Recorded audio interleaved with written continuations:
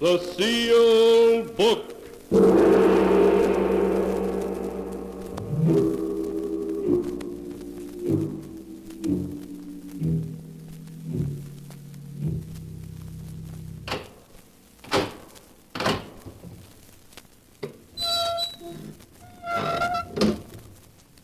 Once again, the keeper of the book has opened the ponderous door to the secret vault, wherein is kept the great sealed book, in which is recorded all the secrets and mysteries of mankind through the ages.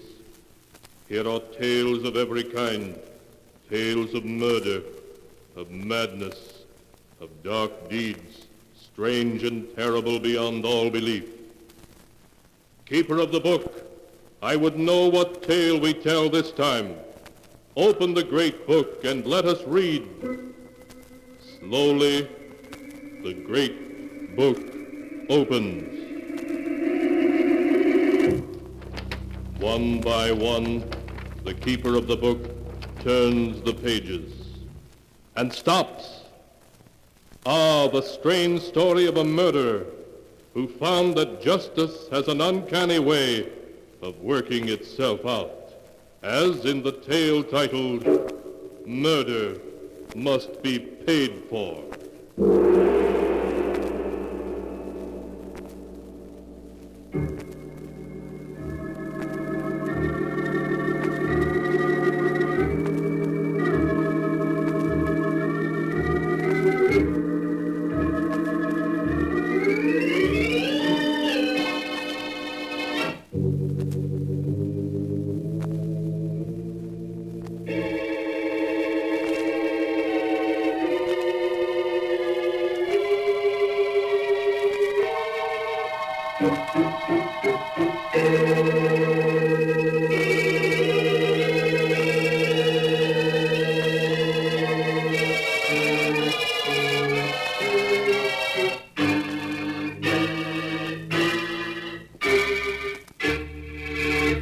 Here is the tale, Murder Must Be Paid For, as it is written in the pages of the sealed book.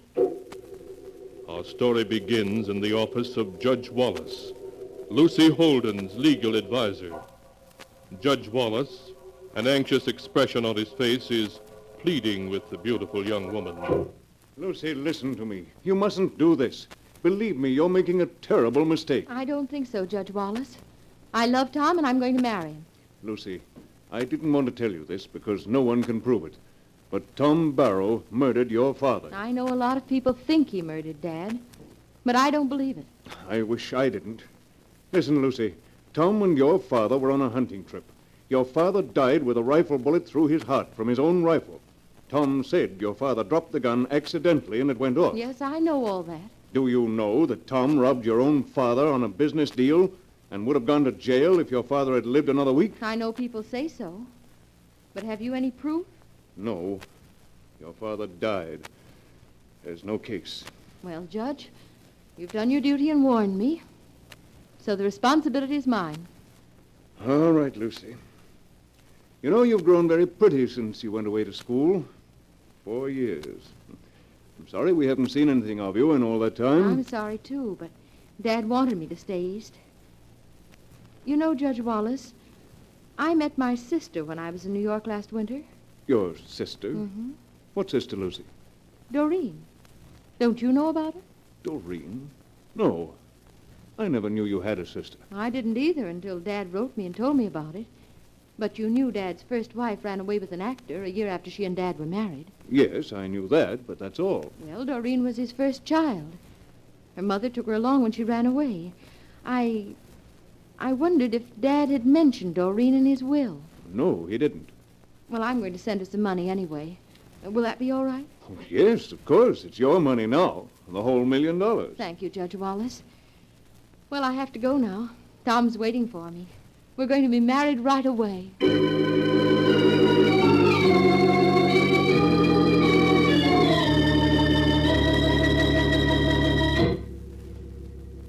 And Lucy married Tom Barrow, big and blonde and arrogantly self-assured.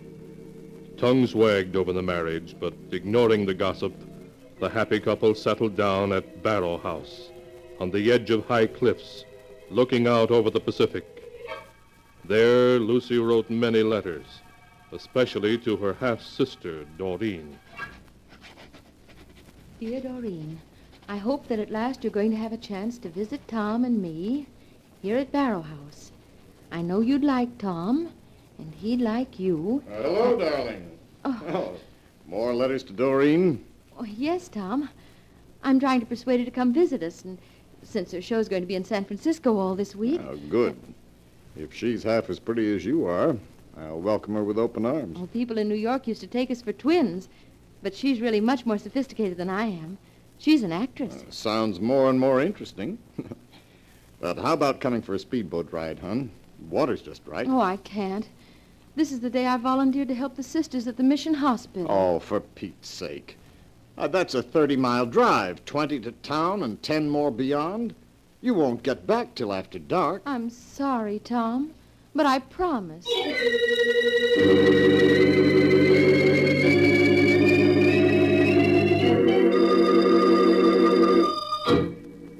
And so, a short time later, Lucy drove off to her volunteer nursing work.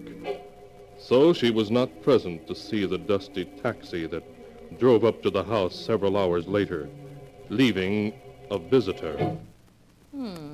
I wonder if anyone's home. Ahoy, the house! Is anyone in? Nobody but me. Who are you? Oh, why, Lucy. Wrong guess, mister. Try again. Holy smoke, I thought... No, your hair's done differently, and you're taller. Say, well, you can't be Doreen. Why not? Is there a law against it? The mystery sister here at last. And on the day Lucy's away. You mean I've missed her? Oh, she'll be back tonight, and you're staying, aren't you? Can't. I have to get back to town to catch the 7 o'clock train for Frisco. No, that's too bad, but, well, there's no reason you and I shouldn't get acquainted before then, is there? None I can think of offhand. Well, then come on in. I'll show you around, and then I'll mix us a couple of drinks. Okay? Okay.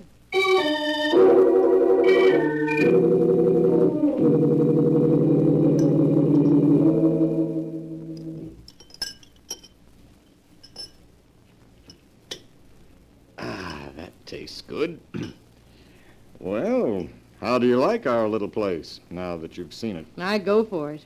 Imagine sitting out here on the cliffs every evening and watching the sun set into the Pacific. Pay us a visit, and you can do it. Maybe I will. How high are these cliffs anyway, Tom? 80 feet, straight down to the Pacific. There's deep water at the foot of them. Oh, I'd hate to fall off. But as for the visit idea, on second thought, I don't think I will. Why not? We'd love to have you. I know I would. That's just the trouble. I might find myself poaching on little Lucy's territory. Do you mean that? Yes. Now I can understand how little Lucy came to fall for the guy who killed her father.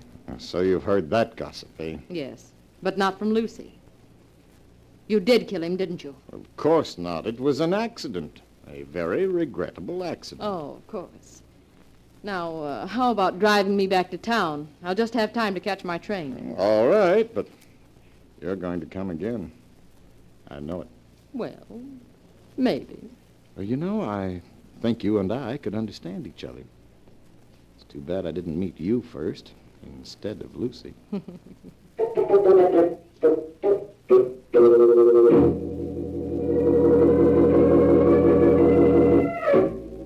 That evening, when Lucy returned, she was upset to learn that she had missed Doreen. But Tom said that Doreen had promised to come again in a few weeks. And then, because Lucy was tired, they retired early. But during the night, Tom awoke to find Lucy shaking him. Tom! Huh? What's the matter? What is it? Tom, you were talking in your sleep. Talking in my sleep? Yes. I thought you might be having a nightmare. No. No, I'm all right. Oh, I'm sorry, Tom, but when I heard you talking in your sleep, I thought What was I saying? Well, nothing that I could understand. Why? No reason, just curious, that's all. I've never talked in my sleep before that I know of. Oh, yes, you have, darling. Several times the last few weeks. Lucy, are you telling me the truth? Why, of course. Why should I lie about such a silly little thing? No, of course you wouldn't. Lucy, Yes, Tom? suppose I sleep in the corner room after this. In the corner room? Why, Tom, you aren't serious. I'm perfectly serious. The realization that I might be disturbing you would make me more and more nervous until I wouldn't be able to sleep at all. Well, if that's really the case... It is, and anyway, we'll try it for a while, shall we?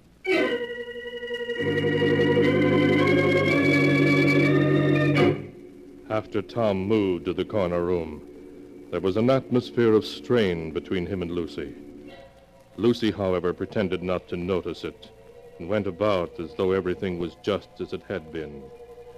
She wrote many long letters to her sister Doreen, but Tom noticed that whenever he came close to her, she covered the letters so that he could not see what she was writing. His suspicions aroused, he waited until she left one of them in the mailbox for the rural delivery carrier to pick up. As soon as she was out of sight, he swiftly ripped it open and read it. Now, Lucy, we'll see what you're so carefully hiding from me. Dear Doreen, I have dreadful news for you. Now I know that Tom did kill my father. Night after night, I've been listening outside his door, becoming more and more certain. Last night he cried out distinctly, I killed him, but they'll never prove it, never. Doreen, what shall I do? If he killed Father, he may kill me. I go in fear of my life. I've taken one of his hunting knives, and I carry it around with me to protect myself in case he attacks me.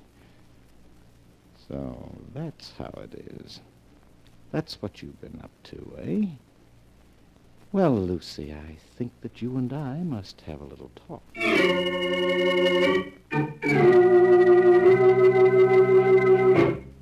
But when Tom returned to the house, Lucy was not there. At last he located her, standing at her favorite spot on the cliffs near the house, a spot that overhung the sea which beat unceasingly against the rocks beneath, his footsteps muffled by the sound of the surf. Tom came quietly up behind her.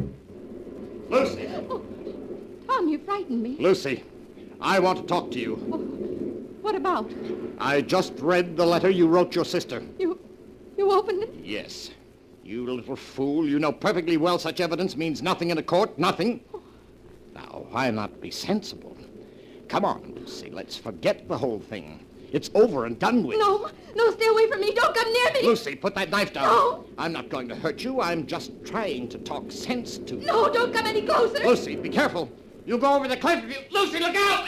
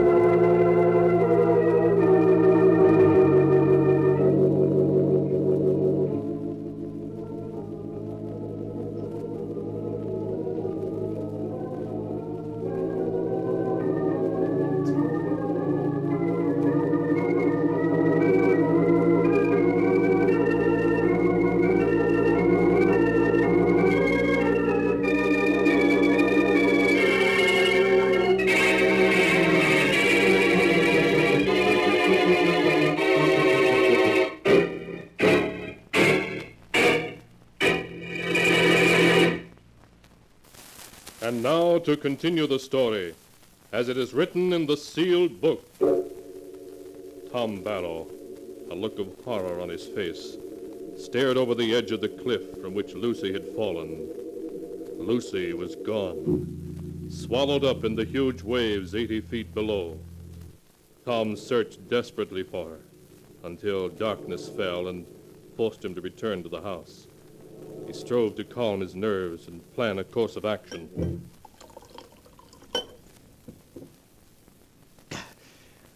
That's better. Now maybe I can think. They'll say I murdered her, but they won't be able to prove it. No matter what they think, they'll be able to prove nothing. Then the joke will be on Lucy. I'll inherit the whole estate her father left her. And that is a laugh.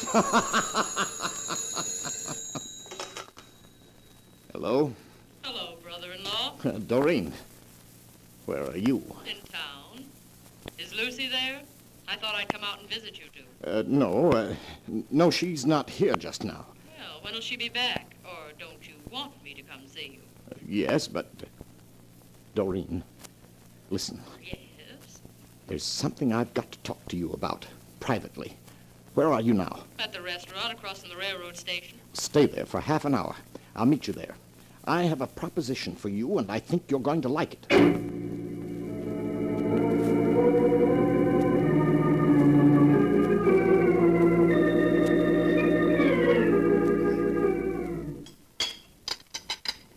So that's the whole story, Doreen. I just wanted to talk sense to her, and she backed away from me and fell over the cliff. So you killed her, did you, Tom? No, I tell you I didn't. It was an accident. All right, it was an accident. As a matter of fact, I'm inclined to believe you. Now, what did you want to talk to me about? Look, Doreen, it should have been you and me, not me and Lucy. You and I belong together. Maybe. Go on, Tom. Now, here's my idea. You look like Lucy. I want you to take Lucy's place. Take Lucy's place? Yes. We'll be married secretly. You'll call yourself Lucy. No one will ever know the difference. And I'll give you half the estate that Lucy inherited from her father, because now that she's dead, I'll inherit it all from her father. Think, Doreen. $500,000. So you want me to take Lucy's place, Tom? Clever. Yes, very clever. No public outcry, no investigation, no suspicion of you. No, Doreen, I'm crazy about you. And we'll get along swell together. We'll travel, have fun. You'll be rich. Yes, I'll be rich, Tom. Then you'll do it. No. What? I have a better scheme than that. What do you mean? If you're convicted of murdering Lucy, Tom, you can't inherit her estate. Then it'll come to me as her next of kin. That way I'll have it all. Doreen. So I'm not going to fall in with your plan. Instead, I'm going to work one of my own. I'm going to see you convicted of murdering Lucy.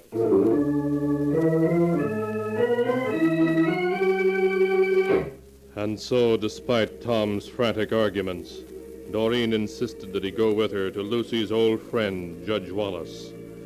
Judge Wallace called in the prosecuting attorney, and they heard Tom's story in silence. It won't wash, Barrow. First the father, then the daughter die in accidents, with you the only witness. It's too much for anyone to believe. Judge Wallace, I have letters from Lucy proving that she'd heard him admit in his sleep that he killed her father and that she was afraid of him. How about it, Mr. Roden? Can we hold him for murder? I'm afraid not, Judge Wallace. The letters would help, but they're not enough legally to win a conviction. Unless Lucy's body can be found with some evidence of murder about it, the law can do nothing. Lucy's body will be found sooner or later. I'm going to offer a reward for it. And then we'll see whether you can be convicted or not.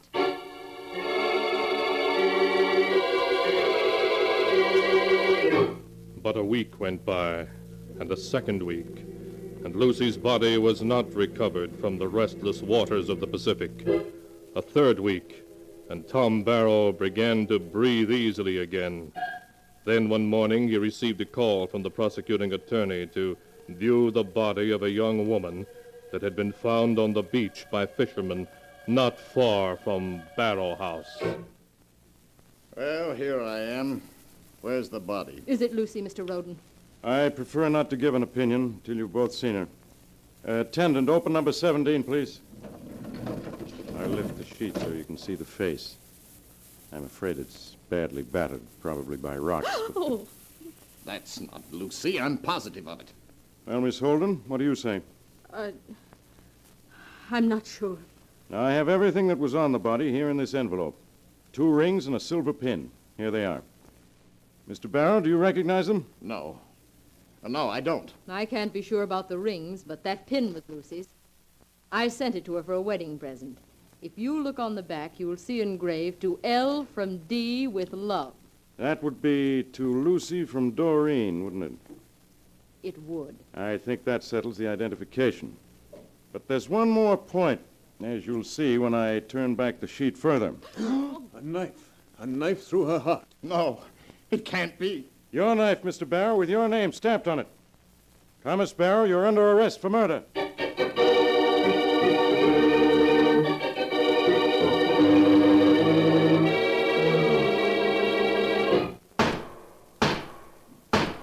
Thomas Barrow, you have been found guilty of murder as charged. The sentence of this court, accordingly, is that at 4 o'clock in the afternoon on the day of June 3rd, you shall suffer death in the lethal chamber of the state penitentiary, and may God have mercy on your soul.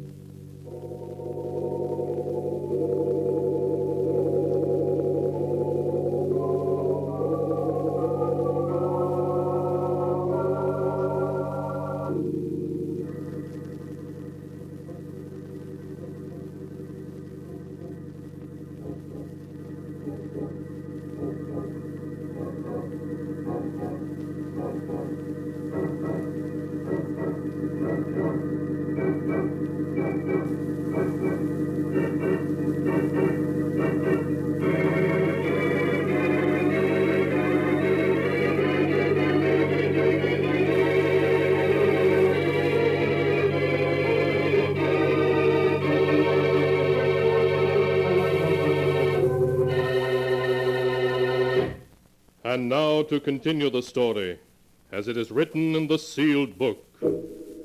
Tom Barrow's lawyer appealed the death verdict, but his appeal was rejected. The evidence was far too overwhelming. Tom kept protesting, but of course no one believed him, except the visitor whom the guard brought to his death cell one afternoon.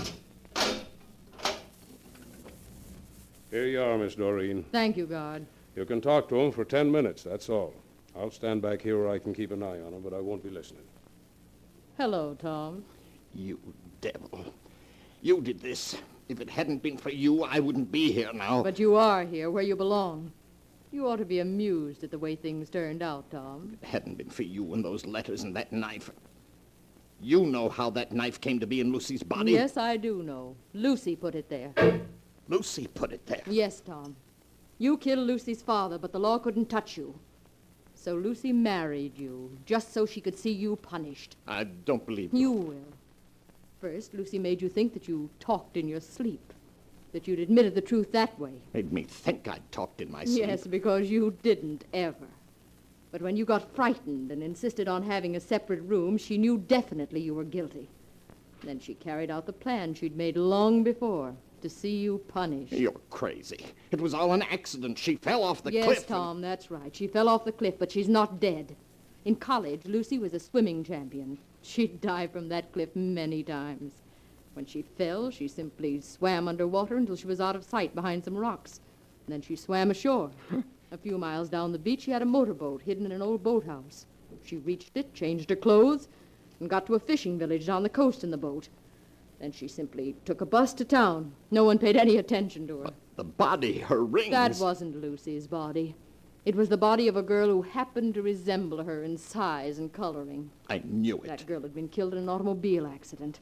Lucy was able to secure her body, never mind how, and concealed it in the water in the boathouse only a day or two before she put her plan into operation. After she fell off the cliff, she put her rings and pin on the body and thrust the knife into the heart. And after 3 weeks in the water, well, you understand. So that's it. Well, go on. What's the rest of it? When the time came, I saw to it that the body was taken from the boathouse and put on the beach where it could be found. And then I identified it. And here you are, Tom. You devils, both of you. But you won't get away with it. I'll get my lawyers to find Lucy. I'm afraid that's impossible. No one can find Lucy. What do you mean, if she's alive? She's alive, but no one will find her, Tom. Because, Tom, I'm Lucy, too. I'm both Doreen and Lucy, you see. You can't be. Oh, but I am. Think, Tom. Did you ever see Doreen and Lucy together? Of course, that day you went to the mission. Yes. It was easy to stop in town, change my clothes, fix my hair differently, put on lots of makeup and high heel shoes, and come back as Doreen, the sister I'd been so carefully making you believe in all along. I should have guessed. I should have guessed. Why should you? No one else did. There was a real Doreen once who died as a baby. But that gave me the idea. And I made you think Doreen had her own selfish motive for seeing you convicted, so you wouldn't suspect we were both the same girl. You devil. Perhaps some people would say what I've done is wrong. But I don't think so. Because you killed my father. And murder must be paid for, Tom. As you're going to pay. Guard! Guard! What is it? What do you want? Call the warden. My wife isn't dead. This is her. Do you hear? It's all a trick. Oh, I'm afraid his mind is given away under the strain, guard. Yes, you'd better leave now, miss. We'll look after him. Yes, thank you. I'm afraid his mind is gone completely. Don't let her get away. I tell you, she's my wife. She's Lucy, my wife. Now, take it easy. Take it easy. The warden will be here in a minute, and you can talk to him all you like. On your way to the lethal chamber. No, I'm innocent. I tell you, I've been framed. She's not dead. My wife's not dead. I'm innocent, innocent!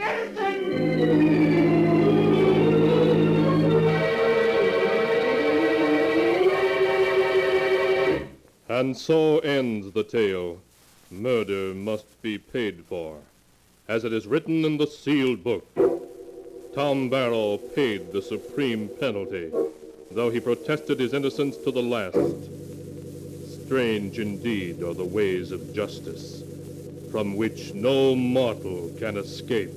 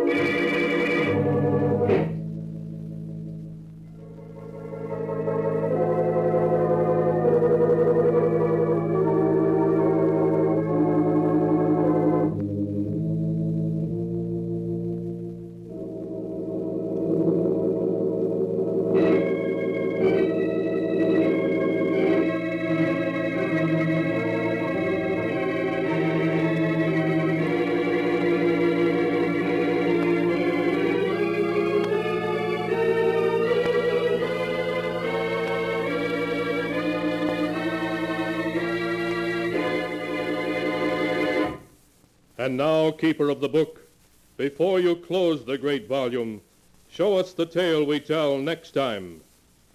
This one. Ah, yes. A tale of an old woman who for 40 years lived alone in a huge old New England mansion. A mansion in which death was the master.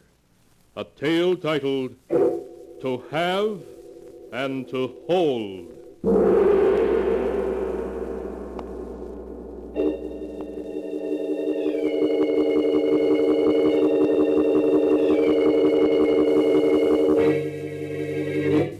Be sure to be with us again next time, when the sound of the great gong heralds another strange and exciting tale from The Sealed Book. The Sealed Book, produced and directed by Jock McGregor, is written by Bob Arthur and David Cogan.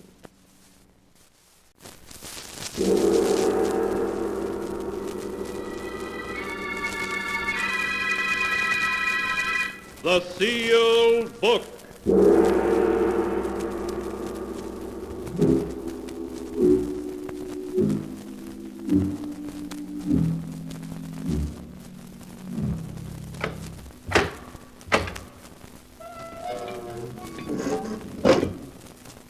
Once again, the keeper of the book has opened the ponderous door to the secret vault, wherein is kept the great sealed book, in which is recorded all the secrets and mysteries of mankind through the ages. Here are tales of every kind, tales of murder, of madness, of dark deeds, strange and terrible beyond all belief. Keeper of the book, I would know what tale we tell this time. Open the great book and let us read. Slowly, the great book opens. One by one, the keeper of the book turns the pages and stops. Ah, the strange story of a beautiful young actress who tried the most difficult role of her life when she impersonated death to win a prize of millions of dollars. A tale titled Death Rings Down the Curtain.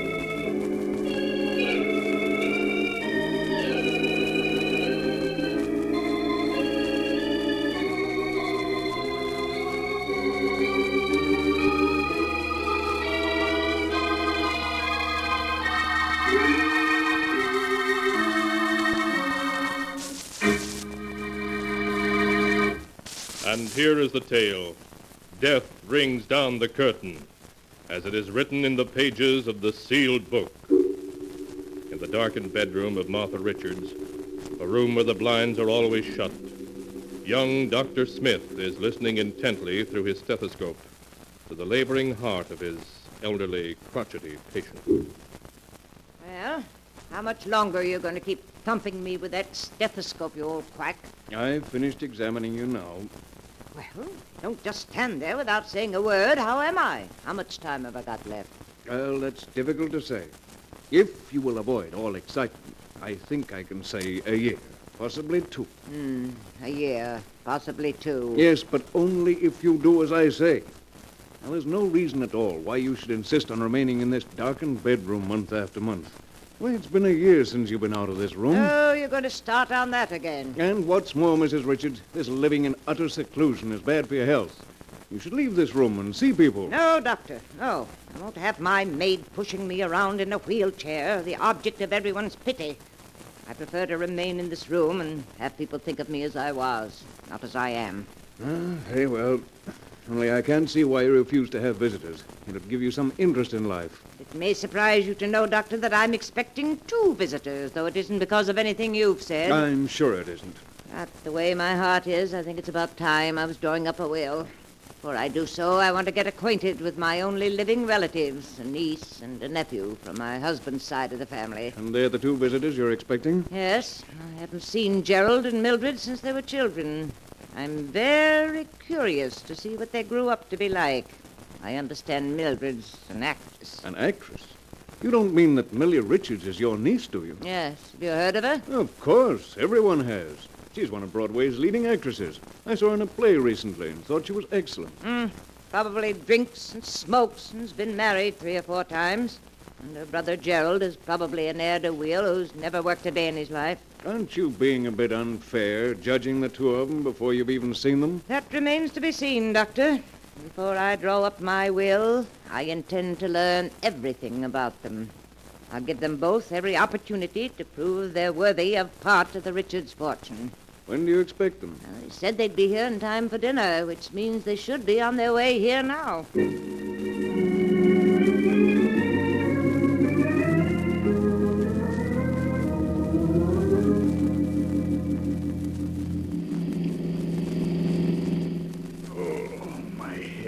How's the hangover, brother dear? Painful, I hope. What am I doing in this car? Where are we going? Have you forgotten, darling? This is the day we were invited to visit Aunt Martha. You remember dear old Aunt Martha.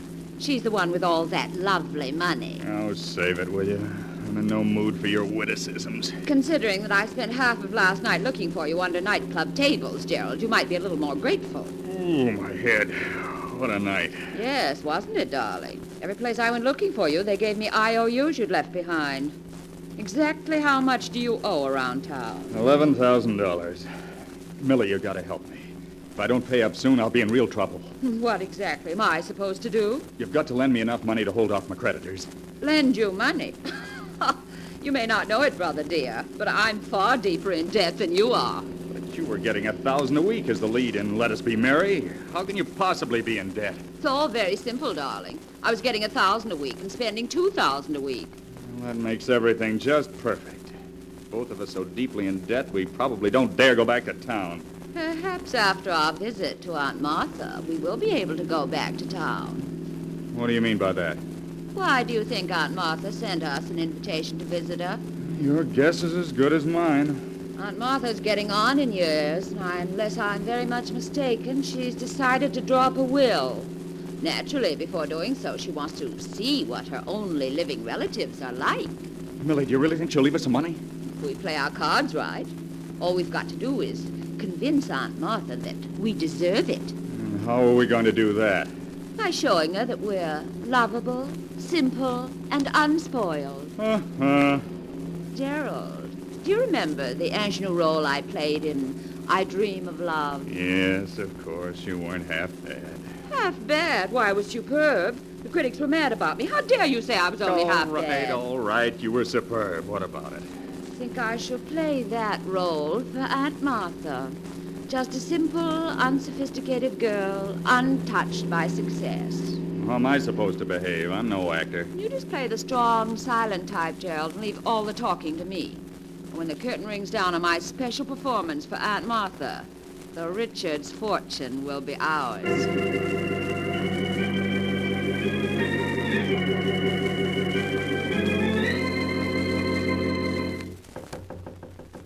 Come in. Hello, Aunt Martha. It's us, Aunt Martha. Oh, come in, Mildred. Gerald. Well, it's been quite a number of years since we've seen each other, hasn't it? Yes, it has been, Aunt Martha. I've been meaning to call on you for ever so long, Aunt Martha, but something always interfered at the last moment. Well, what finally brought you here? Well, when you mentioned in your letter that you were ill and would like to see us, I simply couldn't stay away. I dropped everything to come here. I'm extremely grateful. Of course, the fact that you might possibly get an inheritance had nothing to do with it. Why, Aunt Martha, what a thing to say. Martha, Millie doesn't need money. Why, she's one of the finest actresses on Broadway. So I've heard. What do you do for a living, Gerald? Huh? What do I do? Yes, Gerald, what do you do? Oh, Gerald works for a Wall Street firm, Aunt Martha. Yes, he works so hard, and they pay him so little. Well, unless I'm very much mistaken, Gerald was left quite a sizable inheritance by his father. Whatever became of that? The inheritance? Oh, that was lost in poor investments, Aunt Martha. I see. Well, I'm afraid there's a good deal about you two that I don't know. I haven't done very much. I haven't gotten very far, Aunt Martha, but Millie's really been a credit to the family name. Everyone's heard of her. Now, see here. I want you and Millie to be my guests for a week. Frankly, I want to know what you're like before I draw up my will. Of course, Aunt Martha. And I do hope that you'll take care of yourself so that you'll live for years and years. Thank you, Millie. Now, I'm afraid I must ask you two to leave, as I'm a bit tired. Why, certainly, Aunt Martha. If we can do anything for you, please don't hesitate to ask. Thank you. I'm glad we're out of there.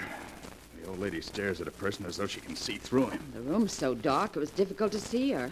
But you can tell she won't last much longer. Yes, but the main point is, did she fall for our little act? If you ask me, your performance hardly swept her off her feet. Nonsense. I played my role perfectly. Just give me a week, darling, and you and I will be the sole heirs to the Richards' fortune.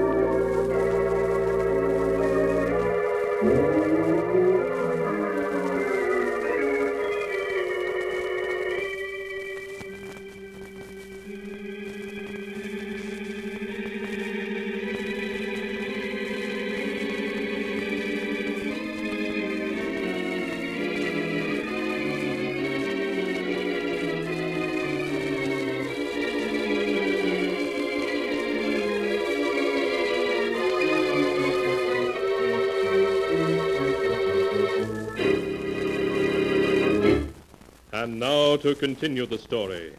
Death rings down the curtain, as it is written in the sealed book. For a week, Millie and Gerald have been living with their Aunt Martha, trying to convince her that they are worthy of inheriting her great fortune. And Millie, sure that they have succeeded, is waiting for Gerald to return to tell him the news. Hello, Millie. Gerald, where have you been all night? I've looked everywhere for you. I spent the night in town. Well, you've been drinking. So what? Oh, you fool.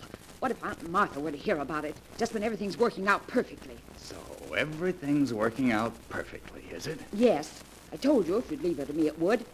Last night, Aunt Martha made a phone call to New York. Gerald, it was her attorney she was calling, and he's coming here tonight to draw up her will. You don't say. Well, well. Well, you don't sound very enthusiastic at being named one of Aunt Martha's heirs. My dear Millie, it may interest you to know that the greatest performance of your career has gone for nothing. What do you mean? You may be able to sweep a Broadway audience off its feet, but not Aunt Martha. Oh, why, I tell you, she believes in me utterly. Oh, does she? Yes, she does. It may come as quite a shock, but while Aunt Martha was listening so devotedly to your every word, she had a private investigator in New York at work investigating. Private investigator? You mean Aunt Martha's been checking on our past? That's the general information I received. Why, that double-crossing old hag. Yes, and no doubt you can guess what she'll do when she learns that I happened a job on Wall Street and that I gambled my inheritance away. And what do you think she'll say when she hears you were named as correspondent in 3 divorce actions and were involved in the Wainwright scandal? Oh, I'd like to scratch out those staring eyes of hers, playing with me like a cat with a mouse. Well, the game's up. We may as well go up to our rooms and pack. What? Walk out on a $4 million inheritance? I should say not. There must be something we can do about it. Yes, well, what, for example? Well, I don't know yet. Let me think. I won't go back to the city beaten, deeply in debt. And Martha may think she's clever, but she won't beat me. Before she cuts me out of her will, I'll... Yes. What are you planning, Millie? Gerald, if we play our cards right, you and I will inherit the entire Richards fortune in spite of anything Aunt Martha can do. Now listen, this is what I want to do.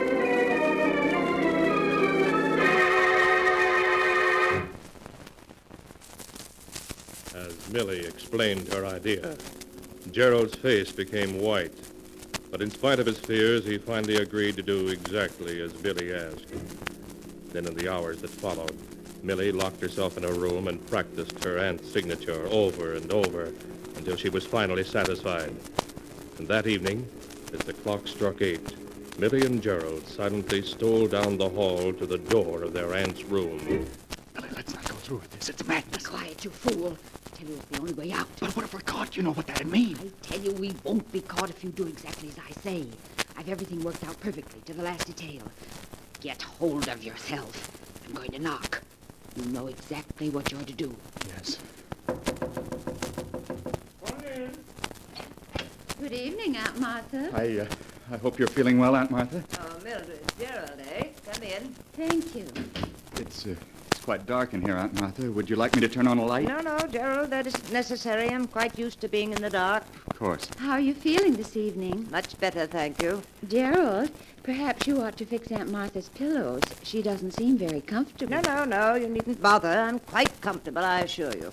Gerald, fix Aunt I Martha's can't go pillows. through with it. Do you hear? I can't. Fool, I should have known better than to count on you. Mildred, what's Gerald talking about? Nothing important, Aunt Martha. Here, let me fix this pillow I for tell you, I don't want Millie, don't. Mildred,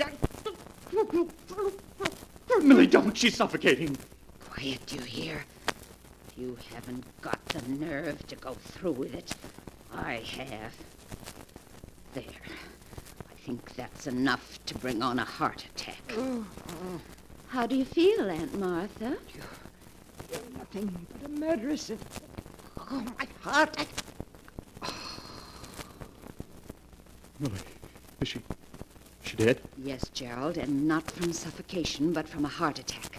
I told you it would work out. I had nothing to do with it. Do you hear? You murdered her. I didn't. In the eyes of the law, Gerald, you're my accomplice, and nothing you might say can make it otherwise. We haven't time to discuss that. Aunt Martha's attorney should be here in an hour. Now, will you do as I say, or won't you? I have no choice in the matter. No, you're acting sensibly. Do exactly as I say, and we can't fail.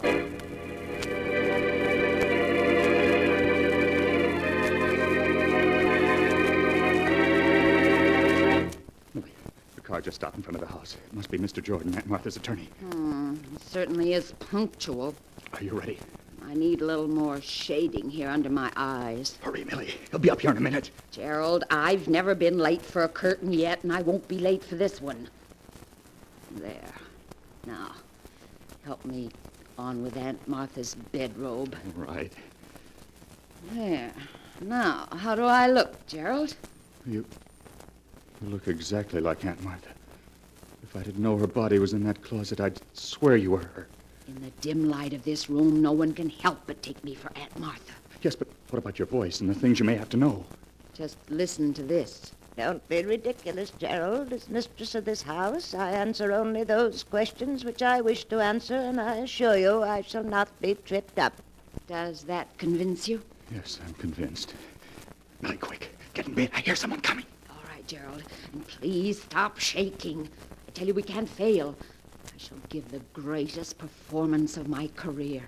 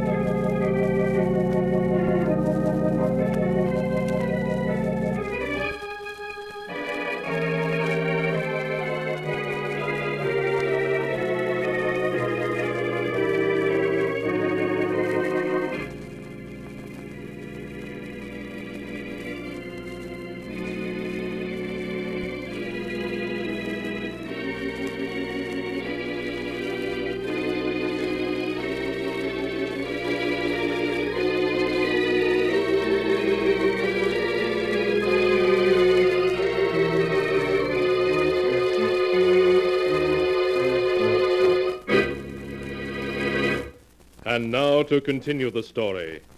Death rings down the curtain, as it is written in the sealed book. Swiftly, Millie, made up to look like her dead Aunt Martha, slips into her aunt's bed, and then, as Gerald lights a cigarette with trembling fingers, someone knocks at the door. Come in. Good evening, Mr. Jordan. Come in, won't you? Well, Mrs. Richards, how are you? Why, bless me, it's been over a year since I've seen you. Really, Mr. Jordan? Has it been that long? Certainly has. How are your eyes? Still troubling you? My eyes? Oh, they're much better, thank you. Well, that's fine, Mrs. Richards. Oh, by the way, this is Mr. Wilson, my secretary. How do you do? I'm happy to meet you, Mrs. Richards. I don't think, Mr. Jordan, you've met my nephew, Gerald Richards. Gerald, this is my attorney, Mr. Jordan. Hello. How do you do, Mr. Richards? Mr. Jordan, I want to have a will drawn up and signed tonight. Tonight? Surely you can't be serious, Mrs. Richards. After all, your vast holdings require a will that will take you days to draw Oh, up. nonsense. I'll have none of your involved 40-page wills. All I want is a simple will dividing my entire estate equally between my nephew Gerald and my niece Mildred. But, Mrs. Richards, there are so many other details that enter into the matter of a will. For example, we must consider Mr. that... Jordan, will you do as I say, or must I get another attorney to draw up my will? Very well, Mrs. Richards. Mr. Wilson, please draw up a will dividing the entire estate between Gerald Richards and Mildred... Mildred Richards. She's Gerald's sister. Yes, thank you. I'll take care of it at once, Mr. Jordan. You mean, Mr. Jordan, you've never heard of my niece, Mildred Richards, the Broadway actress? Oh, you mean Millie Richards? Why, yes, of course. I've seen her in quite a number of plays. Oh, really? What do you think of her? Well, frankly, Mrs. Richards, I think your niece has a tendency to overact. Oh, you do you? Yes, take this last play she was in, Let Us Be Merry. Now, I think she played it far too hard for comedy. I'd have preferred to see an actress like, say, Joan Walker play that role. Well, that's only your opinion. I should like you to hear what the critics had to say about her performance. Gerald, will you please hand me Millie's scrapbook? You'll find it on my desk there. Really, Aunt Martha, don't you think you ought to... Please, Gerald. Oh, very well. I can understand criticism when it's justified, Mr. Jordan, but it seems to me you're going against my niece's huge public. Here's Millie's scrapbook, Aunt Martha. Thank you, Gerald. Now, just a moment, Mr. Jordan, and I'll read you what the critics had to say about Millie's performance in Let Us Be Merry. Yes, I'd like to hear it. Here we are. This is what Martin Walters, dramatic critic of the Evening Sentinel, had to say. Rarely in 30 years of theater going has this reviewer seen such a fine flair for comedy as was displayed last night by Millie Richards in her new hit, Let Us Be Merry, and that, Mr. Jordan, is the opinion of one of the finest critics in the country. Well, I may be wrong, Mrs. Richards. Naturally, I was only venturing a personal opinion when I said... I have Mrs. Richards' will prepared, Mr. Jordan. I use the standard form. Oh, yes. Let's have a look at it. Yes, it seems to be all in order. You're sure that will, Mr. Jordan, will stand up in court? Oh, yes. Only you'll be leaving a good many unsettled problems to your heirs. It's quite all right. I'm sure they're capable of taking care of them. Your secretary can be one of the witnesses, can't he? Yes, Mrs. Richards, and your maid can be the other. Very well. Now, I'll sign first. There you are. That's fine. Now I'll have the two witnesses sign it, and everything will be in order. Good. I'm quite happy now that it's all settled. You look tired, Aunt Martha. I am, Gerald, I am. Are you finished, Mr. Jordan? Yes, Mrs. Richards. Good. Mary will show you and Mr. Wilson to your rooms. I'll see you in the morning. Good night. Good night, Mrs. Richards. Good night. They're gone. Well, Gerald, I told you it would work. We aren't through this yet. Don't be a fool. The money is as good as ours. All we have to do is put Aunt Martha back in this bed. Tomorrow morning, her maid will discover her dead body, and you and I will inherit everything.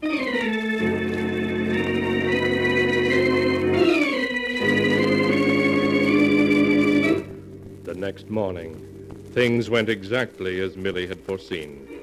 The maid found the old woman's body in her bed as if she had died in her sleep, and Dr. Smith was summoned at once. After a brief examination, he was satisfied that Martha Richards' tired heart had simply given out during the night.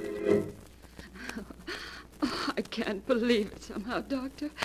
Aunt Martha was such a dear. It's impossible to believe she's really dead. You mustn't feel too badly, Miss Richards. was all over quite quickly, I'm sure. Your aunt's heart simply gave out. But she seemed so strong and well when we left her last night. Why, when she and I were arguing, it was just like old times. You mean you and Mrs. Richards had an argument last night? Well, not really an argument, Doctor. They were just debating over my sister's ability as an actress. Yes, that's all it was. I hope you won't mind, Miss Richards, but when I told your aunt, I thought that you overplayed your roles. Oh, that's quite all right, Mr. Jordan. What did she say to that? She almost hit the ceiling when I criticized you. She claimed that you're the finest actress in the country. Oh, Aunt Martha was always a dear. Strange that she should have said that, considering that she never saw Miss Richards perform. Well, maybe she hadn't, but she pulled out a book of clippings about Miss Richards and read me what one of the critics had said about her niece. She did what? She read me what one of the critics had said about Miss Richards' ability as an actress. I see. Mr. Jordan, I think your criticism of Miss Richards that she overplays is justified. I beg your pardon. I never overplayed a role in my life. I'm afraid, Miss Richards, that you overplayed one last night. Last night? What do you mean? Your Aunt Martha was an extremely proud woman. She couldn't stand to be pitied. Exactly a year ago, she became blind. And when she did, she refused to leave her room and allow people to know she'd lost her sight. Only 2 people knew of her blindness, her maid and myself. But if Mrs. Richards was blind, how could she have read me that notice last night? She didn't, Mr. Jordan. An egomaniac actress disguised as Mrs. Richards read her own notice to you. Isn't that so, Miss Richards? Go ahead, tell him, Millie. You're so clever. You're the greatest actress in the world. You had everything worked out to the smallest detail. Be quiet, you fool. They can't prove a thing. No jury in the world would believe them. I'm too great an actress to be convicted of murder. Do you hear? I'll give a performance that'll sweep a jury off its feet. They'll never forgive me. They'll never convict me.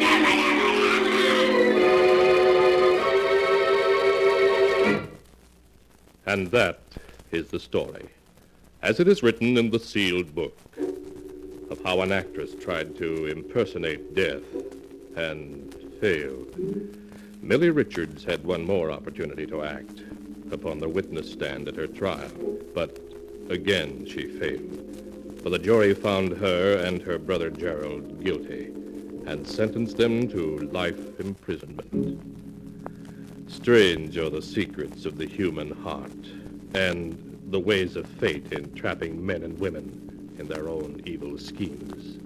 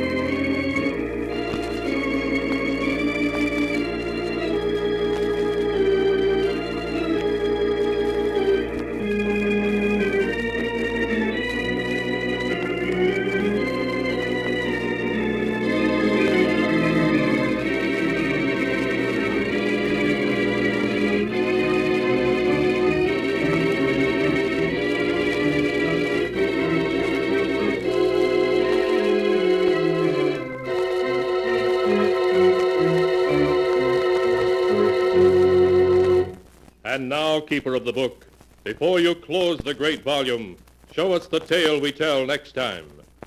This one, yes, a weird and amazing story of a wife who loved her husband too fondly, and of another wife who came from the grave.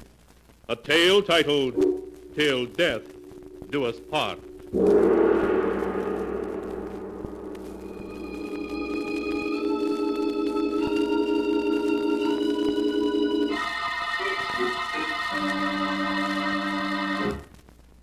Be sure to be with us again next time, when the sound of the great gong heralds another strange and exciting tale from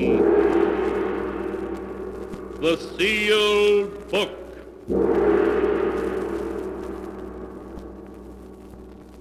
The Sealed Book, written by Bob Arthur and David Cogan, is produced and directed by Jock McGregor.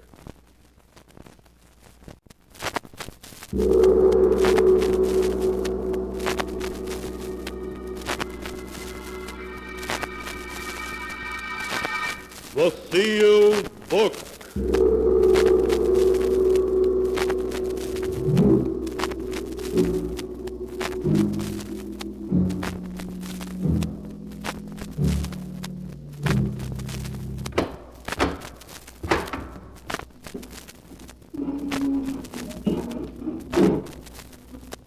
Once again, the keeper of the book has opened the ponderous door to the secret vault, wherein is kept the great sealed book, in which is recorded all the secrets and mysteries of mankind through the ages. Here are tales of every kind, tales of murder, of madness, of dark deeds, strange and terrible beyond all belief. Keeper of the book, I would know what tale we tell this time. Open the great book and let us read. Slowly, the great book opened. One by one, the keeper of the book turns the pages and stops. Ah, the strange story of two people whose ambition led them to murder and to an amazing destiny. A tale titled, Broadway, Here I Come.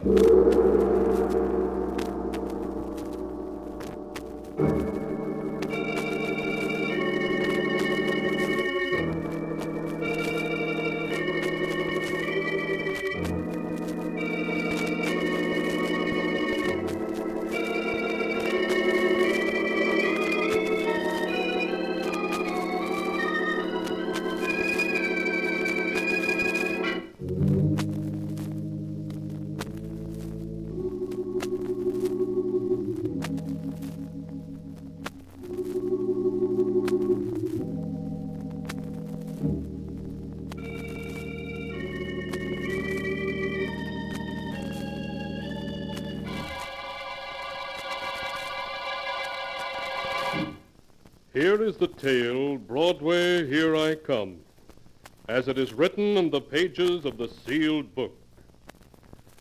The story begins in a tawdry cabaret in a little California town. At a small table is George Williams, a respected member of the community. Fat and bald, George sits patiently mopping the sweat from his brow and watching his young, vivacious wife, Kitty, dance with Eddie Davis, a roomer in the Williams home. As the scene opens, the dance comes to an end.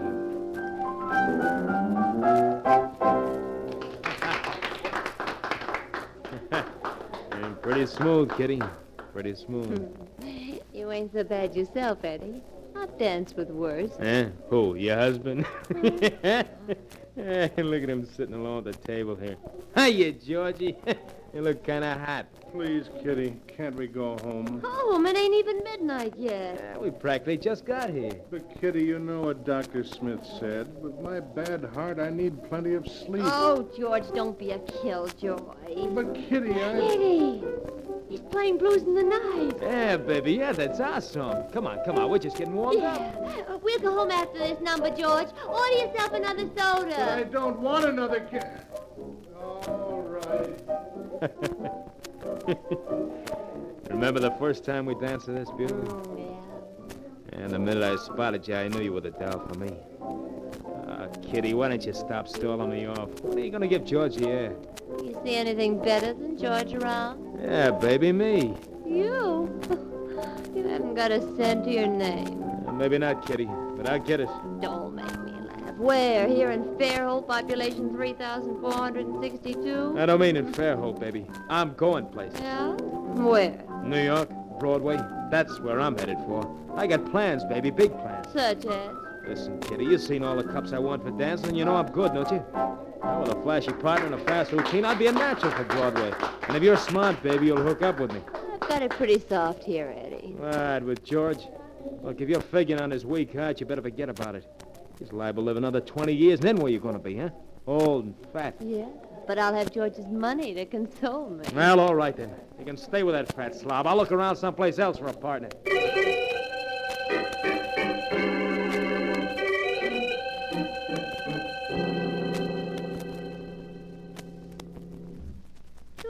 aren't you dressed? It's after 8. Why, Kitty, I called on Dr. Smith today. He told me that any exertion or excitement might be fatal. So I promised him I wouldn't go out at night anymore. And what am I supposed to do? Sit around and twiddle my thumbs? I'm young. I want to live. But, honey, you know I... Here comes Eddie downstairs. Maybe he'll go... Eddie! Eddie, can I see you for a minute? I don't want you asking him to take me. Oh, sure, George, sure. Sure, let me. Eddie, the doc thinks I ought to take it easy, so I can't take Kitty out tonight. Oh, no, that's tough, George. Look, Eddie, would you mind taking Kitty out dancing for me tonight?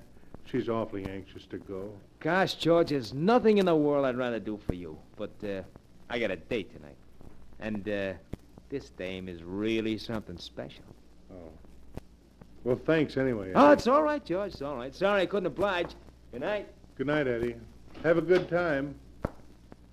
Did you have to throw me at his head that way? Make me look like a fool? Oh, Kitty, don't be angry with me. I'll show that, Eddie. He can't treat me like this. I'll show him.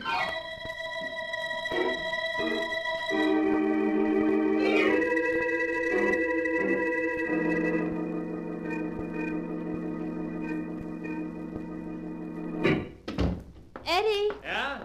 I want to talk to you. All right. Hi, Kitty. How's George? Oh, 2 weeks he's been in bed and the doc says he ain't no better. He's got to stay quiet. But I don't. I've been staying home with him every night for those 2 weeks and I'm sick of it. Look, Eddie, how about taking me dancing tonight, huh? Oh, gee, Kitty, there's nothing I'd rather do, but like I said, I got a date tonight. You've been having a lot of dates lately, haven't you? Oh, sure, but a guy like me has to get around when he's looking for a dancing partner. So you're still figuring on going to New York, huh? Yes, sirree, baby. I ain't gonna be around this whistle stop much longer. It's Broadway, here I come. And in a couple of years, when I'm in the big time, you can remember me standing here telling you that. Oh, Eddie, it ain't that I don't want to go to New York with you, only this is a big step you're asking me to take. Listen, baby, you know I'm nuts about you. You know I'd never do anything to hurt you. You know that, don't you? Come here, baby. Oh, Eddie. Now what do you say, baby? Are you going with me? This is your last chance. All right, Eddie, I'll go with you. Good, honey. I promise you'll never regret it. We can't miss.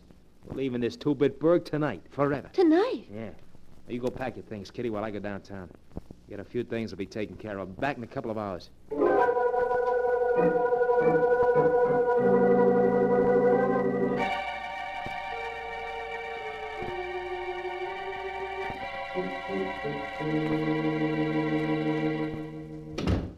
here I am, baby.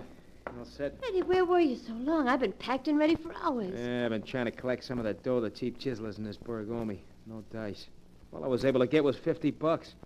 So that kind of puts it up to you, baby. What do you mean by that? Well, if we ain't got any dough of our own, we'll have to take George's.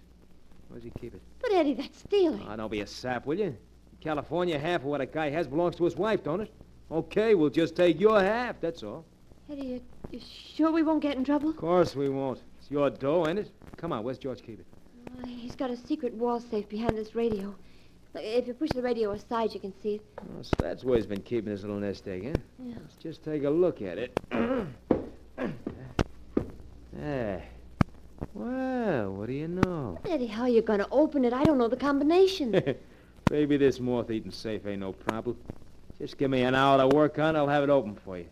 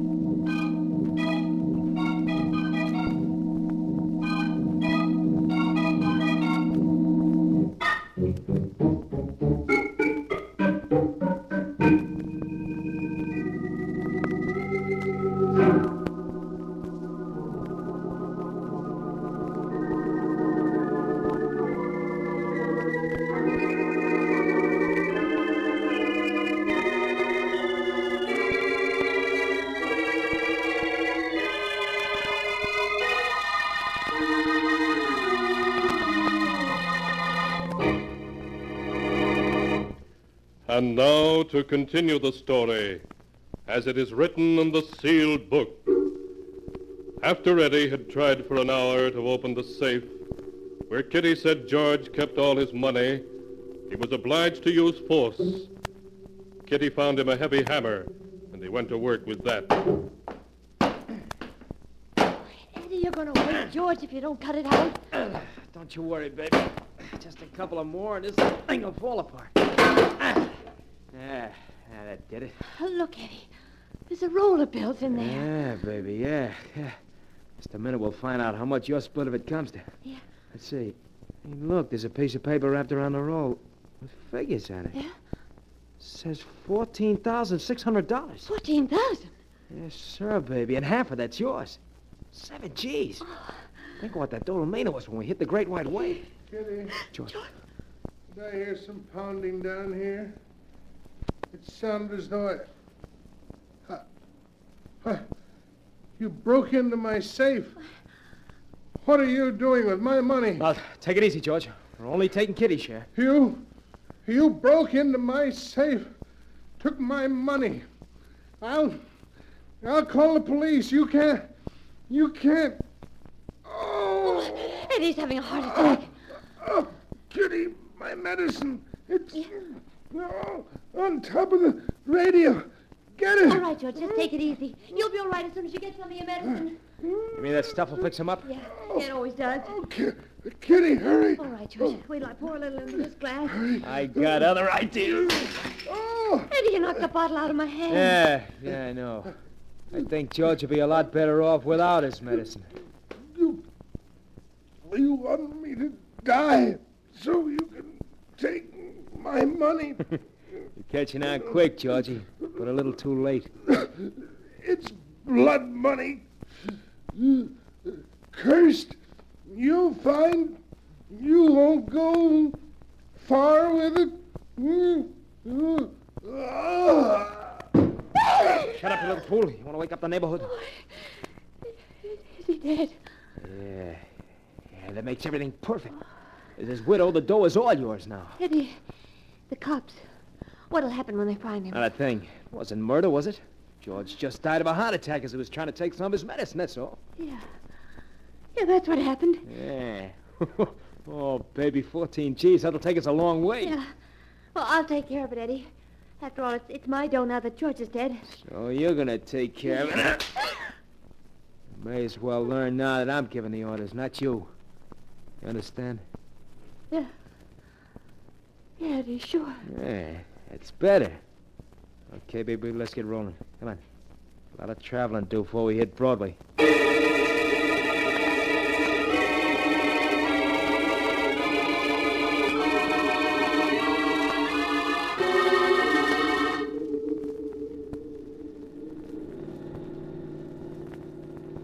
How far have we come already, Eddie? About 400 miles, I guess. We're making good time. Gosh, Eddie, you've been driving all night. You look sleepy.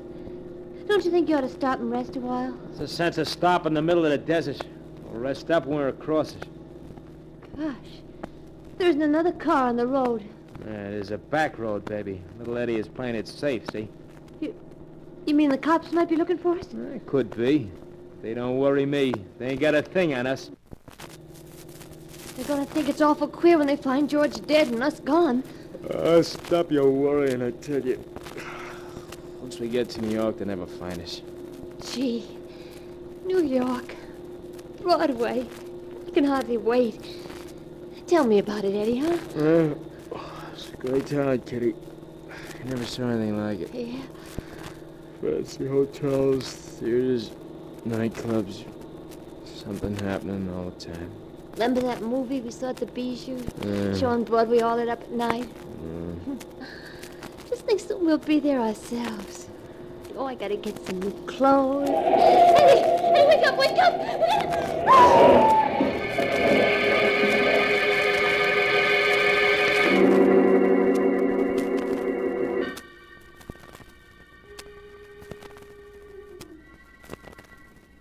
Eddie.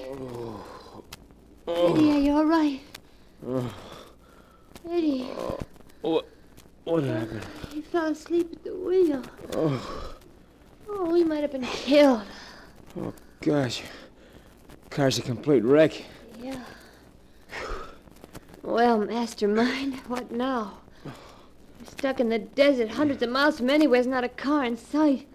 Oh, you and your back roads. Well, we could... Kitty, look over there. Where? I don't see anything. Look where I'm pointing, will you? Huh? Did you see there's a water tower about a mile away? Oh. Yeah, I see it now. Well, that water tower means there's a railroad over there. So what? So what? That means the train stopped there. We can rest in the shade of the water tower until a train comes along and stops for water. And we can get on and keep going. Come on.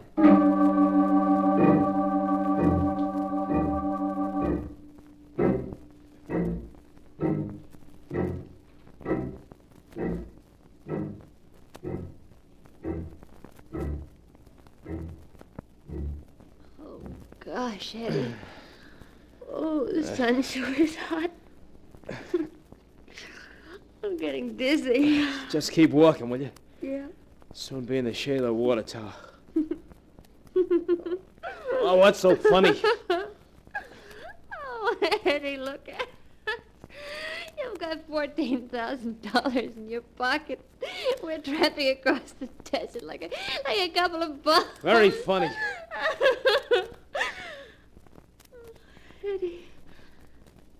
Eddie, come to think of it. Remember what George said before he died? He said it was blood money and we wouldn't go far with it. Oh, what's the matter with you? Is the sun beginning to get... Kitty, you hear that?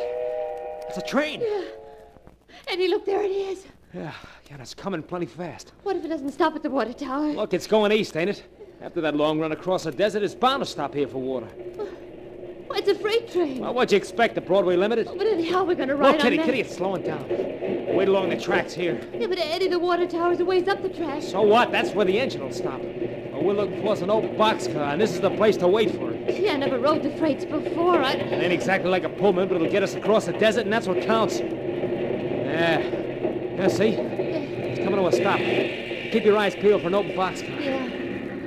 Eddie, there's one. Yeah. It's going to stop right in front of us. What'd I tell you? Come on. I'll help you out. Okay, Eddie. Come on now. Yeah. And just a second.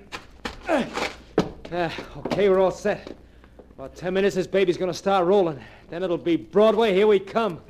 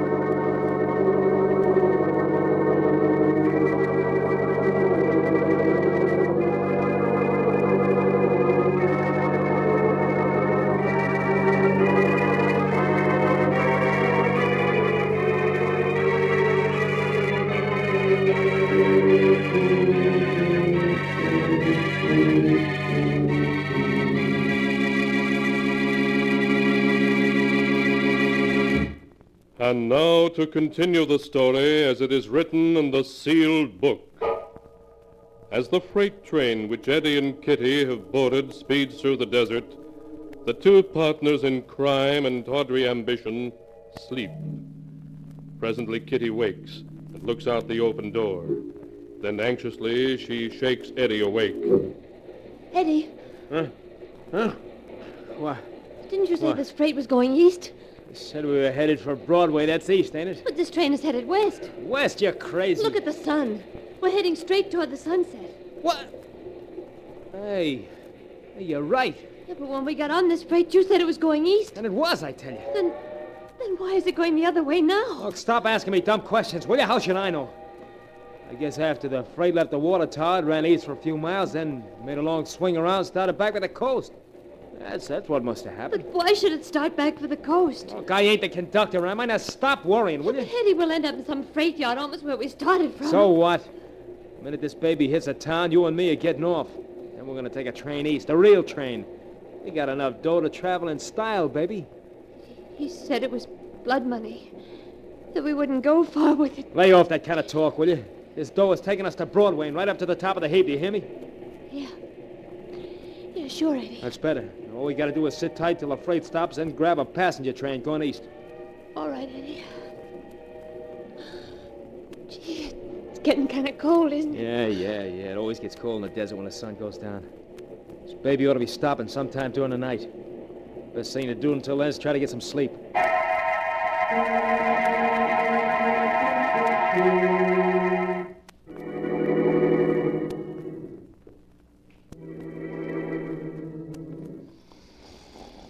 Eddie.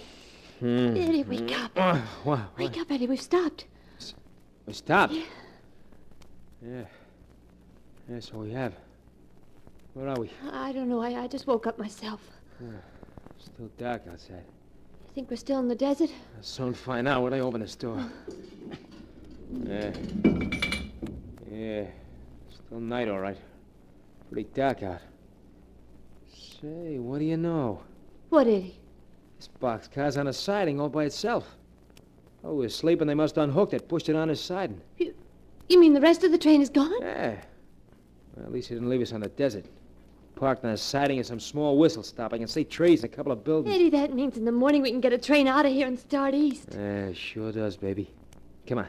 Let's hop off this car. Yeah. It's pretty late, but maybe there's some place in that two-bed burg we can get a cup of coffee, huh? Funny we haven't eaten for a long time, but I don't feel hungry. I ain't so hungry myself. But we will be when they put some food down in front of us. Here, baby, I'll help you down. All right, Eddie. Yeah. Come on, baby, this way. Well, come on, what do you stand there for? Eddie, look.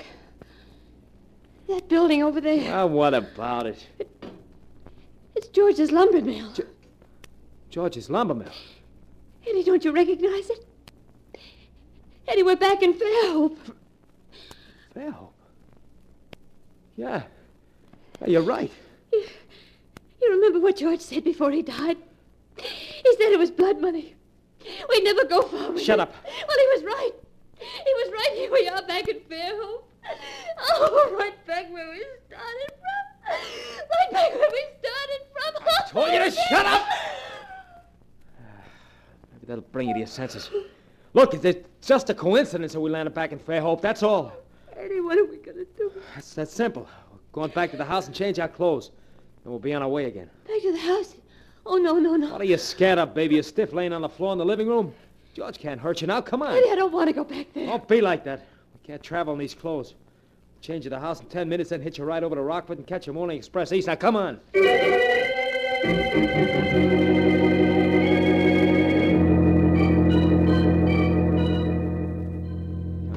Come on, will you? It'll be dawn in another hour. Eddie, look. There's a wreath on the door. A funeral wreath. Yeah. Means they must have found George. Oh, Eddie, let's not go in. Don't be a sap. There's nothing to be afraid of. Where's my key? Yeah, here it is. Eddie, I'm scared. Yeah, you make me sick. Hey, come on in. Come on in. Nothing's gonna hurt you, I tell you. Put on a light. I never saw such a dame. Eddie, it smells like flowers in here. Yeah. They tell me someone died here recently. Kitty? Kitty, is that you? No, it can't be. You're dead. Don't be a dope, Kitty. You'd be talking to us if he was dead. So, that heart attack did knock you off, huh, George?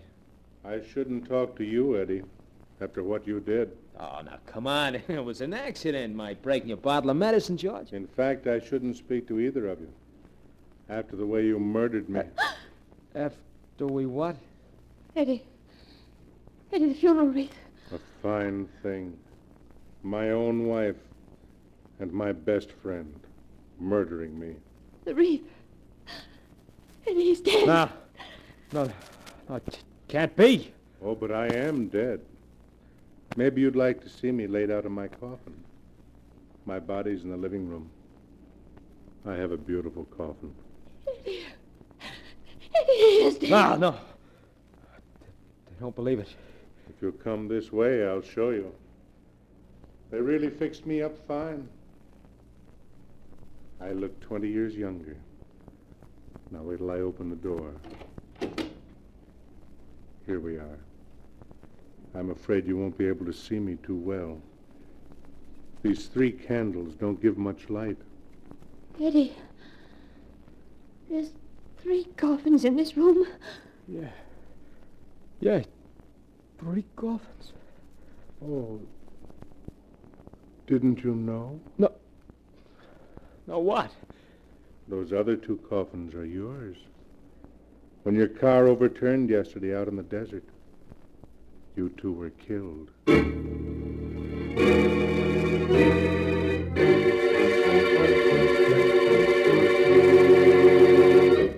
And that is the tale of 2 people and an ambition which would not stop at murder, and the strange fate to which that ambition brought them, as the facts are written here in the sealed book. Mysterious are the workings of fate in the lives of mere mortals.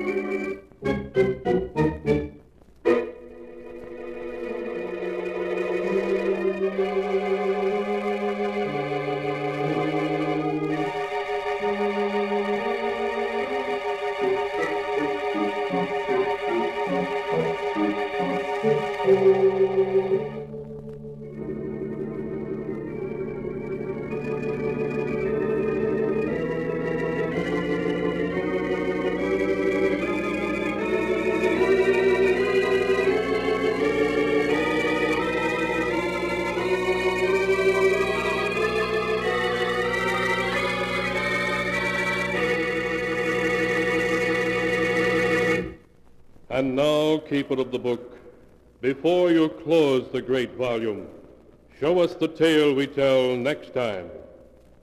This one, yes, an amazing tale of a woman who came from the heart of mysterious Egypt and brought death to those who loved her.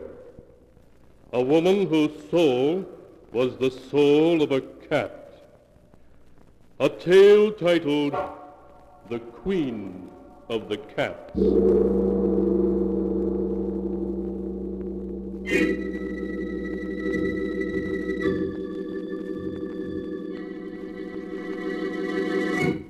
Be sure to be with us again next time, when the sound of the great gong heralds another strange and mystifying tale from the Sealed Book.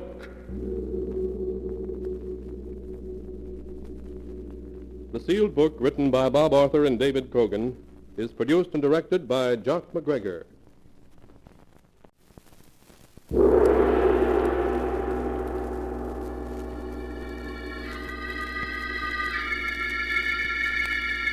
The Sealed Book.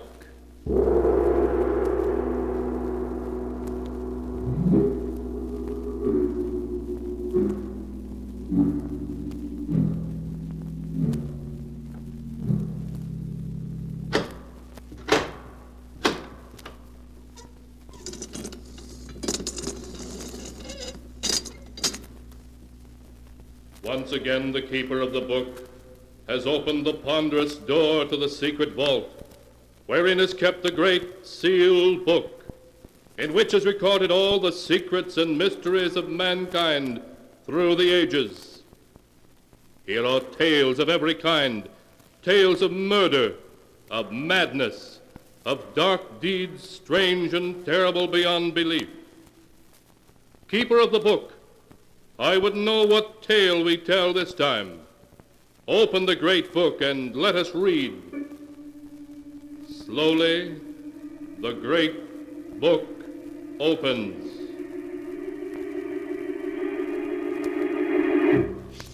One by one, the keeper of the book turns the pages and stops.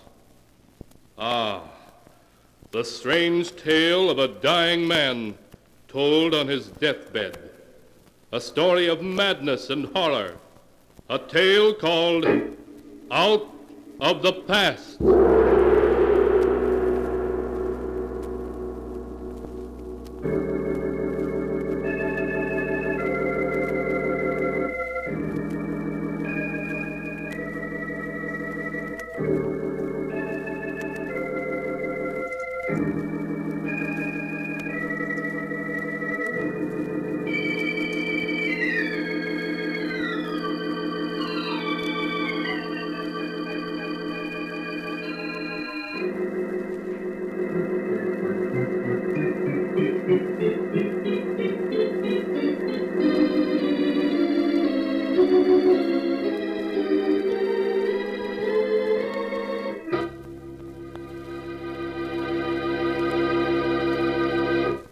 Here is the tale, Out of the Past, as it is written in the pages of the sealed book. It is 5 o'clock in the afternoon, and Helen Morgan has just received the afternoon mail. As she's about to look at it, her husband Gerald enters their luxurious suite. Hello, beautiful. How's my one and only? Oh, hello, darling. Oh, Gerald. No wonder every actress wants to have you for her leading man. Nonsense. I'll have you know the only person I kiss like that is my wife. You'd better say that. How was the matinee today? Fine. I got 7 curtain calls. I see the afternoon mail came. Anything for me? Yes, there's one letter for me and one for you. Thanks, dear. Mine's a bill from the hotel management. Darling, we're living beyond our means. Oh, now, Gerald, you're not going to start that again, are you? Why, we have over $500,000 in our joint account. I've told you a dozen times, darling, I won't touch that money. It's yours, not mine. Gerald, it isn't a question of it being yours or mine. It's ours. Helen, I made it clear to you when we got married that we'd have to live on the money I earn. Oh, all right, Gerald. I wonder who my letter can be from.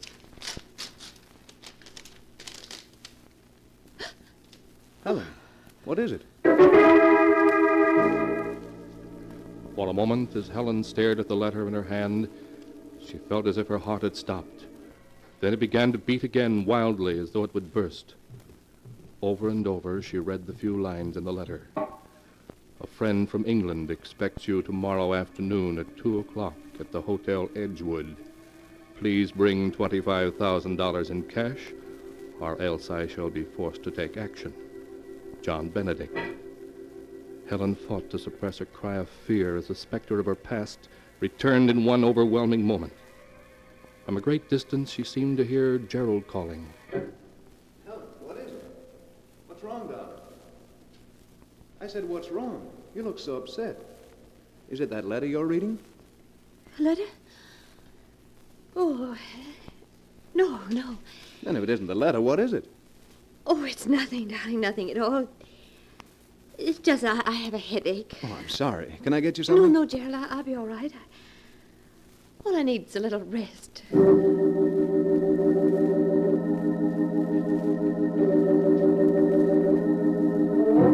Helen noticed the worried look in Gerald's eyes and strove to act natural.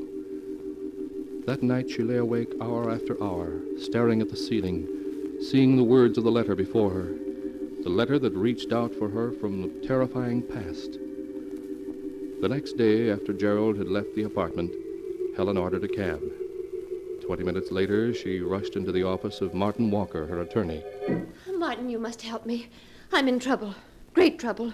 Helen, what is it? What's wrong? I'm being blackmailed. Blackmail? Yes. By whom? A man named John Benedict. I don't know who he is, but I received a letter from him yesterday afternoon. Well, there's only one thing to do, and that's to go to the police. Oh, no, I can't go to the police. Why not? This man, Benedict, knows something I can't afford to have exposed. What does he know, Helen? Oh, please don't ask me, Martin. I can't tell you.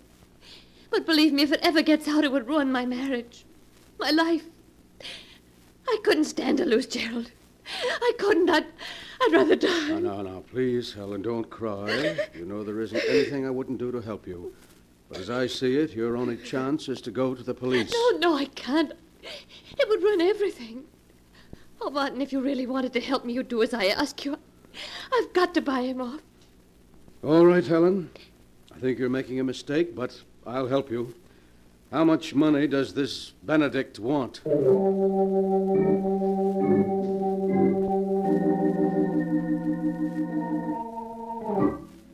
At 2 o'clock that afternoon, an hour after Helen had withdrawn $25,000 from the bank, Martin and she entered a small, dingy hotel on a side street. Following the hotel clerk's instructions, they climbed one flight of stairs and walked down a long, dark hallway to room 14. Come in. As Martin opened the door, revealing a squalid and dimly lit room, Helen saw for the first time John Benedict. He was a large man with coarse features and a thick black beard. In the half-light, he appeared to be about 50. His clothes were of a fine English cut, but time and wear had taken their toll. He stared at Helen for a moment, then spoke. How do you do, Mrs. Morgan? Won't you please come in? Thank you. This is Mr. Walker, my attorney. Yes, of course. How do you do, sir? I'm very pleased to meet you. I'm afraid I can't say as much. Yes. I trust you'll forgive me these dismal surroundings, but alas, I'm quite penniless. So you thought it would be an excellent idea to blackmail this lady for funds? I'm afraid you misunderstand me, Mr. Walker. I'm not forcing this beautiful lady to give me £5,000. Rather, I'm, shall we say, requesting a loan. Yes, but if she doesn't give you this loan, you'll ruin her marriage, her life. It would distress me to ruin anyone's life. But then it also distresses me to live in a pigsty like this. A much more suitable place would be the state penitentiary. Martin, please don't talk like that. Evidently, Mrs. Morgan, your friend is more interested in having me placed in prison than in saving you from disaster. I'm afraid you haven't revealed our little secret to Mr. Walker, have you? No, I haven't. Well, perhaps if we were to tell him, he wouldn't be quite so eager to imprison me. Perhaps if he knew that at one time you had... No, don't say any more. I'll pay you. Allow me to commend you on your good judgment. Martin, give him the money. Give it to him. Very well. Here's your filthy blood money. Thank you. I think you've been very wise, Mrs. Morgan. Very wise indeed. Good day.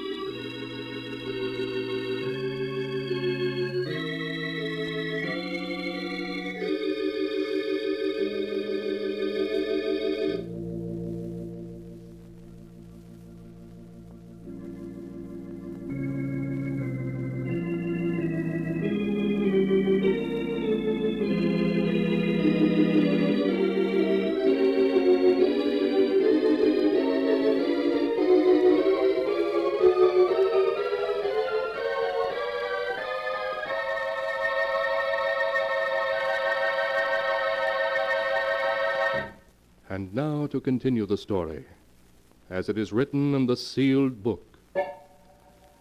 In the days that followed Helen's payment of money, the money Mr. Benedict demanded, she tried unsuccessfully to forget him and the terrifying secret he shared with her. Life for Helen became tense, watchful, frightening. Then one afternoon, while Gerald was at a rehearsal of a new play, she received another call. A call that sent her in panic to Martin Walker's office. Martin, I've heard from him again. Who? Benedict? Yes, he phoned an hour ago. He wants $50,000. $50,000? Now maybe you'll have sense enough, Helen, to let me turn this over to the police. No, I can't do that. You can't? You mean you're going to buy him off a second time? Yes, I must. But you can't, Helen, you can't. What's to prevent his extorting money from you a third and a fourth time? He'll squeeze you dry. The money doesn't matter, do you hear? Nothing matters but keeping what Benedict knows from Gerald. If he finds out, it will mean the end of everything for me.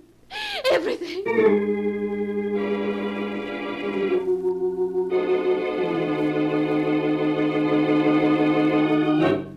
An hour later, Martin and Helen alighted from an elevator at the 23rd floor of the Hotel Bellevue. They walked down the large, luxurious hallway to Suite 23C.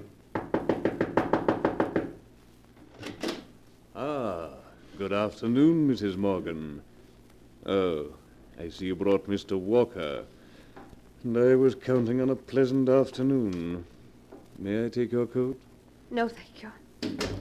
Benedict, what do you mean by asking for $50,000 now? We paid you $25,000.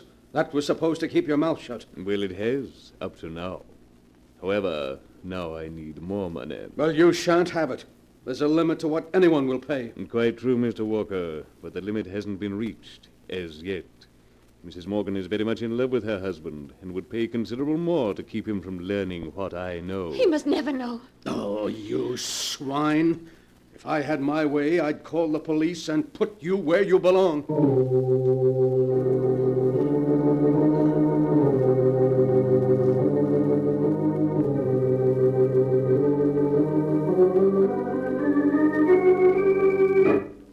A week passed. A week which found Helen living in a fearful nightmare. A nightmare from which she couldn't escape. Every time anyone knocked at the door, the phone rang, her heart began to beat wildly. Who was that who just phoned, Gerald? It was the theater. They wanted to make sure I hadn't forgotten today's special performance. Oh. Helen, Yes? what is it, darling? What's come over you? Come over me? Yes, this past week you've been just a bundle of nerves. Every time the phone rings or the mail arrives, you begin to tremble. What's wrong? Oh, you're just imagining all that, dear. Helen, stop acting as though I were a child. I can see something's wrong, and I want to know what it is. Please, Gerald, there's nothing wrong. Who could that be? Never mind, I'll get it. No, Gerald. Just sit where you are and rest. Yes, but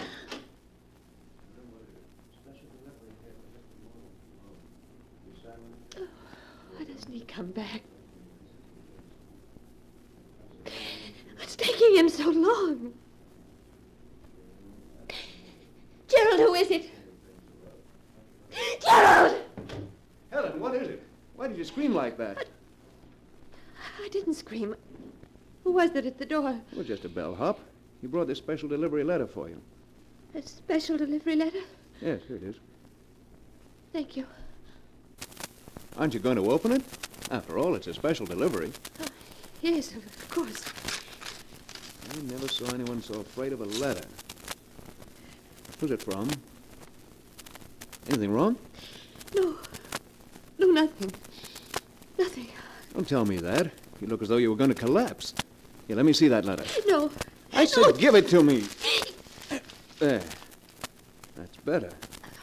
Perhaps this letter will tell me what's wrong. What? It's only one sentence. I will phone you at 2. There isn't even a signature. Who wrote this note, Helen? I don't know. You must know. Else why would you have gone so pale? I'll phone you at 2. It's almost 2 now. I'll wait for that call. Please, Gerald, you must have faith in me. All these weeks I've had faith, said nothing, hoped you'd tell me what was wrong. Now I must find out for myself. Well, right on time. It's just 2 o'clock. Gerald, please don't answer it. Take your hand off that phone, Helen. No, I won't let you answer. I said take your hand off that phone. No, Gerald, please. Hello? Hello? Hello? No answer. Whoever called hung up when he heard my voice. I suppose you still won't tell me who it is. All right, then. I have to leave for a matinee now. But when I return, we'll have this thing out once and for all. Please, dear, I just can't tell you. If you'd only believe me. Goodbye, Helen. Oh, darling. Darling, if only I could tell you. If only I could, but I know you wouldn't want me then. How could you if you knew? Oh, the phone. It must be he again. Hello? Good afternoon, Mrs. Morgan. You promised you'd leave me alone, that I'd never hear from you again. That was only a week ago. Yes, I know. But then I'm always making promises I can't keep. What do you want? I'm tired of your playing cat and mouse with me. I should like you to call on me at 5 o'clock this afternoon. If it's money you're after, I won't pay you another cent. Not another cent, you hear? There's no end to your demands. Ah, but there is, dear lady. I assure you that this is the last time you'll ever hear from me or see me. If I could only believe that. But that's what you promised the last time. I won't be tricked again. I'm not coming, you hear? I'm not coming. I shall expect you at 5. And don't bring Walker. No, I won't be there. I won't. Hello? Hello? Hello? Hello?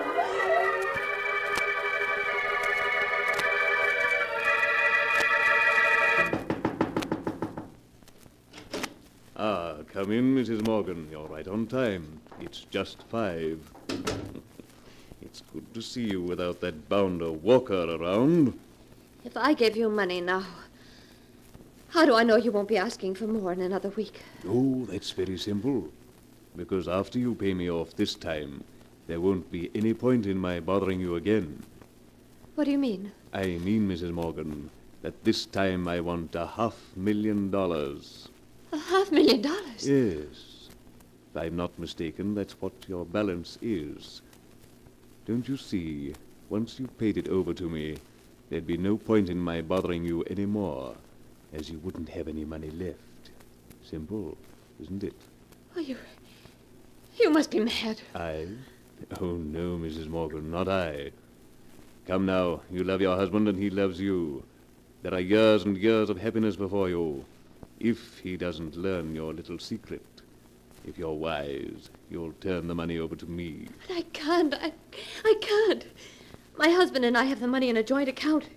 If I were to withdraw $500,000, he'd know about it at once. Ah, but there's always a chance that he won't find out. But if you don't do as I ask, I assure you he will. Oh, no. No. Yes, Mrs. Morgan, your husband will learn that while you were in England in 1934, you murdered your sweetheart. I won't listen. I won't listen. But your husband will, and he'll learn that after you committed this murder, you spent the following 7 years in an English insane asylum. No, you can't tell him. You can't tell him. But I will. And what do you think your husband will say when he learns his dear wife had murdered a man and spent 7 years in an insane asylum? No, you can't tell him. Think of what the sensation the tabloids would make out of it. Your husband will have to divorce you. No! So, fainted, have you?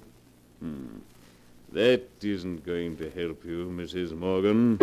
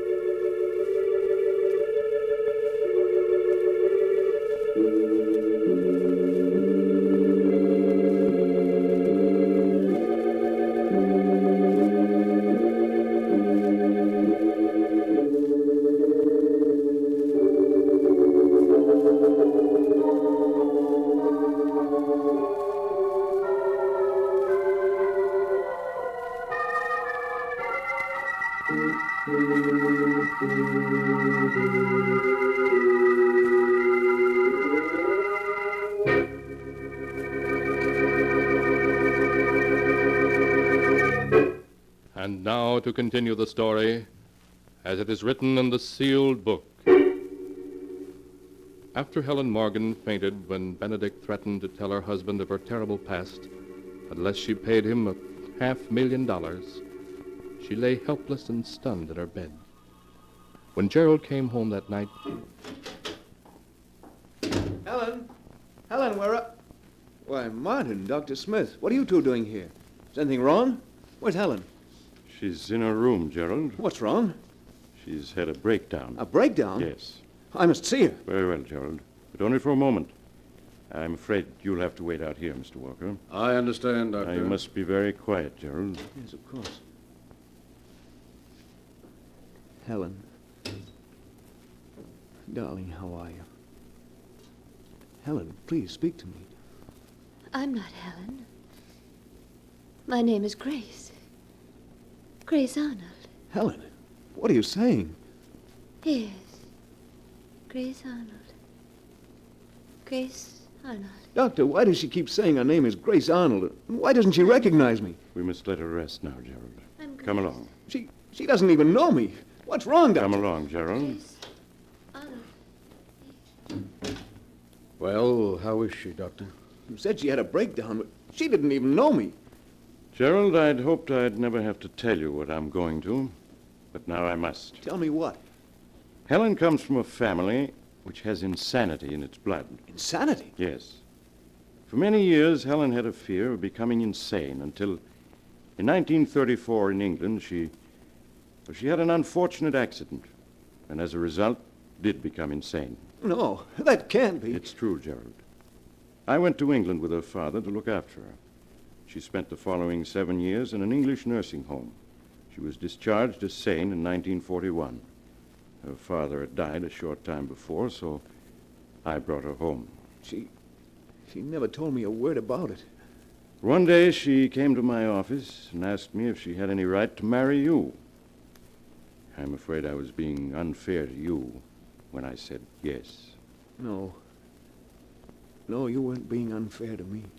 You see, I felt that with a person like you at her side, someone strong, someone who loved her, she'd overcome her fear of insanity. During the first 2 months of your marriage, my theory seemed correct. She never looked so well or was so happy. Then what caused her breakdown? I don't know, Gerald. I suppose she was so happy that she began to fear it couldn't last, that you'd find out about her past. Probably preyed on her mind day and night, leading to this breakdown. She'd only told me. Why does she keep saying her name is Grace Arnold? It's a symptom of her illness, Gerald. She's seeking to escape from herself. Oh, there must be something you can do. Will she always be like that? That's very difficult to say. Naturally, she'll have to go away. She may recover in a year or two, and then again she... Oh, no. She's so young and beautiful. You're tired, Gerald. You'd better sit down and rest. Yes, Gerald, that's an excellent idea. Meanwhile, I must return to Helen. Look after her, Mr. Walker. All right, Doctor. Well, how do you feel, Gerald? Tired, if you want to know. Well, that's only natural. These past 3 weeks have been quite strenuous for you. But with $500,000 and a joint account and a wife who will probably never be in any condition to ask you about it, you've done quite well. Quite well? That's an understatement. Name one actor, living or dead, who could have given as great a performance of Mr. Benedict as I did. You were superb as Benedict, I admit. Superb? I outdid myself. You should have heard me this afternoon. My dear Mrs. Morgan, your husband will learn that while you were in England in 1934, you murdered your sweetheart. And that after you committed this murder, you spent the following 7 years in an English insane asylum. Shh, Gerald, she'll hear you. Nonsense. I've broken her once and for all, Martin. Ah, what a pity. I played my greatest role to an audience of 1. Yes, Gerald, but you were probably the highest paid actor in the world. I'm sure that $500,000 for 3 weeks' work, less my share of course, is something of a record. You know, it's really rather a pity, for Helen, that is, that she talks in her sleep. Because if she didn't, I'd never have learned that she once murdered a man and spent 7 years in an insane asylum.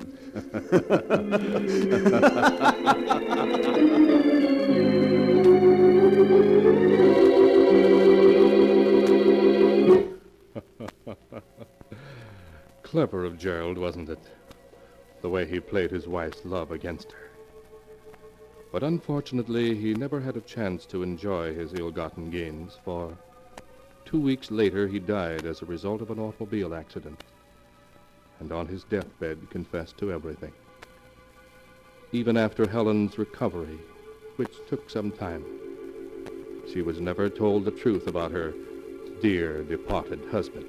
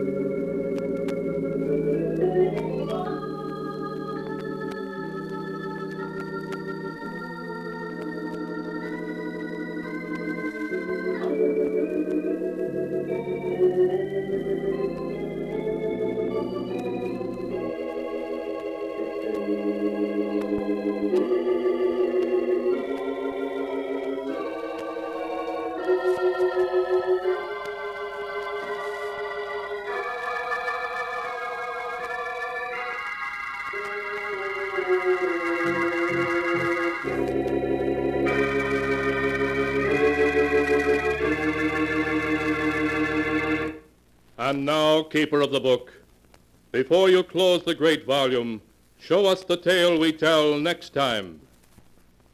This one. Ah, yes. A story about the dark and mysterious Louisiana bayou country, and voodoo in the night, and the water rising in an old mausoleum built underground. A tale called Welcome Home.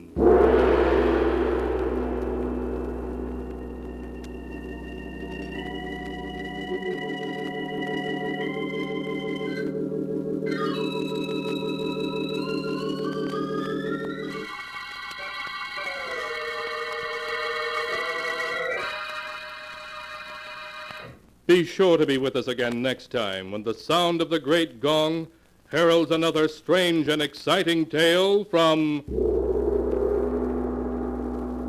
The Sealed Book. The Sealed Book, written by Bob Arthur and David Cogan, is produced and directed by Jock McGregor.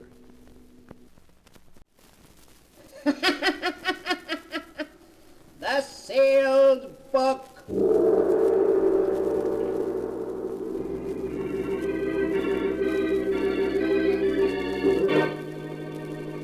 Once again, the keeper of the book is ready to open the ponderous volume in which is recorded all the secrets and mysteries of mankind through the ages. All the strange and mystifying stories of the past, the present, and the future.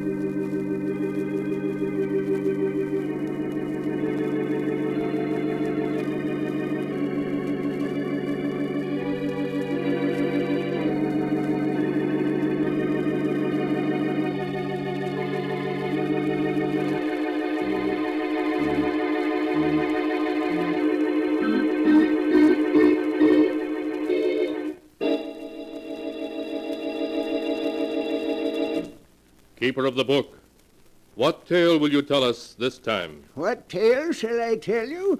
I have here tales of every kind.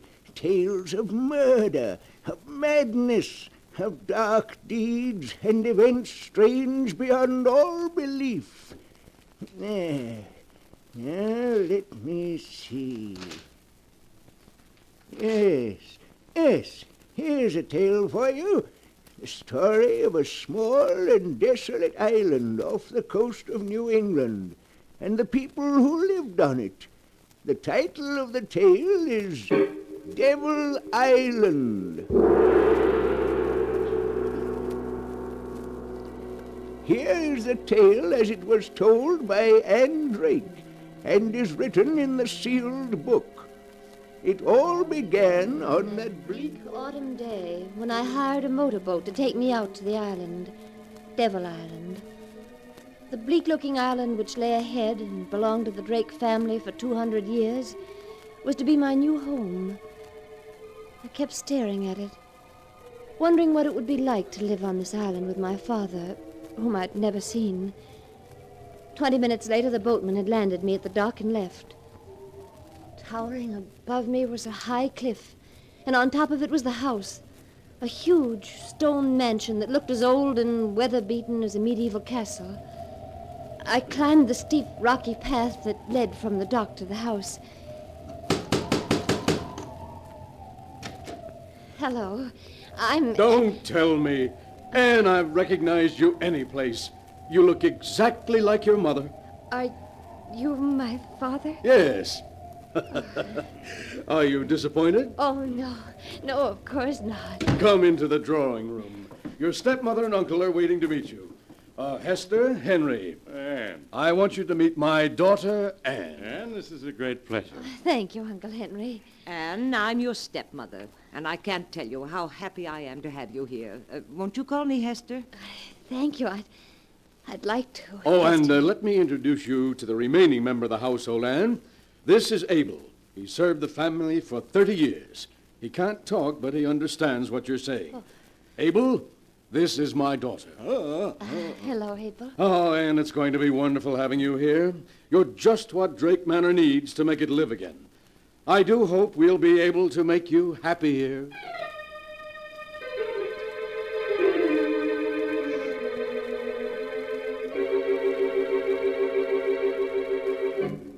The weeks slipped by, and I was happy. I spent the days reading with Father and taking long walks with Uncle Henry and being taught cooking by Hester. And at night, Uncle Henry and I would play chess.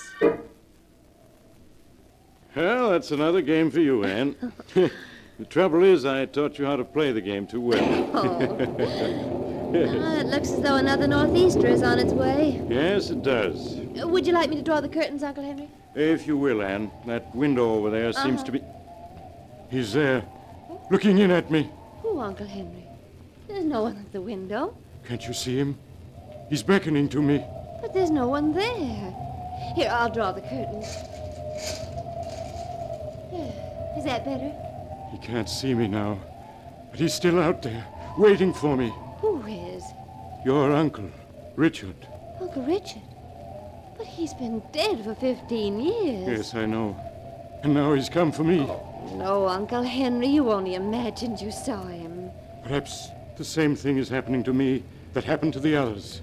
What happened to the others? Your grandfather, Daniel, Aunt Harriet, Uncle Richard. They all died insane. Oh, no. No, it can't be. They did, Anne. There's a strain of insanity in the Drake family. Aunt Harriet, for weeks before she died, kept screaming that Grandfather Daniel was trying to pull her into the grave. Oh.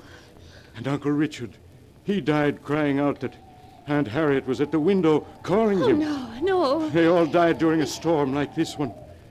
And now my time has come. Richard is waiting for me.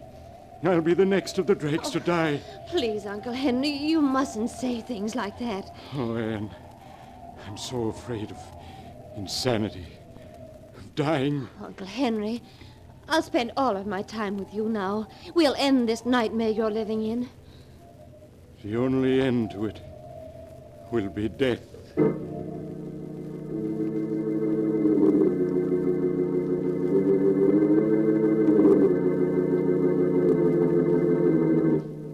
Uncle Henry never spoke of his terrible fear again. But in the weeks that followed, he grew haggard, became frightened at the sound of a door opening. Then one day, another northeaster set in. By nightfall, it had whipped itself into a gale. At midnight, I woke suddenly to hear Uncle Henry speaking to someone in his room. Richard, stop tapping on my window. Go away, do you hear? Why can't you leave me alone?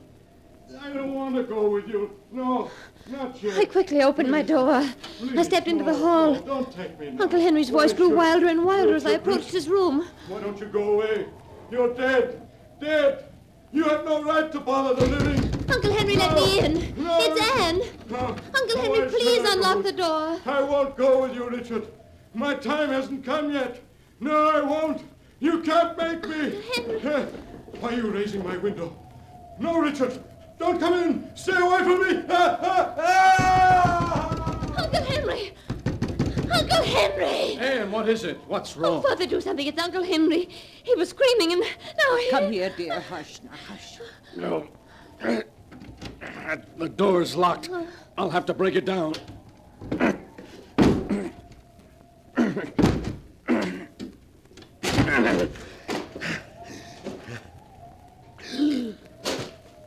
Henry. Father, is he... Yes. Yes, Anne. He's dead.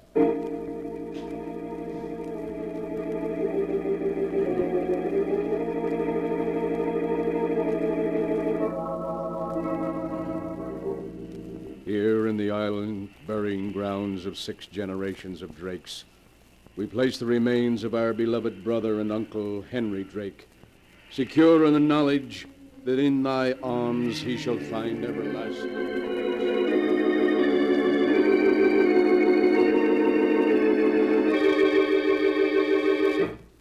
Ah, dear. Life in this house won't be the same without Henry. Father, Uncle Henry was terribly frightened for weeks before he died. Anne, whatever are you talking about? It all began during that northeaster we had last month. Uncle Henry and I were playing chess.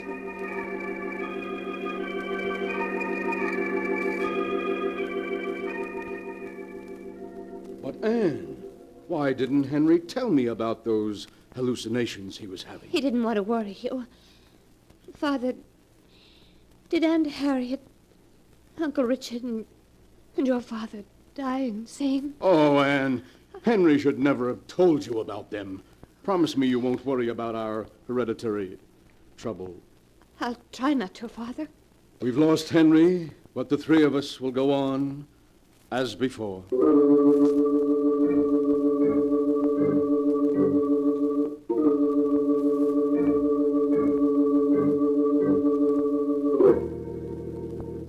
The 3 of us tried to go on as before, but an unspoken fear had crept into our lives. Often I turned to find Father and Hester watching me anxiously. Then a month after Uncle Henry's death, another storm lashed the island. I'll be glad when this storm blows over. It's getting on my nerves. Father, why don't we close up Drake Manor for a few weeks and take a vacation on the mainland? You mean leave the island? No, that's impossible, Anne. We have enough money to get along on the island, but not elsewhere. But I have all that money my mother left me. We could use that. You won't receive that money until you're 21. That's 6 months from now. Besides... Anne, well, what are you staring at? Look. Look at the window. Eh?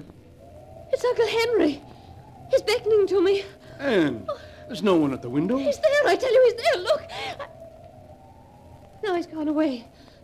Oh, you saw him, didn't you? You must have. Darling, you only imagined you saw him. Oh, no, I did see him. He was beckoning to me, the way Uncle Richard beckoned to him. Means I'm going to be the next Drake to die. Anne, what are you saying? Oh, you mustn't talk like that. You just imagined you saw Uncle Henry. It was just an hallucination? Then I'm going insane. As he did. Oh, no, don't say that. Anne, you must rid your mind of all these fears, of everything Henry told you. Promise me you won't think about it anymore.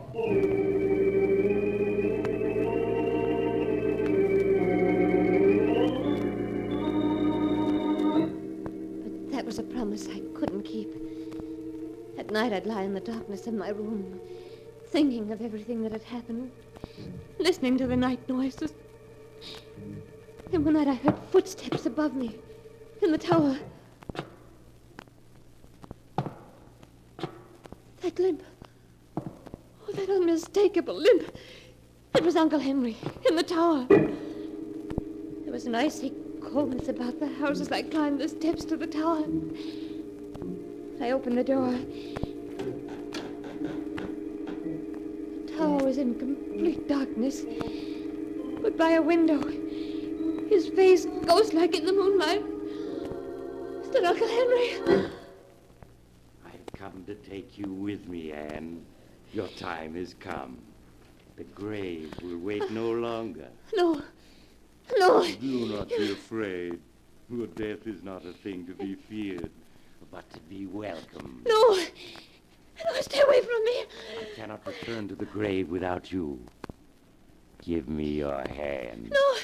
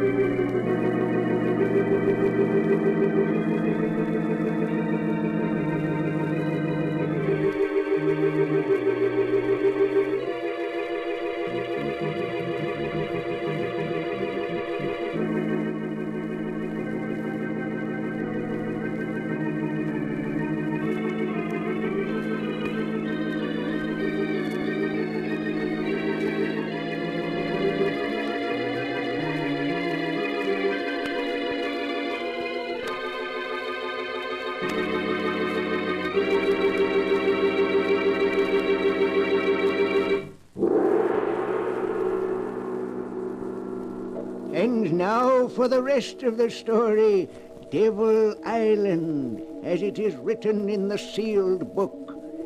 Martin Drake, hearing Anne's screams, rushed up to the tower of the old mansion to find her lying unconscious on the floor.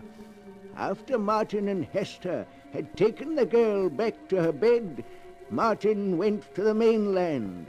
At dawn, he returned with a doctor and waited impatiently for him to finish examining Anne. I've just given her a sedative, Mr. Drake. She's asleep now. Will she be all right, Doctor? Afraid she's on the borderline of insanity. Oh, no. And I'm afraid in a case of this type, where there is inherited insanity, there's very little that can be done.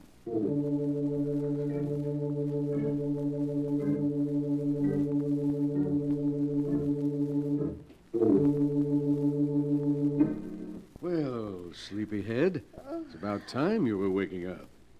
Hello, Father. How long have I been asleep? A little over 10 hours. It's just getting dark outside. Is the doctor still here? No, Anne, he left hours ago. And, darling, he says you're going to get well. Why, of course you are. Now you'd better get some more rest. Good night, darling.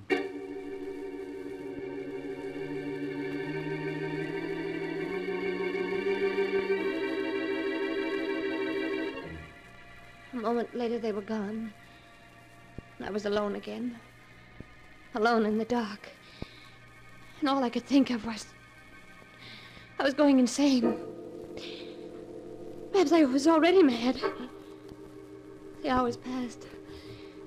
The very stillness of the house made my heart pound in my ears. And then... stillness was broken. That limp again. It was Uncle Henry in the tower. Back and forth from one end of the tower to the other he limped. Then silence. I lay in the darkness waiting. Waiting. And then suddenly, the door to my room was opened. I wanted to scream, but I couldn't. Oh, Abel. Oh, Abel, what are you doing in my room? What are you trying to tell me? I don't understand. Oh, he's walking again. Abel, you hear him, don't you? You do hear it. I told them that Uncle Henry had come back from the grave, but they said I was just imagining it. You mean no? He hasn't come back from the grave? But if he hasn't come back from the grave and you hear what I hear, Abel, you don't mean that he's still alive? But that can't be true. You buried him yourself. I saw you. You mean you didn't bury him? That he wasn't in the coffin? Oh, but you must be wrong. When we broke into his room, Father found him. No, what? What do you mean, no? Are you trying to tell me something about Father? You are. What do you mean, Father, no? Father, no. You mean he isn't my father? Oh, but you must be wrong. Of course he is. That doesn't make sense. Why should he say he is my father if he isn't? What does he gain by it?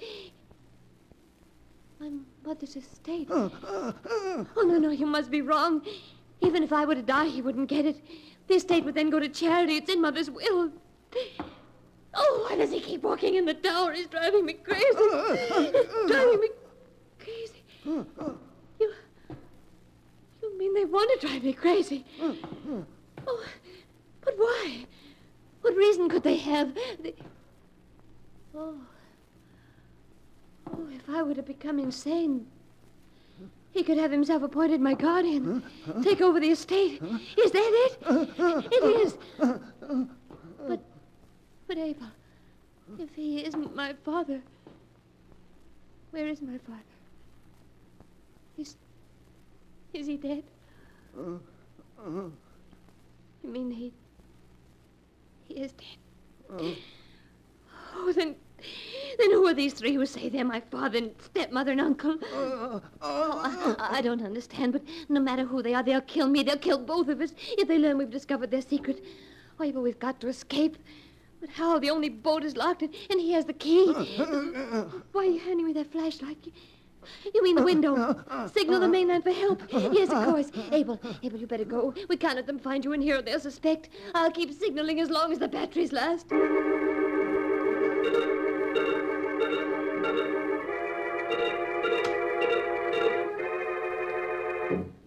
I can't keep signaling much longer. For now, Andy, what are you doing out of bed? And with that flashlight? Nothing at all. You weren't signaling someone on the mainland, were you? Oh, no. No, I just had the flashlight in case someone came in the room. Oh, why, you're trembling as though you were frightened. You're not afraid of your own father, are you, dear? No. No, of course not. Now, no more walking around. I want you to get some sleep. Good night, dear.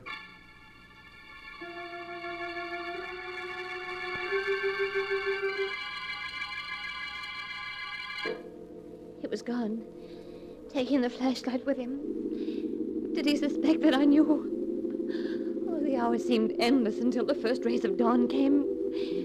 Would rescue come with it, or had my signals gone unnoticed? After I dressed, I went to the window, and then I saw it.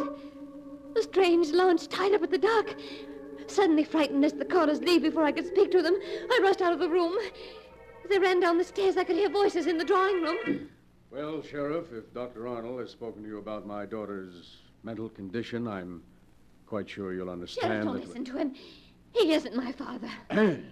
What was that, miss? I tell you, he's not my father. He's an imposter, and so is she. Oh, Martin, she's having another one of her spells. Now, please, Hester. They're acting, I tell you. The moment I set foot on the island, they began their plan to drive me insane. First, they gained my love and trust. Then they had Uncle Henry confide to me his fears. And when Uncle Henry was found dead, they told me... Who says I'm dead? I've never felt better. Oh, Sheriff, allow me to introduce my brother, Henry. Well, Miss Drake, your Uncle Henry doesn't look very dead. He wasn't. They just pretended he was. They even buried an empty coffin to make me think I was attending his funeral. I really think you should take Anne up to her room, Hester. She needs rest. Oh, Sheriff, they're lying, the three of them. Have you any proof, Miss Drake? Yes, Abel will tell you. He knows. I'm afraid that Abel can't tell you anything, dear. The poor chap fell off Devil's Cliff into the sea early this morning. You pushed him off the cliff so that he couldn't talk. Martin, the excitement's too much for her. She's getting worse. Sorry to trouble you, Mr. Drake, but it was my duty to investigate those signals. Oh, Sheriff, you can't leave me here. They will drive me insane. I assure you, Sheriff, she'll be given the very best of care. We have a specialist coming to see her next week. Oh, no, Sheriff, wait. Wait, please. Now, Miss Drake, I think you'd better stop. No, wait. I just want to show you this gold locket. Look, I'll open it. Do you see what's inscribed in it? Oh, yes. For my daughter, in commemoration of her 5th birthday. What are you driving at, Miss Drake? If that man's my father, as he claims he is, ask him what my middle name is. It's inscribed in the locket. Well, just to humor her, Mr. Drake, what is her middle name? Her middle name?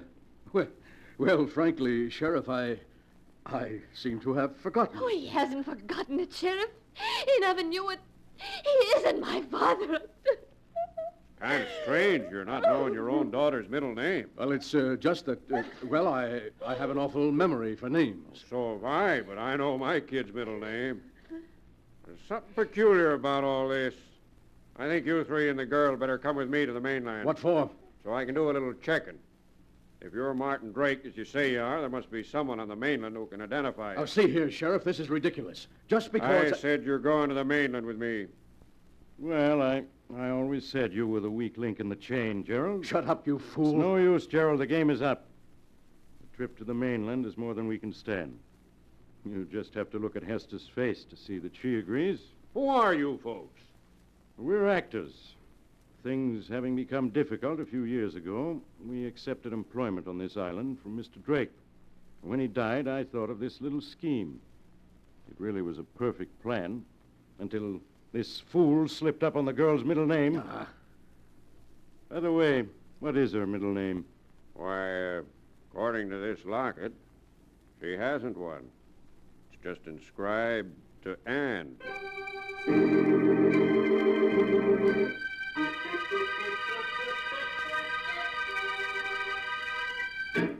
And that is the story of Devil Island, as it is written in the sealed book.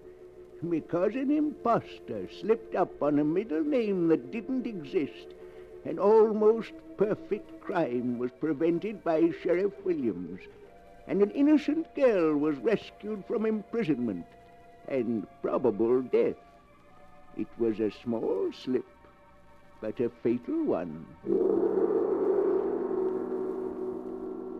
But the sound of the great gong tells me I must close the sealed book once again. One moment, keeper of the book.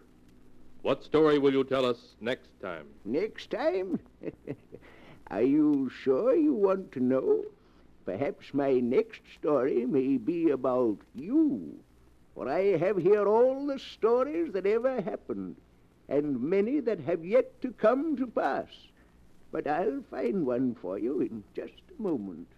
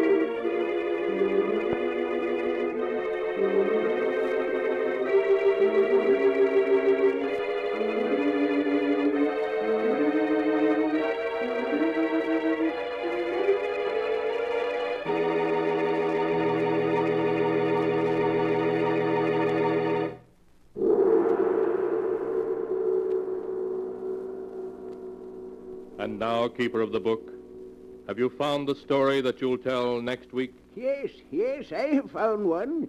It's the story of two helpless old ladies in fear of their lives and the desperate measures to which they were driven in order to save themselves.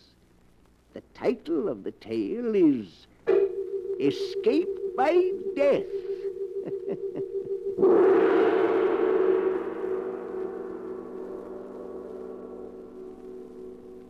Be sure and be with us again next time when the great gong heralds another strange and exciting story from The Sealed Book. The Sealed Book, written by Bob Arthur and David Cogan, is produced and directed by Jock McGregor.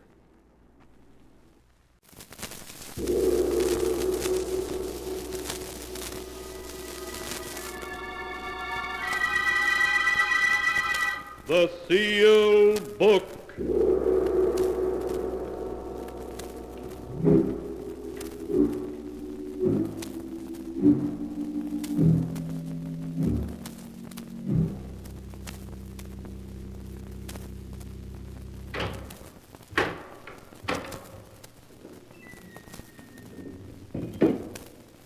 Once again, the keeper of the book has opened the ponderous door to the secret vault, wherein is kept the great sealed book, which records all the secrets and mysteries of mankind through the ages.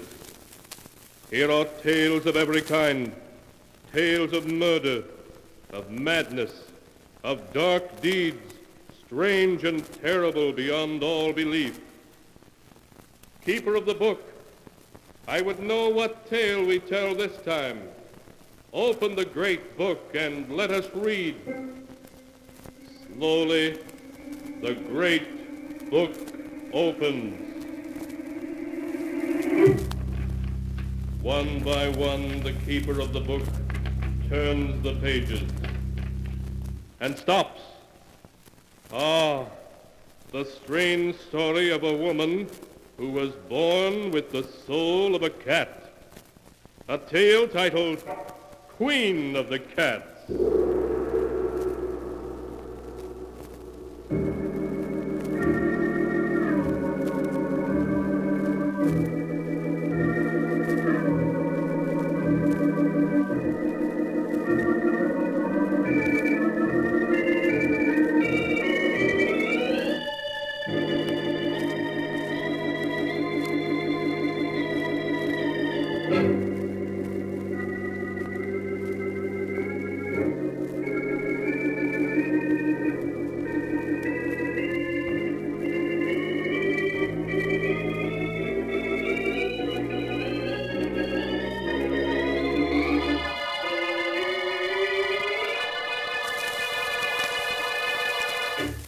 Here is the tale, Queen of the Cats, as it is written in the pages of the sealed book. It is early evening, and in a large, old-fashioned living room filled with gloomy shadows, young Chris Arnold, his face haggard, sits glowering at his fiancée, Jane Elliott, and the serious-faced doctor, whom she has brought to see him. Chris's hand trembles as he tries to light a cigarette while he speaks. I'm sorry Jane made you come all the way out here to see me, Dr. Smith. There's nothing wrong with me. Nothing, I tell you. Oh, Chris, there is. I know it. Yes, Chris, Jane's right. I've known you all my life, and I can see at a glance there's something wrong. Now, why not tell me, and let me see whether I can help you or not? All right. I'll tell you. I've got to tell someone. Jane knows part of the story already. She was in it. But I'll tell it to you from the very beginning, which was 2 years ago at a party to which Jane and I were invited. Oh, Chris, isn't this a wonderful party? The only thing wonderful about it is you. Chris, don't. People are watching. Oh, fine thing when a man can't kiss his best girl in public. What's this generation coming to? At Miss Tyndall's school, we were taught a young lady never kisses a man in public. Miss Tyndall is setting romance back 50 years. Who are you looking for, anyway? Rana Farouk, my roommate at Miss Tyndall's. Oh, she's the Egyptian girl you were telling me about. Yes, I want you to meet her. Only you'd better not fall in love with her as every other man does. Sounds as though she's a second Cleopatra. Men don't seem to be able to resist her. Really? Well, I'm curious to see this siren of the Nile. There she is, Chris. Come on. So that's Rana. No wonder men can't resist her. Hello, Jane. I've missed you. Rana, this is Chris Arnold. Chris, this is Rana Farouk.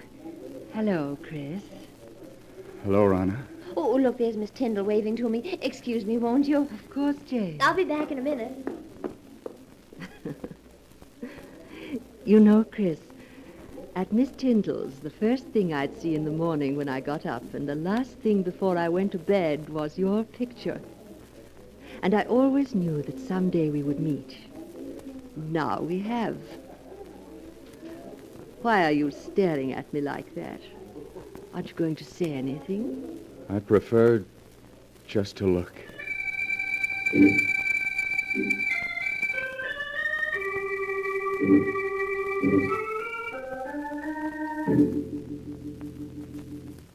Even now, Doctor, 2 years after our first meeting, I find it difficult to describe how beautiful Rana was. I was her slave from the moment I saw her. And a month after we'd met, we were married. I see. Please go on, Chris. After Rana and I were married, we took an apartment in town. In the months that followed, I began to see Rana not as the image I'd been infatuated with, but as she really was. Vain, selfish, and possessive. It was a possessiveness verging on madness. She couldn't bear to have me out of her sight. And when I was, upon my return, there'd be questions, countless questions. I began to dread seeing her. And then there were the cats. The cats? Yes. The apartment was always full of cats. She'd sit for hours stroking them, whispering to them, till I felt I'd go mad. And that was when I got the strange idea that Rana wasn't really human at all, but a great cat herself, wearing human form. She and the cat seemed to talk together as if they understood each other perfectly. Life became a nightmare for me. A nightmare full of cats and Rana asking questions, endless questions. One day I realized I couldn't go on living with her any longer, that our marriage had been a mistake. I decided to tell her about it that very evening, without waiting any longer. May I come in, Rana? Of course, dear. Rana, there's something important I want to talk to you about. Please, Chris, there's so little time just now. We can talk after the party. But, Rana, this is important. I think that... Darling, whatever you have to say can wait. Now, please hurry. But, Please. Well, all right. We'll discuss what I have to say later. Chris, when I called you at the office this afternoon, why didn't you tell me that you'd had lunch with Mary Walker? How did you know I had lunch with her? Oh, a friend told me. A friend? Who was it? What is it, my beauty? What are you trying to tell me? Rana, put that cat down and answer me. Who was the friend that told you I had lunch with Mary Walker? Someone you've never met, darling. How is it you always know what I've been doing? Whom I've been seeing? It's as though you have people spying on me. Chris, what a thing to say. Now, please hurry or we'll be late. There's something strange about the way you always know what I've been doing. Sometimes I suspect... Chris, look out! You stepped on Sabina's tail. Well, if there weren't so many cats underfoot, I wouldn't have stepped on it. Why must you keep 5 cats around? Because I love cats. They're beautiful, sacred. Thousands of years ago, my ancestors worshipped cats. And the great cat goddess Sakonet.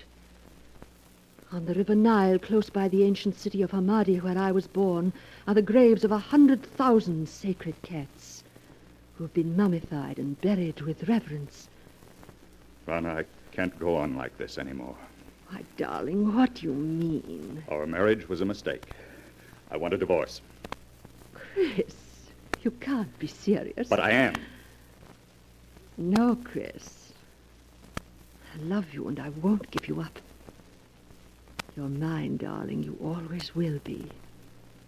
Nothing shall ever separate us.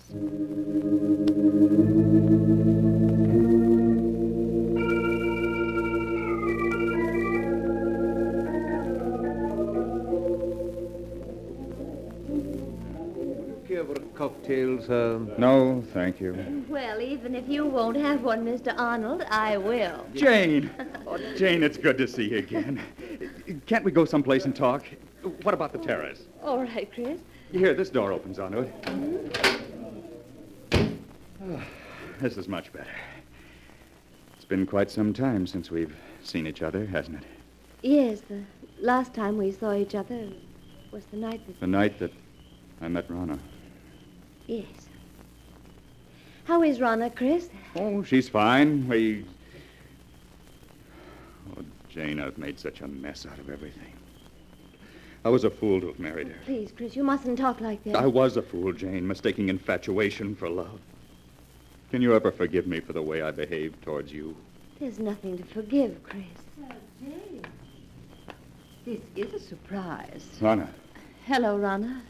Really, Jane, the way you've avoided calling on us, I half suspect you're still in love with Chris. Rana, you have no right to talk to her like that. Please, Chris, I'm afraid I'll have to be leaving. It's getting quite late. Good night. Good night, Jane.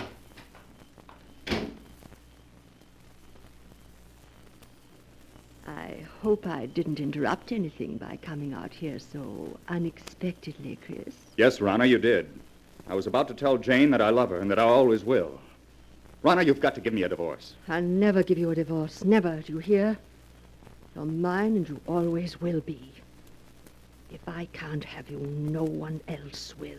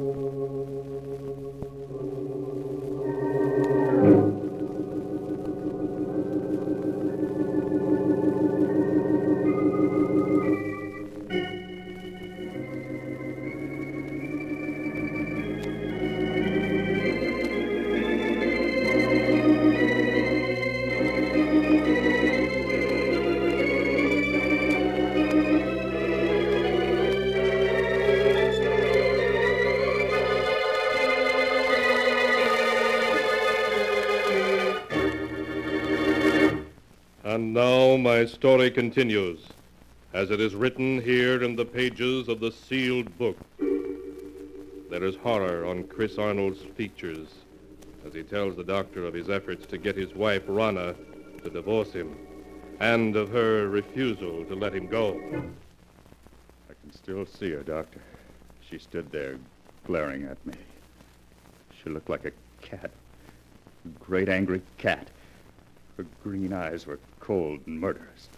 Her long nails dug into my arm. Her body was tense. For a moment, I thought she was going to scratch my eyes out. And she turned and stalked away. What happened after that night, Chris? I ceased speaking to Rana. We lived in the same apartment, but that was all. Rana waited for me to come around, with all the patience of a cat playing with a mouse. But when a month had passed and I still refused to talk to her, she made an attempt to win me back. It happened one night as we were driving to this house. Why are you slowing down, Rana? I want to talk to you, Chris, and I can't talk to you while I'm driving. There's no point in your stopping. We have nothing to say to each other. But we do, darling. Chris, we could be so happy together if you wanted to. You know how much I love you. I'd do anything to make you happy, anything. Anything? Then you can give me a divorce. Chris, you haven't any right to treat me like this. I'm your wife. Only in the eyes of the law, not in my eyes. I hate you. I hate you! Oh, you cat! You almost took my eyes out with those claws of yours. I will scratch your eyes out before I let any other woman have you. You're mine and yours will be. Perhaps this will bring you to your senses. Slide over. I'll drive. Very well, Chris.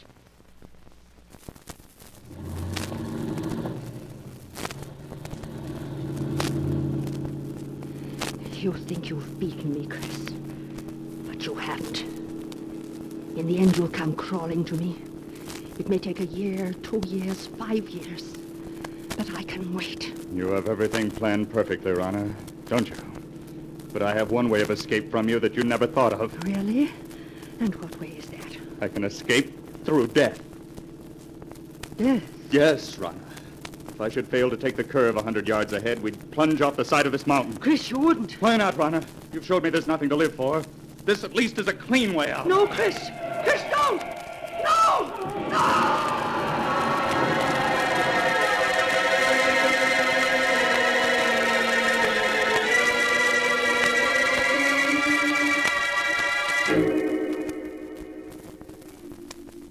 When I drove the car over the side of the mountain, Doctor, I thought Rana and I were going to our deaths. But fate decreed otherwise. When I recovered consciousness 48 hours later in a hospital, I learned it was only Rana who had died. I only had a few bones broken and was out of the hospital in a month. It was just a week later that I ran into Jane. Oh, Jane!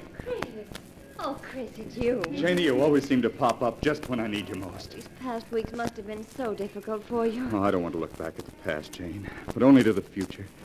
The future I once hoped we'd share, and still do.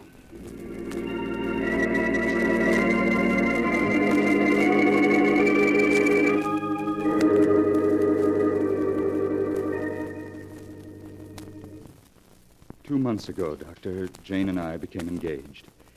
It was just about that time that I first began to notice that everywhere I went, there always seemed to be a cat following me.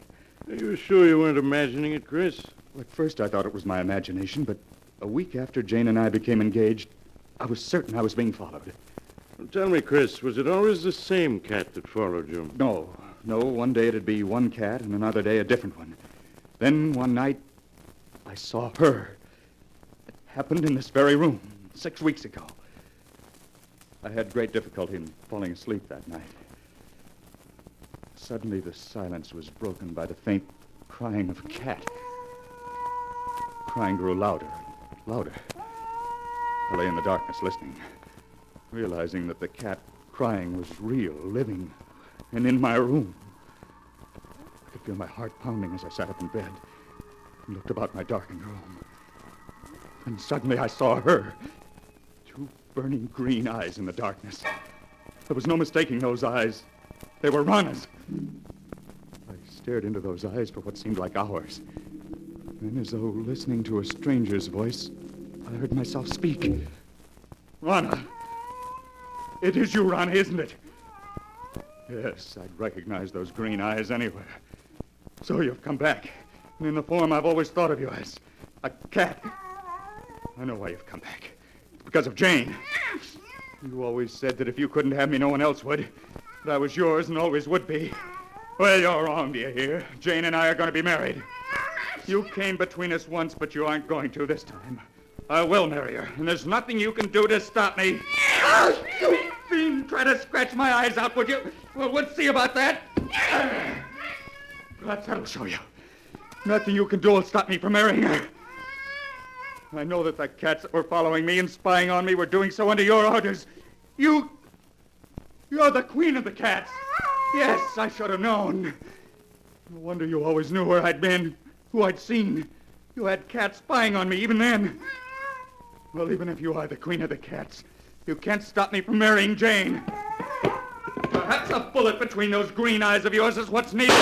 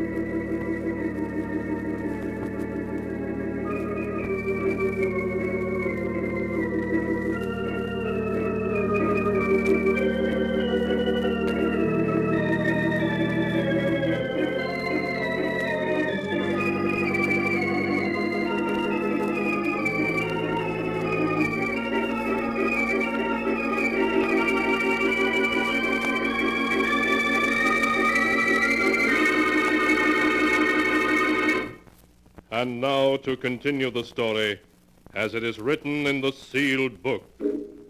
His voice shaking, Chris Arnold is telling how he shot at the great black cat which came to him in the night and missed. I emptied the gun at her, Doctor. At Rana in her true form of a great cat. And I turned on the light. There was no sign of her. She'd vanished. All that I found were 6 bullet holes in the wall opposite my bed. Chris, isn't it possible that you only dreamed all that actually you fired the gun in your sleep and the shots themselves wakened you? I tried to tell myself that. But during the nights that followed, I knew it hadn't been a dream. For night after night, the great black cat appeared in my house. I'd lie awake, waiting to hear her voice. And when she'd appear, I'd plead with her to leave me alone, but she'd only stare at me with those burning green eyes, waiting. I knew she'd never leave me alone as long as I intended to marry Jane. Finally, I went to see Jane. Chris, this is a surprise. Come in, darling. Thank you. Jane, there's something I want to ask you. Yes, Chris, of course. What is it? I know we set our wedding for next week, but couldn't we put it off for a while? Just a little while. Oh, darling, what is it? There's something wrong. I know there is. Please tell me. Wish I could, but I can't. Please, Jane, just have faith in me. You know I wouldn't postpone our marriage if I could possibly help it. All right, Chris. I do have faith in you. We'll consider our marriage postponed for the time being.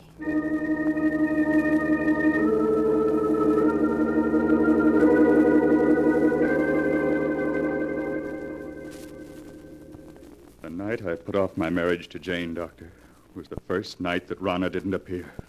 And the first night in a week that I was able to sleep. You think, Chris, that she didn't appear again because you had postponed your marriage to Jane? I know it. Weeks went by. Weeks in which I was able to sleep soundly without being awakened by her. I came to think that perhaps it had all been part of a horrible nightmare and that I was over it at last. A week ago, I asked Jane to set the date for our wedding. She did so, and that same day we took out a marriage license. But that night, Rana appeared again, her eyes shining in the dark, cold and murderous. And I've seen her every night since. I tell myself that I mustn't be afraid, but I keep hearing her voice over and over. If I can't have you, no one else will. You're mine, and you always will be. Chris, darling, I wish I'd known all this before. You feel, Chris, that somehow she'll prevent you from marrying Jane? You know I sound mad, but I do. I have a feeling something horrible will happen if I attempt to marry her. Do you still have the marriage license? Yes. Why do you ask? Chris, you've reached a crisis in your life. You're faced with fears that are threatening to overwhelm your sanity. Now, the best way for you to challenge your fears is to go through with your marriage to Jane now, tonight. Tonight? Yes. It's quite late, but I'm sure a friend of mine who's a judge will marry you. All right, Doctor. Jane, will you marry me tonight? Oh, yes, Chris. Yes.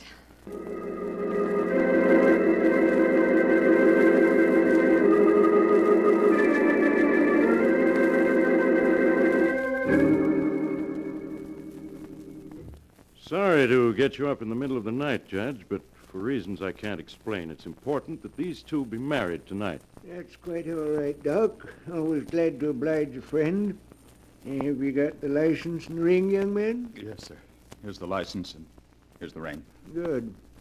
Now, young man, if you'll take her right hand. That's it. Now, shall I give the long ceremony or the short one? The short one, please. Just as you say, young lady. This is the shortest one I've got. And do you, Jane Elliott, take this man to be your lawful wedded husband, to love, honor, and obey as long as you both shall live? I do. Do you, Christopher Arnold, take this woman to be your lawful wedded wife, to love, honor, and cherish as long as you both shall live? It's she! It's Rana! Oh, Chris, please, it's only a black cat. You mustn't pay any attention to it. Of course not. Now It's Rana, I tell you. Look at her eyes. I told you she'd try to prevent my marrying Jane. Well, I'll get rid of her for once and for all. Chris, what are you doing with that gun? Put it down. Oh, she got away. Well, wherever she's gone, I'll find her and kill her. Chris, come back.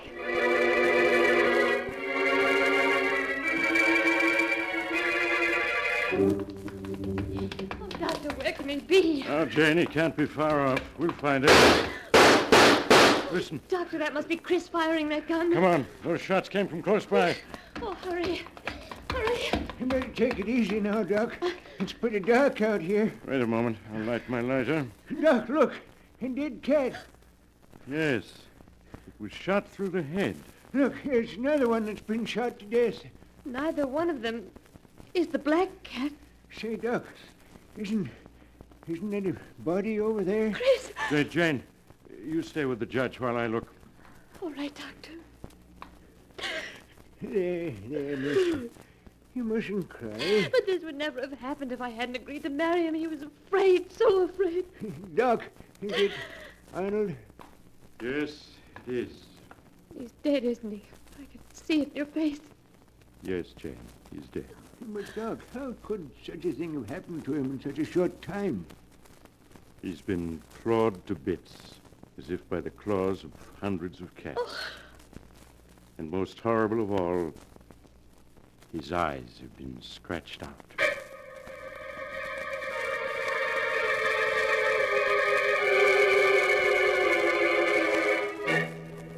2 days later, at Chris Arnold's funeral, a great black cat appeared as if from nowhere, sitting close by the edge of the grave and licking its paws as it watched the coffin lowered into the earth. When they tried to catch it, it leaped away and seemed to vanish and was never seen again. Was it truly Rana, Chris's wife, reborn in the shape of the cat she had been at heart? The answer is not written here. The tale has been told just as it is recorded in the sealed book.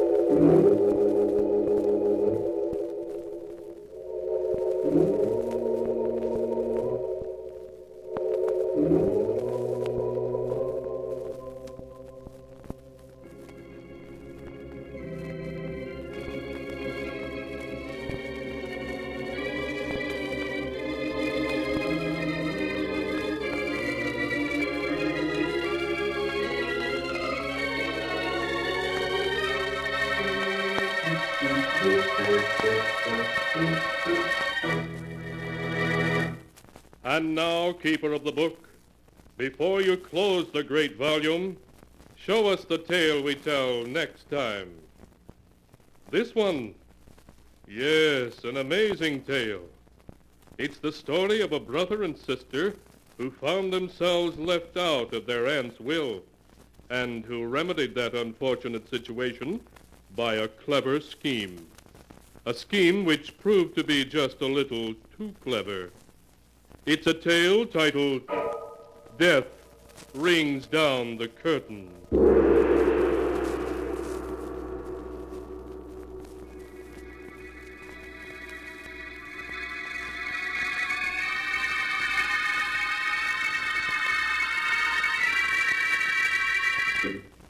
Be sure to be with us again next time, when the sound of the great gong heralds another strange and exciting tale from The Sealed Book. The Sealed Book, written by Bob Arthur and David Cogan, is produced and directed by Jock McGregor.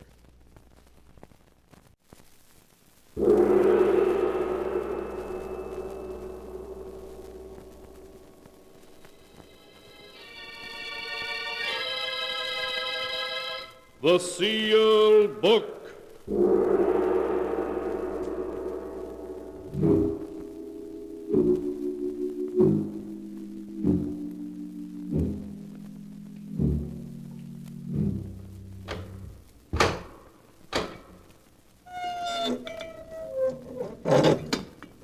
Once again, the keeper of the book has opened the ponderous door to the secret vault, wherein is kept the great sealed book, in which is recorded all the secrets and mysteries of mankind through the ages. Here are tales of every kind, tales of murder, of madness, of dark deeds, strange and terrible beyond all belief. Keeper of the book, I would know what tale we tell this time. Open the great book and let us read. Slowly, the great book opens.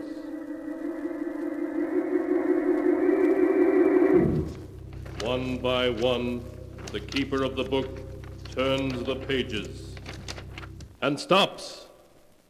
Ah, the strange story of a man who hated his wife because she loved him too much, with a love that even death could not extinguish.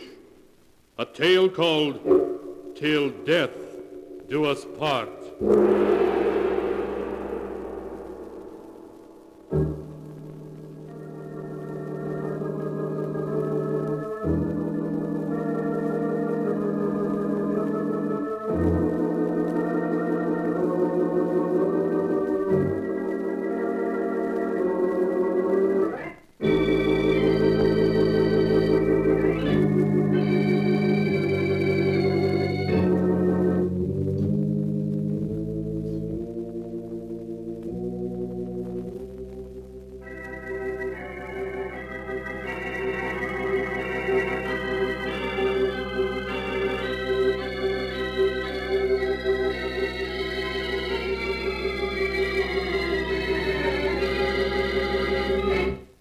Here is the tale, Till Death Do Us Part, as it is written in the sealed book. The story begins in the pleasant suburban home of Chris and Blanche Werby. It is late at night, and the moonlight shining through the window shows Chris Werby tossing and turning in his sleep, suffering from a nightmare about his wife.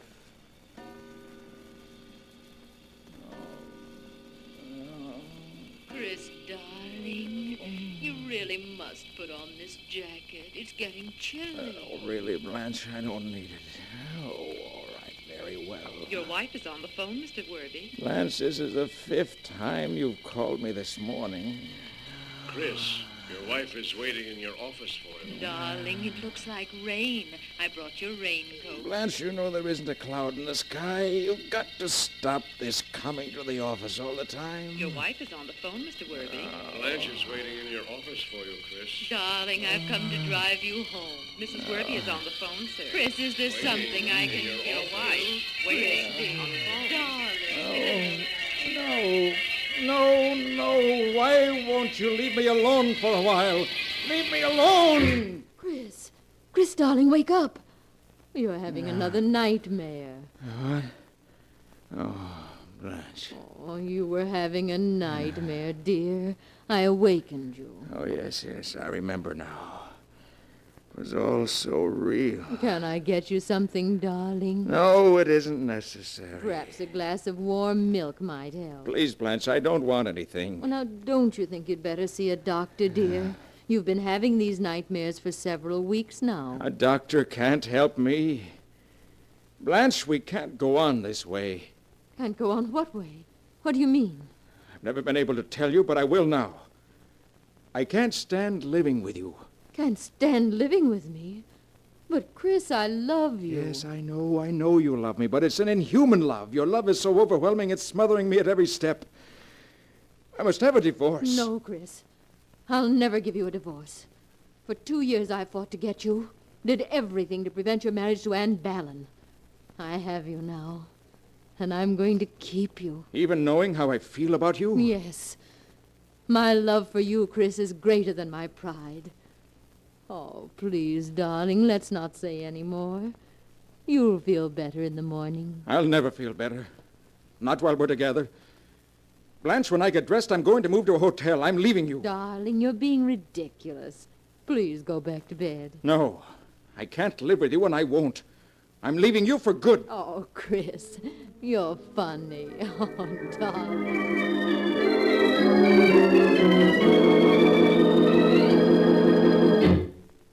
Your wife is outside, Chris, waiting to see you. Oh, no, not again. I'm afraid so, Chris. I can't go on this way. Day after day, she phones every hour, comes down here to see me. Well, now, perhaps you had better see her, Chris. Maybe you can reach an amicable agreement with her. No, not with Blanche. Martin, there's only one way out for me. I must leave town, disappear. Leave town? But your business? That doesn't matter now. Nothing matters but to be free. I'm leaving the running of the business in your hands. Yes, but where are you going? I haven't decided yet. All I know is it's going to be someplace far away. Someplace where even Blanche can't find me.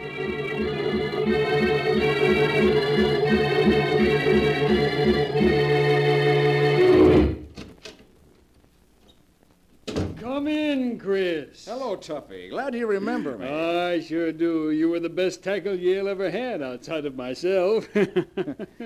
Well, what are you doing in Texas? Looking for a job? Looking for a job? Are you kidding? What about that flourishing business you've got back in New York? I've left it and everything else behind. My name is Richard Keller now. Chris, you haven't gotten into a jam. I mean, the law isn't after you, is it? No, Tuffy, the law isn't after me. It's a personal matter. Oh. Well, sit down. Tell me about it. Tuffy, I'd rather not talk about it. Not just now. Sure, Chris, I understand. Well, can you give me a job as Richard Keller? Can I give you a job? Why, this company's dying on its feet for men like you. You're hired.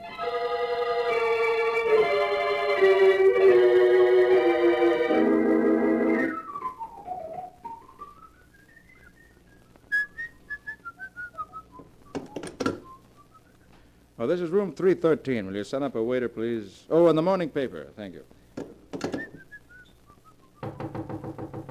Well, it's fast service. Come in. Hello, darling.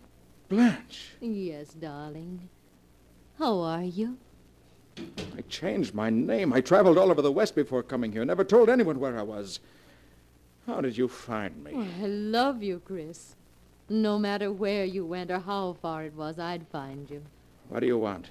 Well, I want you to come home. No, never. I'm not coming back, and that's final. But, Chris, I'm your wife, and I love you. Oh, just give me another chance, darling. I'll do whatever you want me to if you'll only come home. No, it'll just be the same thing all over again. No, it won't, dear. I'll change. Really, I will. Do you remember your objecting to my calling you every hour at the office? Well, I promise I won't anymore. You mean that? Yes, Chris, I do. Won't you please come home? All right. We'll have another try at it. But this is the last time. Oh, Chris, you'll never regret it.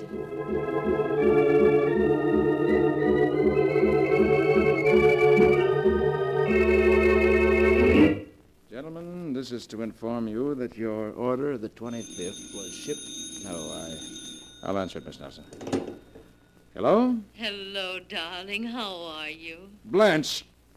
Oh, just a minute. That'll be all, Miss Nelson. We'll finish the letter later. Yes, Mr. Worthy.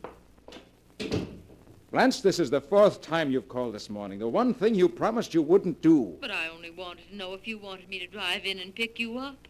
Oh, I'm sorry, dear, if I've upset you. You say that every time you call. I see now that I'll never be rid of the sound of your voice till death parts us.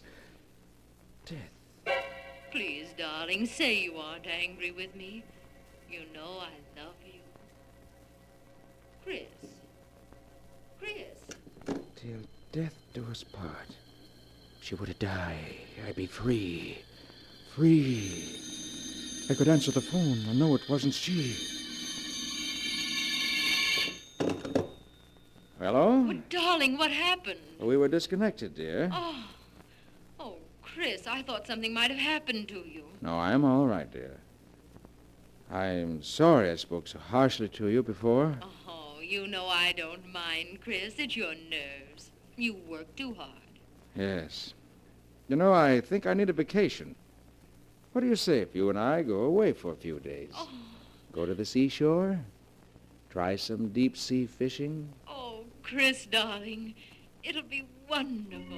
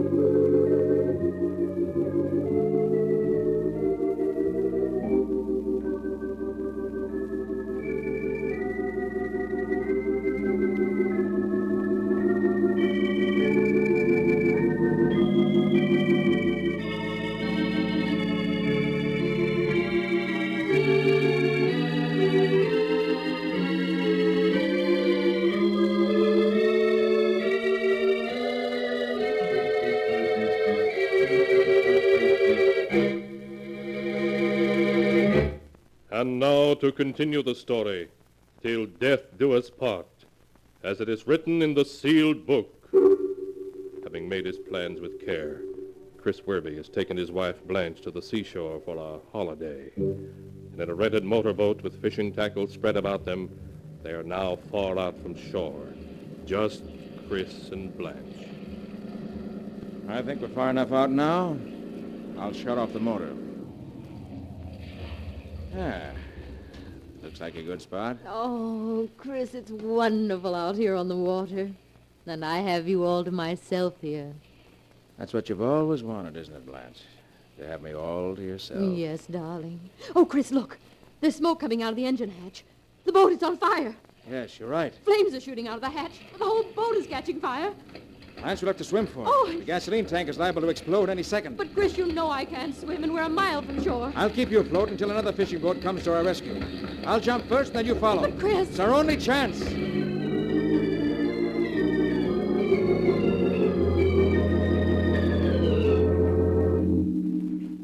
Chris, I'm frightened. Someone on shore must have heard the explosion and seen the smoke. Why don't some boats come? No boats are going to come for you, darling. Chris, what are you saying? When the boats do arrive, they're only going to find me. Chris, you wouldn't let me drown. Oh, wouldn't I? I tried to reason with you. And when that didn't work, I ran away. Oh. But you wouldn't let me alone. Well, this is the only way I'll ever be free of you. You can't do it, Chris. You can't. I love you. It's the only way I can get rid of you, so we're parting now, forever. Oh. This time you won't follow me. I won't let you go. I won't. But you will. Don't break that grip. You've been a millstone around my neck long enough. There. Chris, don't let me drown. Save me. This is the end, do you hear? I'm free. I'll never leave you. I'll live. gone. I am free. Free at last. Forever.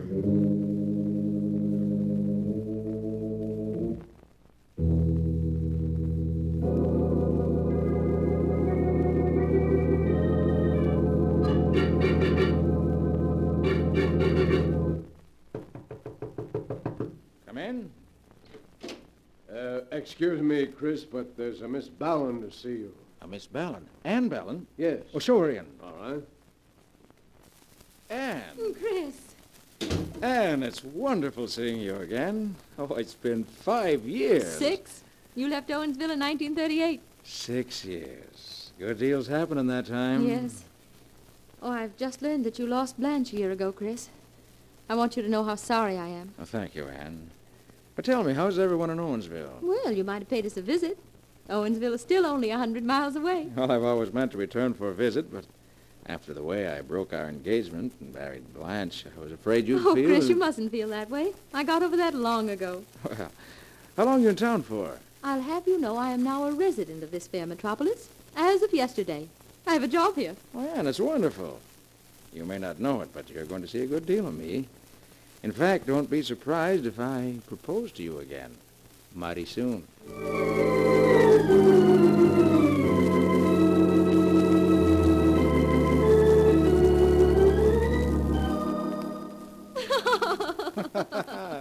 Oh, Chris, it's the most beautiful house a new bride ever had. Well, if you'll carry me across the threshold, Mrs. Worby, you can see what it looks like inside. I should be delighted to. Hey!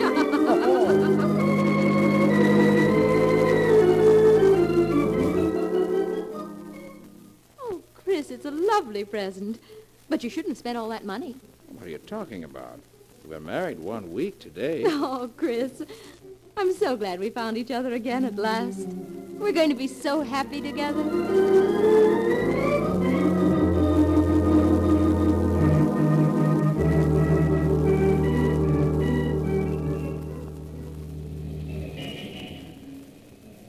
Chris? Why, Chris Worby.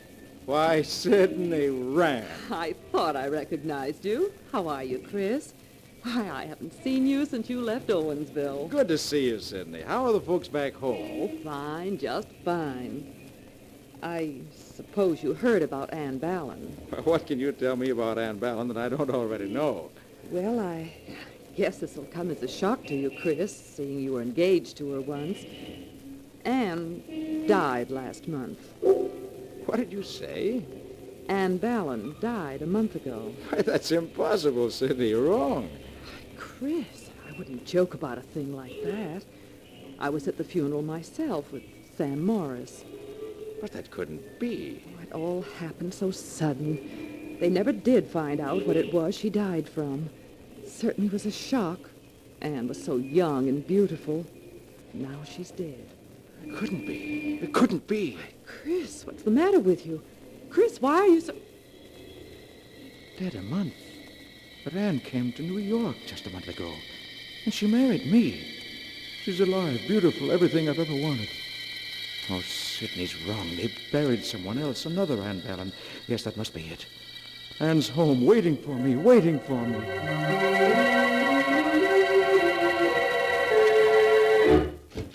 Anne! Anne, where are you? Anne! Anne, answer me, Anne! I was at the funeral myself with Sam Morris. Sam Morris. Yes.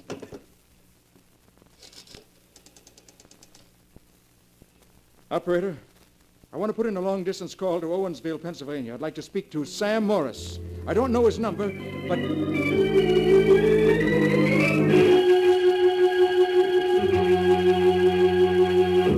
Hello, Sam. Sam Morris? Yeah, speaking. Who's this? Chris Worby. You remember me, Sam. I used to live right next Why, door... of course I remember you, Chris. How are you? Oh, fine, thank you. Sam, I want to ask you something. Sure, what is it? How's Ann Ballon? Ann Ballon? Yes. Well, didn't you hear, Chris? She's been dead for over a month. Are you sure? Am I sure? I was at her funeral. But Sam, couldn't they have buried someone else by mistake? Well, hardly, Chris. I saw her in the coffin just before they laid her away in the family plot. Chris, Chris, are you there? Couldn't be, Anne. They laid away. It couldn't be. There's someone else lying in the Ballon plot. Must be someone else. Must be. I'll drive out there now. I'll find out who it is.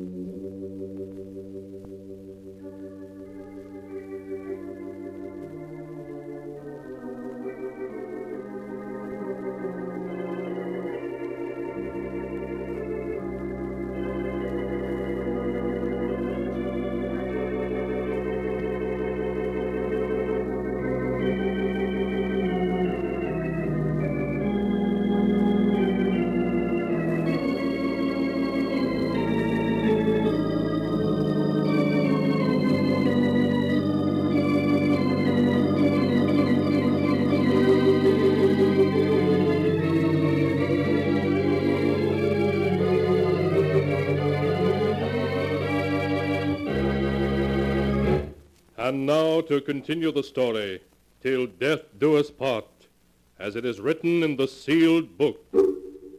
After driving frantically for hours, Chris has reached Owensville, his hometown, and on the outskirts of town, at the entrance to the ancient cemetery, he is arguing with the old caretaker, who has come to the door in nightshirt and trousers. But I tell you, I have to know tonight. Can't you understand? I only want to know if a girl by the name of Ann Ballon is buried here. Look, mister, it's almost midnight. I can't go looking through any records now. You'll have to come back in the morning. Please. I'll give you $20 if you look it up for me now. $20? All right, come in. Thank you. What'd you say that name was? Ann Ballon. Let's see. Yeah, here we are. B. And Ballon. Yeah. She's here. Buried in the Ballon family plot, interred June 26, Section 15, Plot 5. Can't be. It can't be. Yeah, what'd you say? I must see that grave opened. You'll have to get a court order for that, mister. I want to see it now, tonight. I'll give you $500 to open that grave. You must be crazy, mister. It's against the law. Listen, I don't want the body. I merely want to look at it. Would $1,000 make it worth the risk? $1,000? Yes, 1,000. You'll never make an easier 1,000. We'll be finished by dawn. Well. $1,000, huh? All right, I'll do it.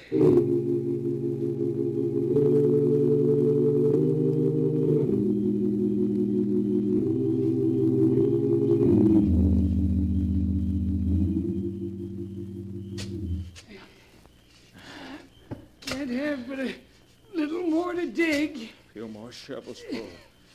We should reach the coffin. Blast that moon. Anybody comes past this graveyard, they can see us.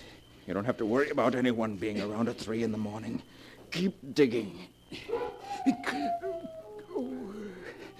We shouldn't be disturbing the dead.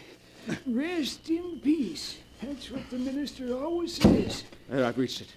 The coffin. Quick, help me clear all this earth off it so I can open the lid. All right. Anything to get this over with. Hurry up. There, that's enough. All right, now hold up the lantern. I'll open it. All right. There you are. Now go ahead.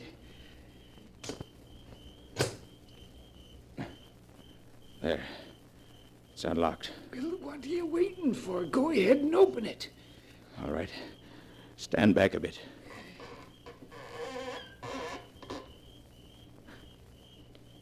It's empty. Yes, empty. Empty. I knew she couldn't be buried here. She's alive, do you hear? Anne's alive.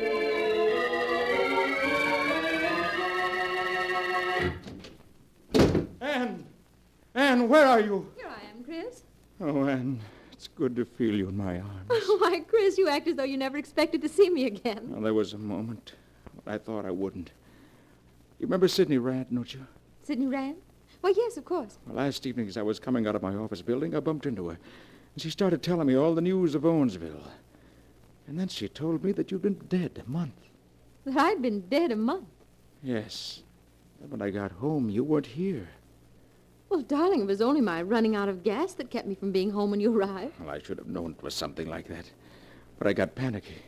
Called Sam Morris long distance, and he too said you were dead. Must have gone haywire after that. For I took the first train to Owensville.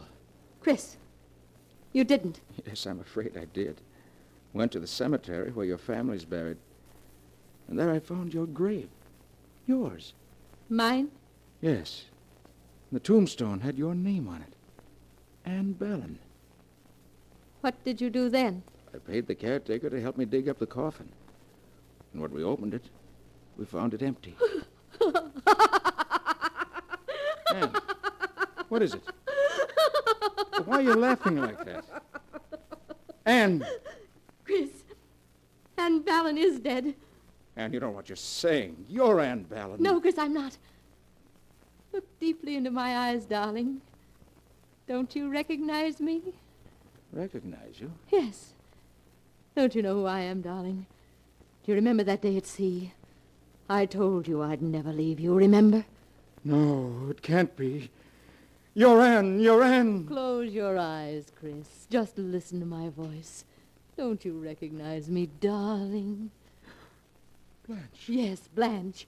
Blanche in Anne's body, because mine was lost at sea. No, it can't be. It can't be. But it is, Chris. I couldn't come back in my own body, so I killed Anne to get this one. You killed Anne? Yes, Chris. And then took her body. I did it so that you and I could be together again. No. Forever, darling. Together. Forever. Yes, forever. No. Oh, no, I'll never leave you, darling. Never, never, never. And that is the tale of Chris and Blanche Werby, till death do us part, as it is written in the sealed book. When Chris was sure that Blanche had indeed returned to him, even from the grave, he tried to escape by seeking death himself, throwing himself into the sea from an ocean liner. Weeks later, his body was cast up on the shore, tightly clasped in the dead arms of the body of a woman, later identified as Blanche. So they are buried now, side by side, together forever.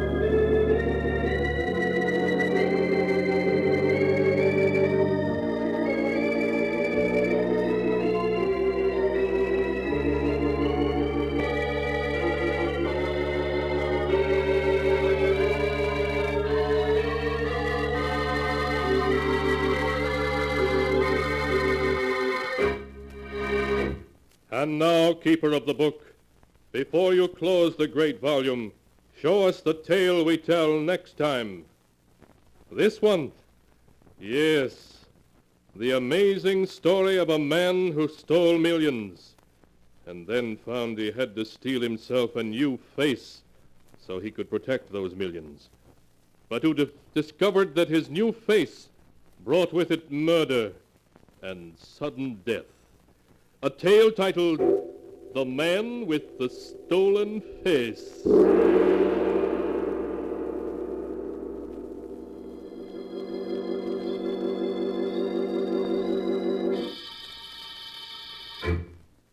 Be sure to be with us again next time, when the sound of the great gong heralds another strange and exciting tale from The Sealed Book. The Sealed Book, written by Bob Arthur and David Cogan, is produced and directed by Jock McGregor.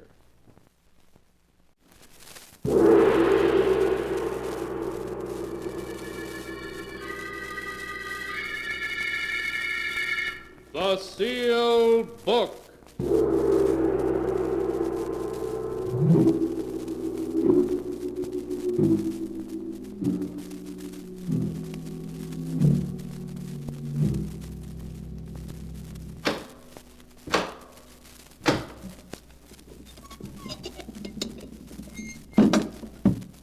Once again, the keeper of the book has opened the ponderous door to the secret vault, wherein is kept the great sealed book, in which is recorded all the secrets and mysteries of mankind through the ages. Here are tales of every kind, tales of murder, of madness, of dark deeds strange and terrible beyond all belief. Keeper of the book, I would know what tale we tell this time. Open the great book and let us read. Slowly, the great book opens.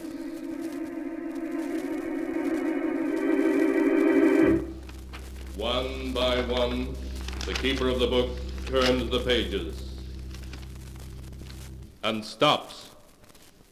Ah, the strange and terrible story of a man who returned to his birthplace and found himself treated as though he were truly a ghost. A tale called Welcome Home.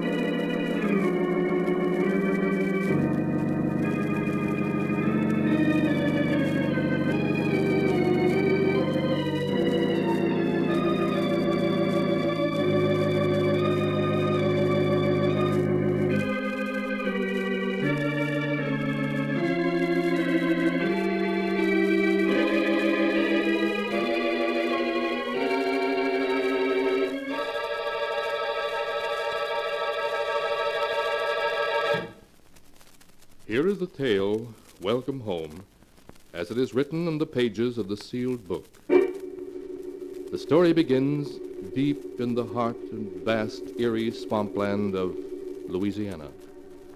It is late in the evening and the moon is bright when an automobile containing a man and a woman stops in a weed-grown driveway before a great lonely old mansion, crumbling now into ruins.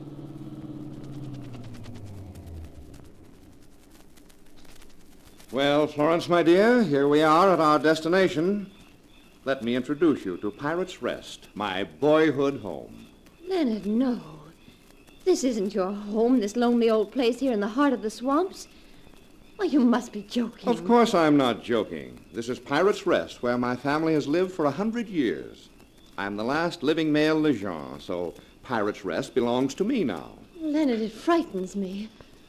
That little white building over there through the trees down by the water looks like something in a cemetery. As a matter of fact, it is. That white building is the family mausoleum. Oh. Most of my ancestors are buried there, including my notorious great-grandfather, Paul.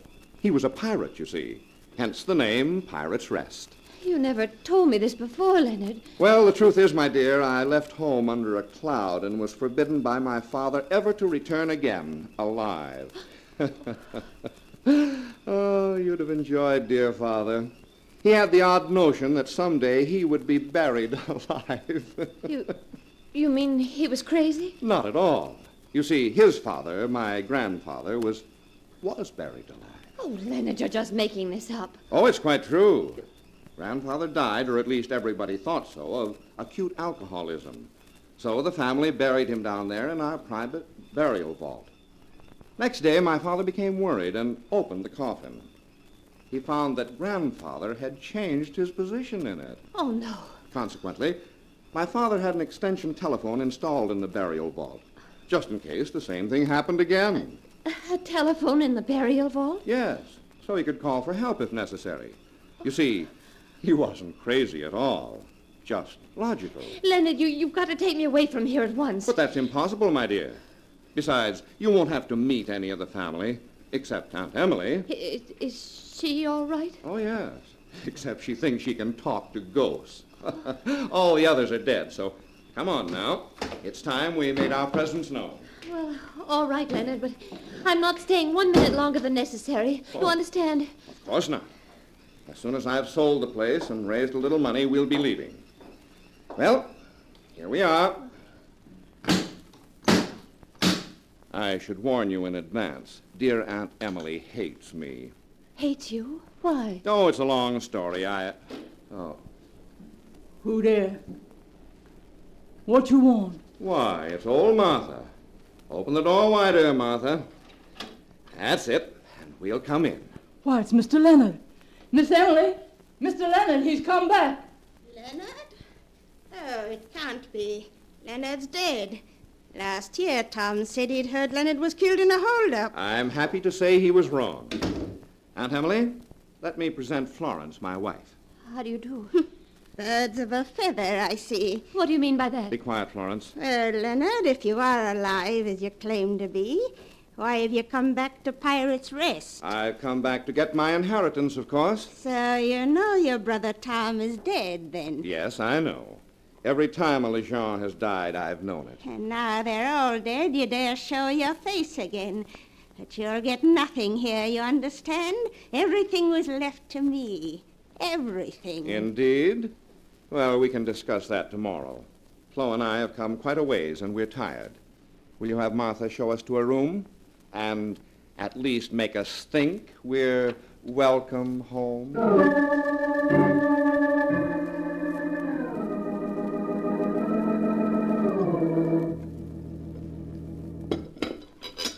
Coffee, Leonard? Yeah. Here you are. You know, Flo, I'm a little disappointed. The house is badly run down. I doubt if I can sell it. But there must be cash around someplace, plenty of it. Leonard, why does your Aunt Emily hate you so? Oh, I incurred Emily's hatred when I was 12. That was the day of my grandfather's funeral. The one who was later found to have turned over in his Oh, coffin. Leonard, please. Emily was the last to leave the vault. For a prank, I closed the door on her. And it was next day before the family found her. Oh, Leonard, how could you? During the night, she heard Grandfather calling to her, asking her to let him out. But of course she didn't, since she knew perfectly well he was dead. Her belief that she could talk to ghosts is dated from that night. Oh, Leonard. Oh, but never mind the past. Suppose we look around the house. It'll give you a chance to see Pirate's Rest by daylight, and we might stumble on the money.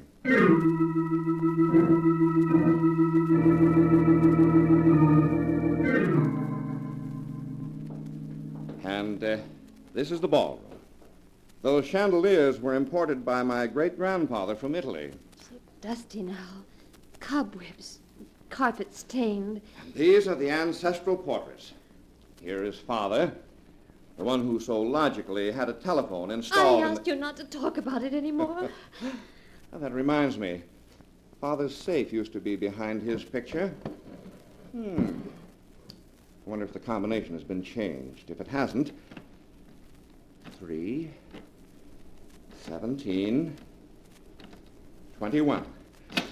It's open. So it is. Well, let's see what's in here. Lots of papers. But I don't see any cash.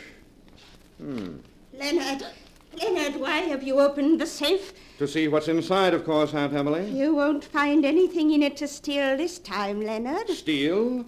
I hardly think taking one's own property would be stealing. You have no property, not according to your brother Tom's will. Oh, yes, his will. I've been meaning to speak about that. Aunt Emily, Where have you been all morning? I've been down to the graveyard, talking to your brother Tom. Talking to Tom? Tom's dead, and you know it. Yes, Leonard. But I can still talk to him. You know, they don't leave right away. And until they go... Oh, Leonard, make her stop. Don't pay any attention to her. I talked to your grandfather while he was waiting. And I talked to your father, too. And today I was talking to Tom. Maybe someday I'll talk to you, Leonard. Then you'll see. Oh, make her stop. Aunt Emily, you've talked enough nonsense. I want some straight answers. Here's a very interesting document that says Tom received $300,000 in cash for some property only 6 months ago. $300,000? That money is someplace around the house, isn't it, Aunt Emily? If there's money in this house, Leonard, why don't you look for it? I'm sure if it's here, you're clever enough to smell it out. You always have been. All right, I will. But if I don't find it, Aunt Emily, then you and I are going to have a little heart-to-heart talk.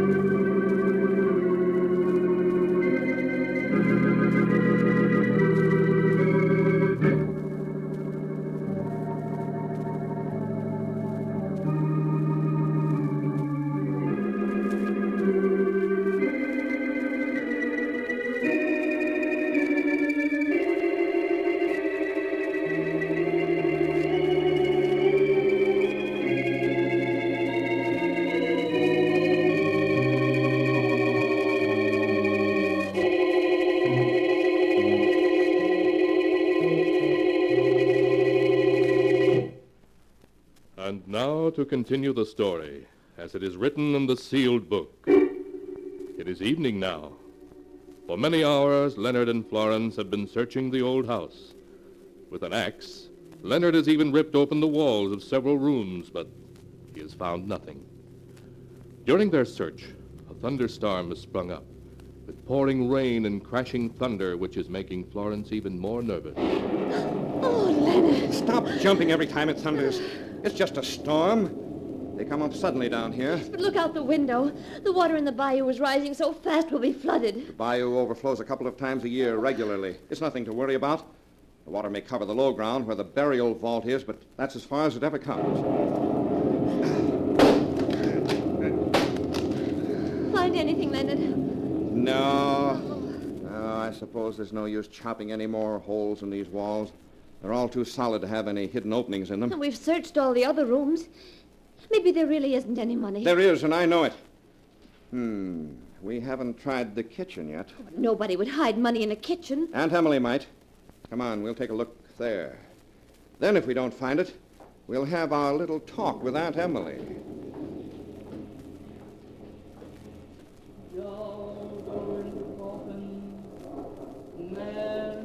What is it, Leonard? Why are you stopping out here in the hall? Martha's in the kitchen. She's up to some mischief. What? She's playing with a little doll. Putting it into a box. She's up to one of her conjure tricks. But I'll put a stop to them. Man go into grave. Doll go into Martha, coffin. what do you think you're doing? Mr. Leonard. Give me that box. No, you stay away from me. Give it to me, I say. Oh. There. Now, let's see what you're up to. Why, it's a doll. Dressed just like you are. And it's got adhesive tape over its nose and mouth. It's supposed to be dead. And the box is supposed to be a coffin. Well, we'll fix that. There.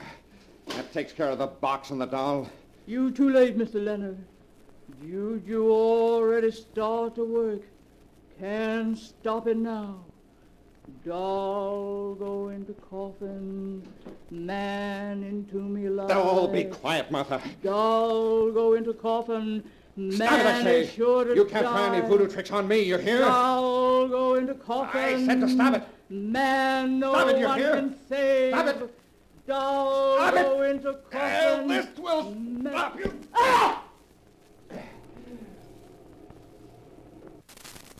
She's dead. The axe. Oh, you killed her. I told her to stop. She asked for it. Leonard, what are we going to do? Nothing. I'm master here. Nobody's going to tell the police. If Emily tries to... Emily tries to what, Leonard? Aunt Emily. What are you doing here in the kitchen, Leonard? Where's Martha? Stay away from her. She's dead, isn't she? Yes, of course she's dead. So you killed her, Leonard. Yes, Aunt Emily, I killed her. Leonard, what are you doing? Just gathering up these towels, Flo, my dear. Now, you and I and Aunt Emily are going into the living room. I'm going to tie Aunt Emily to a chair. Then I'm going to persuade her to tell us where that money is hidden.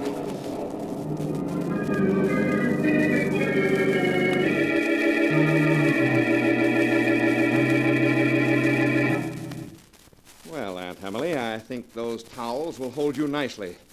Now, I'll give you one more minute to tell me what I want to know.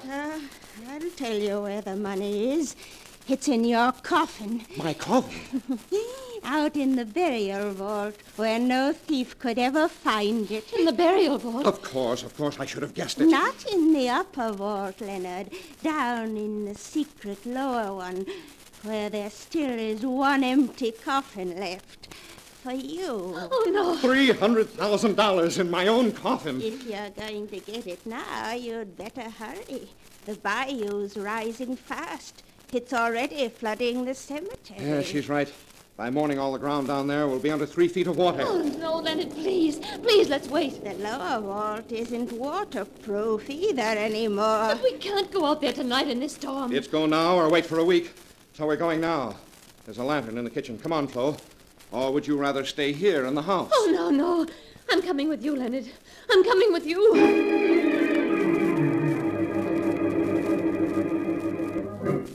A few minutes later, Leonard and Florence, with a lantern to show the way, stumbled through the darkness toward the old mausoleum, wading through water a foot deep to reach it. Then Leonard unlocked the heavy iron door, and they entered a dim, cold room, heavy with the musty atmosphere of death. Then as Florence held the lantern high, Leonard found a great iron ring in the floor and pulled on it, so that a heavy marble slab slowly rose, revealing a narrow flight of steps leading down into the burial vault beneath. Leonard sent Florence ahead of him down these steps with the lantern, then followed, pausing to lower the marble slab back into place. Oh, Leonard, there's water down here. It's over my ankles. It won't hurt you. Leonard, I'm frightened. Aren't you coming down? Just as soon as I let the slab down. There. Now, let's find that money. Leonard, the water's rising. I can feel it. Wet feet won't hurt us. Just make sure the lantern doesn't get wet. Oh, please, Leonard, hurry. All right. Hold the lantern over here so I can see. All right. Here we are. Here's great-grandfather Paul's coffin in its niche. Yes. And grandfather's. And father's. And Tom's. And here's mine. Oh. With my name on the nameplate. Leonard Lejeune. Born May 17th, 1890. Died March 12th, 1930. Leonard, that's today. Yes. The last part has been scratched in with a knife. Oh, that's some of Aunt Emily's nonsense. Oh, but it doesn't matter. This is the coffin she said the money was hidden in. I have a screwdriver here. I'll get this lid off. It isn't screwed on. And look! It's here! The money! She was telling the truth. $300,000. At least, maybe more. There's a dozen big packages of bills here. Now do you feel better? Yes, but please let's take it and go. The water's still rising. All right, I know. Hold the gunny sack open and... What's the matter now? I think I heard somebody up above us. Oh, nonsense. You're just imagining things. No, I heard footsteps and And a sliding noise. Maybe it was your Aunt Emily. She's safely tied up in the house. Oh, but those towels, she wasn't tied very tight. Hold that sack open, I tell you. Oh, all right, Leonard. 6, 8, 10, 12. Yeah, that's all of it. Now we can get out of here. You hold the lantern. I'll carry the money and go up first. I'll get the marble slab up. Then you can follow me and...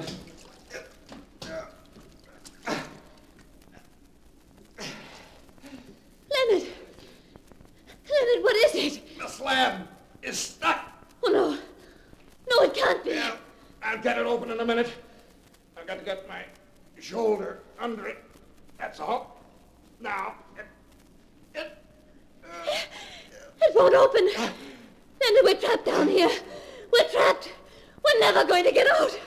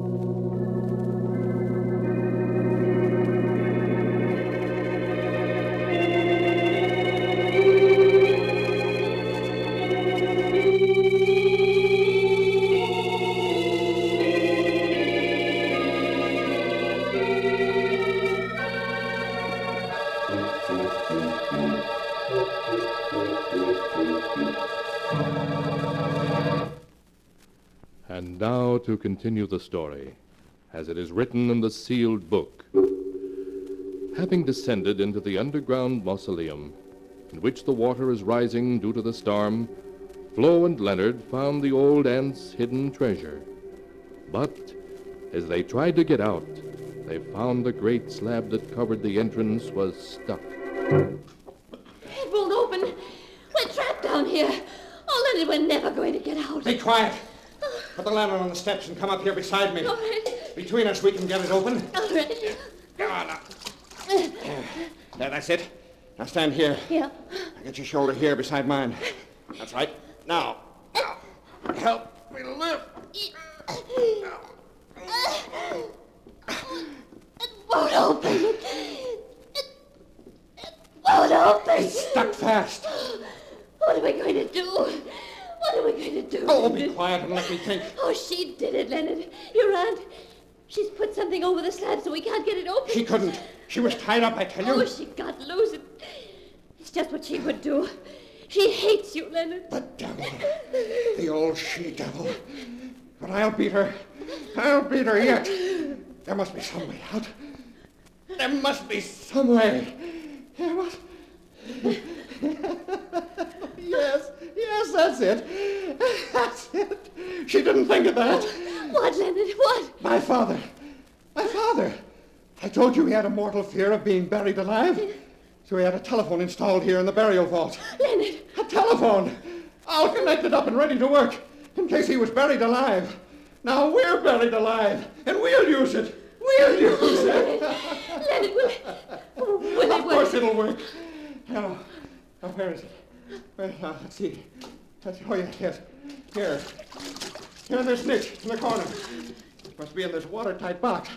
Come on now. Hold the lantern while I open it. Yes, Leonard. There. Look, I was right. A telephone all in working order.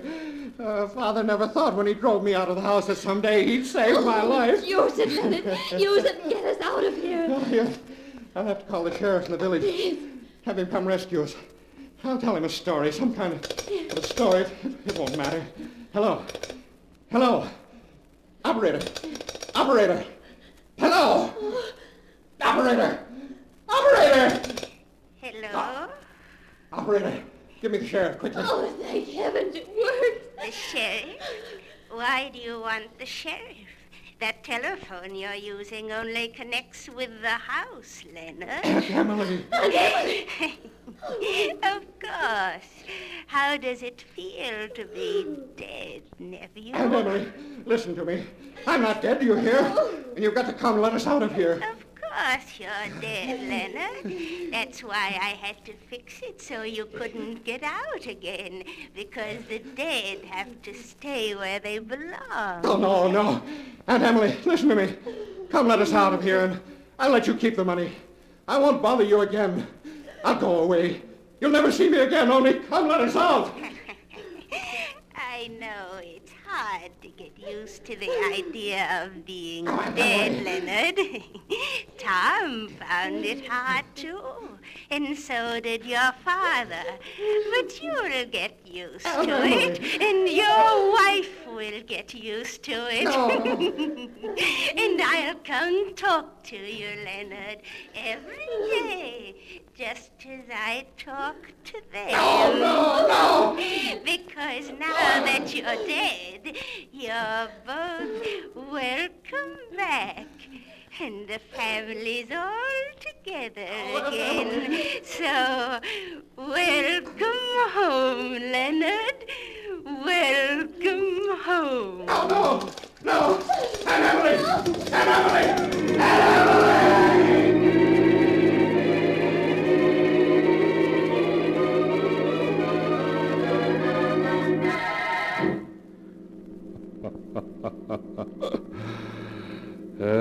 That is the tale of Leonard and Florence Lejean's homecoming, as it is written in the sealed book. The next day, old Emily was found unconscious by neighbors who had no knowledge of Leonard's arrival with his wife. They took Emily to the hospital, where it was several weeks before she could speak coherently. Then they decided to keep her there, to look after her. For the doctors observed that Emily carried on long conversations with a nephew named Leonard and his wife, Florence, whom no one else could see.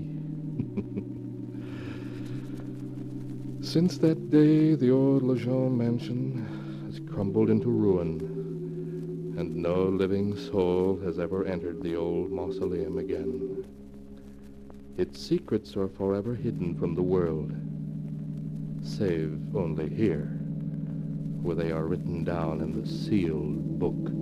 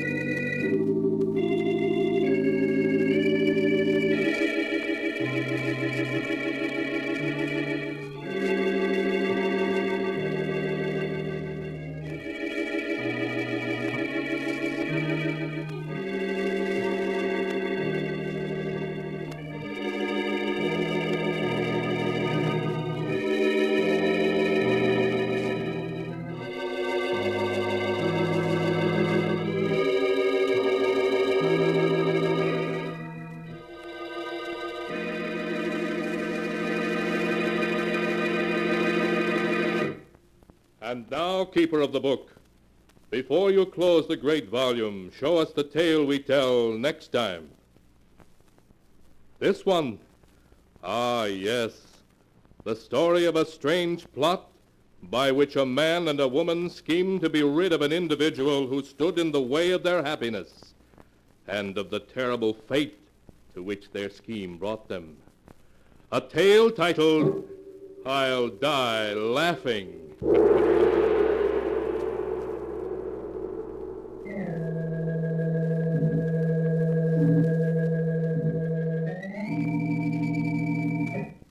Be sure to be with us again next time, and the sound of the great gong heralds another strange and exciting tale from The Sealed Book. The Sealed Book, written by Bob Arthur and David Cogan, is produced and directed by Jock McGregor.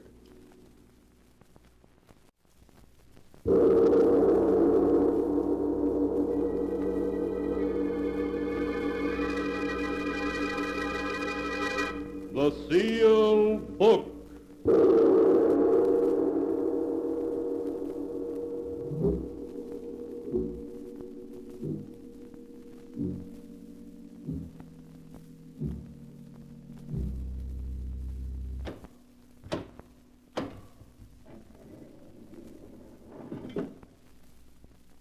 Once again, the keeper of the book has opened the ponderous door to the secret vault, wherein is kept the great sealed book, in which is recorded all the secrets and mysteries of mankind through the ages.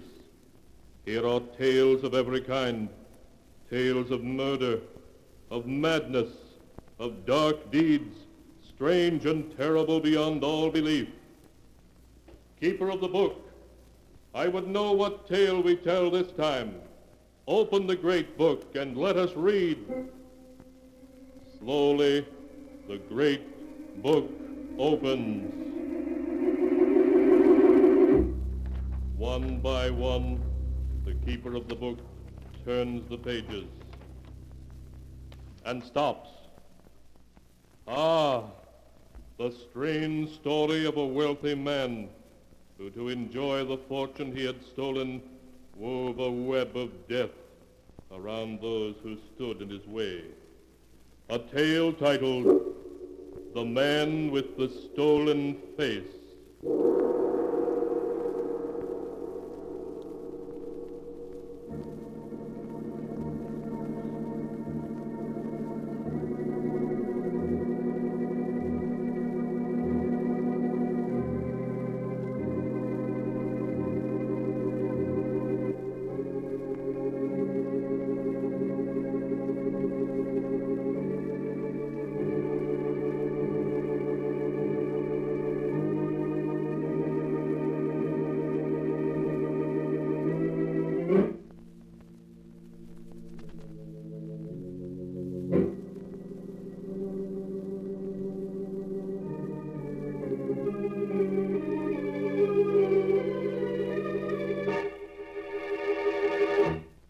Here is the tale, The Man with the Stolen Face, as it is written in the pages of the sealed book.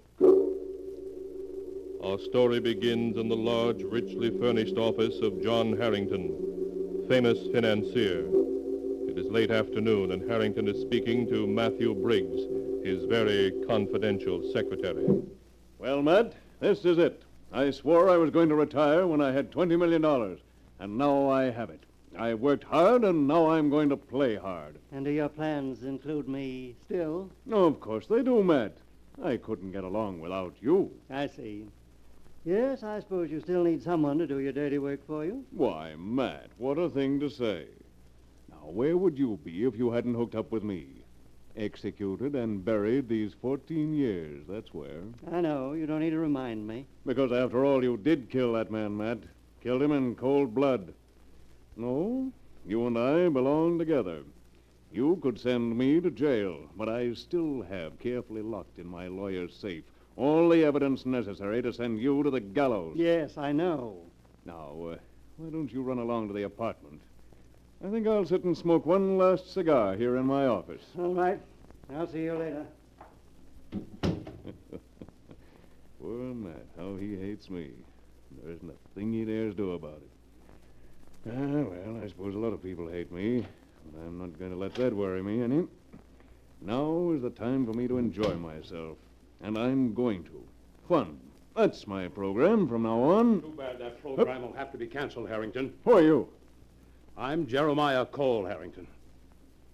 You don't recognize the name, I see. Why should I? I never heard of you before in my life. I dare say not. But you've heard of my father, Nathan Cole. Oh. He gave you your first job 20 years ago. Well, what of it? I don't suppose you've forgotten that you got your start by cheating him out of his business. I did nothing illegal. You ruined my father after he'd befriended you and he died of a broken heart.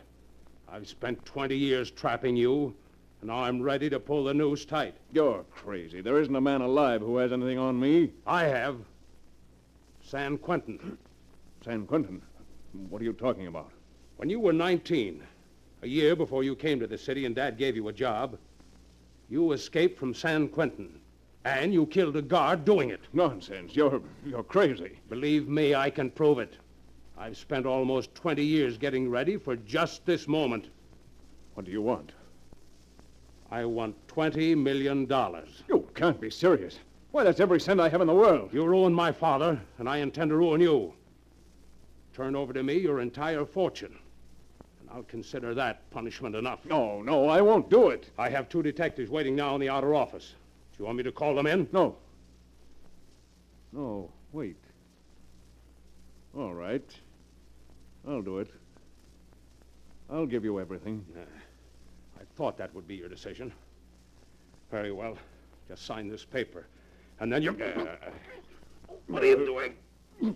Take your hands off my throat. You fool. You think I'm the man to give up that easy? I'll show you. Yes, I have $20 million, and nobody's going to take them away from me. Nobody.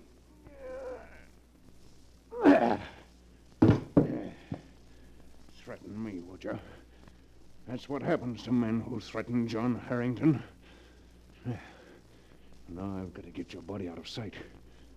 Yes, of course, the vault. I haven't locked it yet. Plenty of room in it for a dead blackmailer. So, in you go. There you are. Now to close the door and set the time clock. And nobody will be able to find you before Monday. As for your detectives outside, there's a back door to this office by which I can leave. You didn't know that, did you, Mr. Cole? There's a lot of things you didn't know, and one of them is that you shouldn't try to get the better of John Harrington.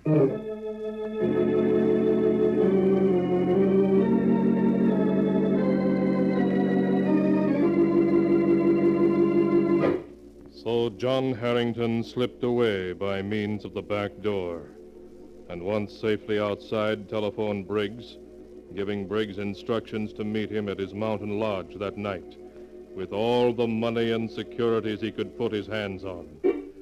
Harrington then made his way by lonely back roads to his isolated lodge in the hills, at which Briggs presently arrived to learn his employer's unfortunate plight. But, John, what can you do? If you've killed this man, Cole, I don't see how you... You're here to help me, not to hang crepe. All right, just tell me what you want me to do. Then listen, we're safe here for quite a while. Nobody knows about this hideaway but you and me. We have plenty of food, and we can stay here indefinitely. Yes, but the minute you leave here, someone will recognize you. That rugged face of yours has been in the papers and newsreels so often everybody knows it. I'm aware of that, so I've got to have a new face. A new face? Why not? I know just the man to do it. Ludwig Muller. Muller? You mean the plastic surgery expert who was mixed up with that gang out in Chicago? That's the one. He was given 5 years for altering the features of members of the gang.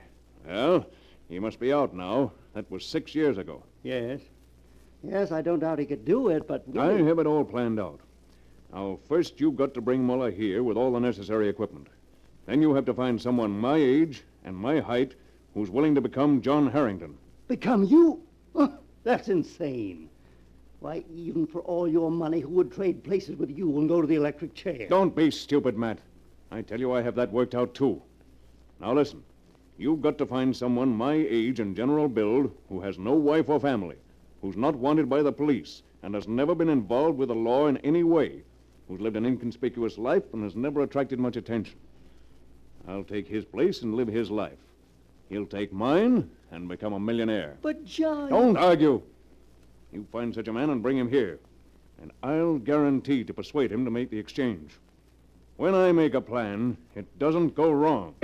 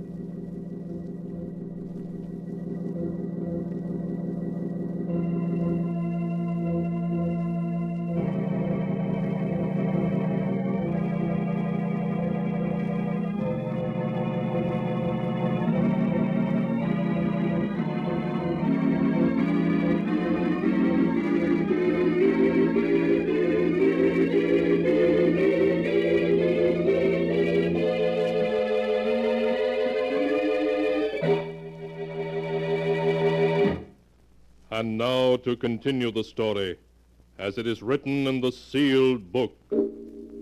A week passed, then a second, and a third. Then late one evening, Briggs returned. In the car with him were two men, one large and heavy-set, like John Harrington, the other slender, pale, and nervous.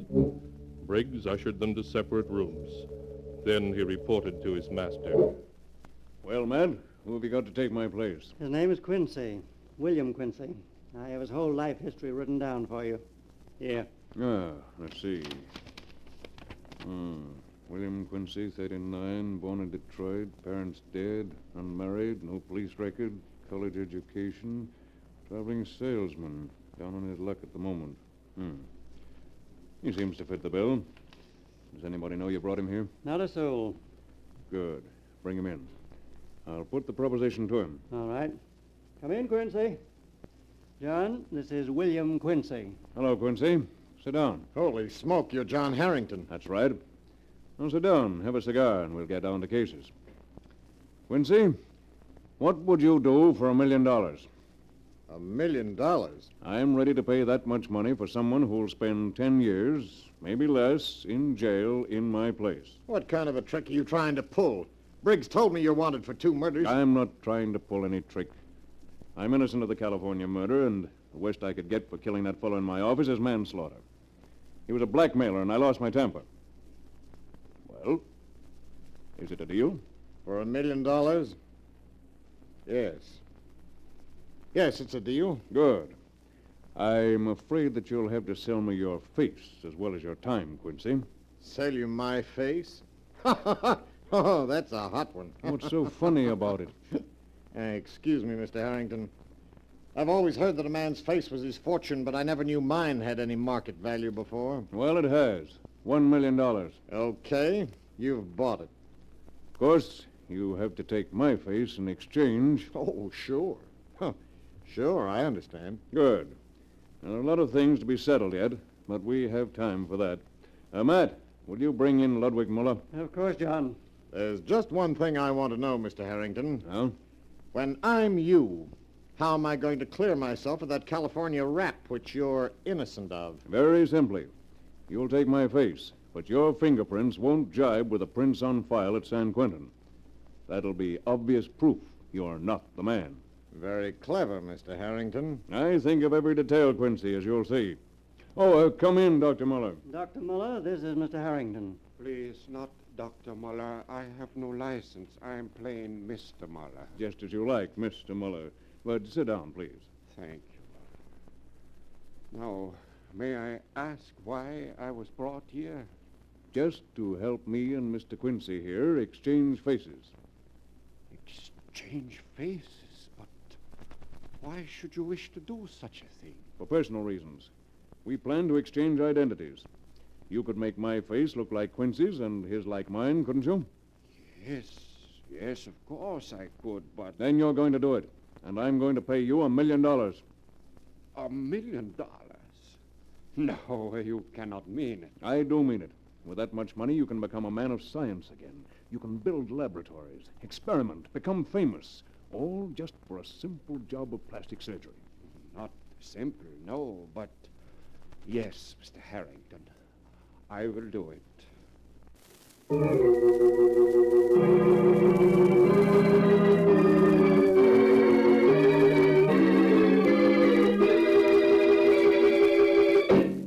Muller began work upon the two men. Day after day he worked, patiently with skilled fingers, changing their features, making the face of one into the face of the other. It was a long and difficult job, but as the time for the removal of the final bandages came closer, John Harrington was in excellent spirits. Well, Quincy, do you feel ready to take over the role of John Harrington, millionaire? Any time. I've practiced your walk, your signature. I even know what you like to eat. What are you going to do after you become William Quincy, Esquire? I don't suppose you'll be going back to my old hometown, Detroit, will you? No, I hadn't planned to. Well, take a tip from me. Don't. What do you mean? Why not? Well, there are people there who don't like me. I thought Briggs said you had a perfectly clear record. No, I have, but I quarreled with one or two people. Nothing legal, but, well, you wouldn't know who my friends were and who were my enemies, so on the whole, it'd be simpler just to give Detroit a wide berth. You're talking very strangely, Quincy. What's behind it? Not a thing. I'm just worked up, I guess. Because tomorrow we're going to see what we look like as each other.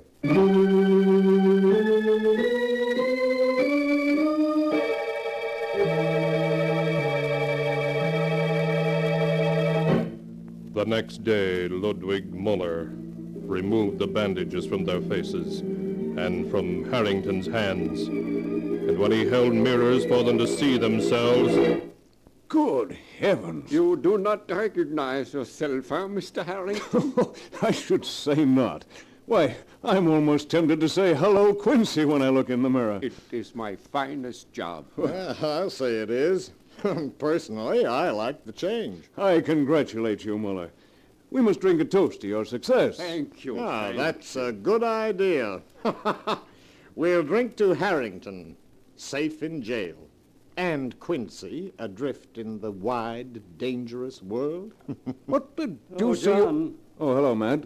How do you like my new face? Why, it's a perfect job. We were just going to drink to it. Bring some glasses and a decanter, will you? In fact, bring the special decanter of Napoleon brandy. Certainly. I'll get it. Napoleon brandy, eh? Huh. Sounds good. Well, we'll drink to our futures. I may be going to jail for a while, but when I get out, I'm going to live high, wide, and handsome. And how about you, Mr. Harrington Quincy? Where are you headed for with my face? Oh, I'll see what New York is like, then try Buenos Aires and Rio de Janeiro. Here's the decanter, John. Huh. Shall I pour the drinks? Yes, Matt, and one for yourself. No, thanks. I never drink. You know that. But, here you are. Quincy. Thank you. Dr. Miller. Thank you. And John. Thanks. Gentlemen, I propose a toast to our collective futures. I'll drink to that. Come on, Doc. Bottoms up. That's smooth stuff. Oh, very good indeed, Mr. Harrington. I'm glad you liked it. And now, if you'll excuse me, I have some business to talk over with Matt. But keep the decanter and help yourself. Today is a day to cut loose. And I'm going to cut. Pour us both another, Doc. Sure. Come along into my office, Matt. Yes, John. Now sit down and let's see where we are. I've taken care of everything I can think of. All transfers of money and stocks have been finished, except for, well, a couple of million. I'm afraid we'll have to let those last few millions go. Too much danger trying to transfer them. But you've done well, Matt. Thank you, John. What was that? Sounded like somebody falling. There it is again. I rather imagine it was Quincy and Muller, Quincy. Matt. The poison I put in that brandy yesterday works fast. Poison? Of course. I only pretended to drink mine. You mean you... Exactly. I couldn't let them live. They knew too much. Have you no human feelings whatever? Not where my own skin is concerned. I propose to start my new life as William Quincy with a clean slate and no witnesses left behind me. Oh. Does that include me too, John? I'm afraid it does, Matt. No, don't move. I have my gun here in my pocket. See? Yes. I see now. I've been a fool, haven't I? I'm afraid so. You should have acted first, Matt, and killed me. Yes, I should have. But I never had the courage. The race is to the strong, never to the weak. Maybe you're right, John.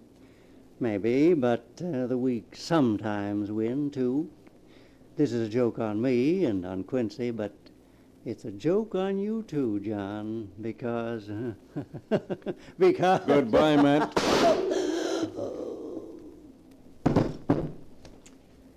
Well, that's that.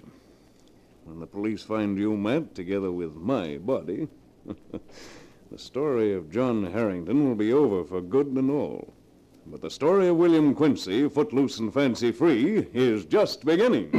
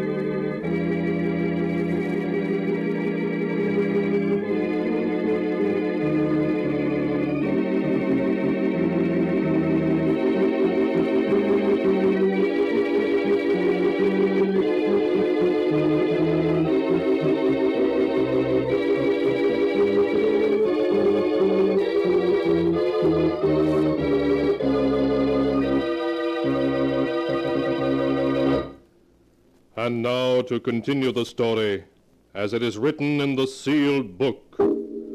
A day later, John Harrington slipped away from the mountain hideout, leaving death in sole possession. He had no qualms and no fears. His new face was that of another man, and he became the other man. As William Quincy, he reached New York and went to the hotel where Matt Briggs had made a reservation for him by mail. Yes, sir. Can I help you? My name's Quincy, William Quincy. You're holding a suite for me. Oh, yes, sir. 17E. If you'll just register. Certainly. And here's a letter we've been holding for you, Mr. Quincy. A letter? Thank you. Why, it's in Matt's handwriting. And there were two gentlemen asking for you yesterday. Two gentlemen? Yes, sir. What did you tell them? That you hadn't checked in yet, sir. If they ask for me again, tell them I've canceled my reservations. I'm here for a vacation, and I don't want to be disturbed by anyone.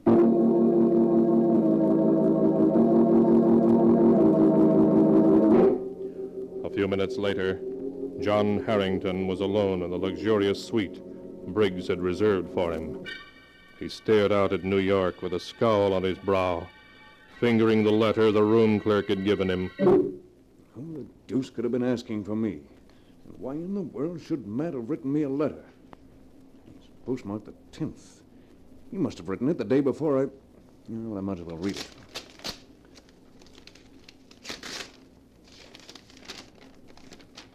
Dear John, you'll get this letter when you reach New York. By then you will be William Quincy for good and all, and Quincy will be John Harrington. I've talked with him, and he has agreed as his first act to ask your lawyer for the evidence you've been holding over my head all these years. He will destroy it. Then, at last, I will be free of you forever. That poor devil, that was his mistake. Now, what else did he say? And now, I want to give you a word of warning. The worm has turned after all these years. I have outsmarted you at last with your own help. What in thunder does he mean? Why do you suppose Quincy was so willing to take your face and go to jail even for money? He had good reason for it. Believe me, he...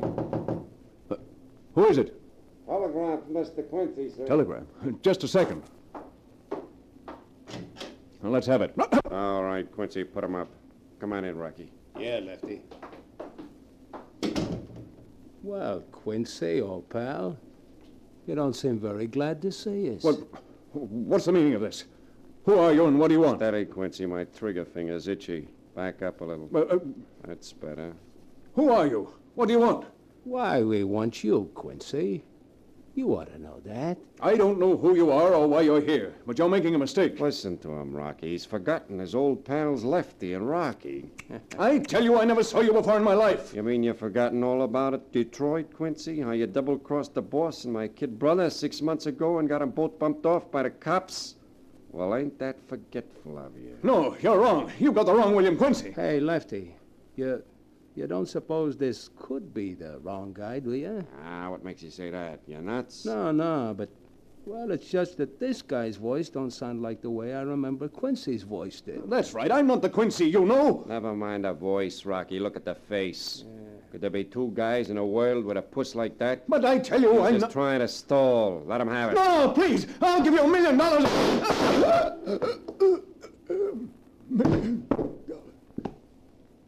Well, that takes care of that.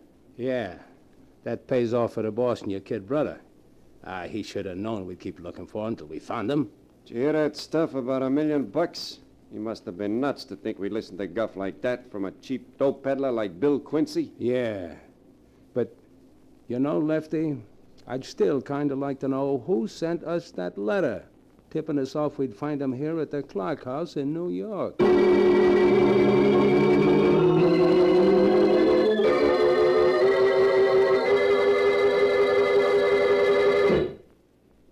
And so ends the tale, The Man with the Stolen Face, as it is written in the sealed book. The plot, which John Harrington had so cleverly contrived to change his identity, led him to his doom at the hands of William Quincy's enemies.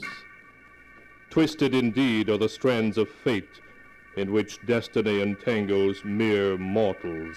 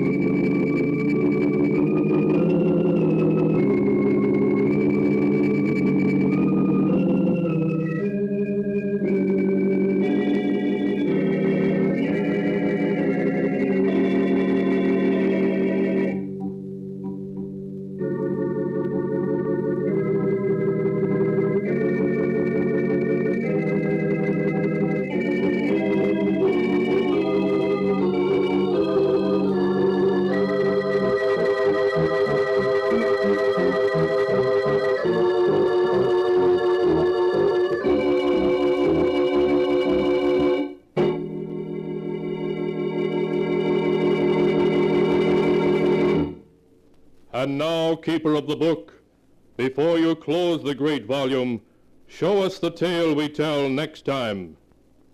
This one, ah yes, The tale of a handsome and mysterious man who had a strange power over people and who caused heartbreak and ruin wherever he went.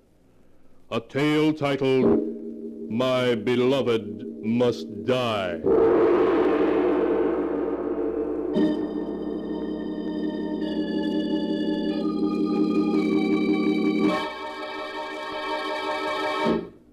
Be sure to be with us again next time, when the sound of the great gong heralds another strange and exciting tale from The Sealed Book. The Sealed Book, written by Bob Arthur and David Cogan, is produced and directed by Jock McGregor.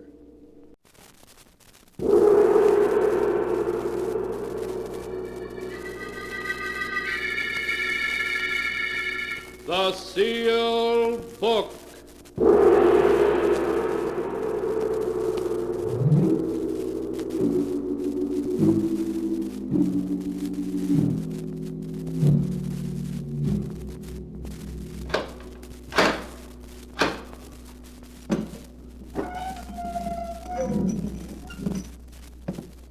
Once again, the keeper of the book has opened the ponderous door to the secret vault, wherein is kept the great sealed book, in which is recorded all the secrets and mysteries of mankind through the ages. Here are tales of every kind, tales of murder, of madness, of dark deeds, strange and terrible beyond all belief. Keeper of the book, I would know what tale we tell this time. Open the great book and let us read. Slowly, the great book opens.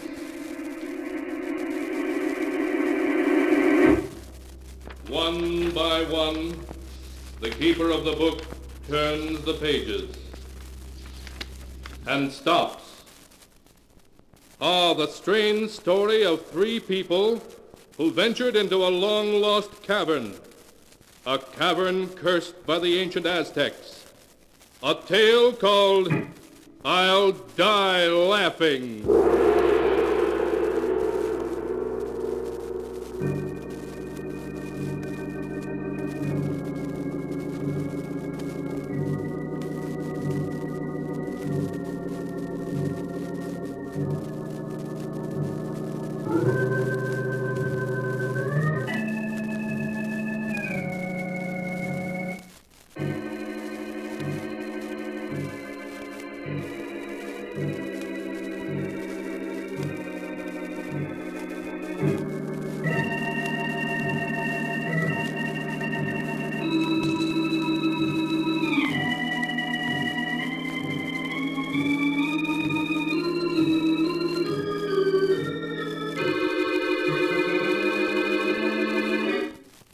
Here is the tale, I'll Die Laughing, as it is written in the pages of the sealed book.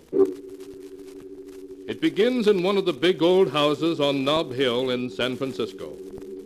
John Dayton, a huge, fat, middle-aged man, is laughing at a story that Dr. Smith, his personal physician, has just told him. Oh, say, Doc, that's a good one.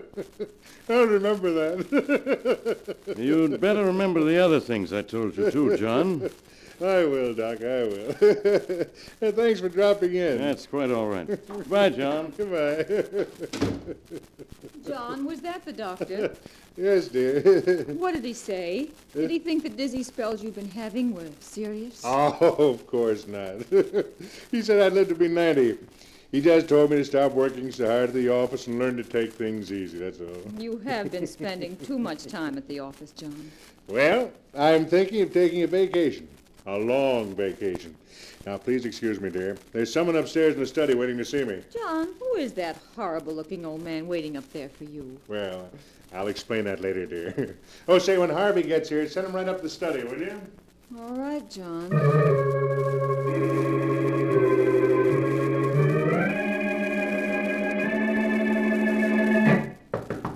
Yes? Oh, Harvey, come in.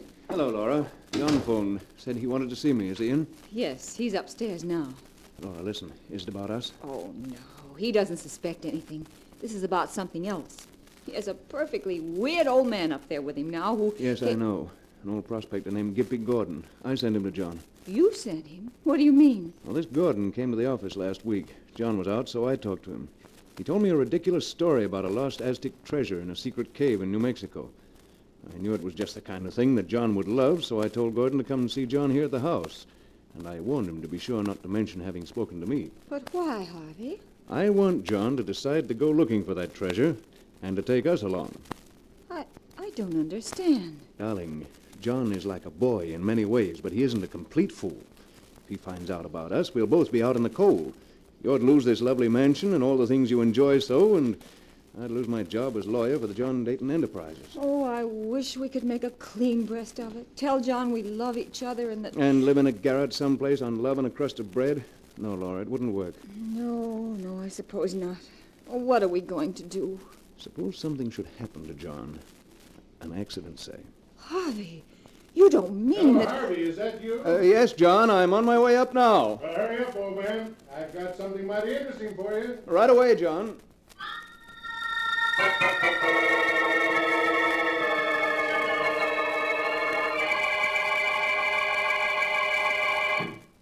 Harvey, this is Gimpy Gordon, a prospector. Gimpy, this is Harvey Lewis, my legal advisor. How do you do?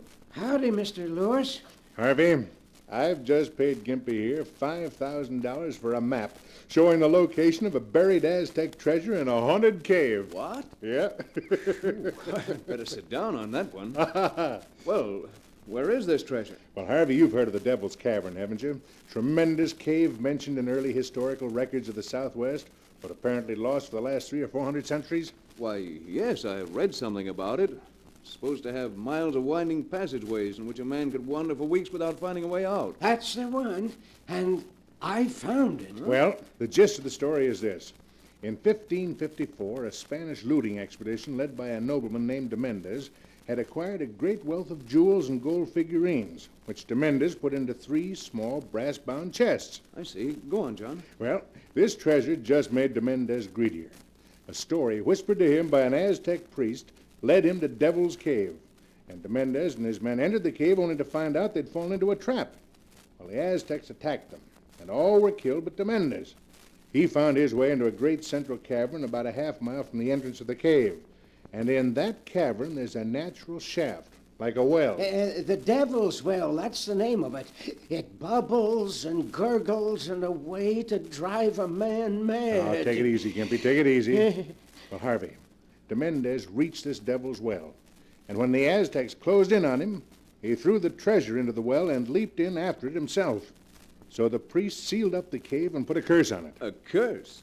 Oh, come now, John. You don't believe in that. Oh, it's true. It's true, Mr. Lewis. The curse was that nobody who went into the cave to get the treasure could ever get out again alive. They was doomed to die there. I see. But you say you went into the cave and came out again alive, so it can't be much of a curse. Oh, but it is, Mr. Lewis. It killed Pedro, my Indian, and it's still after me. I wouldn't go back there again if it was worth $1 million. But assuming your story's true, how could anyone find their way into the cave and out again? There's a string marking the route, Mr. Lewis. 2 months ago, me and Pedro found the entrance. We tied the string to a rock and went in, letting it unroll behind us. Took us a week, it did, to find our way to the big room where the Devil's Well is. But we made it. Huh? And then what happened? Well, I had a 100-foot rope and some big hooks. We fished around in the well for the chests, and by, we drew one of them up. You actually fished up one of the treasure chests? Yeah. It was about so long and so wide and 6 inches high. I shook it, and we could hear the jewels rattle inside of it. Where is it now? What happened to it? Well, when Pedro seen the chest, he grabbed for it and tried to push me into the well. Well, I ducked, and Pedro got hold of the chest when all of a sudden he fell over into the well with it. Well, what did you do? Oh, I run for it before the cave and the well could get me, too. I followed the string back, and I didn't stop till I was outside. But all the way, I heard Pedro calling to me for help. And now, whenever I hear the well, I hear him, too, calling to me, still calling to me. Well, Harvey, that's the story. And making all due allowances, I think it's well worth investigating, don't you? Say, it is an interesting yarn, John. And I think it'd be a lot of fun to look into it, whether we find any treasure or not. Good. Then we'll do it. You and me and Laura. It'll be a vacation for all of us. Oh, no. No. What is it, Gimpy? What's the matter? He looks scared to death. The devil's well. I hear it again. It's calling me. Oh, come now, Gimpy. You're letting your nerves get the better of you. No. I hear it, I tell you. Listen. We don't hear a thing, Gordon. It's just your imagination. No, I hear it. I hear it. Oh. Save me, Gimpy. It's there. In the well. I hear it. And Pedro's calling to me. I hear it. Oh, nonsense. I It's just hear your it. imagination, John, he Gimpy. looks as if he's going to faint. There he is.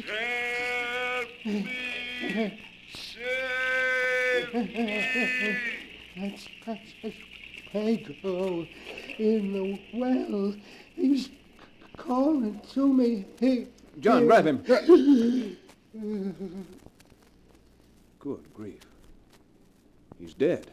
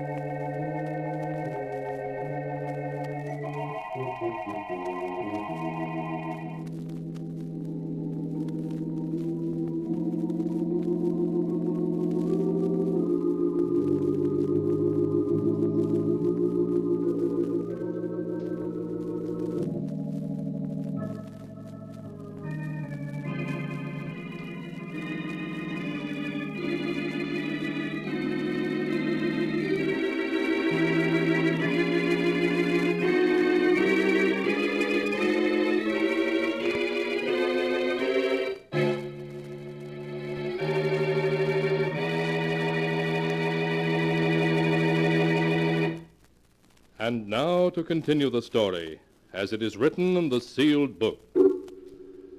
The doctor's examination showed heart failure to be the cause of Gimpy Gordon's death, not an ancient Aztec's curse. In spite of the tragedy, John Dayton went ahead with his plans with undiminished enthusiasm. Laura, his wife, protested, but Harvey added his persuasion to John's, and at last she agreed to go on the treasure hunt with them. A week later, they were ready. John's car loaded with all the necessary equipment. Harvey, I've hardly had a chance to speak to you all week. Before John comes and we start out, you must tell me, what are you planning? Why, Laura, darling, we're just going on a treasure hunt. An expedition from which I expect to return with a fortune. A fortune? From a lost cave? You're not serious. Oh, but I am. It'll be a fortune that I can claim for my own after we return. A very beautiful fortune. You, my dear. Harvey, you don't know what you're saying. But I do. It's the only way out.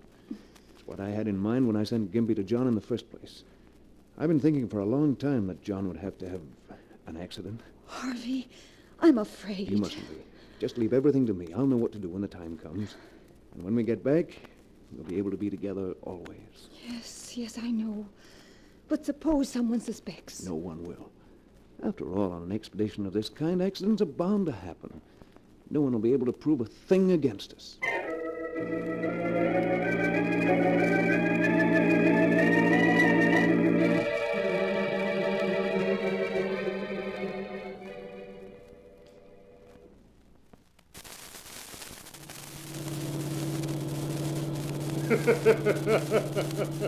And just imagine how Gus Wilson and Duck Arnold will look when we invite them over and show them a couple of chests full of old Aztec jewelry.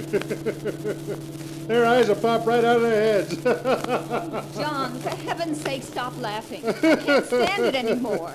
Oh, what do you mean, stop laughing? Why, Laura, what's wrong with laughing? I like to laugh. And when I die, I hope I'll die laughing. Well, if you don't stop it, John, I'll die.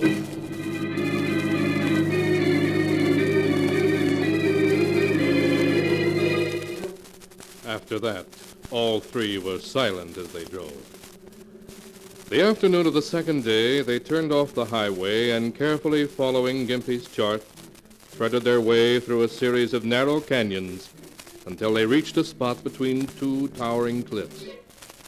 Beside a great black rock gaped the dark mouth of a cavern.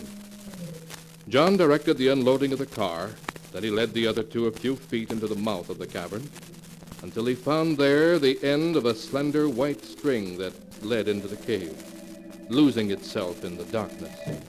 Look, there's the string.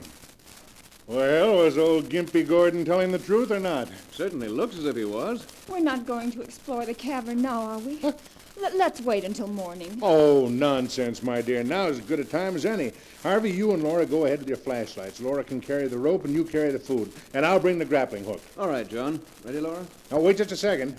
I ought to try this little special device I brought along to make sure we don't get lost. Huh? A bottle with a sprayed top and a colorless liquid in it. Uh-huh. Well, I don't get it, John. What's that for? I told you. It's to make sure we don't get lost. Now, watch. I'll spray some of the ink in this bottle on the wall of the cavern. There. Now, I've sprayed a spot on the wall. Now, shine my flashlight on it. Well, I don't see a thing. That's because the ink is a special invisible type. You see, the ink only shows up when you look at it through special glasses. Now, here, Harvey, put on these colored glasses. All right, John. What do you see? Why, George, you're right. The ink has a greenish glow when you look at it through the glasses. You see, it works. I'm going to use this bottle to spray the ink on the walls of the cave, and it'll mark the proper passage. Oh, John, you always have to amuse yourself with something silly like that, don't you? It isn't silly. It'll give us a double check on the right route so we can't get lost. Now, you two start. I'll bring up the rear, and every 10 feet I'll squirt a little of this stuff on the wall. Then we won't have to worry about Gimpy's string.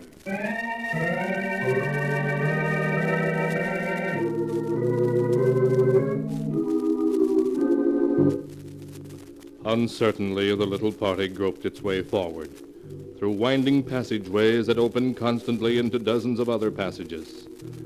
They would have been lost in no time but for the slender white string that led them ever deeper in the echoing depths. Half an hour later, they came out into a great chamber far below the surface. Huge stalactites hung from the ceiling, glistening damply in the beams of their flashlights. They advanced a little way into the underground chamber and put down the ropes and other equipment they were carrying. A low gurgling and moaning of water echoed through the cavern. That's the sound Gimpy mentioned, Harvey. It means we've reached the Devil's Well. Look, over here. A round opening in the floor of the cabin. Yes, this is it, all right. John, be careful. Don't worry about me, Laura. You stay there with our equipment if you like. Say, water isn't gurgling anymore. No. Oh, but Gimpy said it came and went. Must be an underground stream causing it. Say, Harvey, shine your light down here. Let's see how deep it is. 100 feet at least. And to think there's a fortune down under that water. By George, before we go back, what do you say we drop the grappling hook down and see what we can find, huh? Now? Yeah, sure. All right, John. I'll admit I'm kind of curious myself. Harvey, get me the rope and the grappling hook, will you? we may bring up one of those chests the first try. Of course, John. It won't take a second to try our luck. Laura, have you got the rope there? Yes, right here. Harvey, you're not going to do it now? Yes, I am. There's no sense in waiting. We'll be out of here in 30 minutes, free to live our own lives just as we wish. Have you got that rope yet, Harvey? It was tangled, John. I'm bringing it now. Just keep your nerve, Laura. It'll be all over in a minute. Right. Here's the rope, John, and the grappling hook, too. Oh, fine. Just give me a hand with it. Harvey, what are you doing? Just giving you the rope, John, but not quite as you expected. Yeah. Now try to move your arms. Well, you've bound my arms to my sides, Harvey. What's the meaning of this? I'll tell you what it means, John. It means that you're about to die. Die? Have you gone crazy? You fool. Why do you think I arranged this silly treasure trip anyway? You arranged it? Why, I arranged it. That's what you think, but you're wrong. Old Gimpy Gordon came to me first with his ridiculous story, and I passed him on to you. I knew to give Laura and me the opportunity we needed to get rid of you. Laura, is this true? Are you in this with Harvey, this murder plot? Harvey, hurry. Please hurry. Oh, so it is true. You two brought me here to kill me. And I thought... What a joke on me. You won't think it's a joke for long. Because in just a minute you're going down in that well, John. The story we'll tell is that you got tangled in the rope, tripped and fell in. And if anyone comes to fish out your body, John, it was an accident. If anyone comes to fish up my body. Oh, that's a joke, Harvey. You don't know how good a joke it is. But you will. You will. Make him stop laughing. Make him stop laughing. No, make him stop. Goodbye, John.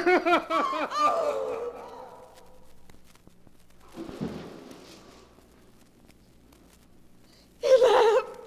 He laughed when you pushed him, Harvey. He always said he'd die laughing, and he did. He did. Laura, pull yourself together. It's all over now, do you hear? It's all over. Yes.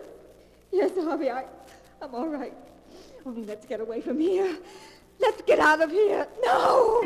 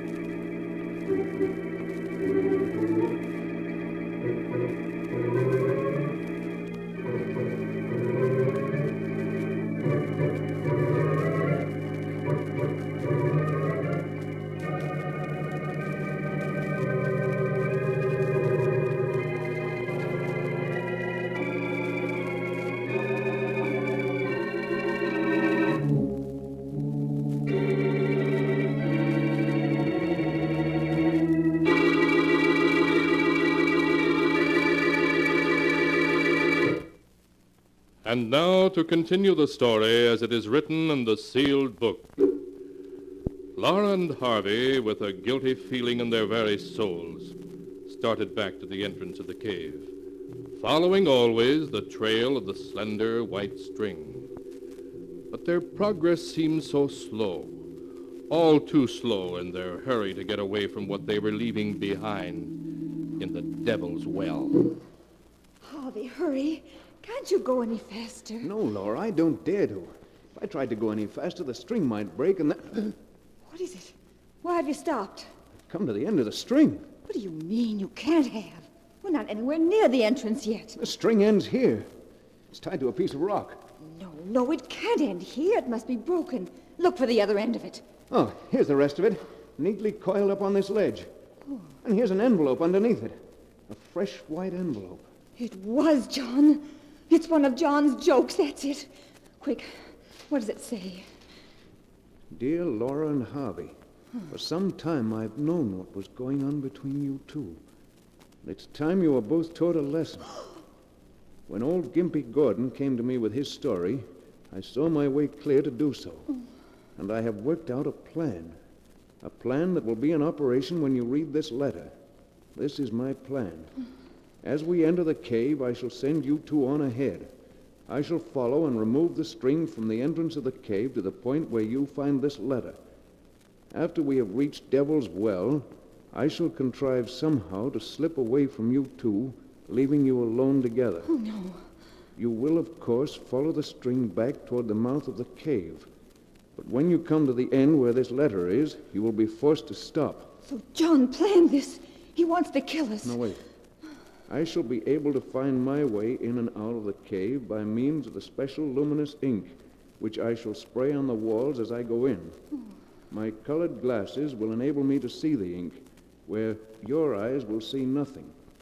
I shall leave you alone in the cave for 12 hours. And if at the end of that time you can still stand the sight of each other, I shall cheerfully step out of the picture. Oh, no. For during those 12 hours, you should get well acquainted with each other's true character. What a beast he is. You ask why I do this.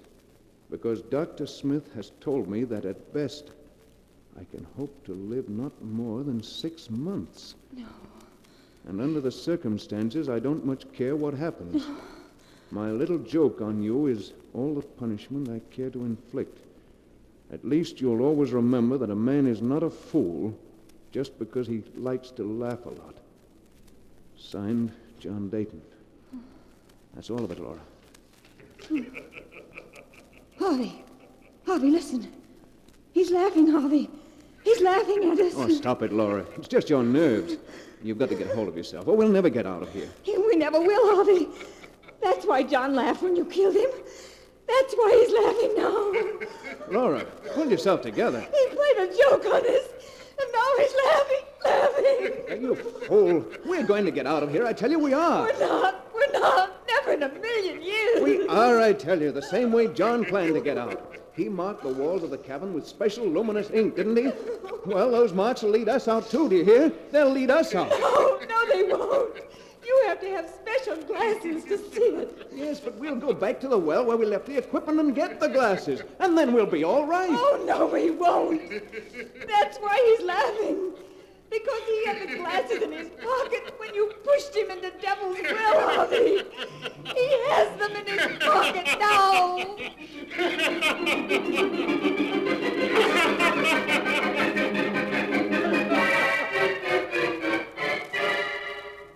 And that is the tale of I'll Die Laughing, as it is written in the sealed book. For days, Laura and Harvey wandered through one corridor after another, seeking the entrance of the cave. John's laughter echoed in their ears, as time and time again they ran into blank walls. Weeks later, a searching party found their bodies lying a scant 100 yards from the entrance of the cave.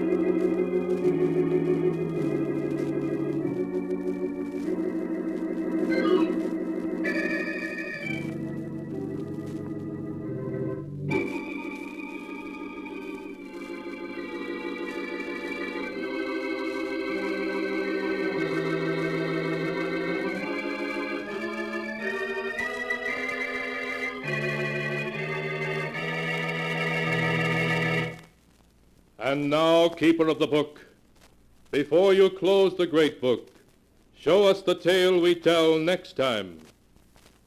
This one. Ah, yes. Why, this is amazing. It's the tale of a mad killer who lived alone in a great country house. That is, until two murderers came to live with him. A tale called Design for Death.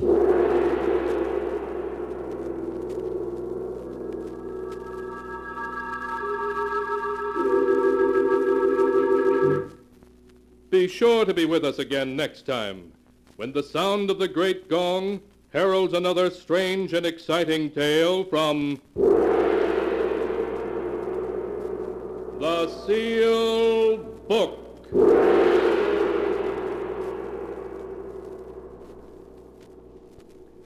The Sealed Book, written by Bob Arthur and David Cogan, is produced and directed by Jock McGregor.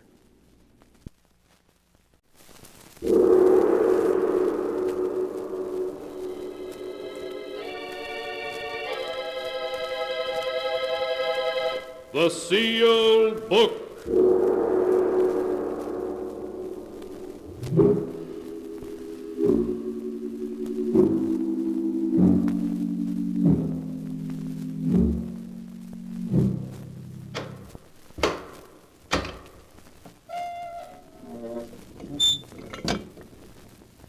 Once again, the keeper of the book has opened the ponderous door to the secret vault, wherein is kept the great sealed book, in which is recorded all the secrets and mysteries of mankind through the ages.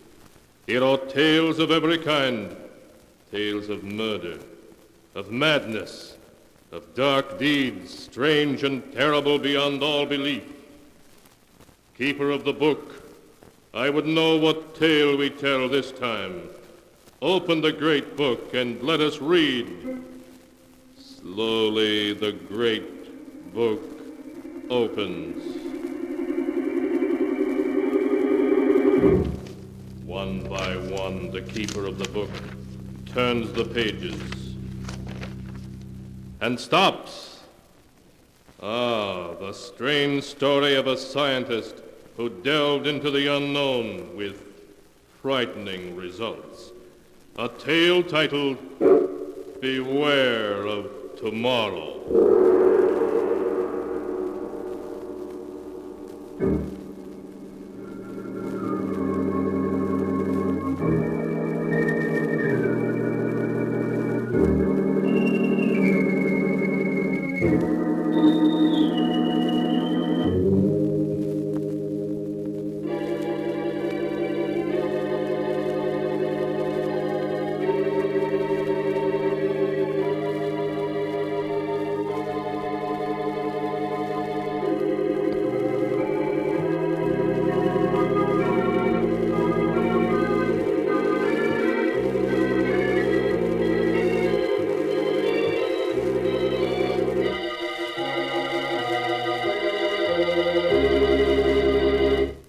Here is the tale, Beware of Tomorrow, as it is written in the pages of the sealed book. Our story begins as Sheriff Ramsey brings his car to a stop in front of an old mansion in a desolate section of New England. A young man gets out of the car and speaks to the sheriff. Thanks very much, Sheriff, for bringing me out here. That's quite all right, young feller. Do you know Professor Clark? The man that lives in this old mansion? Why, yes. I was Professor Clark's laboratory assistant back in college. Why? Well, there's been some talk in town of running him and that man of his, that Barton fellow, right out of the county. But what has anybody got against the professor? Well, there isn't a milder man in the world. Well, maybe so. But folks has got wind of what happened at the state penitentiary over in Hillvale last year. Sure, if you're talking in riddles. What did happen? The professor went over there when they hanged Richards, that hold-up killer. And the warden give the professor the murderer's brain. So what? Folks think he's keeping that brain in a big glass jar and making it grow. Oh, that's perfectly ridiculous. Well, I'm not saying I ever believed it. But it'd be a good idea if the professor give folks a notion of what he's really doing in that laboratory of his with that Barton fellow to help him. Then maybe the talk would die down. I understand. All right, Sheriff, I'll mention it to him. Yeah, then I'll be getting on. Good night, young fella. Good night.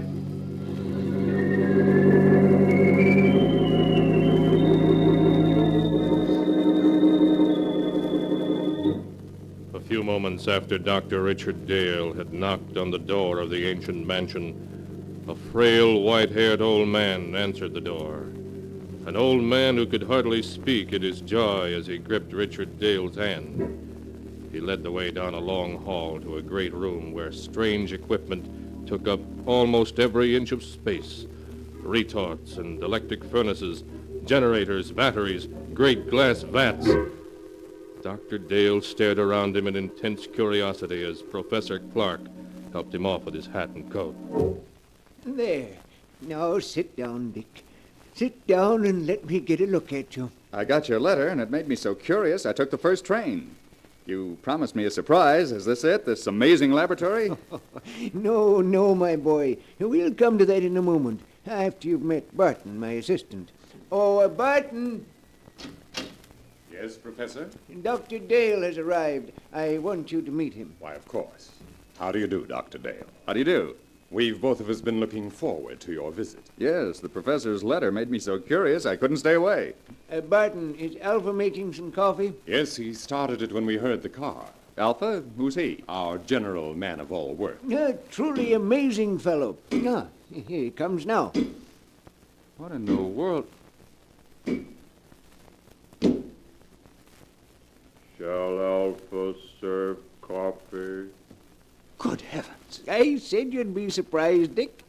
He's not human. He's a machine, a robot. Yes, my boy. An artificial man made from metal and synthetic brain tissue. A machine man. But walking and then talking. He's not very pretty, but then the professor was mostly interested in making sure he'd work. Well, he must weigh a ton. No, only about 300 pounds. You see, Alpha is mostly aluminum and other light alloys.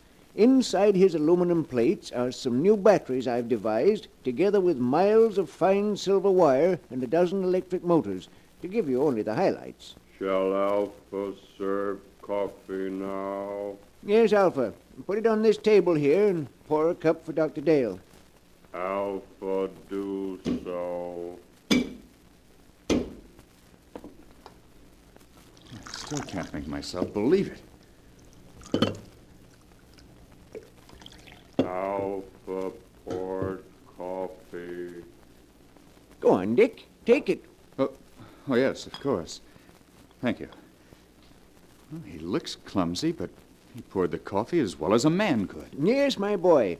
Alpha has capabilities you'd never suspect to look at him. We won't need you any more tonight, Alpha. You can go back to your room now. Alpha goes. Be sure to switch off your batteries. They're going to need recharging tomorrow. Alpha understands. That's the most incredible thing I ever saw. You see, Dick, like any machine, he's completely inactive when his batteries have been switched off, but his brain continues to function. It's an artificial protoplasm that I spent 8 years creating. It's the only thing that makes him different from any other machine. But it means that Alpha can think. Think like a man. A machine that can walk and talk and think. But Alpha isn't the only surprise I have for you, Dick. He's not? No, I have another one, even more astonishing. But you'll have to wait until morning to learn what that is.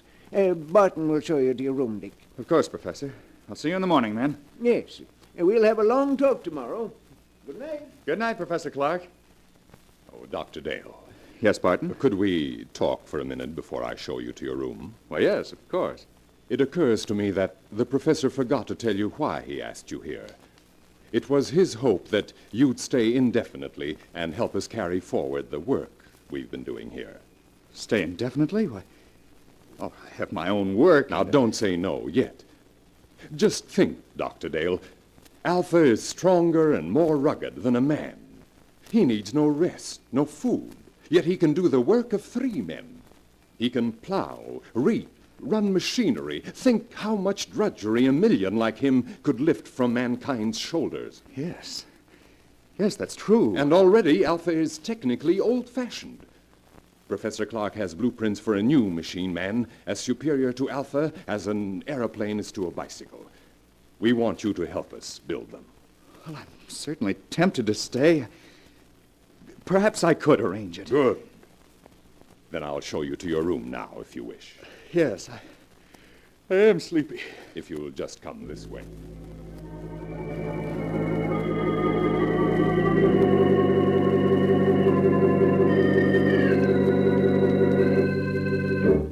His mind in a whirl of amazement, Dr. Dale retired and finally fell into an uneasy sleep. How long he had slept he did not know when abruptly he woke with a scream ringing in his ears. The cry came from downstairs. Dr. Dale leaped from his bed and raced down to the lower hall. In the lower hall, he found Barton hammering on the heavy door of the laboratory. Professor Clark! Professor Clark, what's wrong? Barton, what's happened? Professor Clark, I heard him call for help. The door's locked. We've got to break it down. Yes, come, put your shoulder beside mine. Right. Are you ready? Ready. Then shove. Oh, once again. All right, once more. Professor Clark, where are you? Professor Clark, he's not here. Yes. Yes, he's here. Lying on the floor beside the window. He's been murdered. It was Alpha. It must have been. No one else could have done it. Where is Alpha? The window, it's open. He went out that way. We've got to go after him. I'm afraid it's hopeless. At night in these woods, we couldn't possibly find him. No. No, you're right, of course. It'll be morning soon. Then I think he'll come back. He knows that he can only go for a few more hours before his batteries must be recharged. But, Barton, why did he kill the man who created him? The professor has been thinking of destroying Alpha because he's now technically out of date. Perhaps that's the reason Alpha killed him. Poor Professor Clark. We'll have to notify the police. That is only the sheriff. In any case, I think we should wait until morning and then report the professor's death as an accident. An accident? Yes. If the authorities learn the truth, our research may be stopped. And when Professor Clark has achieved so much, can we let it go for nothing? Why, no, of course not. Dr. Hale, we must carry on his work for him. Yes, that's what he would want. Then you will help me to continue it? You'll stay? Yes. Yes, I'll stay.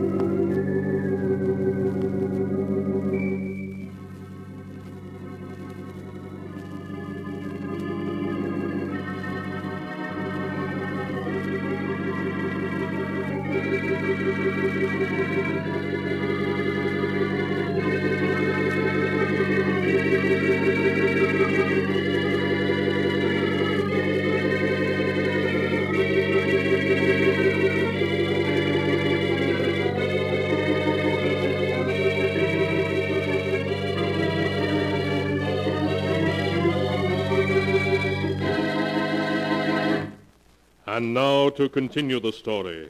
Beware of tomorrow, as it is written in the sealed book. Greatly upset by Professor Clark's tragic death, Dr. Dale returned to bed and at last fell again into an uneasy sleep, a sleep in which he was haunted by dreams of Alpha, the metal monster Professor Clark had created. When he awoke, the sun was shining, and he could hear Barton moving about downstairs. He dressed and went down to find Barton getting breakfast ready. Ah, good morning, Dr. Dale. Good morning, Barton. Any sign of Alpha? Not yet. I thought that while you ate, I might outline some of the problems facing us. Yes, that's a good idea. You see, though Alpha's brain is of synthetic protoplasm, it is not completely artificial. I was wondering about that. Sheriff Ramsey mentioned that the professor had secured a human brain From an executed killer, yes. The professor found that to give life to his artificial brain tissue, it was necessary to add a small amount of tissue from a real brain. I see. The real tissue gave life to the rest, of course. Yes, but in this instance, it may have tainted Alpha's brain with the murderous impulse of a killer.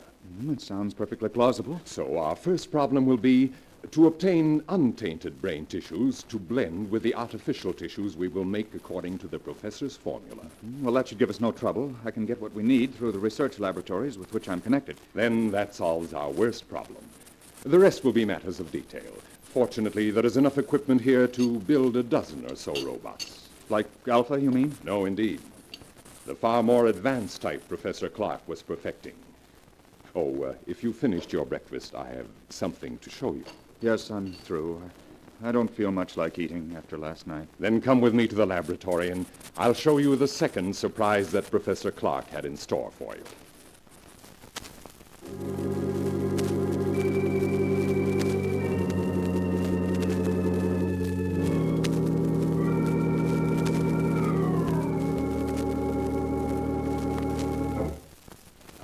Here we are. Now, what I'm going to show you is in this box. Not another robot? Yes. A second mechanical man the professor built a few months ago. This one, though, was a failure. You mean it wouldn't work? It worked too well. I don't follow you. It was too intelligent. Professor Clark called it Beta, and Beta's brain power was greater than that of any human scientist who ever lived. But Beta was insane. Good heavens. He represented, however, a tremendous technical advance. Look. It looks exactly like a human being. Yes. Professor Clark used me for a model when he built Beta. It's an excellent likeness. Touch the face, Doctor. All right. It feels smooth and rubbery with a hard surface underneath. The surface is a new plastic Professor Clark developed with which he could imitate exactly the appearance of human skin. Underneath is an aluminum body on which the plastic was baked. I see. Beta's hair, eyes, and teeth are all artificial, too. But he walked and talked and acted so much like a human being that no man alive would have guessed his secret. No, you would have fooled me completely. Did you say he was insane? From the human viewpoint, yes. He considered himself superior to the human race. With his enormous brain power, he intended to make himself ruler of the world. Oh, you're joking. Not in the least. That was why Professor Clark destroyed him just in time. He had made plans to take over this laboratory and construct dozens of mechanical men like himself. And then, with their help, he was going to enslave all mankind. Barton, if that could happen once, it might happen again.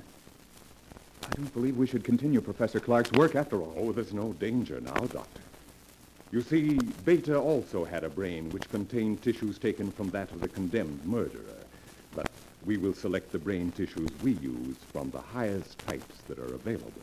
Well, in any case, we must proceed with the utmost caution. Of course, Doctor. Listen. Someone's come into the house. It's Alpha. He's come back. Alpha? We may need a weapon, Barton. No, I can control him. Alpha! Alpha, come here. Alpha, come. Alpha, you killed Professor Clark. Why did you do it? Professor said he would destroy Alpha. And you killed him because of that? Alpha not want to be destroyed. But you're just a machine. What difference does it make to you? Alpha is machine that lives. Alpha stronger than you. Alpha better than you. Alpha, be quiet. We want to know where you've been. Did anyone see you? 2 men saw Alpha. What do you mean? 2 men driving automobiles saw him. And what did they do? They tried hit Alpha with automobile. And then what happened? Alpha stopped automobile. Alpha killed 1 man. Killed him? Other man ran into woods. Alpha not find him. Alpha come back. We can't keep this a secret. No matter what happens, we must notify the authorities at once. Wait, let me think. We can't... The bell. There's someone at the door. I'll see who it is. You stay here. But what about Alpha? I'll switch off his batteries, and then he can't move. There. And now I'll see who's at the door.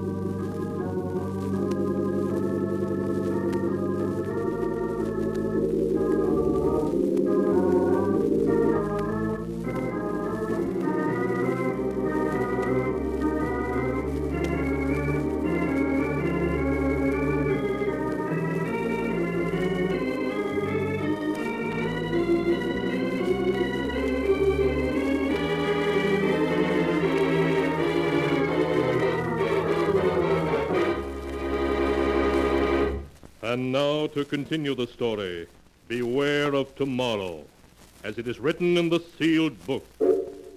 Dr. Dale waited tensely as Barton went to answer the doorbell. He heard the door open and recognized the excited voice of Sheriff Ramsey speaking. Then a moment later, Barton came back into the laboratory, followed by the sheriff, who held a revolver in his hand. But, Sheriff, if you'd only let me explain... Never mind that. You're coming with me, both of you. The professor, too. Where is he? Professor Clark is dead, Sheriff. Dead? He was killed last night when an experiment he was engaged in went wrong. An experiment, eh? I suppose it was an experiment that crushed the life out of Jed Thompson an hour ago down the road and scared Fred Jennings so bad all he can do is jabber about monsters. It's true. The thing that killed both the professor and Thompson is an experiment. It's standing there behind you. Behind me? No! There. Man made out of machinery. Don't be alarmed, Sheriff. It's perfectly harmless now. It is a machine man which Professor Clark built. Unfortunately, it got out of control. I don't believe it. I don't blame you, Sheriff, but that's the truth. I think I can convince you. What are you doing? Stand still or I'll shoot. I'm simply going to switch Alpha on. There. Now he can move and speak as well as you or me. That thing talk? You're lying. You're up to something. Alpha, will you tell the sheriff that it was you who killed Mr. Thompson? Alpha killed man. What? Man tried hit Alpha with car. Why, so that's what the professor was doing all this time. Building that thing. Now, Sheriff, surely you realize that we are not murderers. Oh. Maybe not. But you're coming to jail just the same. You're partly responsible anyhow. But, Sheriff... Anyway, it's for your own protection. There's a mob on the way out here, and they're going to burn this place down. I got to put you in jail for your own safety. That mob's ready to lynch you right now. Burn the place down. That's what I said. So turn that machine thing off and come along. We ain't got much time. No. All this equipment, machinery, the professor's notes, they must not be destroyed. We must stop them. Yes, Sheriff, the loss to science. Never mind science. You got your own skins to worry about. That mob means business, so let's get started. I'm afraid we can't do that, Sheriff. I've got a six-shooter here that says different. We have no choice, Barton. Oh, yes, we have. Alpha, take the gun away from this man. Alpha will do. What are you doing? Stop him. You stop him or I'll... No. No, let go of me. Stop him! Stop him! Too late, Dr. Dale.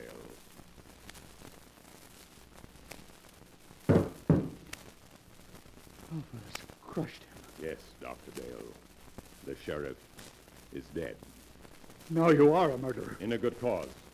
The life of one man or of a dozen men cannot stand in my way. You don't expect me to keep silent about this, do you? I think you will. Alpha? Alpha! He doesn't answer. His batteries have gone dead. The last burst of energy must have drained them dry. But it makes no difference. I think it does. A big difference. There. See this? Sheriff Ramsey's revolver. With 3 bullets still in it. Put your hands up. I must explain something to you, Doctor. You can talk, but if you move, I shall shoot. I only want to say that nothing is going to interfere with my plan to build more of the improved form of robot that Professor Clark perfected before his death. Robots who look and act so much like men, no one can detect them. They'll never be built. I intend to destroy all of Professor Clark's notes. They will be built. By me. I shall build 10, 100, 1,000. Then I shall lead them with their superior intelligence to the mastery of the world. You're mad. Of course I should have guessed it. No, Doctor, that's not the answer. I shall tell you the truth. And then you must die. Stand still or I'll kill you. You remember last night when the professor said he had another surprise for you? An even greater surprise than Alpha? Yes? That surprise, Doctor, was Beta, the second robot. So perfect it looked like a man, but so intelligent that human beings were his children in comparison. But Beta was destroyed. No, Doctor. Beta was not destroyed. But you must be destroyed. Stand back. Stand back, I say. All right, then, I shall shoot. And now, Doctor, your bullets are gone. You aren't even hurt. Bullets cannot harm me. That's what I'm trying to tell you. Beta, the second robot, was not destroyed. But I saw him. What you saw was only an initial attempt that failed. The real Beta still exists. You see, Doctor, I am Beta. You? Yes. I, too, am what you would call a mechanical man. And now, you must die. No. No. Stay away from me. Stay away. No!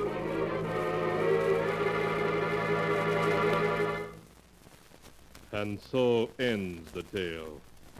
Beware of tomorrow, as it is written in the sealed book. Shortly after Dr. Dale's murder, a fire swept through the old mansion, burning it to the ground. To this day, the ruins are avoided by the natives, for cursed is the ground where evil has dwelt.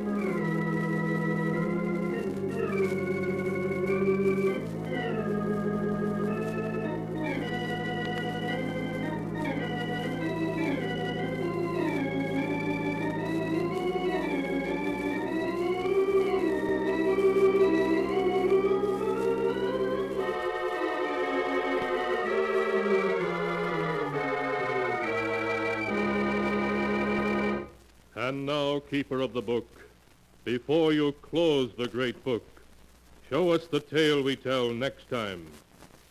This one? Ah, yes. The story of a man who escaped punishment for a murder he committed, only to find that justice has a strange way of working itself out. The tale is titled, Murder Must Be Paid For.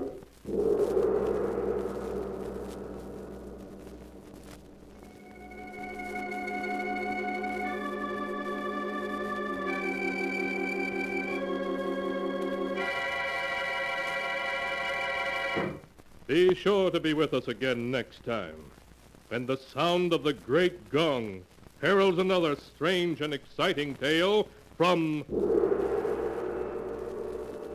the Sealed Book. The Sealed Book, written by Bob Arthur and David Cogan, is produced and directed by Jock McGregor.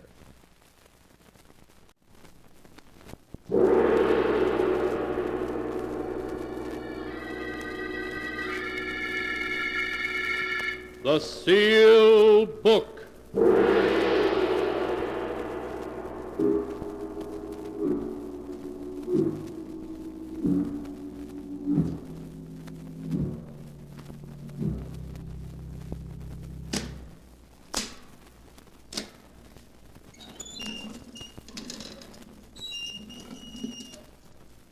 Once again, the keeper of the book has opened the ponderous door to the secret vault, wherein is kept the great sealed book, in which is recorded all the secrets and mysteries of mankind through the ages.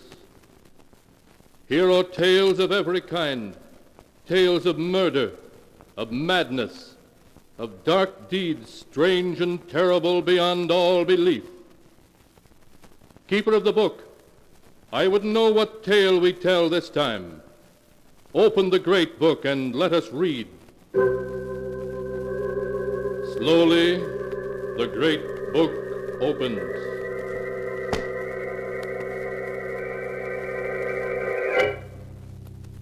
One by one, the keeper of the book turns the pages and stops. Ah, the strange story of a beautiful woman whose jealousy was so great that even the grave could not give her peace.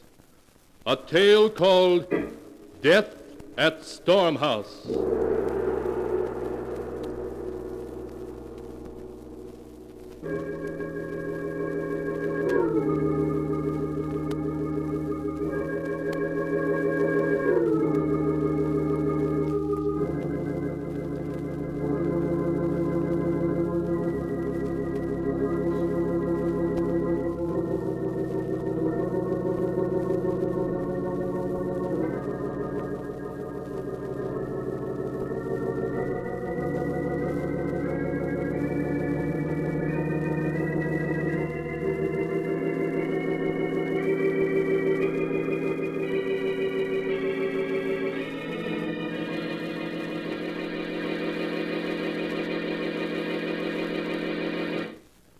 Here is a tale, Death at Storm House, as it is written in the pages of the sealed book. It takes place in the old New England mansion known as Storm House, perched high on the cliffs above the crashing waves of the Atlantic Ocean. In her bedroom, Lizette Lester, young and beautiful mistress of Storm House, lies desperately ill, listening to the storm that is raging outside as her husband and Dr. Warren, their lifelong friend, hover over her. John.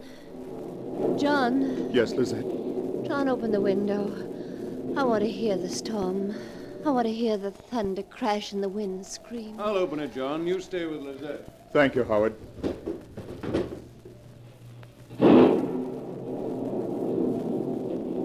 Oh, it's a wonderful storm. I've known it was coming for 3 days. I've always known when a storm was coming, haven't I, John? Yes. Yes, Lizette. You've always known. And I've been waiting for this one. I've been waiting for it so I could die as I was born. On a night when there's a storm filling the sky and death riding the wind to take me as it took my mother that night. Lizette, don't say that. You mustn't excite yourself, Lizette. It weakens you. I'm dying, Doctor. You know it as well as I do. It's only the storm that's keeping me alive now. Oh, Lizette. Lizette. John, darling, Yes, Lizette. in my will there's a bequest to old Andrew for his faithful service. Everything else is left to you, including the house. On condition that you live here at least 6 months out of every year for the rest of your life. Lizette, I can't bear to talk about it. We must, darling. You don't mind the condition that you live here half of every year, do you? Of course not, my dearest. I couldn't bear to think of you as ever very far from me, in life or in death. I'll always be with you, my darling. And you won't marry again, will you, John? Never, Lizette. I swear it. You've sworn it, John. You mustn't break your vow. If you do, I'll be angry. Very angry. And when I'm angry, I do terrible things. You know that. I know, darling. You have my promise. I'll never break it. It's such a beautiful night. All my life, I've never been able to sleep on a night like this. I wonder if now when the storm sweeps in from the sea, I'll know it and wake up. Oh. Lizette. Lizette. John.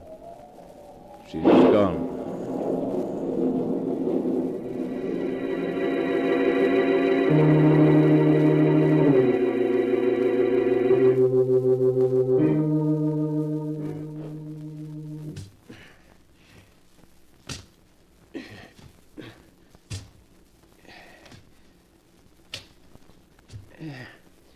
There.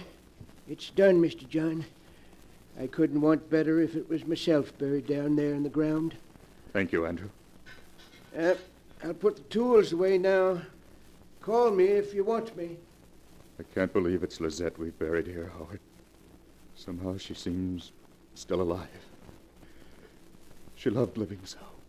It's a beautiful spot here on the edge of the cliff. She made me promise she should be buried here, where she could watch the storms come in from the sea, hear the waves beating on the rocks below. John, do you mind if I speak personally to you?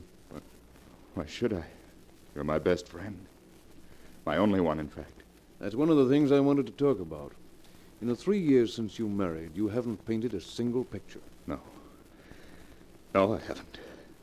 I've started some, but there was always something Lizette wanted to do. For 3 years you've been cooped up here, seeing no one. You might as well have been in prison. You should get away for a while now. Why don't you spend the winter in New York? Renew old friendship. Catch up on what's happening in painting. Yes, I'd like that. And there's another thing. Yes, Howard? The promise you made to Lizette. Promise? Oh, you mean not to marry again? Yes. You mustn't take it too seriously. You're too young to spend your life alone, grieving. Lizette wouldn't have made you promise if she had thought... I don't know. It seemed to mean so much to her. Well, when Lizette was alive, it seemed quite impossible to me I should ever love another woman. But you will, and I'm sure Lizette would understand. I'll think about it, Howard. The truth is, just now I feel a little confused. Well, let time take care of the matter. But you will close up Storm House and try a few months in the city? Yes, I will. I'll come back in the spring. After all, I'm obligated to live here half the year. But I'll leave old Andrew in charge and spend the winter in New York.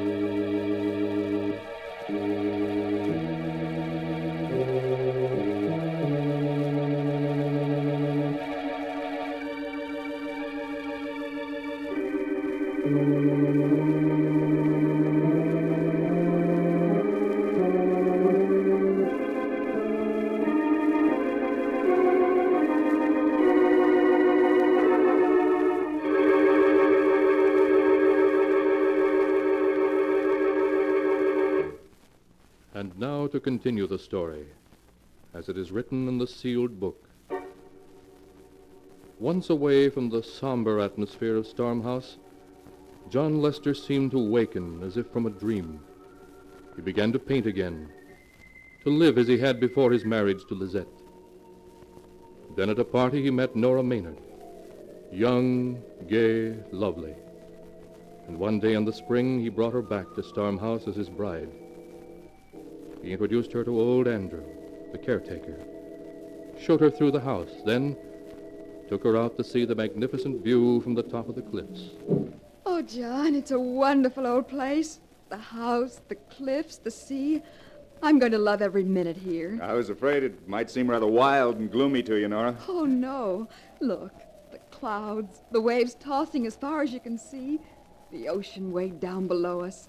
It's magnificent. It can be frightening, too, when a real storm comes sweeping in from the sea. John, what's that? Over there on that little point? It's Stormhouse's private burying ground. That grave you see is Lizette's. Lizette? Will you tell me more about her sometime, John? Yes, of course. Well, now we'd better go in. It's almost dark.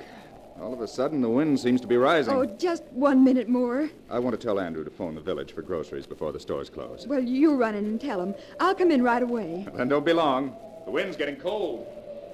Poor Lizette. I wonder what she was like. I wonder if she used to stand here and watch the darkness sweep over the sea and... John? Is that you? John, it's so dark I can't see you. John, don't I'll fall! Nora, what is it? Oh. Did you call me, Nora? Oh, John, you frightened me. I thought you really were trying to push me over. Push you over? I know you were just joking, but I almost lost my balance. I almost went over the cliff. Nora, I didn't push you. I was halfway up the path when you called. You were halfway up the path. I wouldn't play a joke like that. You must have become dizzy. I suppose so. But I was sure I felt your hand push me. And then the wind seemed to force me toward the edge. It must have been the height. Made you lose your balance. Yes, of course. That was it. Darling, come inside now. And promise me you won't ever go close to the edge of the cliff again. Yes, let's go inside. And I promise, John, the cliff frightens me now.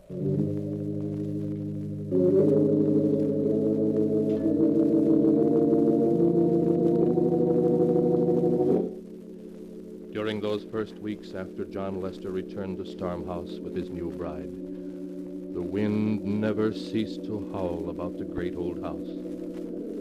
Several times when Nora was walking near the cliffs, strong gusts sprang up that would have pushed her over to her death if she had been walking closer to the edge. Then one afternoon, Nora discovered old Andrew piling flat, large rocks on top of Lizette's grave.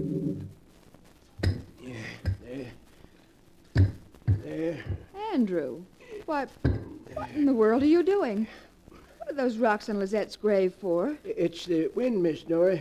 Blowing night and day like it has, it's been blowing the dirt right from off Miss Lizette's grave. How strange. Yes, sirree. Give it a couple more weeks and it'd have scooped up all the earth and had the coffin clear uncovered. But the rocks will stop that. Yeah, I guess that's enough. Andrew. Yes, ma'am. Did Lizette love John so very much? Love Mr. Lester? Why, yes, I expect she did, ma'am, in her way. In her way? Excuse me, Miss Nora, I got to drive to town now for a package for Mr. Lester. Oh, his new paints from New York. He's been so impatient for them. Oh, Andrew. Yes, ma'am? That big stone vase on the upper terrace, right beside the steps. It's loose on its base. I saw it swaying yesterday as if it were going to fall over into the garden. Please fix it, will you? As soon as I get back from town, ma'am. Thank you, Andrew. You know that Dr. Warren's staying for dinner. Yes, Mr. Lester told me. Oh, well, I promised to meet him in the garden at 4. Be sure to fix the vase, Andrew.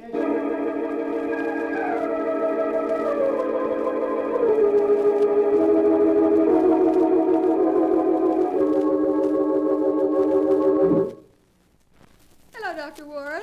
Have I kept you waiting long? Well, there you are, Nora. I was just beginning to be afraid you'd gone too close to the cliff and become dizzy again. Oh, no. After almost falling over twice, I don't take any chances now. That's the spirit. Where's John? Painting on the upper terrace. There he is now. Oh. John! Oh, hello, you two. What are you plotting down there? A tour of the caves down by the beach. Knock off for the day and come along. Please do, John. Well, maybe I will. Light's fading. John, don't lean on the stone vase. It's loose and... Oh! Nora, look out! Nora, you hurt? I'm coming down. Good grief, that was close. Fell right where you were standing. You pulled me back. Just in time. Nora, you all right? Yes.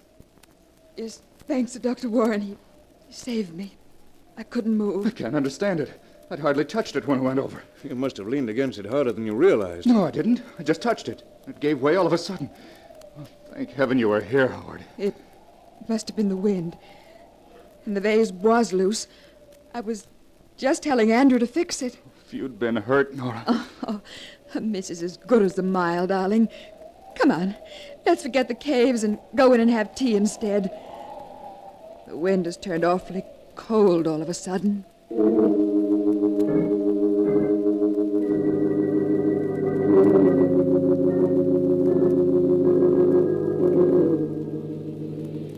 Listen to that confounded wind. I can't even read anymore. It makes such a racket. Would you like me to read to you, darling? No. I'm just jumpy, I guess. It isn't something special, is it? You're not regretting that you married me? Oh, don't be silly, Nora. It's just the wind. For the last 2 months, it hasn't let up night or day. Listen to it now. Oh, it is upsetting, darling.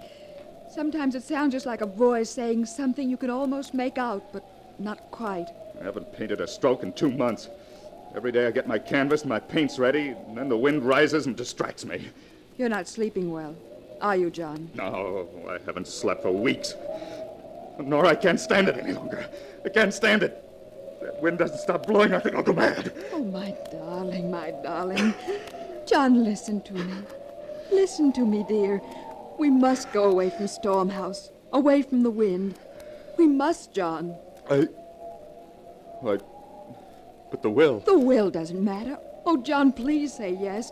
We can't ever be happy here. There's something about the place that will forever prevent us. Leave Storm House. Never come back. And never come back. Yes. Yes, Nora, you're right. We'll do it. We'll leave tomorrow. Oh, John! Oh, we're going to have another storm. Yes. It certainly has come up quickly. Sunset, there wasn't a sign of a storm. It's as if Storm House knows we're leaving and wants to live up to its reputation on our last night. Well, darling, I think I'll go to bed and dream about leaving here tomorrow. Coming? No, I'll finish my pipe and tell Andrew our plans. All right, darling. I'll bring my diary up to date while I wait. Don't be long now.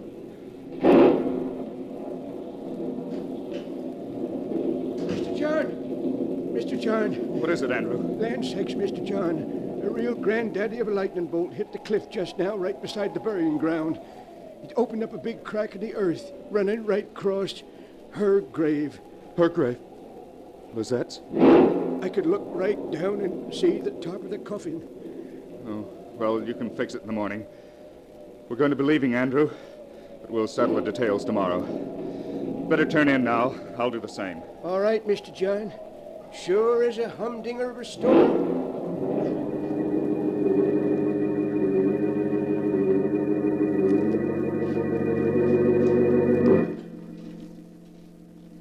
And tomorrow we leave here forever.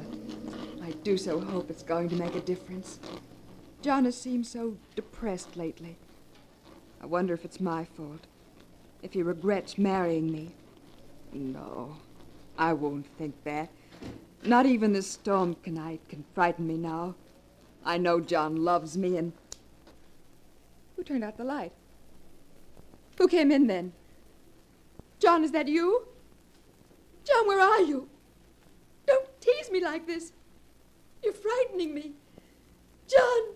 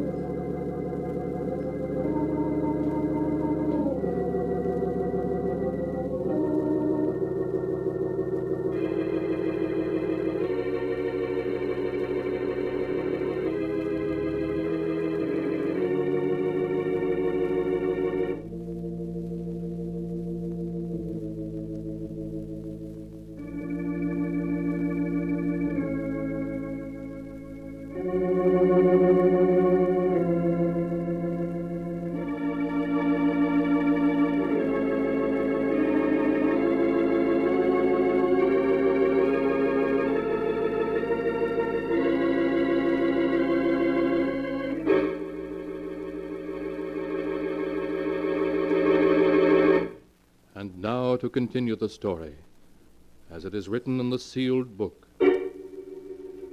After the great storm had opened up Lizette's grave so that her coffin was plainly visible, Nora had a midnight visitor. There was a scream, and a body crumpled to the floor. The next morning, the sheriff came to talk to John. That's all of it, Sheriff. That's all I know.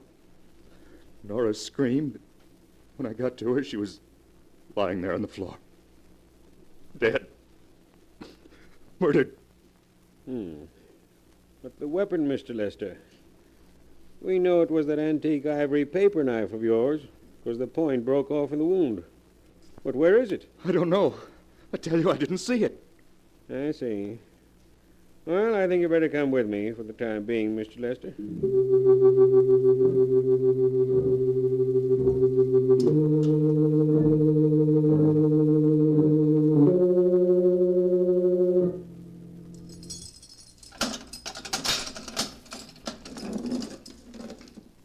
Here's the prisoner, Doctor. You can see him for 15 minutes. Oh, Howard, thank heaven you've come. John, how are you? Oh, how am I? I don't know. I don't care. Howard, have they caught Nora's murderer? They still think you did it. I gather that they did. And the ivory knife hasn't been found? Nowhere. And we've searched every inch. John, think. I know when you found Nora, you were shocked and dazed. But the knife, surely you saw it. Surely you drew it from the wound, put it down somewhere. You must have. I've tried to think, Howard. I'm sure I'm right. There was no knife. Only Nora, crumpled beside her writing desk. The blood staining her nightdress. The wind screaming outside as if in triumph. I understand. I know you didn't murder Nora. I don't know how we're going to convince the world. Is it as bad as that? As bad as that. If only the knife had been found, it could have been suicide then.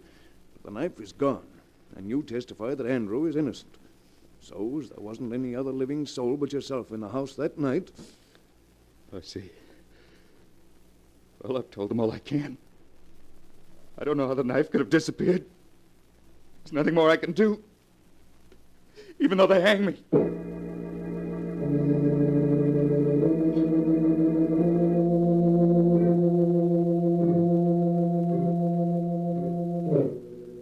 And hang John Lester they did, after a due and lawful trial. For in the jury's eyes, the fact of the missing ivory knife that had killed Nora Lester was damning evidence. After the execution, John's old friend, Dr. Warren, conveyed the body homeward to Stormhouse, where he and faithful old John buried it in the tiny burying ground. Andrew dug the grave close between the graves of Nora and Lizette. So close, in fact, that while digging, his pick struck a coffin. Doctor, look. Corner of a coffin. Lizette's coffin, it must be. Yes. That night the lightning struck the cliff. Must have moved her coffin round somehow. I remember the grave looked a little queer next morning when I fixed things up. I guess we'll have to dig it up so we can put it back in its proper place. Guess we better, Doctor. Well, won't take long.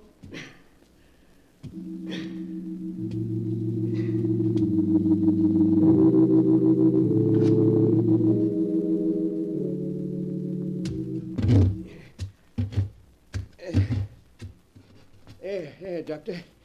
Guess that does it all right. Good. Now we'll just slide the coffin back into its place. You've made plenty of room. Dr. Warren. What is it, Andrew? The lid of this coffin's been tampered with. Tampered with? But that's impossible. Come take a look, Doctor. You'll see I'm right. I guess I'd better. Stand aside, Andrew. Yes. Now, just what do you mean? Look, Doctor. All along both sides and this end. The screws. They're all loose. Yes. They've been pulled out of the wood when someone lifted the lid. This coffin's been forced open. That's right, Doctor. Only, look, how was it forced open? There's no tool marks on the wood. No tool marks. Then whoever did this just didn't leave any. Andrew, we've got to look inside and see why Lizette's coffin was molested. Maybe we'd better leave it just as it is, Doctor. We can't do that. Here, put your pick under the edge and the lid. That's it. Now, lift. Well, if you say so. Easy does it. There. It's loose. Now, we'll see what... I told you. I told you we shouldn't opened it. A bloody knife. The ivory knife that killed Nora. Here, in Lizette's coffin. They hung Mr. John because they couldn't find the knife.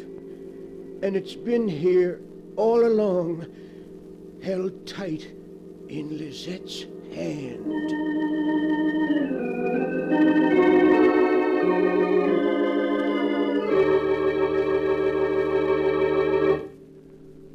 So it was beautiful Lizette who killed Nora. Lizette, whose jealousy was so great that it reached back from behind the veil of death. And it was Lizette who took the knife of murder back into her grave with her, so that John, too, would suffer her vengeance. Or was it? Was there some other answer? You must decide that for yourself, for the sealed book does not say. You have heard the story in all its strangeness, just as it is written here.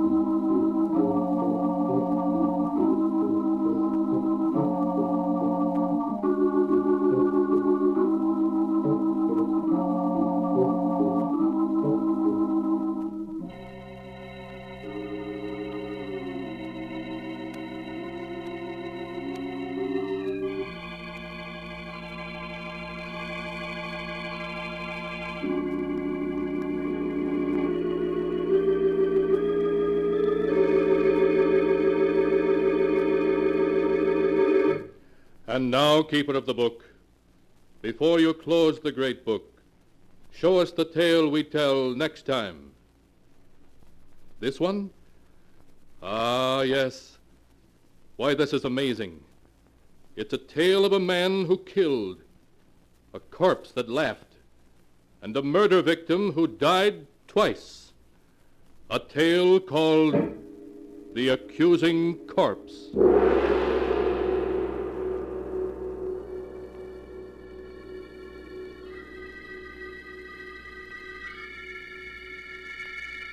Be sure to be with us again next time, when the sound of the great gong heralds another strange and exciting tale from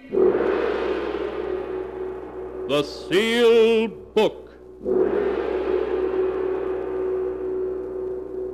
The Sealed Book, written by Bob Arthur and David Cogan, is produced and directed by Jock McGregor.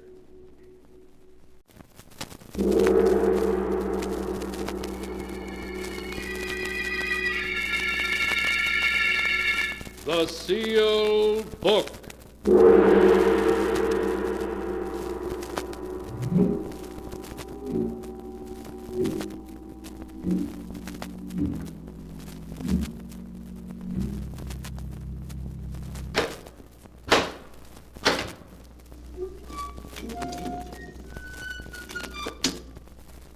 Once again, the keeper of the book has opened the ponderous door to the secret vault, wherein is kept the great sealed book, in which is recorded all the secrets and mysteries of mankind through the ages. Here are tales of every kind, tales of murder, of madness, of dark deeds, strange and terrible beyond all belief. Keeper of the book, I would know what tale we tell this time. Open the great book and let us read. Slowly, the great book opens.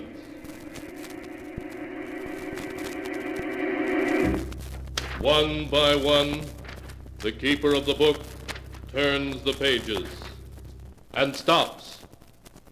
Ah, the strange story of two scoundrels who would stop at nothing for money. A tale called The Ghost Makers.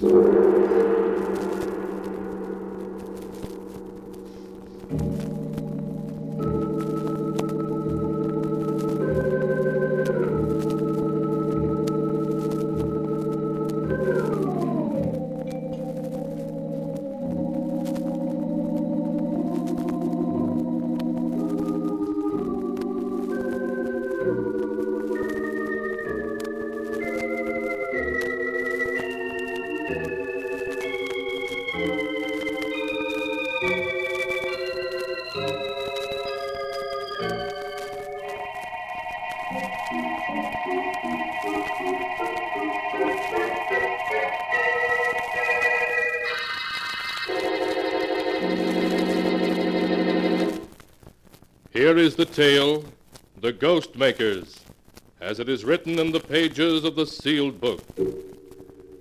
It is an autumn afternoon in the ancient New England village of Wilton. In an old stone house a mile from the town, Agatha Wainwright is serving tea to her nephew Ned, and a little man Ned has introduced as Professor Piedmont, a friend who has come to spend a few weeks with them while he works on a book to be called Old Graveyards of New England. So this is your graveyard, friend Ned. He looks like a man who'd be happy staring at tombstones. They make a fascinating study, Miss Wainwright. Well, I'll take your word for it, Professor Piedmont. Myself, I'd rather read about them in a book. The professor not only writes books, Auntie, but he's also an expert on psychic phenomena. Psychic phenomena, eh? Oh, you mean ghosts. Foolish fiddle-faddle, dreamed up by silly people without the brains to know better. Ah, but Miss Wainwright, I assure you, you are wrong. Oh, nonsense. When a person's dead, he's dead. And I see anything I'm willing to call a ghost, I'll know I'm crazy, and I'll admit it. Why, Auntie, this very house is supposed to be haunted. You know that. Oh, rubbish. This is a perfectly normal house. I've lived here a month, and I haven't heard so much as a board squeak. Ah, but Miss Wainwright, that may be only because you're new to the house and not yet sensitized. It takes time to become aware of occult influences. Oh, stuff and nonsense. Who started all this talk about ghosts, anyway? Here, now let's have some tea, and no more talk about ghosts.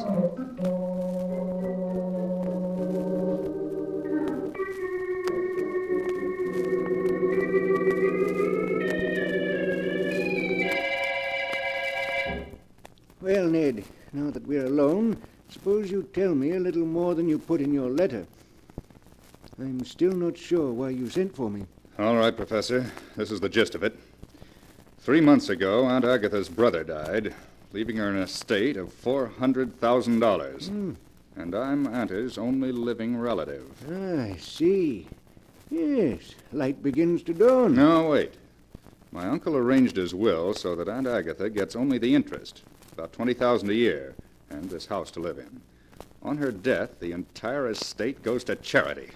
I'm cut off without a penny. I see your uncle didn't like you, Ned. A shrewd man. Very shrewd. Yes, he was making sure I couldn't get my hands on any of it. But that's where you come in. If Aunt Agatha were to become, shall we say, ill, mentally ill... So that she was incompetent to administer the estate, you mean? Exactly. If Aunt Agatha were to lose her mind through shock or fright, who but me, her only relative, would be the logical one to administer the estate for her? You would, then. Then you'd have the whole income for as long as she lived. Yes, and part of the principal, too. I know ways to manage it. But I've got to get my hands on some of it before the end of the year, or I'm sunk. I owe a little money, about $25,000. If I don't get it quickly, well, the people I owe it to are rather short-tempered. I understand. Yes, Ned, I remember when I knew you in Chicago. You liked to gamble, didn't you? But that's your affair. Personally, I prefer to stick to my own profession, creating ghosts. Yes, I've heard of some of your jobs, Professor, and some of the ghosts you've created to order. Yes, I pride myself on having a unique occupation, Ned. I believe I'm the only ghost maker there is. And the ghosts I've created have been effective, too. So I understand. Now, what I want you to do is this. I want Auntie frightened to the point where she... Yes, I understand. Well, Ned, it's going to be difficult. She's a tough-minded woman, hard to scare, hard to drive insane. It's got to be done. I've got to get my hands on the estate. If you succeed, Professor, there's $5,000 in it for you. All right, Ned. I'll try. It won't be easy, but she may crack suddenly when the time comes. That type does, you know. Good. That's settled then. You brought everything you're apt to need? All my apparatus and gadgets are in my trunk. They'll be here tomorrow. I'm not altogether sure I like this job, Ned. I hope you're not going to turn moral on me, Professor. No. There's something about this place that disturbs me, though. You know, I am psychic at times. Not altogether a faker. Next, you'll be scaring yourself with your own stories. As we were driving past that old cemetery this afternoon, I suddenly felt a premonition and a chill. The kind of chill you're supposed to feel when you go near the place you'll someday be buried. Oh, it was just the wind. We'll have to get you some red flannels. Here. Here's something that'll give you your courage back. Drink it down. Yeah, that does me good. Of all the different kinds of spirits, I prefer those in bottles. I thought you'd like it. Now let's go downstairs again. We won't talk about ghosts anymore tonight. But tomorrow night, who knows what may come knocking at Aunt Agatha's door.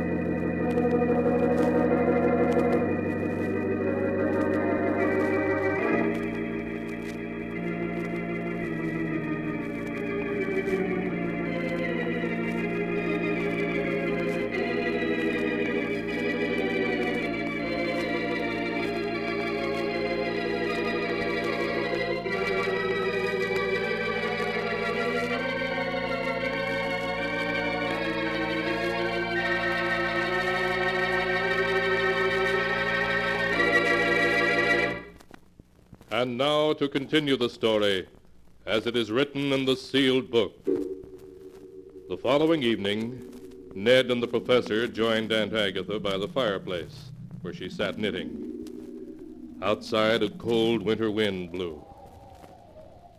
Oh, listen to that wind. We may be in for a storm. We're in for an early winter, that's what. The first snow will fall any day now. It's good to have a fireplace to sit by when the wind blows like that. Here's the cider and donuts, ma'am. Very well, Emmy. Bring it right in. Ah, cider and donuts. Just what we need on a night like this. Will you have a glass, Mr. Ned? Oh, yes, thank you, Emmy. Will you have some cider, Professor Piedmont? Professor, Emmy's trying to give you some cider. Yeah? Oh, excuse me. I was listening. Thought I heard someone knocking on the front door. Someone knocking? Well, there is someone there. Well, they can't be very anxious to get in, if that's all the noise they can make.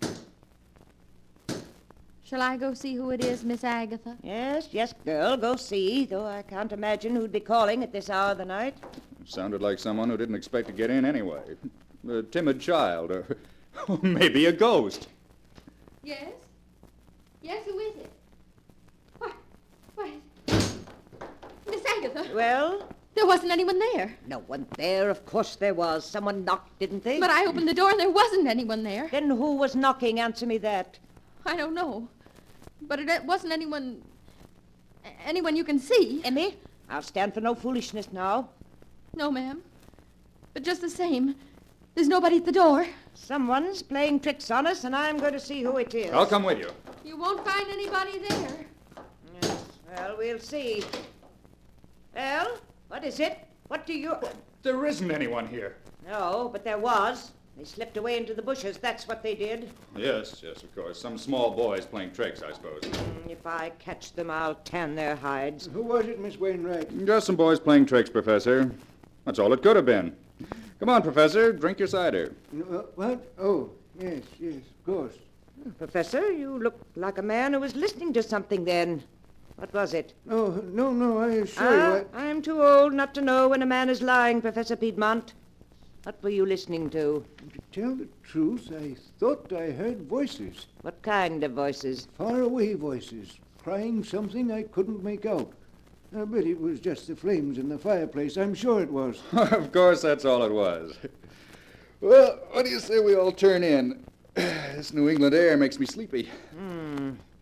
Knocks at the door when there's nobody there. And voices.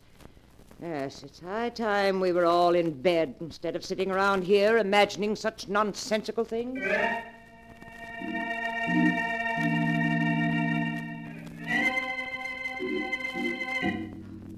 Highly pleased with their first effort in creating ghosts that didn't exist, Ned and Professor Piedmont went to bed. But before they retired, they held a brief, low-voiced conference in Ned's room. Well, Professor, that door-knocking act was all right. You did it very nicely. Yes, Ned. An ordinary lengths of black thread run through a crack in the window sash and attached to the door knocker can create a very satisfactory ghost indeed. Now tell me, what comes next on the program? Well, we can't work too fast. Tomorrow, the hired girl, Emmy, will spread the story of tonight's happenings. The whole town will start talking about it. Good. And then?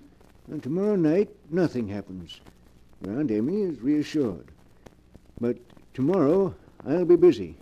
I noticed today there's an old hollow tree in the woods about 100 feet from the house. What about it? I'll run wires to it, hiding them under the leaves, and install a small loudspeaker in it. I'll conceal the microphone and batteries behind the drapes in the living room. I see. So 2 nights from now, we'll hear ghostly voices, eh? Exactly. They'll accompany the ghostly knocks on the door. But that won't be all. There'll be other surprises on the program. Professor, remind me to tell you sometime that you're about as unpleasant an old rascal as I've ever met.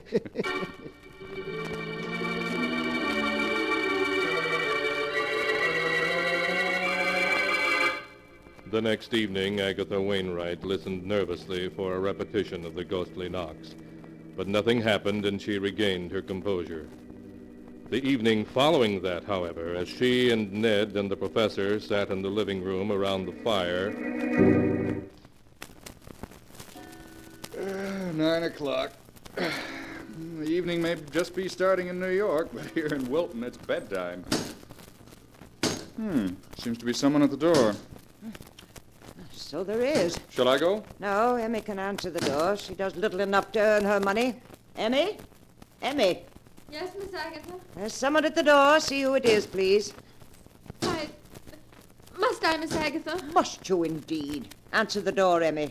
I'd rather not, ma'am. Emmy, see who is at the door. Yes, Miss Agatha. I'm going. Who is it? There's no one there. There's no one there again. Emmy, get control of yourself. But I tell you, there's no one there. Then it's someone playing tricks. That's all you hear, Emmy. Yes.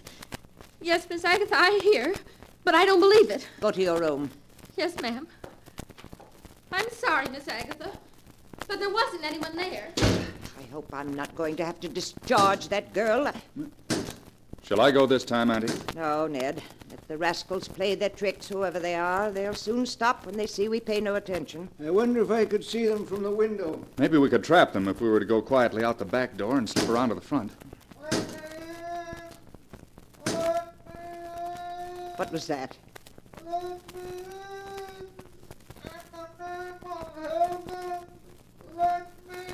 Someone calling. Really? I don't hear anyone. It's someone calling to us to let him in. Strange. I can't hear it. Oh, you must have heard it, Ned. It was perfectly plain. There's some voices certain people can hear and others can't. If there's someone calling, we better take a look. Come on, Auntie. We'll see what goes on. Who's there?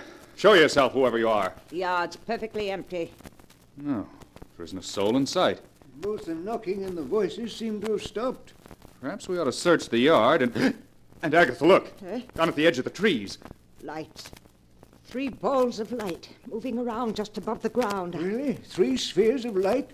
Dear me, luminous spheres are common manifestations of spiritual presences. Oh, nonsense. They're just will-o'-the-wisps, that's all. Whatever they are, we're going to see. Come on, Professor. If it's a trick, we'll soon know. Yes, Ned. Wait for me. Don't scare them away. I want to see what they look like. Ned, they're rising. They're floating away above the trees.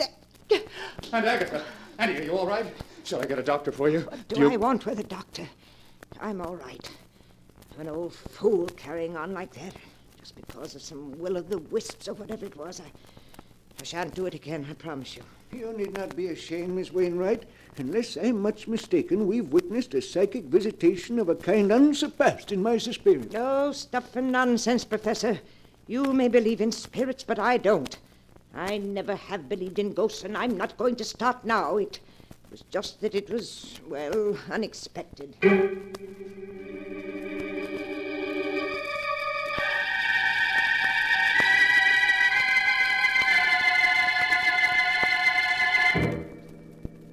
In the days that followed, Ned Wainwright and Professor Piedmont found it impossible to shake Agatha Wainwright's iron nerves.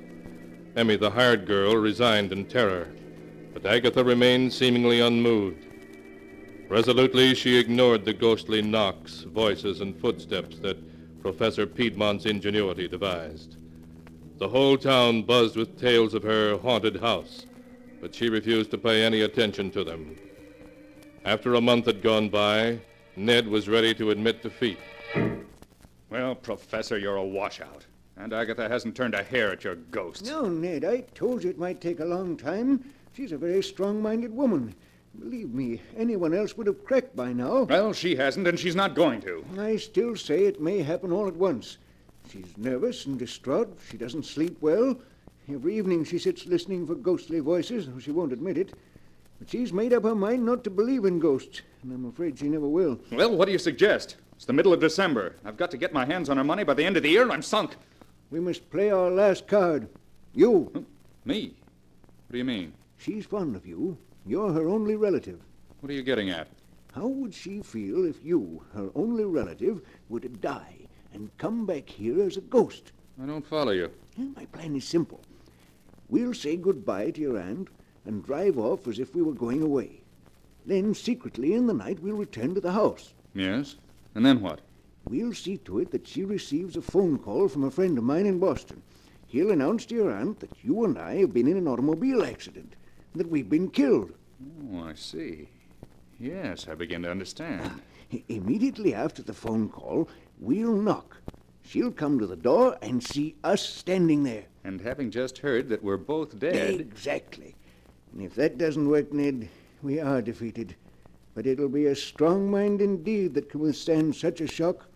A strong mind indeed.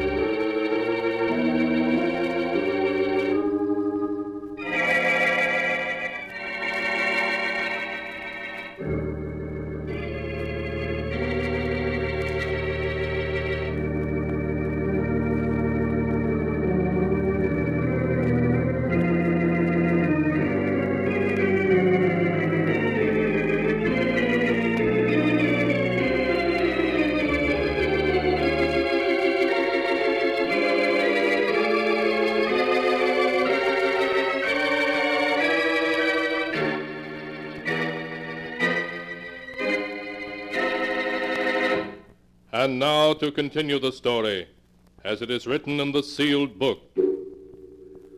2 days later, Ned and Professor Piedmont said goodbye to Agatha and drove away. It was starting to snow as they left, so they made their way by a roundabout route to an isolated roadhouse, and there they spent the day waiting. After darkness had fallen, they started back towards Aunt Agatha's house. By now, there was snow feet deep on the road, and the cold blast of the north wind made even the heated interior of the car uncomfortable. Brr. I'll be glad when this is over, Ned. The thermometer must be down to 0. Yes, at least. Well, we're almost there. We'll drive up to within 100 yards of the house and wait in the car with the heater on. What time did you arrange to have that phone call made from Boston? At 9 o'clock exactly. We want to knock the instant after she gets it. Right. Isn't that our turn there? I think so. This snow makes it so hard to see that... Professor, look out. We're going off the road. We'll try...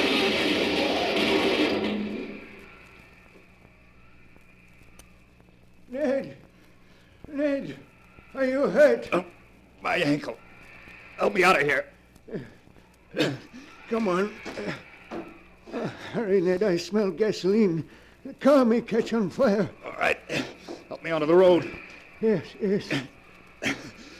What happened? We skidded down a 10-foot bank and turned completely over. Well, if you'd watched where you were going, it wouldn't have happened. I couldn't tell there was ice under the snow. No, but never mind that. We've got to get to shelter. And I think my ankle's broken. Yes, I can't step on it. Here, you can lean on me. But where are we? Quarter of a mile from Aunt Agatha's. There isn't another house within a mile. Then come on, we've got to get there quick. Lean on me and help all you can. If we don't get there soon, we'll freeze to death.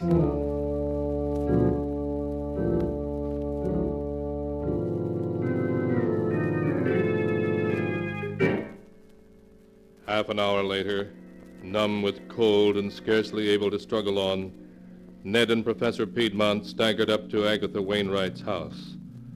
The windows all had heavy wooden shutters over them, shutters they themselves had helped Agatha put in place to keep out anything that might come knocking at the door in the night.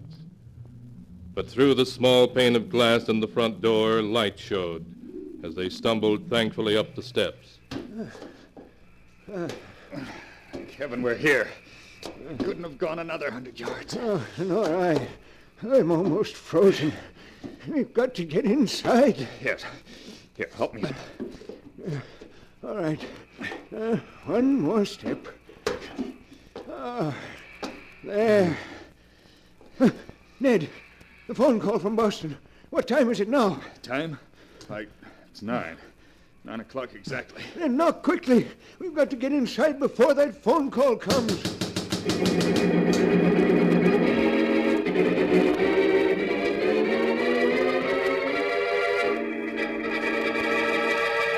Inside, Agatha Wainwright heard the knocking, but before she could go to the door, the telephone rang and she answered it first. Hello? Yes, this is Wilton 317. Boston, calling long distance? Yes, I'll hold on. Just a minute. Hello? Yes, this is Miss Wainwright speaking. The Boston General Hospital. My nephew Ned. What is it? What's happened to him? Oh, dead. An automobile accident. Both of them killed? No. Oh, no. Yes, I'm all right. Thank you for letting me know. I'll come in the morning. Ned killed? Oh, no. No, he can't be. It's Ned. Let me in. Let me in. Ned's dead. He's been killed. Let me in, please, Aunt Agatha. It's Ned. Let me in. No, Ned's dead. Ned's dead. Let us in. Let us in. No, you can't be Ned. Ned was killed. He's dead. Aunt Agatha, please. It must be Ned's ghost. The professor was right. There are ghosts. It's Ned's ghost out there. Aunt Agatha, we're freezing to death out here. Please let us in. No, you can't come in. You're a ghost. You're Ned's ghost. You can't come in. I won't let a ghost in here. I won't.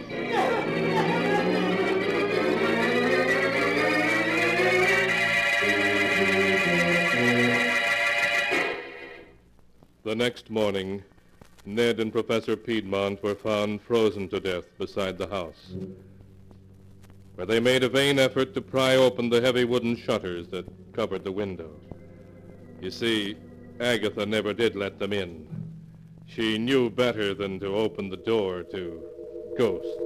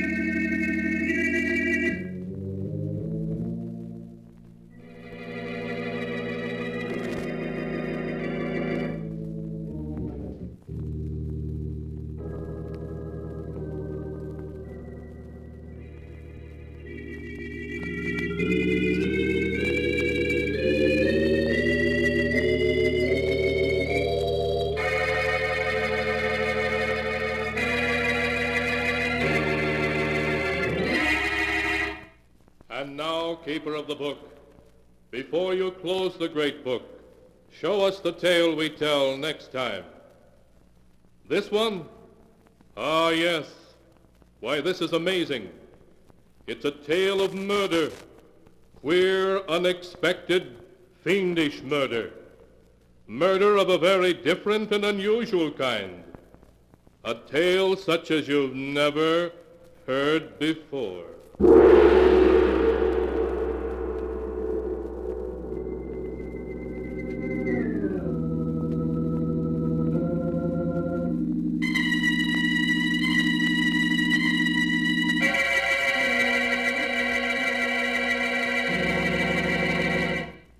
Be sure to be with us again next time, when the sound of the great gong heralds another strange and exciting tale from the Sealed Book.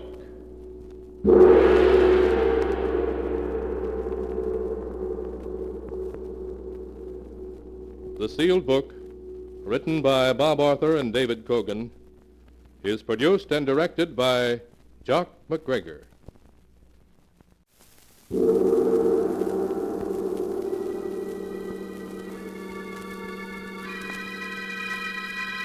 The Sealed Book.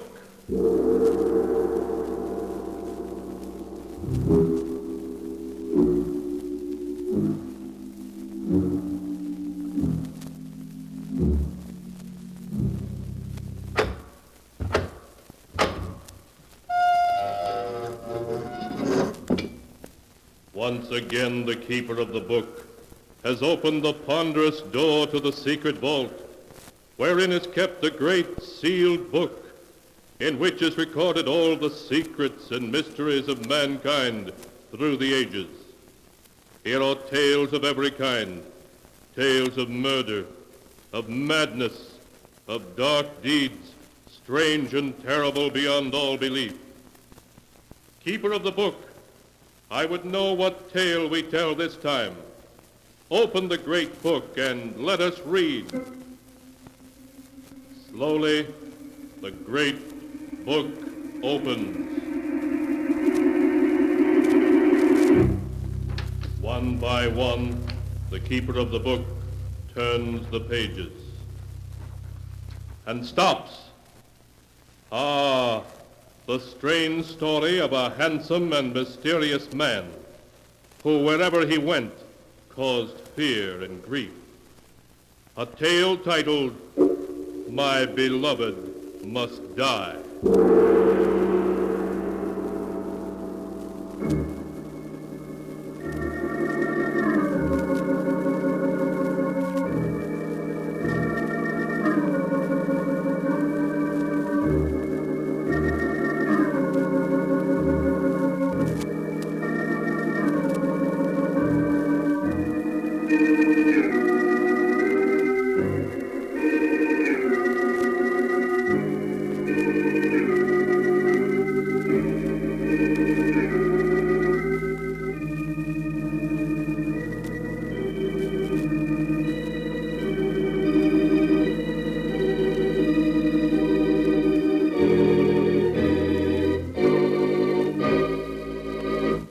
Here is the tale, My Beloved Must Die, as it is written in the pages of the sealed book.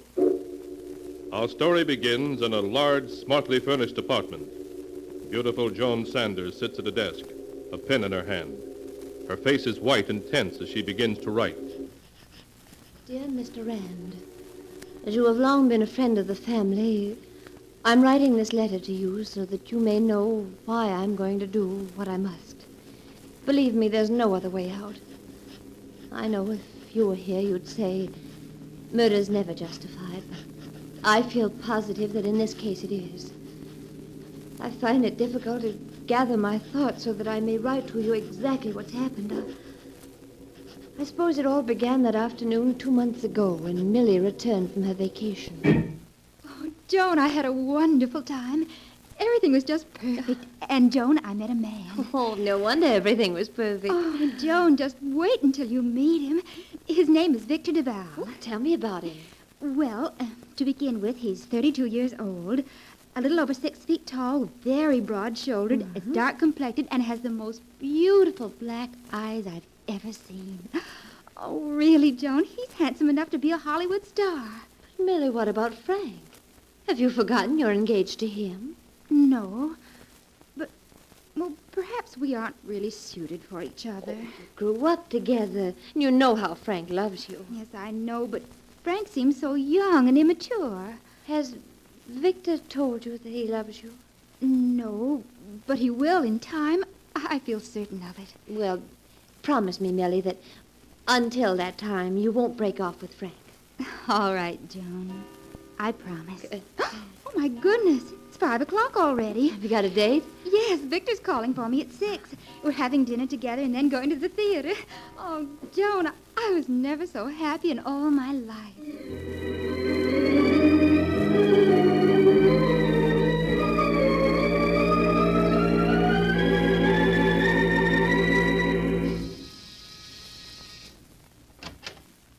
Good evening. You must be Joan, Millie's sister. Yes. And, of course, you're Victor. Come in, won't you? Thank you. Millie isn't quite finished dressing. You'll forgive me for staring, but I didn't believe anyone could be as beautiful as Millie until you opened that door. You're very kind. Oh, here are some flowers I brought for you. For me? Yes. Frankly, I want Millie's sister to like me. Hello, Victor. Millie! Millie, you're a vision of loveliness in that white gown. Here. This should go well with it. Oh, Victor. What a beautiful blue orchid. Thank you so much. Just matches the shade of your eyes. This is going to be a perfect evening. I just know it is. Isn't it, Victor?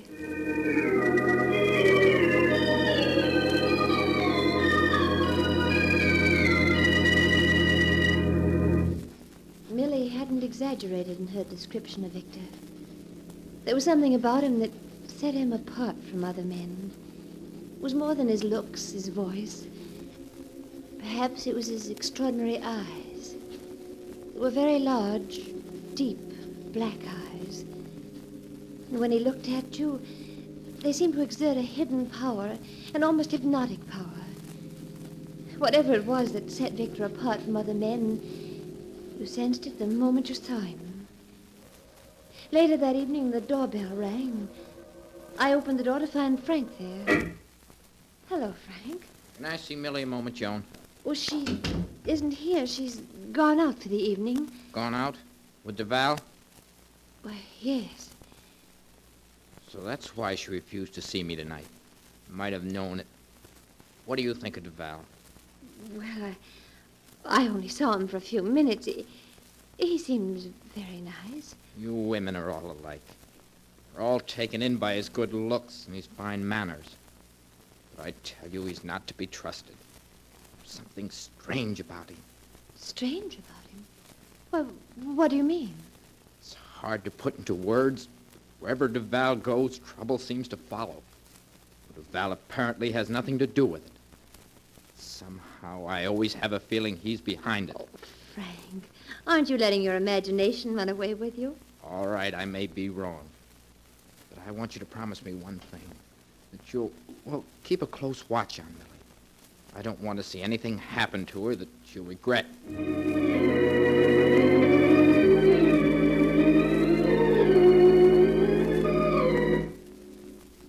In the weeks that followed, Millie saw Victor constantly.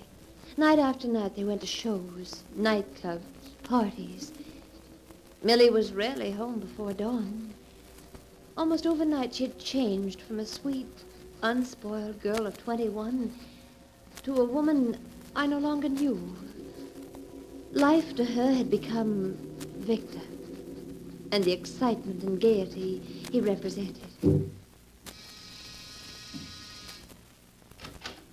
Oh, hello, Frank.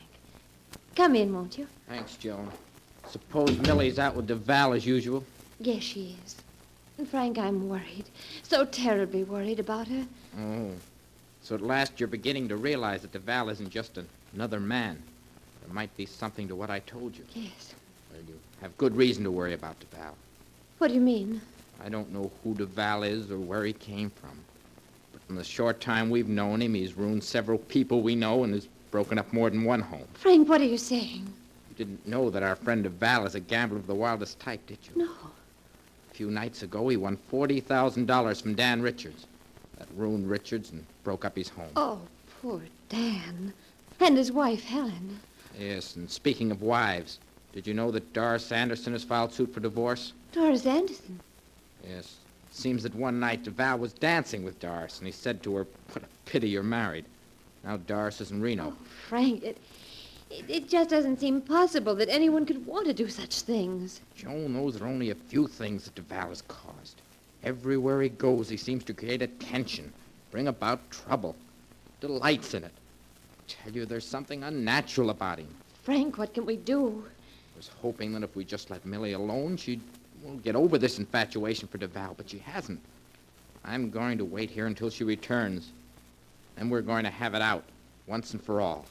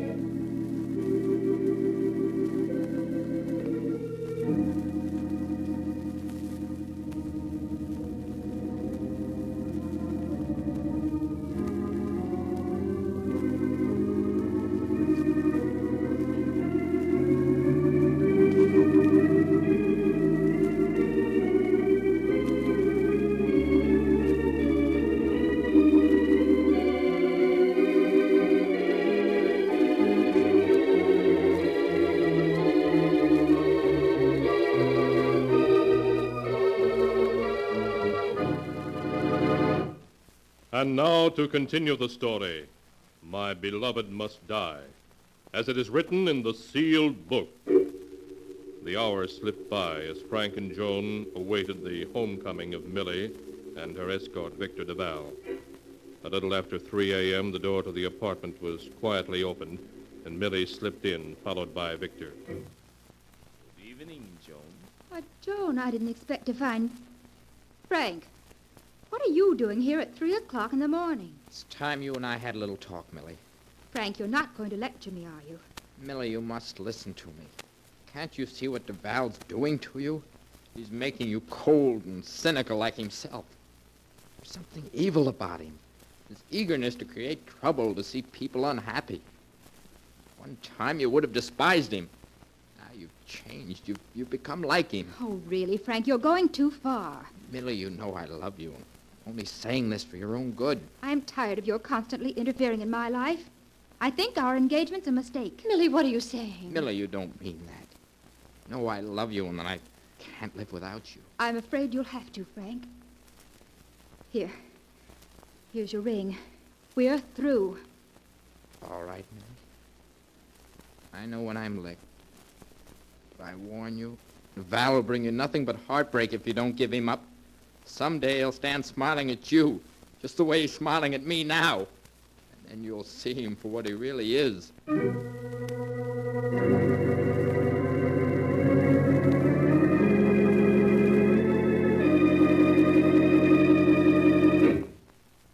Morning, Joan. Anything in the morning paper?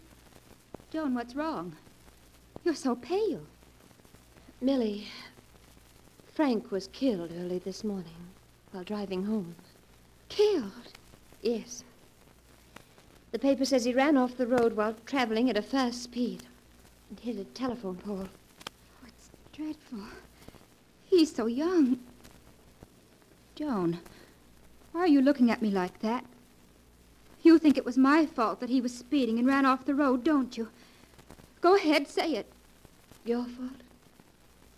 I don't know. Somehow I keep thinking it was Victor's fault. We were all so happy, contented until he ended our lives. You haven't any right to talk about Victor like that. You know I love him. Oh, he's cast a spell over you as he has over so many others. And in the end, it can only lead to disaster for you as it has for Frank. Victor's evil, I know that now. Stop saying that. Do you hear? Stop saying that. He isn't evil, and I'll never give him up.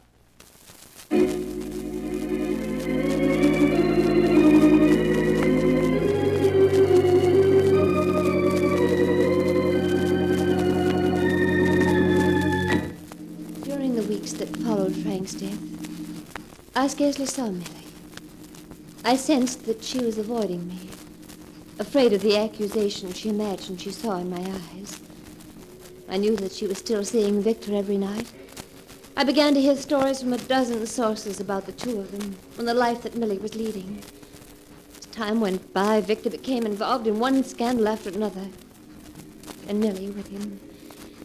One night I went to his home determined to have it out with him. Victor, you and I must have a talk. But of course, Joan. What is it you wish to say to me? Victor, you mustn't see Millie anymore. Oh? May I ask why? You know very well why. Since you've entered Millie's life, there's been nothing but trouble. Before Millie met you, she was unspoiled and contented, ready to marry a nice boy, but you changed all that.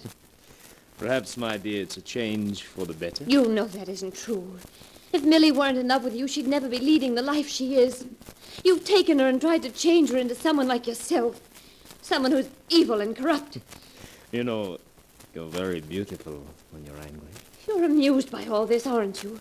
You enjoy knowing I'm worried. Well, all right, but just remember, you'd better not see Millie again. Joan, you wouldn't by any chance be forbidding me to see Millie because you happen to be in love with me yourself? Me? In love with you? Yes.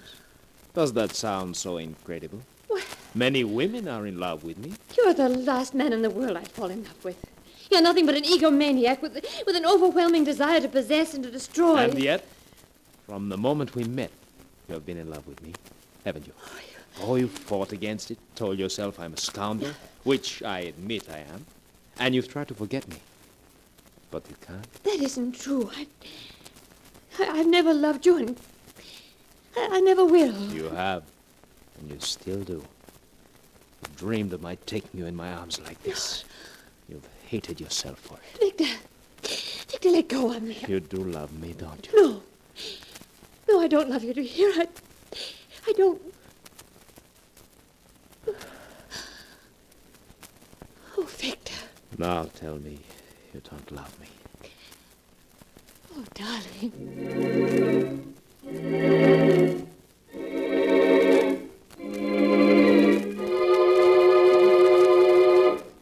Even now, a month after that night that Victor took me into his arms, I'm confused. How can a person hate Victor as I do and yet love him at the same time? I know he's evil, that he's ruined the lives of many people.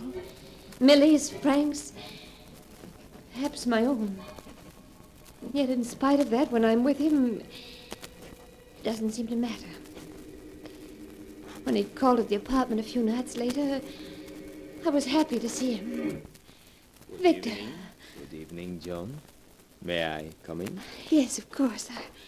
Thank you. Millie isn't home yet. I haven't come to see Millie, but her sister. Oh, what did you want to see me about, Victor? About us? Oh, Victor, you must forget what happened that night. Perhaps I do love you. I don't know, but in any case, it isn't fair to Millie. Oh, please, Victor, if you care for either of us, you'll go away. Leave us alone. In your heart, you know you don't want me to go. You want me close to you, as I am now. No, Victor. Darling, you shouldn't. Forgive me. Millie. I should have made more noise when I opened the door. Oh, hello, Millie.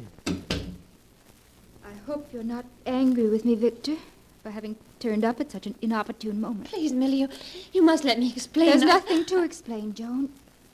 It isn't your fault, it's Victor's. This isn't the first time I've caught him making love to other women, but to make love to my own sister behind my... Come now, Millie. You aren't being fair to me. You know I shouldn't hesitate to make love to Joan in front of you, would I? No, you wouldn't. Nothing matters to you, nothing.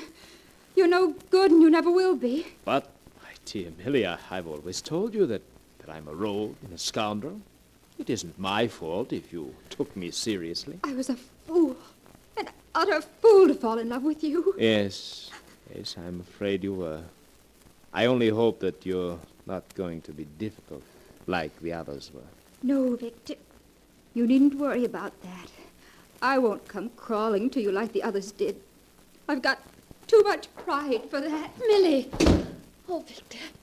Victor, let go of me. I must go to her. No. Stay here. She'll get over it. How could you speak to her like that?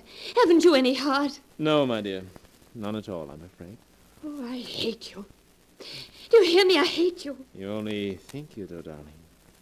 But you don't. Oh, let go of me. I'm going to her. All right, Joan. Though I don't think it'll be much use. Millie. Oh, Millie. Oh, darling, what's wrong? That bottle. Millie, what have you done? Victor, come quickly. Yes, Joan? What is it? Millie's taken poison. Taken poison? You don't say. Oh, don't just stand there. We've got to do something. Joan, it burns so. Oh, you're going to be all right, darling. Victor, get a doctor. I'm afraid it's too late, Joan. I've seen this happen before. You and Frank were right, Joan. He is evil. I came to realize it too late. Oh. Millie! I'm afraid you're wasting your time. She's dead.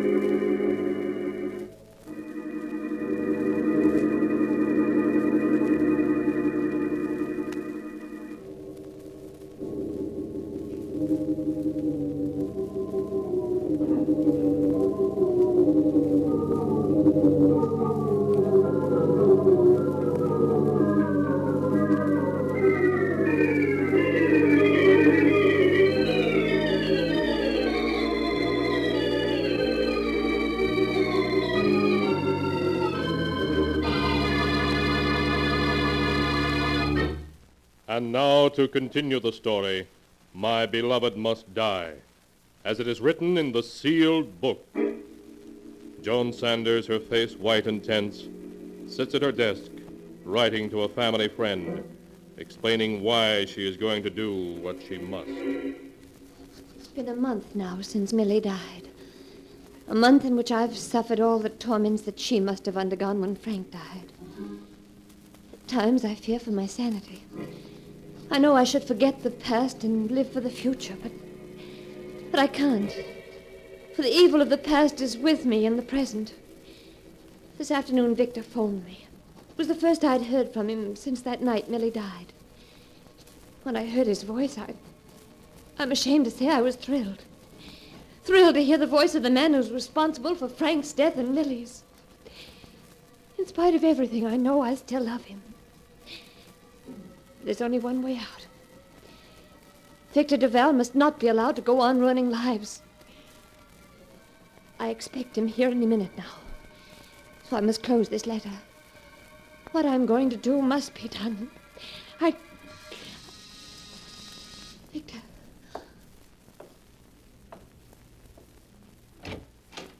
Hello, Joan. Victor. Come in, won't you? Thank you. You're not looking very well, Joan. Have you been ill? Yes. Ever since Millie's death. You shouldn't think about it, Joan. It's in the past. You don't feel the slightest twinge of remorse, do you? Not the slightest, darling. Now, what about changing into an evening gown so that we can do the town? Oh, you're heartless. Inhuman. There's no other way out. My dear, whatever are you talking about? This, Victor. A gun. Yes, Victor. Don't be foolish, my darling. Put the gun away and get dressed, eh? I could hardly miss you at this distance. Well, what are you waiting for? Why don't you shoot? Even knowing you're going to die doesn't frighten you, does it? No, my darling, no. You see, nothing in this world frightens me. Not even death. Oh, you are inhuman. That horrible smile on your face. Scoffing at me, at everyone. You live only to hurt and to destroy, don't you? Yes, I despise you all. Every human being. Your righteousness, your smugness, your futile attempts to achieve happiness. There's nothing I delight in more than to send you down into defeat. Watch you suffer. Kill each other, commit suicide. Oh, you fiend. Yes. Well, you've done your last evil deed. Why don't you fall? I've shot you. Evidently, you missed. Well, I won't miss this time.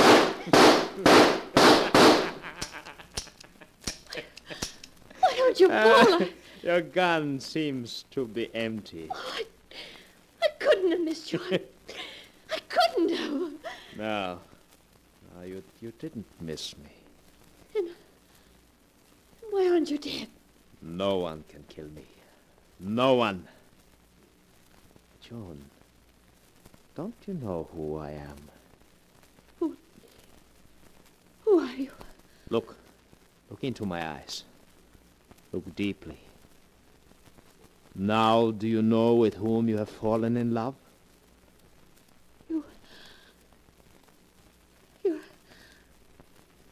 You're the devil. Yes, darling. The devil himself. Oh, no. No, I won't be in love with you. I won't be. Oh, but you will, darling. You will. Even though you know who I am. You'll be in love with me forever. Forever.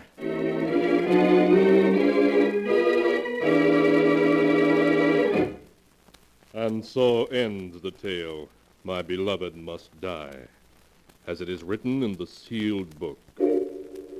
A few days after Joan Sanders had unsuccessfully attempted to kill Victor DeVal, she suffered a nervous breakdown. When the doctors questioned her, she kept repeating over and over that she'd fallen in love with the devil.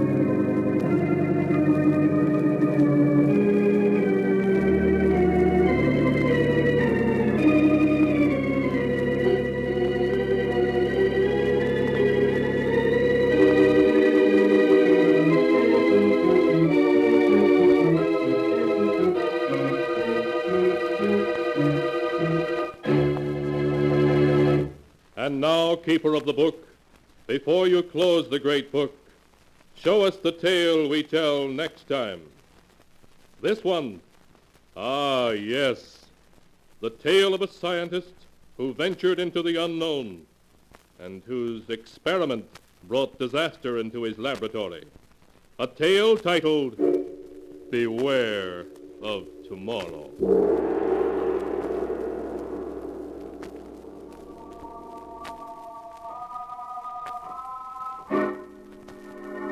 Be sure to be with us again next time, when the sound of the great gong heralds another strange and exciting tale from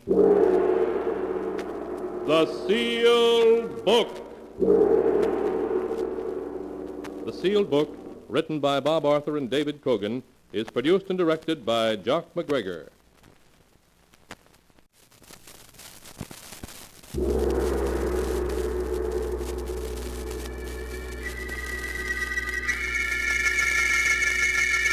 The Sealed Book.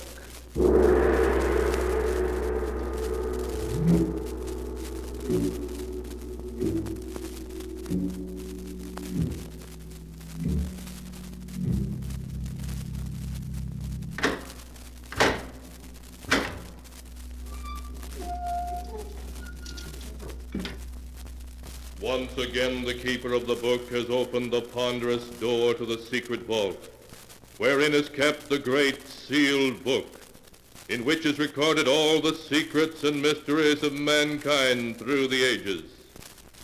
Here are tales of every kind, tales of murder, of madness, of dark deeds, strange and terrible beyond all belief. Keeper of the book, I would know what tale we tell this time.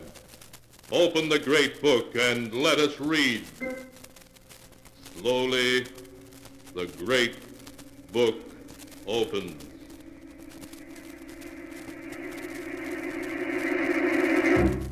One by one, the keeper of the book turns the pages and stops.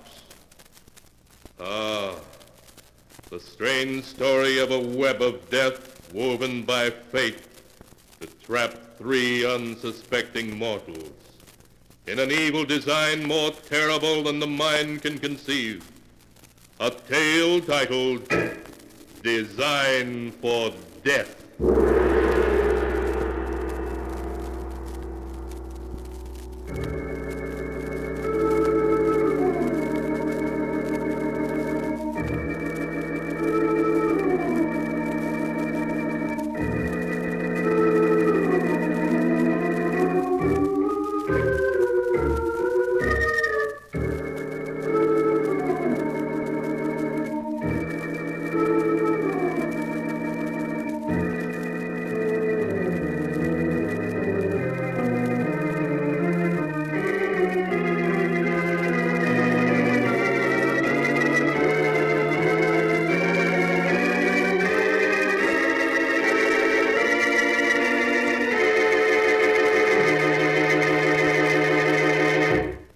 Here is the tale, Design for Death, as it is written in the pages of the sealed book. The story begins deep in the lonely solitude of the Maine woods.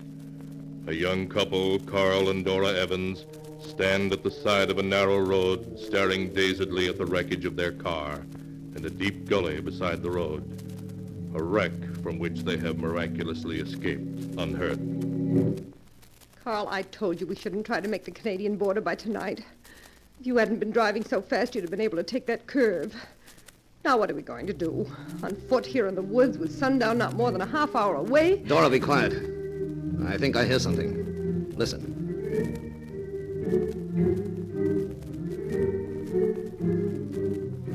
Music.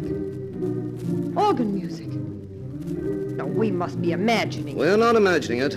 Look, there's a path leading into the woods. There must be a house back in there someplace. Aha. Well, yeah. Yes, I can see it now. A stone house almost hidden in the trees. Carl, how strange. Strange?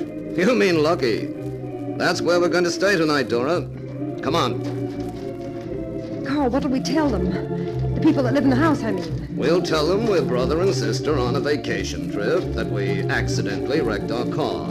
You act as if you'd sprained your ankle, and they'll have to put us up for the night. By morning, I'll have our next move figured out. All right, Carl.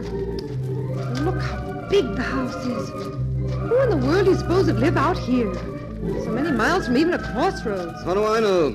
A hermit, maybe. Here we are. Now, come on, take my arm.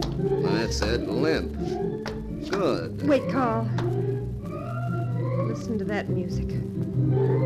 That's no radio. That must be a real organ. What strange music. All right, so it's a real organ. What of it? I'm going to knock. Now, remember, play up your sprained ankle big. We've got to get invited to spend the night here. All right, Carl. Here comes someone. Oh, good afternoon. I'm afraid I wasn't expecting any callers. We've had an accident. My sister has been hurt. May I bring her inside? Why, of course. Come in, by all means. Thank you. Oh, my ankle. Oh, I'm so sorry. Here, come this way, into the library. Can you make it? Yes, I think so. Sit down here. You'll feel much better. It's very kind of you, sir, if you let my sister rest here for a few hours. My dear sir, it's almost dark. You must both stay here until morning. I insist. Why, thank you. No, don't thank me. I lead a very lonely life, and I'm delighted to have some company. Truly delighted.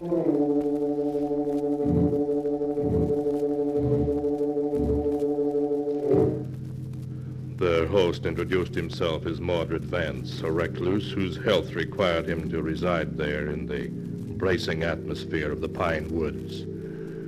When Vance told him that he lived there alone, without servants of any kind, Carl's eyes lit up with interest.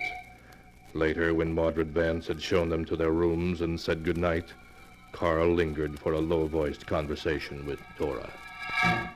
Well, Dora, how do you like it? Like what, Carl? The setup, this house, Vance, everything. If we had to have an accident, we couldn't have picked a better spot for it. Carl, what scheme have you in mind now? Listen, this guy Vance is a recluse, hardly ever goes into town. He hasn't any radio, never reads the newspapers. That means there's practically no chance of us ever finding out we're running away from the police. So you and I are going to stay here as long as we can. But will Vance want us here? Oh, sure, he went for you in a big way. Okay, it'll be 2 or 3 days before you feel well enough to leave. And by then, he'll be hooked. We'll make him want us to stay. And look, baby, he must be rich. You saw the rugs and furniture. Yes, and that big organ in the library must have cost thousands. At least. Well, of course, he must be a bit of a crackpot to want to live here with no servants, but he's a nice, harmless one. Maybe we'll be able to cash in on him.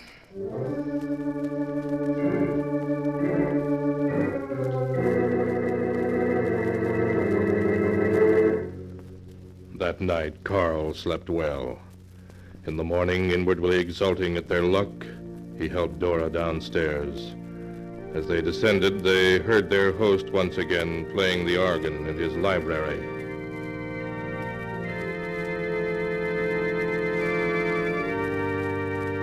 What funny music he plays.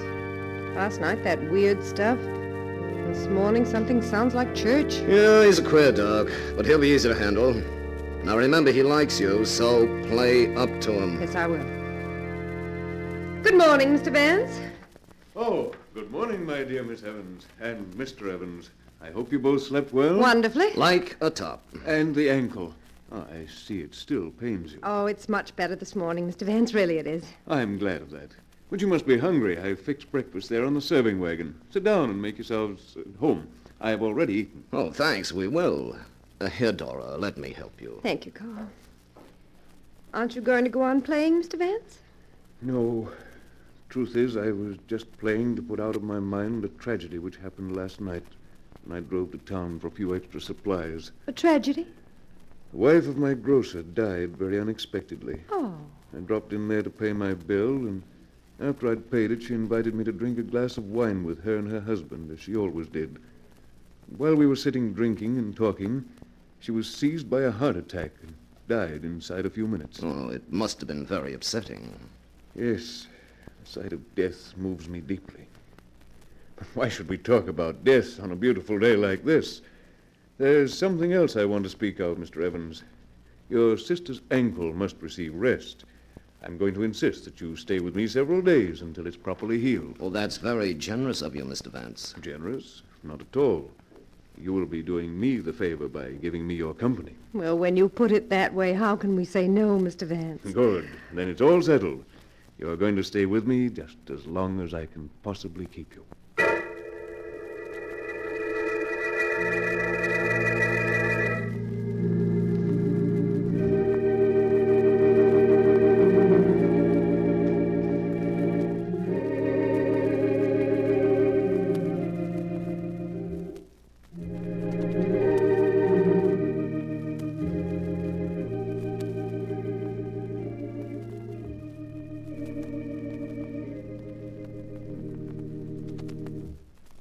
How did you like that, Dora? That was lovely, Mr. Vance. You've never played like that before. So... Romantically? I was playing like that because of you. Because of me? Of course. Listen to me, Dora. You've been here a week, and surely by now you must know I'm in love with you. Yes, I guess I did know it. I'm not a poor man, you know. I'll show you something. Come over here, Dora. Wait till I move this screen. There. What? There's a safe behind it. Yes. Now watch. I shall open it and you shall see. There. Now this cash box. Look, my dear. Full of money. Yes. $50,000 in $100 bills. My emergency fund. There, I'll put it away now. I just wanted to show you that I'm not penniless because, Dora, I want you to marry me. Marry you? You must give me a little time to think about it, Mr. Vance. Of course, my dear, by all means. Give me your answer tomorrow, but only remember, I'll not let you say no.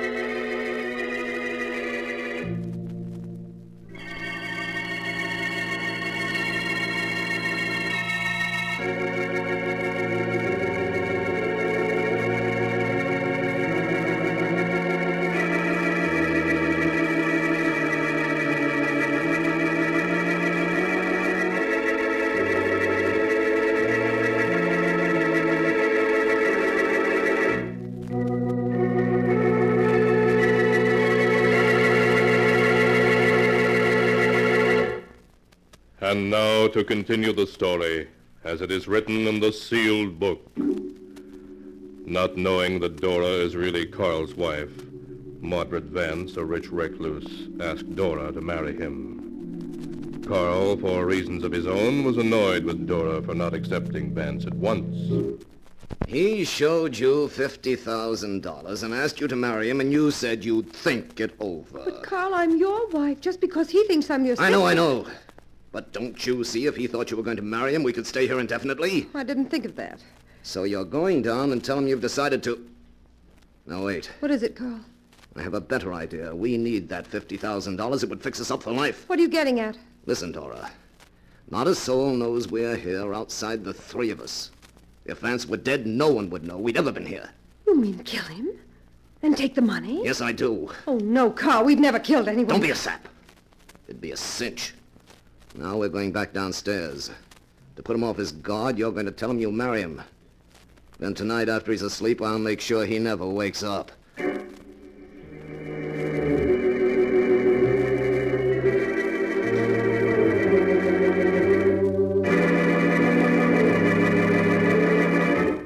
Obedient to Carl's instructions, Dora has told Mordred Vance that she will marry him. As Vance proposes a toast to their future happiness... And now we'll drink a toast to... What's that? There's someone at the front door. But I'm not expecting anyone. Who in the world can it be? Mordred? Mordred, where are you? Justina. Oh, here you are. Why didn't you come to the door? I was just going to. I have guests. Yes, so I see.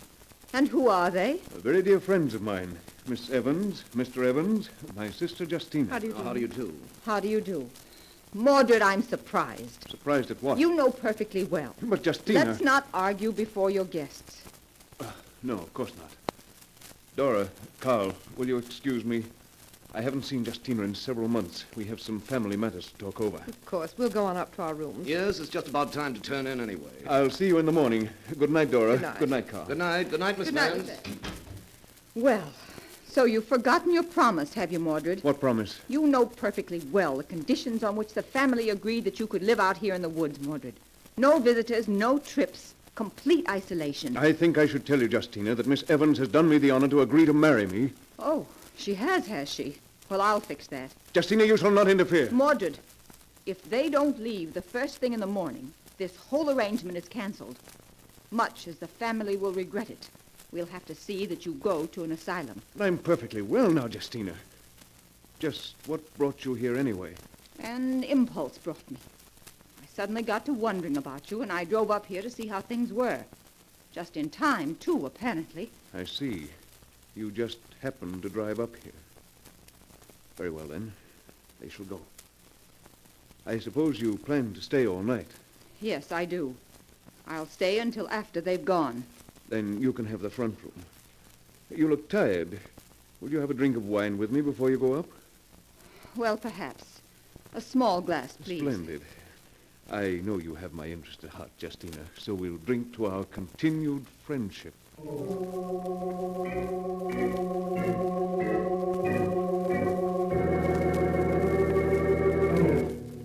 But as Mordred Vance went to fetch a bottle of wine, Dora and Carl were talking upstairs, for they had lingered outside the closed door of the library long enough to hear what passed between Mordred and his sister Justina.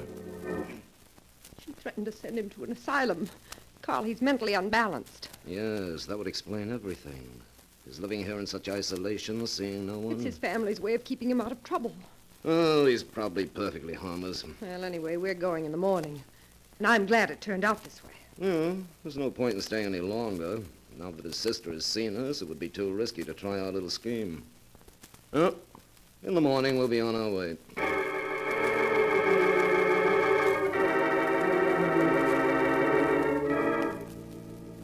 Relieved, Dora went to bed. Just as she fell asleep, she heard the sound of music from downstairs. Wild, strange music.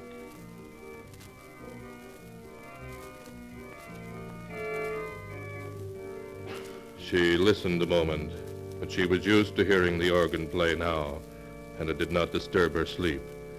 In the morning, when she and Carl descended, their host was again playing, as he had been the first morning after their arrival. Curious music, almost unearthly in quality. But he stopped as they entered the library. Oh, good morning. I hope you slept well. Yes, very well. How is your sister this morning? Oh, the truth is, my sister and I quarreled last night. Quarreled? We both have violent tempers, and, well, the argument brought on a heart attack, and my sister... A heart attack? Yes. Her heart has been weak for years.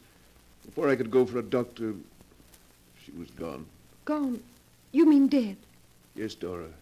She died just after I got her upstairs to her room. Oh, how horrible. But what are you going to do? Do? What is there to do? I mean, you're going to call a doctor, notify the authorities. No, I don't think I shall. You mean you're going to do nothing? Dora, my dear, listen to me. We must be married at once. We'll go away together. You, Carl, shall keep us company.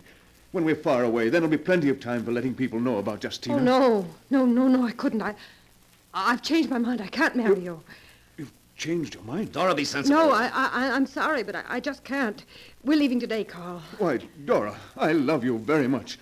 I couldn't let you leave me. Of course we're not leaving. Dora, dear, please. Wait at least until tomorrow before you make up your mind definitely. That's not much to ask, is it? Of course it isn't. She'll think it over, at least until tomorrow.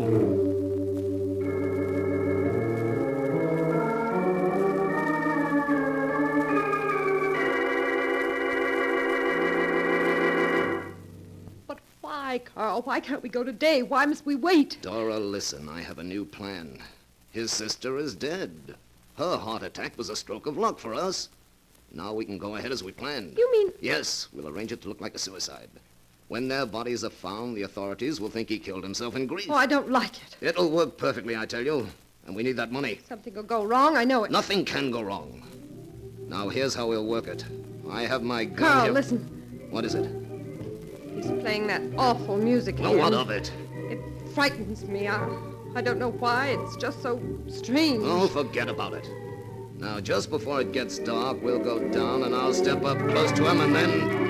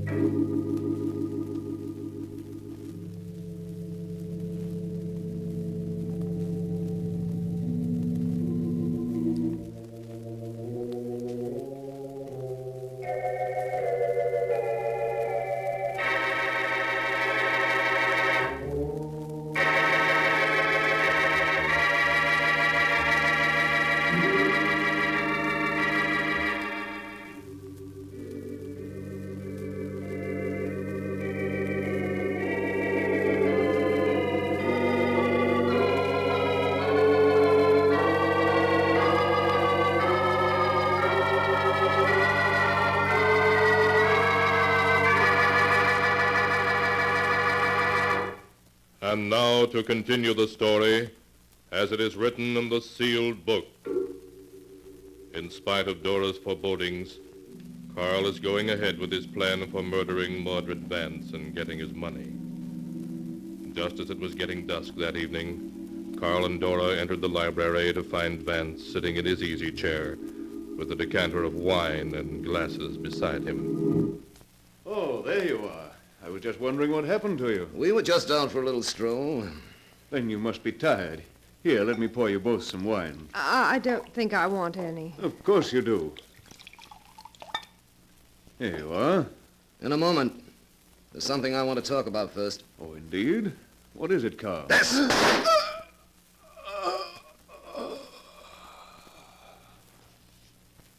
He's dead. Yes, and it couldn't have been neater either. Now I'll clean my fingerprints off the gun. Then I'll put his fingerprints on it like this. And with the gun on the floor here beside the chair and his hand dangling over the chair arm, it's a perfect case of suicide. Please hurry, Carl. I want to get out of here. Yes, of course. We can use that wine now. You need a drink, and so do I. Yes, I do. Thanks. That helps. But now let's get that safe open. Over here behind the screen, isn't it? Yes, that's it. Yes, here it is. I hope you were smart enough to notice the combination when he opened it for you. Yes, I did. I'll open it. There. Good.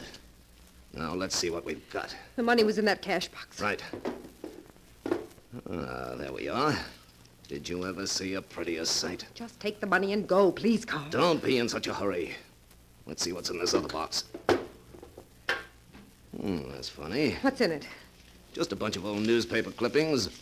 Some of them are so old they've turned yellow. Good heavens. What is it, Carl? They're all clippings about Oh, murders. what does it matter, Carl? I really don't feel well. Can't we go now? Just a moment. Look at this headline. Local organist sought for murder. Santa Barbara, California, June 17th, 1935. Maxwell Vanning, organist, is being hunted by local authorities following the death of a choir singer from apparent heart failure. The police, becoming suspicious, searched Vanning's apartment and have found a bottle of rare poison whose symptoms duplicate those of heart failure. What does that mean, Carl? I don't know. Here are 8 more clippings covering a period of about 10 years. Every one about a murder by apparent heart failure. And every one committed by an organist whose initials were MV. Mordred Vance! That's the only possible explanation. He was a homicidal maniac. Why, Dora, we've been here for more than a week. He might have killed us, too. He was going to, Carl. He was going to. I know it. Didn't you hear that music he was playing this afternoon? What about it? The first evening we came here, he was playing it. And that night he went to town, and you remember he said that while he was in town, his grocer's wife had a glass of wine with him and died of heart failure. Yes, you're right. He killed her. And then last night, after his sister arrived, he was playing that music again.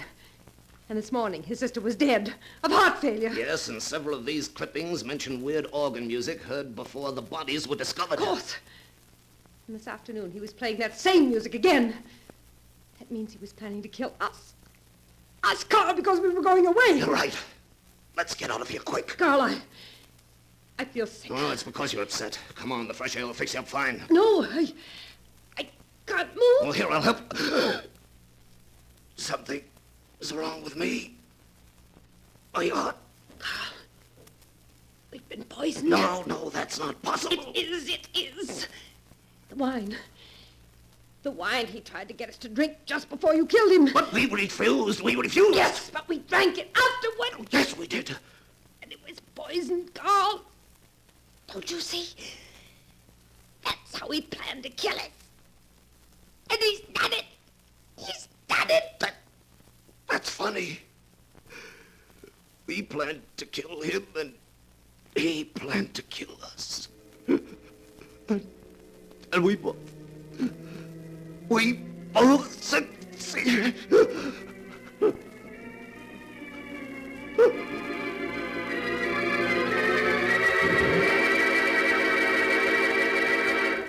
And that is the story of the strange and incredible web woven by fate, as the tale is written here in the sealed book. 2 murderers, each seeking a victim, met, and so brought about each other's downfall. Twisted indeed are the strands of fate in which destiny entangles mere mortals.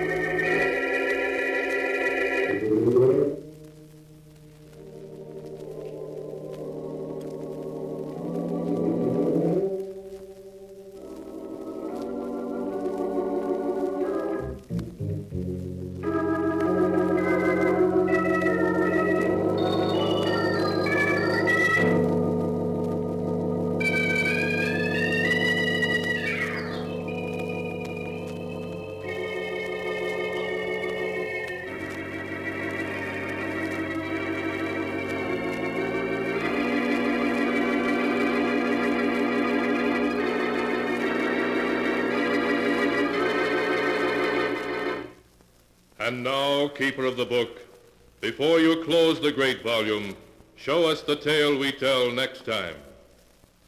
This one, yes, a tale of two men who tried to drive an old woman insane by turning themselves into ghosts while they were still alive, and of the strange and terrible success that crowned their efforts.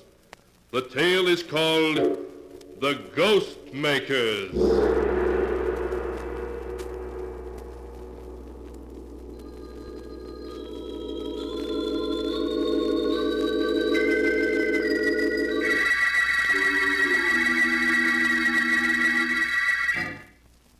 Be sure to be with us again next time, when the sound of the great gong heralds another strange and exciting tale from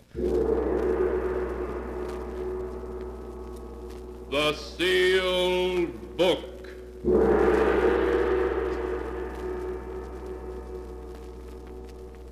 The Sealed Book, written by Bob Arthur and David Cogan, is produced and directed by Jock McGregor.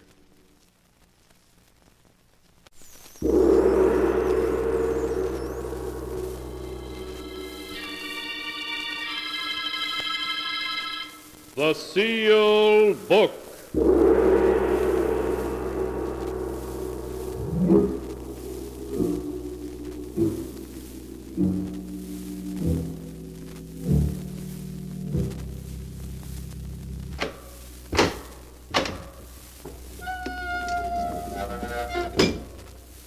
Once again, the keeper of the book has opened the ponderous door to the secret vault, wherein is kept a great sealed book, in which is recorded all the secrets and mysteries of mankind through the ages. Here are tales of every kind, tales of murder, of madness, of dark deeds, strange and terrible beyond all belief. Keeper of the book, I would know what tale we tell this time. Open the great book and let us read. Slowly, the great book opens. One by one, the keeper of the book turns the pages and stops. The strange story of a scoundrel who swindled the innocent, only to find that all his wealth could not protect him from justice. A tale titled Murderer Unknown.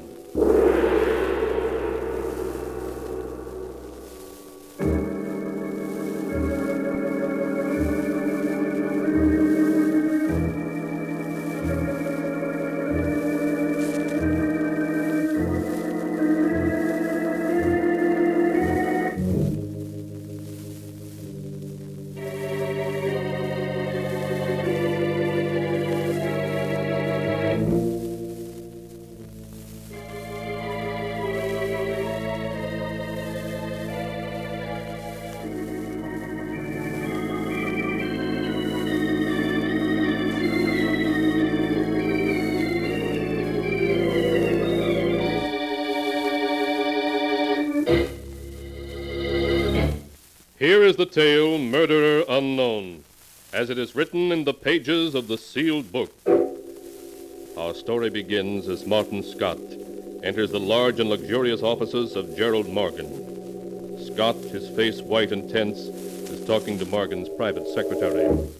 But, Jason, I tell you, you've got to let me see him. I'm sorry, Mr. Scott, but Mr. Morgan can't be disturbed. But it's a matter of life and death, man. You can't... What's all the noise out here about? Oh, Gerald. Oh, it's you, Martin. Gerald, you've got to see me. It's something that concerns both of us. Concerns both of us? You forget you're no longer a partner in this firm. In spite of that, it concerns the two of us. All right, come into my office. You too, Jason. Yes, Mr. Morgan. Well, what is it, Martin? Yesterday morning, I received this letter in the mail. As it had a black border, I naturally thought it was just a death announcement. But when I opened it... Here, read it for yourself. You'll die first, Martin Scott. Then Gerald Morgan will die. There's no escape. Well, what about it? Obviously, it's the work of a crank. Yes, that's what I thought after I'd read it. But late last night, someone took a shot at me as I was approaching my home. As you can see by this bullet hole in my hat, I had a rather close shave. Someone took a shot at you. But who? You must remember, Gerald, that when you took this company away from me, you also ruined almost 100 stockholders. My gaining control of this company was entirely within the law. Well, from what happened last night, it seems obvious one of the stockholders doesn't agree.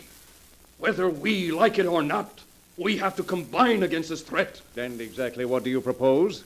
This morning, I hired a private detective, Philip Walker, to investigate. He wanted $200 for his fee, but I only had $100. And seeing that I am a party of the second part in this threatening letter, you think it only fair I pay the other half of Mr. Walker's fee? Yes. And that's reasonable enough. I'll send you a check for $100. Thank you. I'll keep in touch with you, Gerald. Yes, do. Goodbye, Martin. Goodbye. Goodbye, Jason. Goodbye, Mr. Scott. Well, Jason, you heard Mr. Scott's story. What do you think? Mr. Scott is a poor liar. Exactly, Jason. I'm very curious to know what Martin's next move in this little game will be. What was the name of that private detective he said he hired? Philip Walker. Ah, yes, Philip Walker. Have him call on me as soon as possible, Jason. There are a few things I'd like to discuss with Mr. Walker.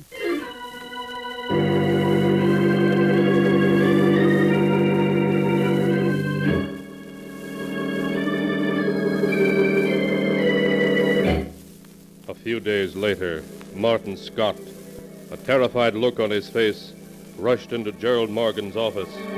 Gerald, I've got to talk to you. Now, we mustn't get excited, Oh, Martin. please. 4 days have passed, and I see you're still alive. Gerald, I've received another letter. It says I'm to die tonight at midnight. Look.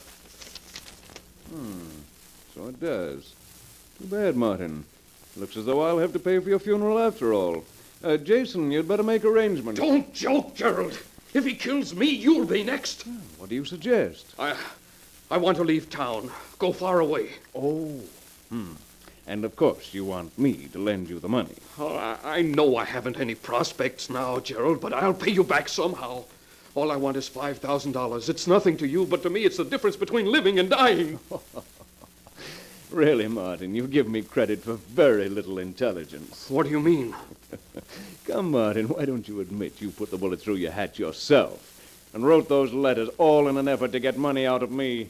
You don't believe me? No, Martin, I don't believe you.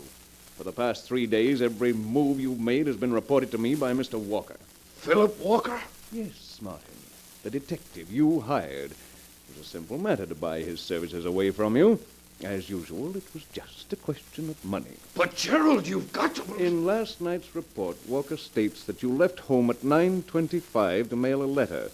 That letter you mailed couldn't by any chance be the death threat which you received this morning, could it? Gerald, don't be a fool. I tell you, someone's out to murder both of us. Well, I shall begin worrying when you've been killed. And rest assured that if anything happens to you tonight, I'll see to it you get a decent burial.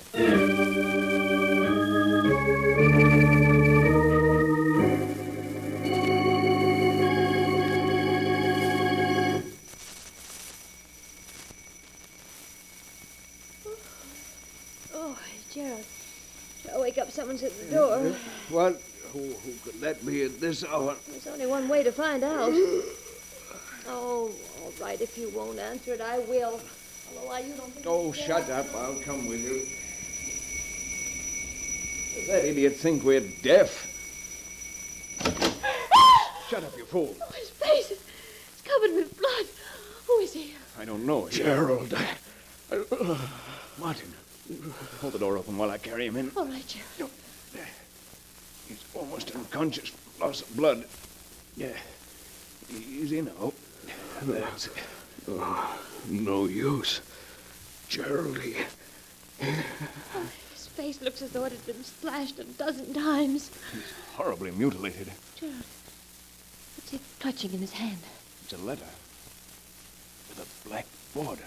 What's it say? Can you make it out? It's difficult to read with the blood on it. It says, "This is the last letter you'll ever receive, Scott. Your time has come." Oh, Gerald, what does it mean? Stop asking so many questions and call Dr. Richards. Oh, all right. Martin, can you hear me? Gerald, at midnight, he came for me. Who, Martin, who? I never had a chance. Tell me, Martin, who did this to you? He said after I died, you would be next. But who, Martin? Who? Dr. Richards will be right over, Gerald. It's too late. He's dead.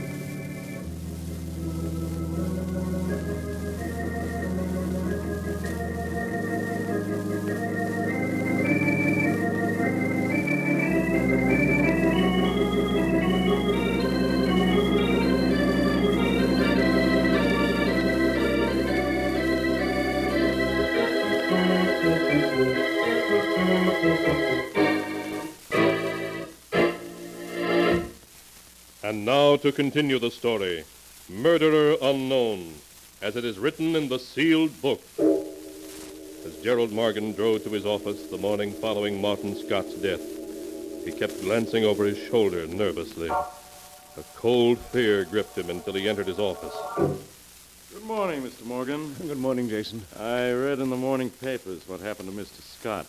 It came as quite a shock. Yes, I'm afraid I did Martin a grave injustice not believing his story. Why, look at the way he tried to warn me after he'd been mortally wounded. He wasn't able to name his assailant, was he? Unfortunately, no. He died just as he was about to name him. That's too bad. Yes, now I'm next. Well, whoever murdered...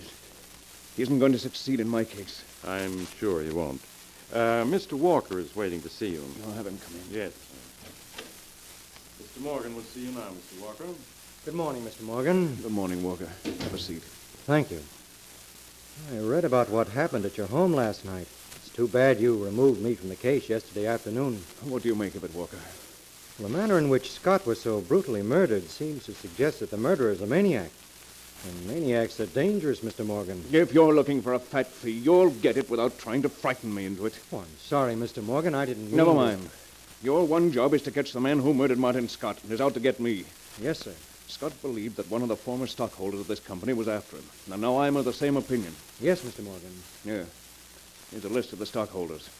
Hire as many assistants as you need. Spare no expense, but find Scott's murderer. We'll do our best, Mr. Morgan. Meanwhile, I'd better arrange a bodyguard for you. Pardon me, Mr. Morgan, but perhaps a trip somewhere might be wiser. Yes. Quite right, Jason. Even with a bodyguard, a man can be murdered. I think the idea of a trip, a long one, is an excellent suggestion. Well, where do you intend to go, Mr. Morgan? That I'm not telling anyone, not even you, Walker. But how will I get in touch with you if something comes up? Merely insert a notice on the personal column of the Morning Record. I'll get in touch with you, if I think it's important. Very well, Mr. Morgan. Jason, call my home and have my wife pack her things and mine. Tell her we're leaving town immediately.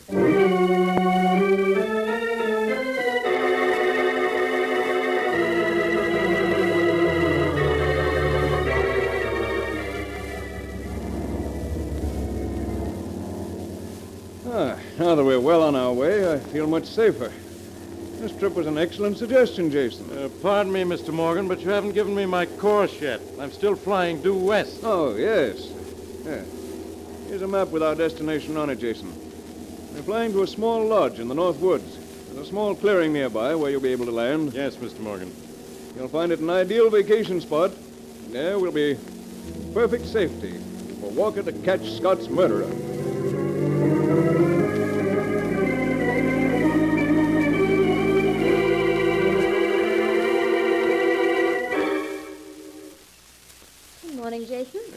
morning, Mrs. Morgan, Mr. Morgan. Morning. Did you sleep well? Perfectly, thank you. 2 weeks here has made me feel like a new man. Ah, wonderful air. Yes, it is. I have here a copy of the morning record. Is there a message from Walker in the personal column? Yes, sir. The message reads, "Nothing found as yet, but I'm working hard." I see. Well, couldn't expect him to uncover the murder in 2 weeks. No, sir. After all, there are over 100 stockholders, and any one of them might be guilty. Good morning, madam. Gentlemen, a wonderful day for fishing, no? Yes, it is. What have you got there, Pierre? Just a few supplies, madam. And, oh, yes, a letter for your husband. A letter? Oui. My brother Jacques, who runs the general store and who is also postmaster, he gave it to me. But no one knows I'm here. No one. But it is addressed to you, Mr. Jones. Here, you can see for yourself. Is there any return address on it, Mr. Morgan? No, it's addressed to Mr. Jones, care of Postmaster St. Clair. Letter's postmarked from Portland yesterday. Only one way to find out if this letter is meant for me. Why, another letter inside it. A black border. What? And it's addressed to Gerald Morgan. No matter where you flee, I shall follow. There's no escape.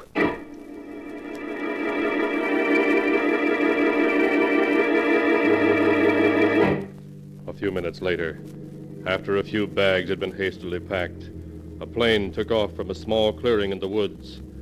Hour after hour it flew due southwest, and when the fuel was almost gone, it landed near a small village in Indiana. Gerald and his wife went to the only hotel in the village.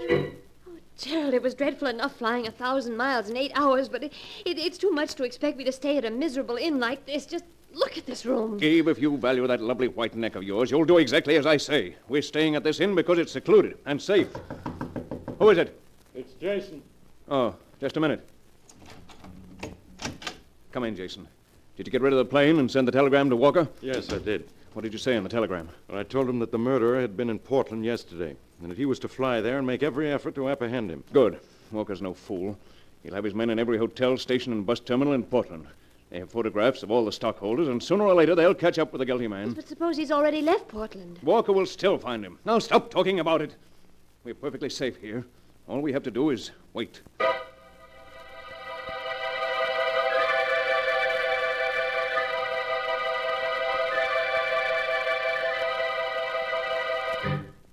Jason, where's Gerald? He just went down to the bar to see if the morning record has arrived yet. Jason, Yes, dear.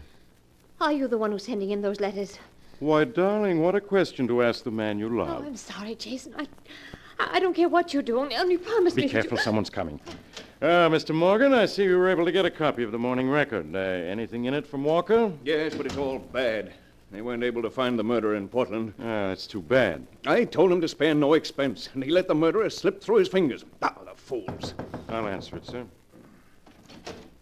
This letter came from Mr. Anderson. Thank you. Another letter?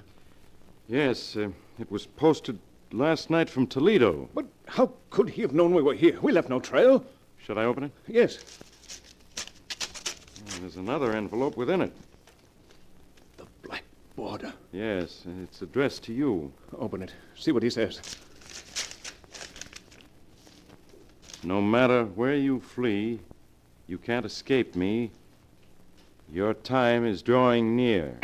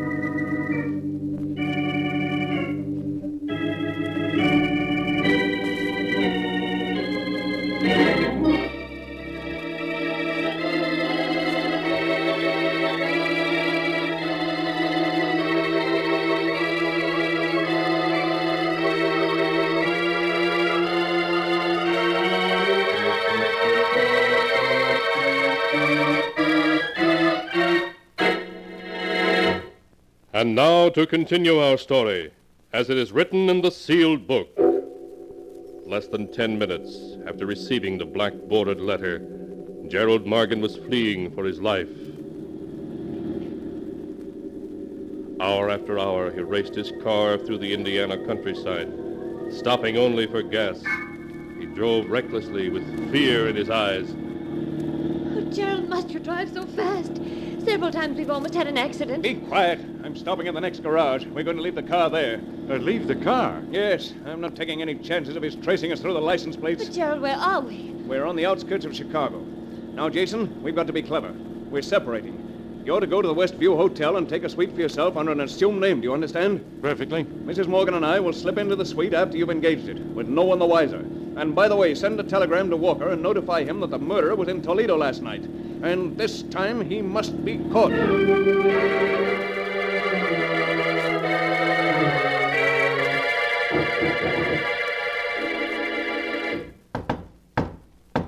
That must be Jason. Yes, I'll let him in.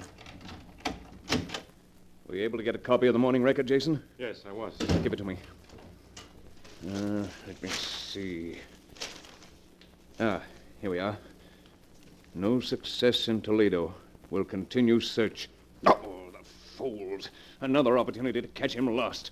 How long do they think I can go on this way? I'm sure you can depend on Walker. Gerald, why don't you go and lie down for a little while? I'm perfectly all right. But you look tired. A little rest would do you good. Yes, I suppose it would. Call me if there's any word from Walker. Jason, come over to the window where he won't be able to hear us. What's the matter, Eve?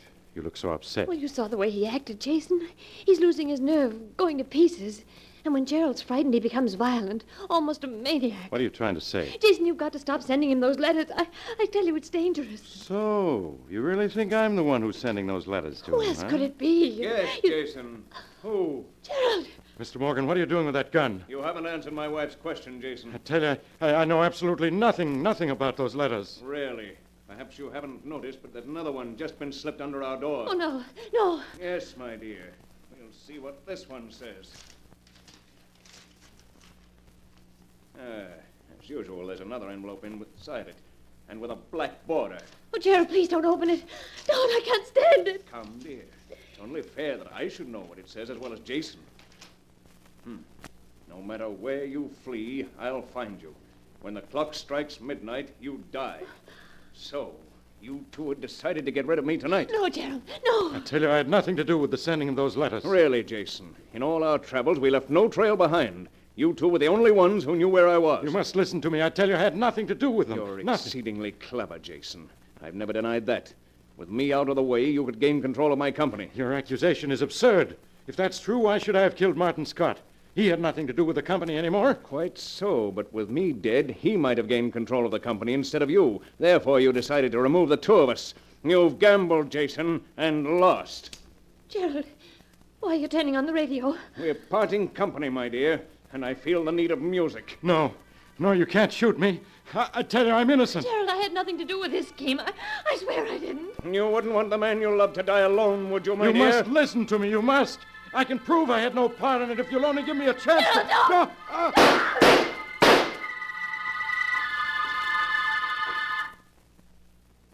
You were both very clever, but you were dealing with Gerald Morgan.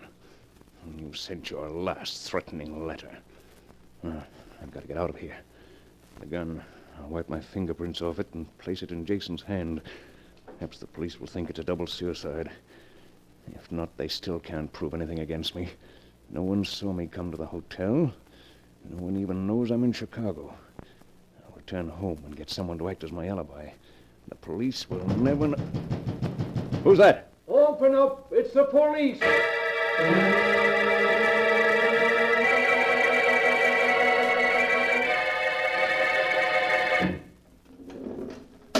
I'm afraid you can only have a few minutes, Mr. Walker. Thank you. Walker, what are you doing here? I've come to deliver a letter. A letter? Yes. Here. What? It's from Martin Scott, dated December 5th. Well, that was the night he was murdered. Yes. Dear Gerald, a week ago my physician told me I had but a few months to live. After I once got over the shock, I suddenly felt free to do what 100 ruined stockholders wanted to do, but couldn't. I could easily have come to your office and killed you, Gerald, but I didn't want you to die so easily. Knowing you as well as I do, I began to plan your future for you. My plan began the day I came to your office with a death threat and the hat with a bullet hole in it. You reacted just as I knew you would. You bribed the detective I'd hired. When I appeared at your office this morning and showed you the second letter I'd received, saying I died tonight at midnight, you laughed at me for trying to extort money from you. That, too, I had planned on. In 1 hour it will be midnight, and according to my plan for you, I must be murdered. I am going to slash myself with a knife, Gerald, and then go to your home to die. You're going to watch me die, Gerald, and know fear as you've never known it before. After I'm gone, you will begin to receive the same kind of threatening letters which I sent myself. You will run away, Gerald, but wherever you go, a letter will find you. You'll become insanely frightened, and in time you'll turn on the only person who could be logically betraying your movements, Jason. If things work out as I planned, the great fear in you will drive you to kill him.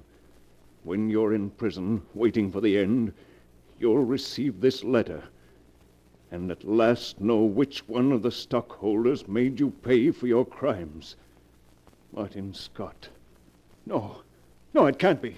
But it is, Mr. Morgan. But if Jason didn't send me those letters, who did? You forget, Mr. Morgan, that I know where to find you. You had Jason send me telegrams, and they were easy to trace. Then it was you who sent those letters. Yes, I was the one who carried out Martin Scott's plan. But I bought you, gave you thousands of dollars. All of your checks were torn up. Martin Scott was my friend. You can't do this to me. You can save me if you want to. I'm rich. I'll pay you any amount of money you want. Walker, listen to me. You'll have to leave now, Mr. Walker. It's almost... No, Walker, you can't. You can't let them kill me. I'll pay you anything. Anything. Walker!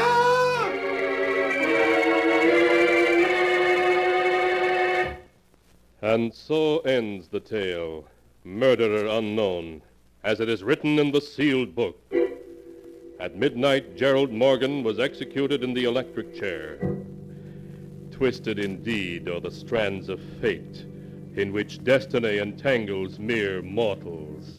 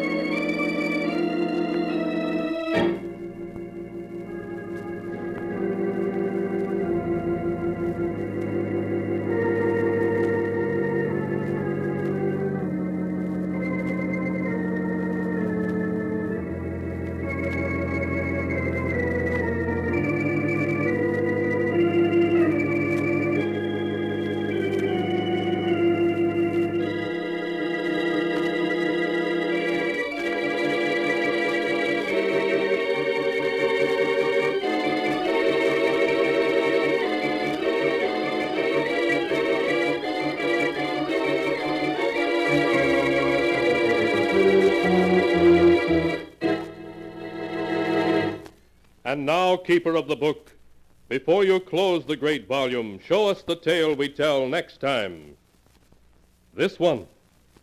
Ah, yes. The tale of a human derelict who one night stumbled into a pawn shop and there sold 5 years of his life to a strange and mysterious pawnbroker.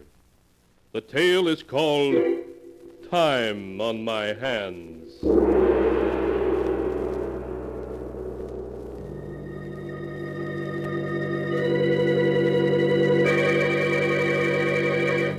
Be sure to be with us again next time when the sound of the great gong heralds another strange and exciting tale from The Sealed Book. The Sealed Book, produced and directed by Jock McGregor, is written by Bob Arthur and David Cogan.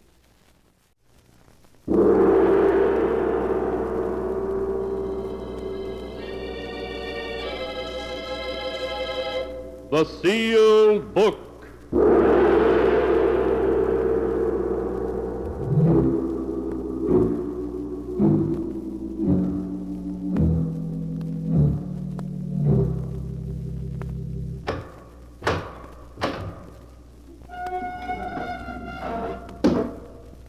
Once again, the keeper of the book has opened the ponderous door to the secret vault, wherein is kept the great sealed book, in which is recorded all the secrets and mysteries of mankind through the ages.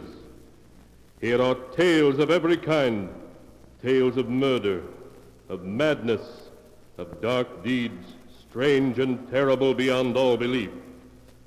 Keeper of the book, I would know what tale we tell this time. Open the great book and let us read. Slowly, the great book opens. One by one, the keeper of the book turns the pages and stops. Ah, the strange story of a man who rose from a watery grave to accuse the living of his murder. A tale titled, You Only Die Once.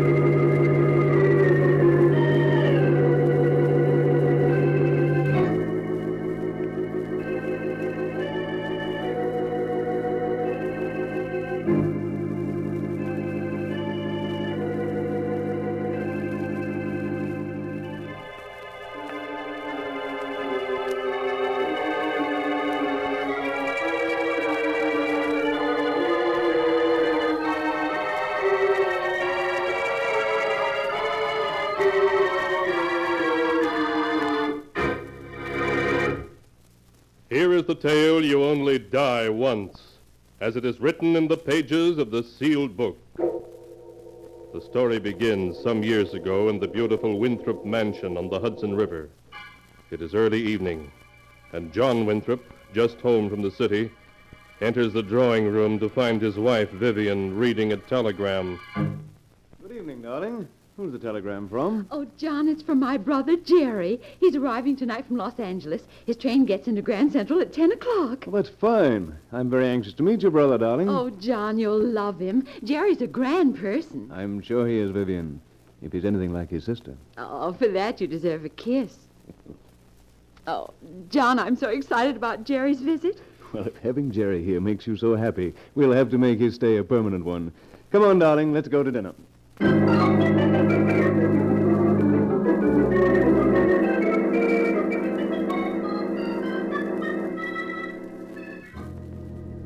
Mr. Norton is here, sir. Hello, Jerry. Come in. I'm John, your brother-in-law. Hello, John. Jerry. Oh, Jerry. Oh, it's so good to see you again. Well, stand back and let me look at the bride. Vivian, I've never seen you looking so beautiful. Now, John, you know why I'm so fond of Jerry. Oh, Jerry, dear. What suddenly made you decide to come east? You said nothing about it in your last letter. Well, you know your brother, always making quick decisions. I gave up my position in Los Angeles to come east. I intend to settle down and find a job in New York. In New York? Mm-hmm. Oh, Jerry, that's wonderful. John, did you hear that? Yes, darling, and I think it's a fine idea. As I recall, Jerry, Vivian said you were an executive. That's right. Well, then, I think I've got you a position. You mean you know of an opening? Or with whom? Myself. You? Yes. For the past week or so, I've been contemplating hiring an assistant. My doctor told me I was overworking and needed one. Oh, there's nothing seriously wrong with you, I hope. No. Just that my heart acts up a bit now and then when I've been working too hard. Well, what do you say, Jerry? Will you accept the position? All right, John. And I'll do my best to be of real assistance to you. No, you don't know how happy this all makes me. John, do you think Jerry might come here and live with us? I think that's an excellent idea, if Jerry's agreeable. Well, there's nothing I'd rather do, but, well, are you sure I won't be in the way? Oh, Jerry, of course not. John and I would love to have you live with us. Of course we would. All right, then. Thank you both very much. Good. Then it's all settled. Well, I must be off to bed. It's almost midnight, and I promised my doctor I'd be in bed every night by 11. I'll be up shortly, John. Oh, take your time, Vivian. I'm sure you two have a good deal to talk over. Good night, Jerry. Good night, John.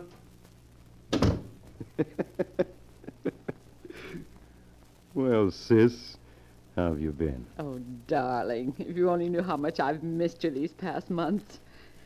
Well, aren't you even going to kiss me? Of course, darling. Oh, darling, I've waited a long time for that. It seems years. It's only been 6 months. How have you been doing, darling? Not bad. Not bad at all. See this diamond bracelet? It was my wedding present from John. What else have you gotten? 2 other bracelets, a necklace, and 4 rings. What's it all worth? Amounts to a little over 100,000. Not bad, considering you've only been married 3 months. Oh, how much longer will I have to go on keeping up the act, though, Jerry? Never give up a gold mine until it's played out. And unless I miss my guess, John is still good for plenty more. He's a very rich man. Exactly. So you and I are staying here until we've worked, John, for every cent you can get. Then when the time is ripe, you'll sue for a divorce and a big cash settlement.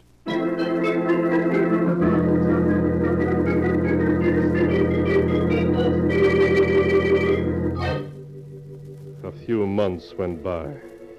Months in which John Winthrop found himself increasingly happy. Vivian was all that he'd ever dreamed of in a wife, and Jerry, as his business assistant, was invaluable. In his happiness, John lavished gifts on his wife and paid Jerry an exceedingly handsome salary.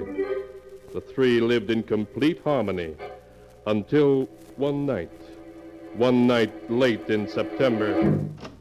Is that you, Jerry? Yes. How are you, sis? In 7th heaven. Jerry, why didn't you tell me John was leaving for Chicago tomorrow morning? Well, he didn't make up his mind until late this afternoon at the office. Where is he now? He's looking high and low for some papers in a brown envelope. Oh, it must be the Anderson papers he wants. I have them right here in this briefcase. Say, where is he? I'll give them to him. He's up in your room. Up in my room? Yes, when he couldn't find the papers in the study, he went upstairs to see if they were in your desk. In my desk? Yes. Jerry, is anything wrong? I don't know. Let me see. Did I lock my desk this morning before I left for the office, or didn't I? What difference does it make? What difference does it make? It makes all the difference in the world. If he should... You seem to be quite upset, Jerry. Is it because you were afraid I found your desk unlocked? That I might come across these? So, you found them, huh? Yes. What do you have there, John? Merely some newspaper clippings, Vivian. Allow me to read you a couple. The first one is dated 5 years ago, and it's from a New Orleans paper. Underneath a picture of Jerry and you, it reads, Mr. and Mrs. Philip Gordon, arrested for $10,000 jewelry theft at Mardi Gras party. Where did you get that clipping? I found it, along with several others in Jerry's, or should I say Philip's desk. Oh. Allow me to read you another clipping. Mr. and Mrs. Philip Gordon, who pleaded guilty to the $10,000 Mardi Gras jewel theft, were today sentenced to prison by Judge Sawyer. Philip Gordon received a sentence of 3 to 5 I don't want to hear any more. Stop it. You hear? It was very clever of you two to pretend to be brother and sister when actually you were man and wife. No doubt sometime in the future, Vivian was to divorce me and receive a handsome cash settlement. Yes, that's right. We had planned that. But our plans seem to have been spoiled. What do you intend doing? I'm not going to Chicago tomorrow morning. Instead, I'm going to see my attorney and prosecute you both to the full extent of the law. Oh, I wouldn't do that if I were Yes, you. John, think of your reputation and your family name. They'd be dragged in the mud if this ever came out. You wouldn't want to see that happen, would you? You think you can blackmail me into silence, don't you? Well, you're wrong. Come what may, I'm going to see to it that you're both punished. Jerry seems ill. Yes, he does, doesn't he? I'm perfectly all right. I think we've said everything that's to be said. I'm through with words now. First thing in the morning, I'm going to see my attorney and have you both exposed. You're going to learn you made a fool of the wrong man.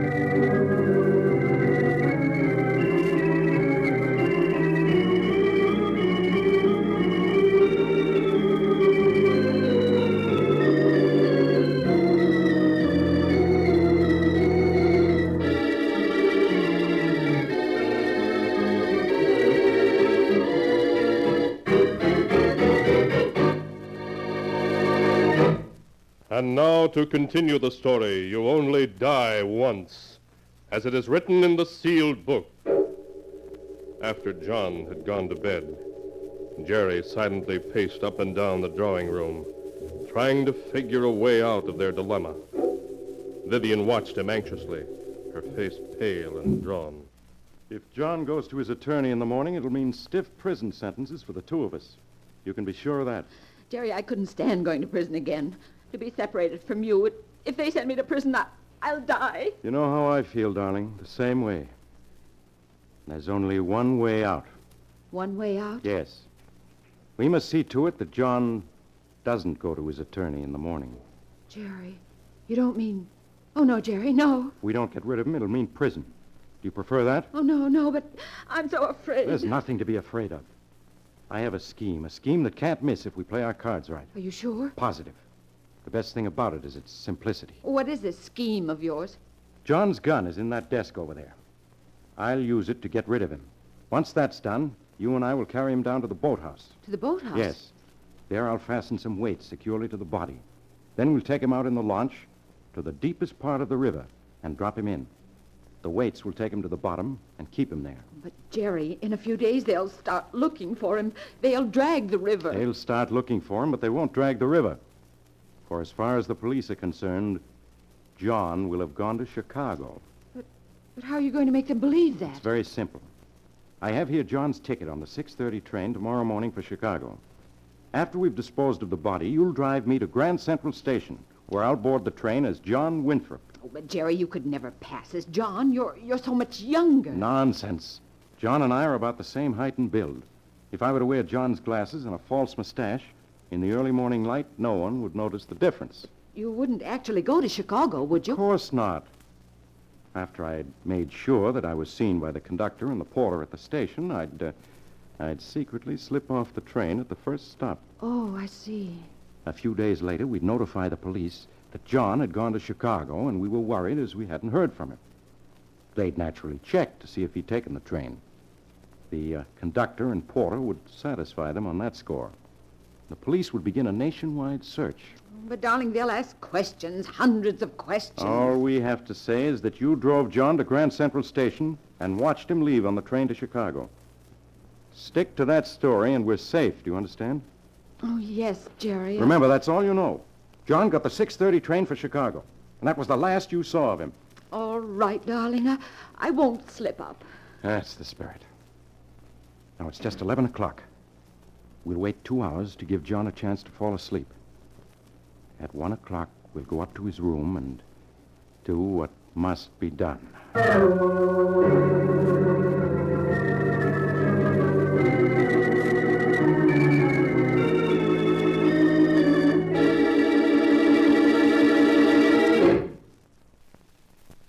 You all set, Vivian? Yes.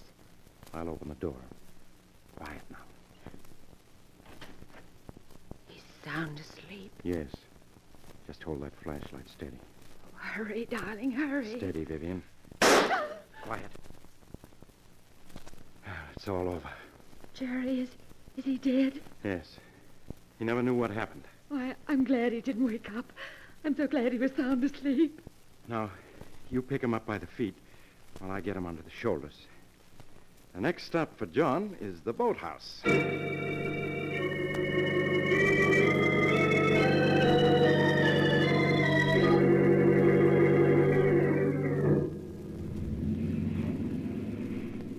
The river's the deepest, just about 50 yards from here, Jerry. Then that's the place for us. Cut the motor when we reach it. We're just about there, Jerry. I'll cut the engine and we'll drift the rest of the way. You'll have to give me a hand with him, Vivian. With these weights around him, he's quite heavy. All right. What do you want me to do? You take his feet while I take him by the shoulders. When I give the word, we'll both lift and toss him over the side. You ready? Yes. Then lift. Oh, Jerry, he's so heavy. Just a little more. That's it. Now, I'll drop him.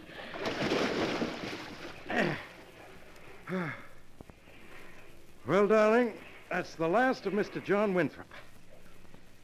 Now we'd better be getting back to shore. There's still quite a bit that remains to be done.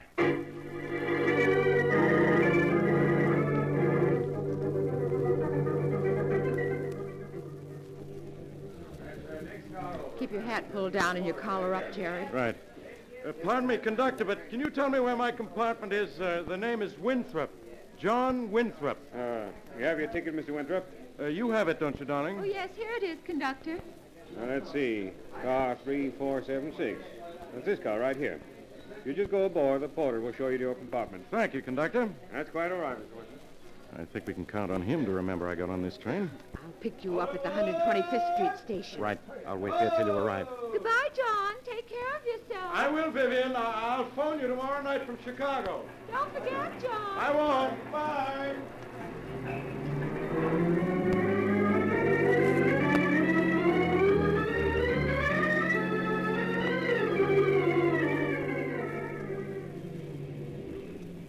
Here I am, Jerry. Come on. Let's get in the car and away from here. All right. Did everything go all right? Perfectly. After the train pulled out of Grand Central, I had the porter show me to my compartment.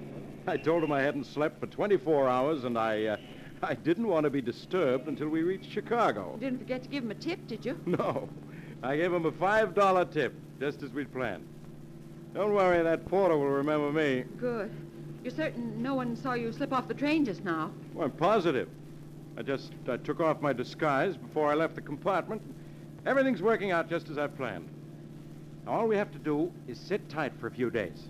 Then wire the men in Chicago who had appointments with John. When they tell us that John never kept his appointments, we'll get in touch with the police.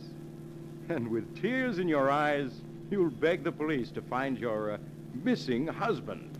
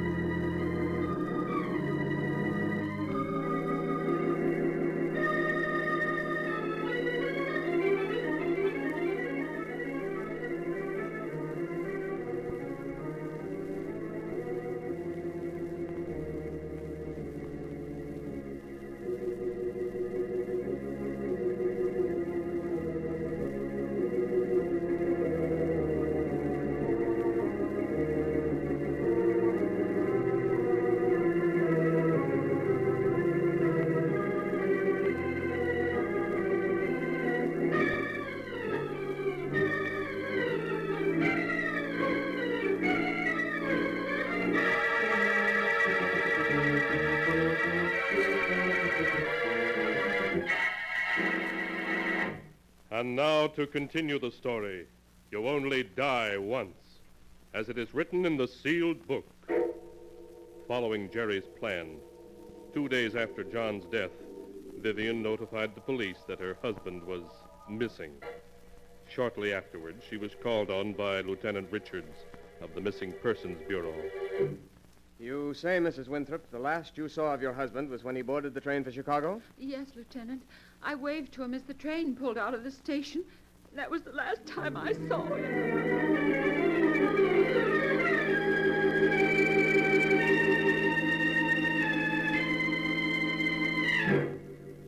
A week passed, and then 2. But the police found no trace of John Winthrop. It was as though he had vanished off the face of the earth after he had boarded the train for Chicago. The noted financier was reported seen in half a dozen cities all over the country, but each report turned out to be false. The newspapers played up the strange disappearance of John Winthrop, but after he had been missing a week, the story lost its interest for the public and was quickly forgotten. When 2 weeks had passed, Jerry took Vivian, who was on the verge of a nervous breakdown, away for a rest. Making no secret of their destination, they went to John's mountain lodge, high in the Adirondacks. Would you like a cocktail, Vivian? Yes, Jerry. Oh, darling, isn't it wonderful being up here, just the two of us? It lacks only one thing to be perfect, music. Let there be music and let the wine flow freely. I'll turn on the radio. Here's looking at you, baby. And here's to our good luck. May we always have it. Oh, we're sitting pretty. Someday the police are going to give up looking for John, and then you're going to become a very, very wealthy widow. You really think so, Jerry? Of course. Naturally, it'll take time, but... We interrupt this program to bring you a special news report. At 10:35 this morning, New York Harbor Police found the body of the missing financier, John Winthrop, in the Hudson River off 54th Street. The dead man had been shot in the head, and the police believe he was murdered. They are looking for his wife, Mrs. Vivian Winthrop, and Jerome Norton, her brother, for questioning. For further details, listen in on our regular news period at... Jerry, how could they have found him? How could they? I tied those weights securely, but somehow the body must have slipped out of the ropes and come to the surface. Jerry, what are we going to do? You heard what that announcer said. The police are looking for us. Yes, I know. And once they take our fingerprints, it'll be the end. They'll learn about New Orleans and that we aren't brother and sister. Oh, Jerry, we just can't stay here. We've got to run for it before they catch us. Run? Where can we run to? Oh, I don't know. Mexico, South America, any place. We have my jewels. They're worth over $100,000. Yes, but what good are they? What we need is cash, and all I have with me is $300. We don't dare go to your bank. They'd pick us up immediately. Oh, I'm sure there's some place we'll be able to sell my jewelry. I'll pack my things at once. Vivian, there's no sense in running away. How far do you think we'd get? The police are probably on their way here already. Jerry, what's wrong with you? We've got to run away. There's no other way out.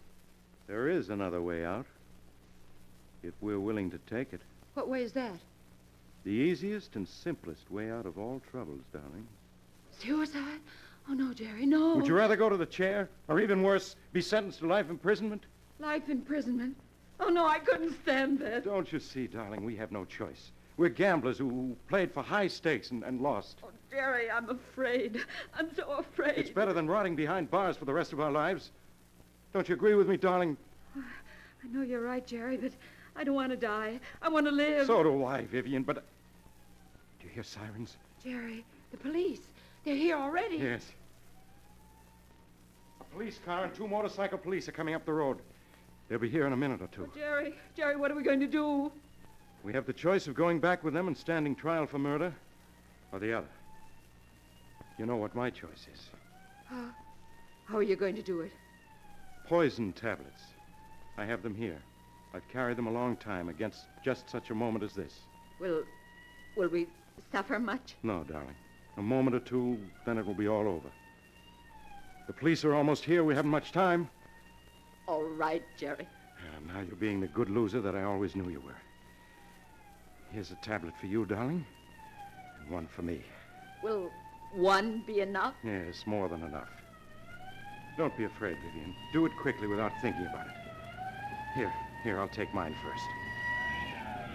There. Now, you take yours. All right, Jerry. That's it. There. That wasn't so hard, was it? No. Well, darling, they're here. But nothing they can do or say can matter to us anymore. We've beaten them, do you understand? They can't touch us. Yes, Jerry. I'll let them in now. Hello, Lieutenant. Come in. You remember Mrs. Winthrop, don't you? You can stop the acting, Norton, or should I say Gordon. We know who you and Mrs. Winthrop are. Oh, so you've already found out, huh? Yes. We did some fast checking this morning after Winthrop's body was fished out of the harbor. I'm going to have to take you both back to headquarters. I'm afraid you're a little late, Lieutenant. A little late? Yes. You see, a minute or so before you arrived, my wife and I took poison tablets. Huh? In a very little while, we'll both be well out of your reach. Grogan, get the first aid kit from the squad car. Yes, sir. You're wasting your time, Lieutenant.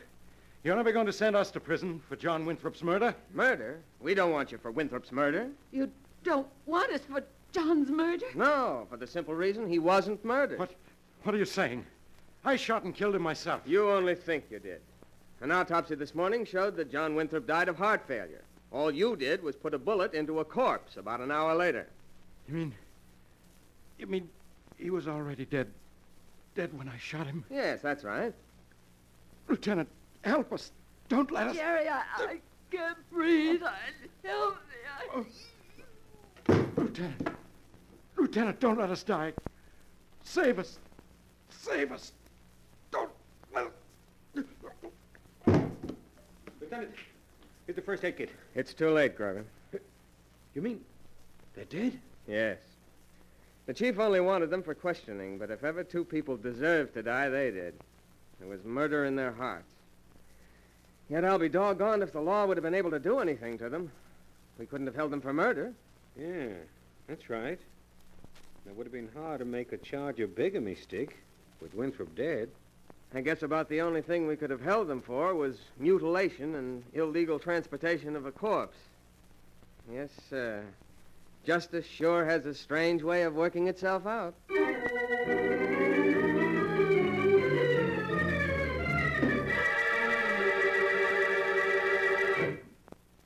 And so ends the tale. You only die once, as it is written in the sealed book. The uncanny hand of fate reached out for the two who had ruthlessly planned the death of an innocent man and doomed them to die through their own actions.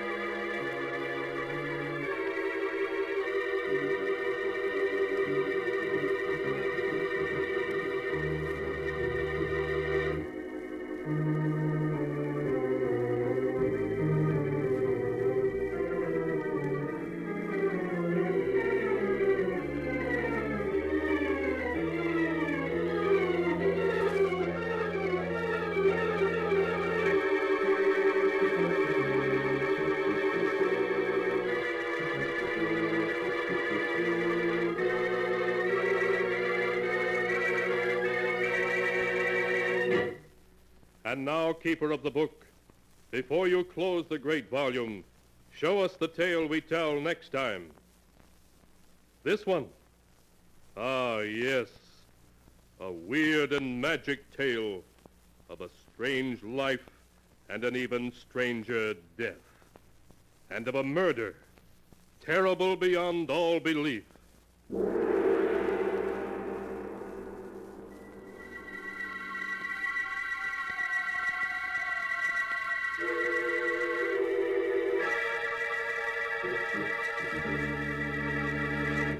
Be sure to be with us again next time when the sound of the great gong heralds another strange and exciting tale from the Sealed Book. The Sealed Book, produced and directed by Jock McGregor, is written by Bob Arthur and David Cogan.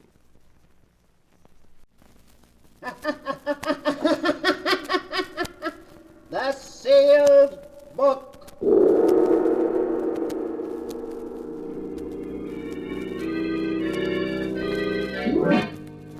Once again, the keeper of the book is ready to open the ponderous volume in which is recorded all the secrets and mysteries of mankind through the ages.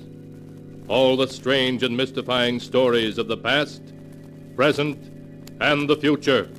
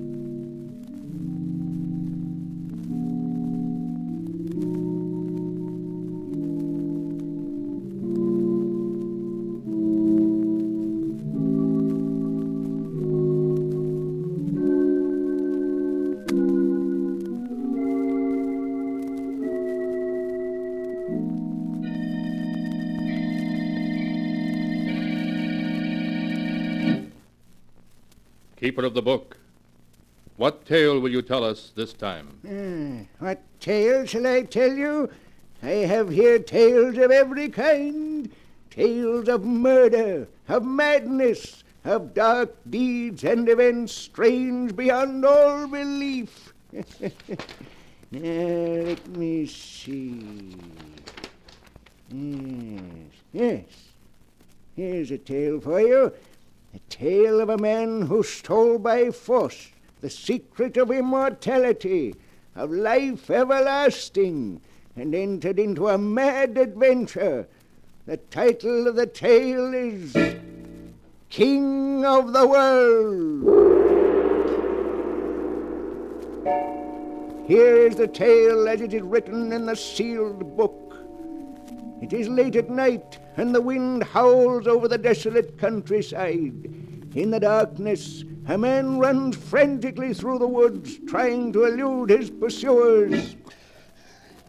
I've got to shake him, or it'll mean a 10-year stretch. Stop, or we'll shoot! That's twice they got me in the same arm. Oh, here's a house with a light in it. My only chance. If I stick to these trees, they won't be able to see me. I'm almost there. Here's a door. If it's only unlocked. It is. Good evening. Now listen. And listen close. A couple of guards from the Horton estate are after me. I'll be behind this door covering you with a rod, so you haven't seen me, you understand? I understand. That must be them. Remember, any tricks, and I'll start blasting. I have no intention of being foolish. Okay, go ahead then. Open the door. Yes? What is it? There's been an attempted theft of the Horton diamond, sir. We chased the crook this way. Have you seen anything of him? Why, no. There hasn't been anyone here tonight. We'll keep on going. Good night. They're gone now. You did all right. I'm glad you're satisfied. Hey, what kind of a place is this? All those machines, bottles, and things. This is my laboratory. What are you, a professor? Yes, you might... Hey, what's that? Why, your nerves are on edge. It's only my Great Dane, Caesar. Come in, Caesar. We have a visitor. Hey, what's he growling at me for? I'm sorry. He always growls at strangers. Don't like him coming towards me that way. Keep him away, will you? Come here, Caesar. He won't listen to you. He's going to spring. Well, this'll stop him. Get him off! My arm! Take him away, will you? Here, Caesar. Here, stop it, I say. Stop it. That's better. I think I'd better put the chain on you, Caesar. Did he hurt you? Look, I put 3 slugs into that dog. Why isn't he dead? He isn't even wounded. You must have missed. You say I missed him, do you? I won't miss him this time. I suppose I missed him that time, eh? Why isn't he dead? Well, the truth is, in this laboratory, I've created a serum that has the power to defeat death. I call it Serum L. L for life. You mean the stuff protects you from a bullet or a knife wound? In a way, yes. Swifter than the eye can see, it heals all wounds. The damage is repaired in a fraction of a second. Yeah. My serum is what protected Caesar. A shot of that stuff and you can't be killed. It sounds screwy, but that dog... 4 slugs and not a mark on him. Look, Professor, I'm going to make a deal with you. A deal? Yeah. I'll let you keep on living if you'll give me a shot of that serum. But that's impossible. It hasn't been perfected What yet. do you mean it hasn't been perfected? It saved the dog, didn't it? Yes, of course, but I'm still in the experimental stage. I don't know how long the serum is effective or the condition in which it leaves the body after it has worn off. You're wasting time, Professor. I'd hate to have to persuade you. I see. You understand the responsibility is all yours. That's all right, Professor. You let me do the worrying. Now, come on, let's have a shot of that stuff. Very well. If you'll roll up your sleeve. Sure. And don't try pulling a fast one, Professor. It won't be healthy. May I ask why you're so anxious to have my serum? Any guy in my racket who can take a slug and not feel it would be top man. I see. Just hold still a moment. All right, go ahead. That's all. Hey, my wounds. They're gone. Why, there isn't even a mark on my arm to show where they were. I told you it healed faster than the eye could see. Yeah. It's like a miracle. Think of it. I can't be killed. Nothing can stop me now. I can move in on all the rackets and take them all over. Yes, sir, I'll be king of the world.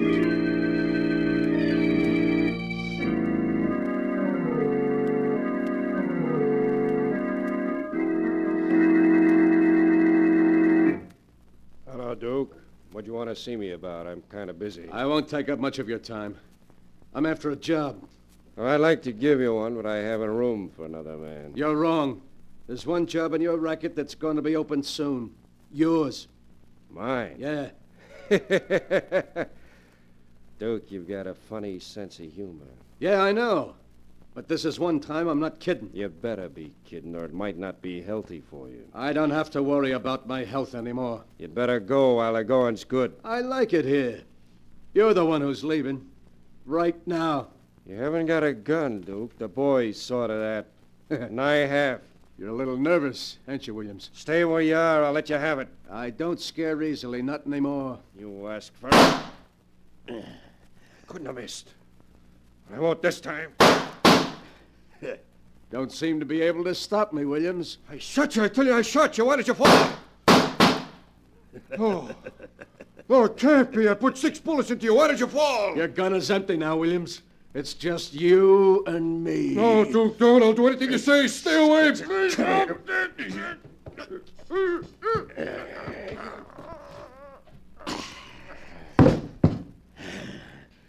Too bad, Williams. You should have resigned when I gave you the chance. But you would be stubborn. That's what they'll all get if they stand in my way.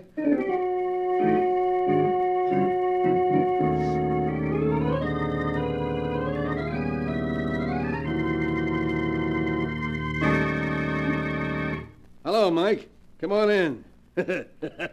I'm just totaling up the take for last month. Gonna be quite a haul. Duke, you're headed for trouble. You've been expanding too fast, stepping on too many people's toes. They don't want to get stepped on. They better stay out of my road.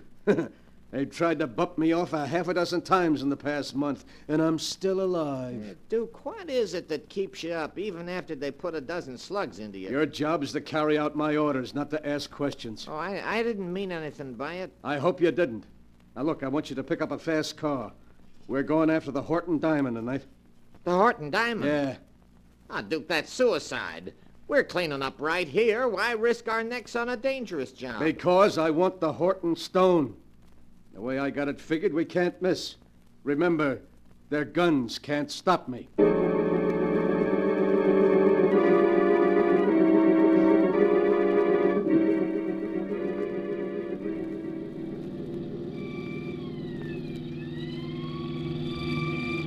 Hey, is 70 the best you can get out of this car? I got my foot down to the floor now. Hey, look at that diamond, Mike. Isn't that a beauty? Think of it. I got $500,000 right in my hand. A lot of good it's gonna do us if we don't shake that police car. Yeah, you're right. They're hanging on. We gotta shake them. There's nothing more I can do. I'm pushing this crate as fast as it'll go. All right, look out for this curve. We're taking it too fast. Hey, I can't control it. Look out, we're going over it.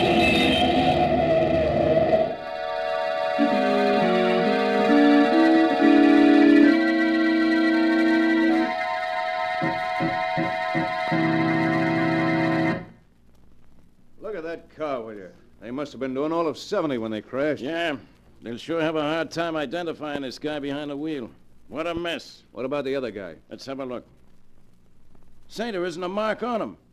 He's unconscious, but he doesn't appear to be hurt at all. But he must be after a crash like this. Take a look for yourself. I tell you, this guy is gonna live. A lot of good it'll do him. After killing 2 guards at the Horton estate, he's headed for the electric chair.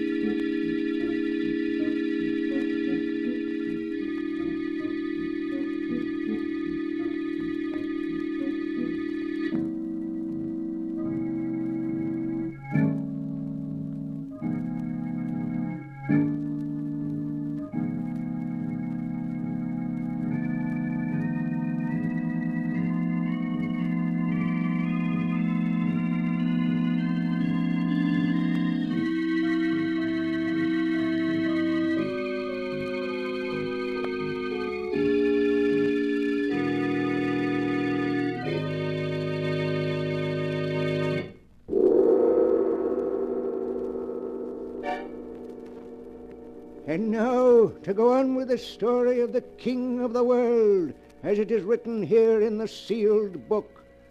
Duke Farson, having been duly tried and sentenced for the murders he committed, is being strapped into the electric chair. Warden, you're wasting your time. This isn't the last mile from me. I'm one guy you can't fry. All right, Richards, we can proceed now.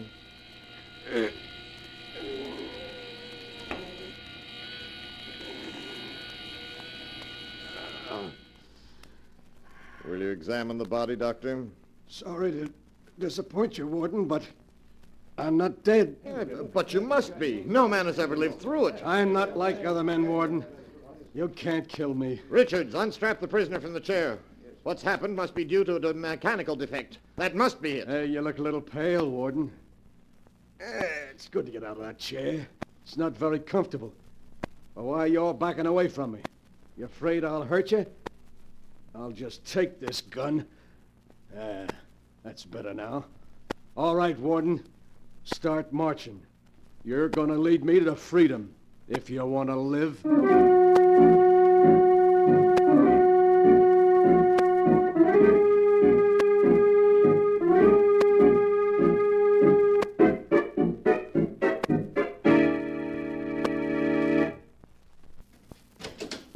Duke. Let me in, Joe. Quick. That's better. Hey, you look as though you'd seen a ghost, Joe. The papers are full of stories about your escape. They say the juice was turned on, and yet when it was over, you got up and walked away. Yeah, that's right. I told him I was one guy too big to be killed. Look, Duke, I can't afford any trouble with the cops. You know I'm a three-time loser. Shut up. I'm still giving orders. You'll do as I say. The cops can only send you up for life. I can do worse. Don't talk like that, Duke. You know you can count on me. I'll do anything you say. You'd better. I'm going to hole up here for a couple of weeks until the heat's off. Meanwhile, I'm going to make plans, big plans. I'm bigger than just being the king of the underworld. If I organize things right, there's no reason I can't use the underworld to take over the rest of the world. Yeah, that would make me king of the world. Wouldn't be hard to either. Why is that clock so loud? I can't even hear myself talk. What clock? There isn't any in this apartment. Are you deaf? Can't you hear it? No, Duke, honest. I don't hear a thing. You must be imagining things. I don't know. I don't hear it so loud now either. Yeah, I guess maybe it was my imagination. Yet I could have sworn. Well, never mind. I got other things to think of. Big things.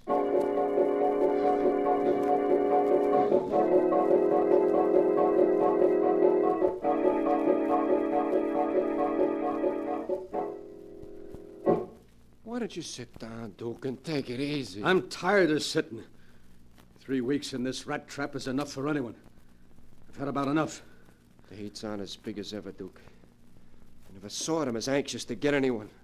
Every time I go out, I expect some dick to trail me back to this hideout. Suppose you let me do the worrying, Sure, huh? sure. I was only talking. Have you been having any more of those attacks lately? I'm okay. Stop talking about it. It's bad enough without having to be reminded about it. I don't want to hear... Hey, what's that? What, Duke? That buzzing sound. Why? Yeah! I don't hear it. Wait, there's one over there flying around those crackers. Well, do something, will you? I can't stand the noise. It's driving me crazy. Take it easy, Duke. I'm doing my best to kill it. Oh, thanks, Joe. It's gone now. For a while, I thought I'd blow my top.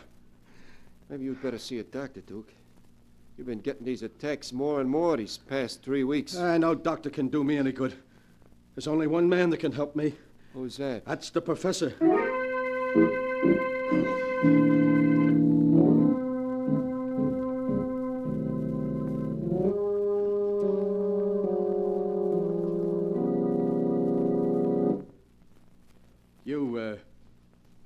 You remember me, don't you, Professor? Yes, of course. I've been reading quite a bit about you in the papers lately, Mr. Farson. Your serum was all right, Professor. It saved me from being electrocuted, but I don't know, these last 3 weeks, something's happened, and I don't like it. Suppose you tell me about it. I keep getting attacks. Maybe I'm listening to the radio. Everything's fine. Then all of a sudden it grows louder, as though someone was turning it on full blast. Mm-hmm. It pounds on my head until I think I'm going crazy. Professor, I can't stand it. You gotta help me. You recall that when you asked for my serum, I told you it hadn't been perfected? Well? That I didn't know what effect it would have on the human body? Yeah, I know, but you gotta help me now. I can't go on this way. I keep waiting for the next attack. Each one is worse than the last. You remember my Great Dane Caesar, don't you? Yeah, sure. He tried to take a piece out of my throat, didn't he? I'll open this trap door. You can see him in the cellar. Huh? There he is, Mr. Farson. Well, what's wrong with him? Why does he keep whining like that? Caesar, too, received an injection of the serum, Mr. Farson, 6 months before you received yours. Yeah? Now, every sound he hears is 100-fold greater. I'm speaking to you in normal tone of voice. Yet to Caesar, I'm shouting unbearably loud. You mean that... Caesar has passed into a condition where every sound is sheer torment. To be quite frank, he went insane 3 months ago. Oh. Well, why don't you kill him? Put him out of his misery. You forget, Mr. Farson, that the serum still protects him from death. He can't die. And is that what'll happen to me in a few months? Yes, I'm sorry to say. But, Professor, there must be something you can do. Maybe you got another serum, huh? Anything. I've got money. I'm sorry, but it isn't a question of money. I can offer you no help. I can't go on this way, waiting for each new attack. And then in the end, if only there was an end, if only I could die. Possibly there is a way out. There is? Tell me. I'll do anything. Well, as you know, my serum can prevent death from 12 bullet wounds. But there might be one way its great healing powers could be defeated. Yeah, which way is that? If you were to use an explosive, a powerful explosive, you might blow yourself up into so many pieces that the serum would no longer be able to defeat death. Yeah, I see what you mean. One of the mob once had an accident with nitro. They never found a trace of him. Yeah, nitro. That would do the trick. Yes, quite possibly. If the attacks continue and they're beyond endurance, it may be your one way of escape. My one way of escape? Once I thought that with your serum, I'd come to rule the world. Now I'm looking for a way out of it.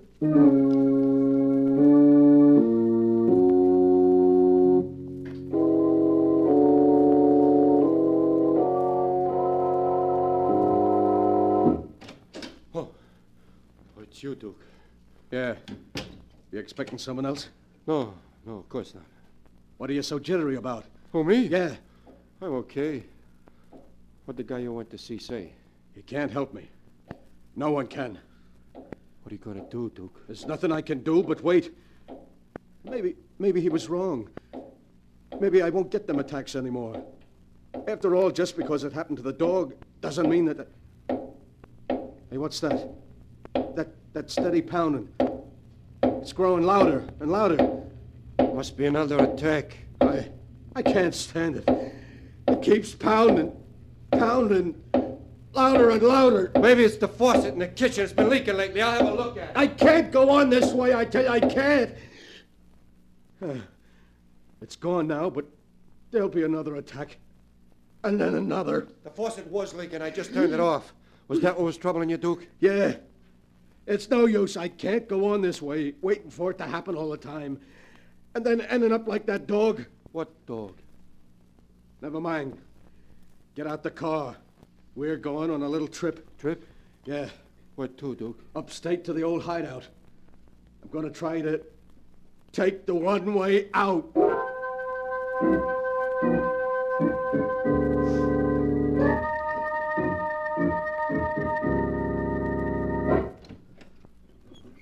Duke, won't you tell me what we come to this old place for? You'll see. Come on. What are you looking around for? Nothing at all. Have you got the shovel? Yeah. Won't you at least tell me what we need the shovel for? You're going to do some digging for me in the cellar. There's something buried in the cellar? Yeah, nitro. All right, here's the cellar door. Nitro? You mean that's what's buried down there? Yeah. We stored it here for safe-cracking jobs. Now I got a better use for it. You aren't going to get me to get up and be suicide. You see this gun, don't you, Joe? You haven't much choice. Now start down those steps. But I can't see. It's pitch dark down here. That's okay. Just feel your way down the steps. We get to the bottom, I'll light a candle.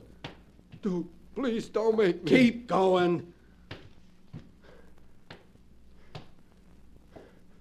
Duke, that was the bottom step. What about lighting a match? Okay, just a second. I've got one here. Grab him, Ross. I got his gun. I got him. Let go of me. I gotta reach that nitro. Let go. Get him, coppers. Get him or he'll blow us all Ah, up. you rat. Hold You it. squealed on me. Hold that light on him, Jordan. While I slip the cuffs on him. I got him. You've got to let me get to the nitro. It's the only way I can die. He's as crazy as a loon. Yeah, the place for this guy's in a padded cell.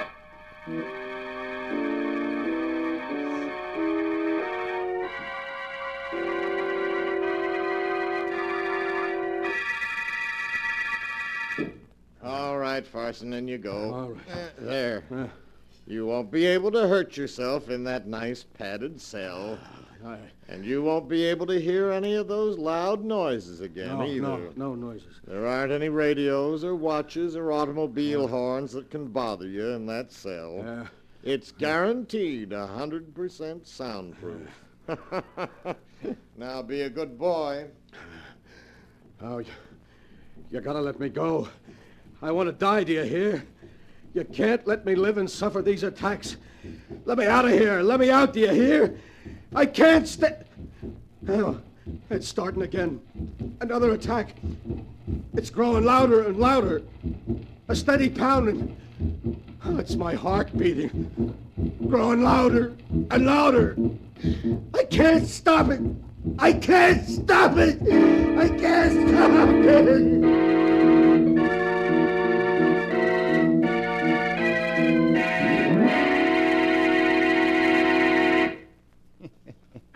And that is the story of the King of the World, as it is written in the sealed book.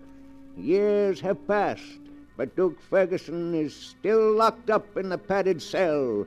Day and night he begs to be executed, and yet at the same moment he knows he can't die, that the serum in his blood has given him immortality and sentenced him to a life filled with torturous sounds from which there is no escape. There is no escape. It is so written here in the sealed book.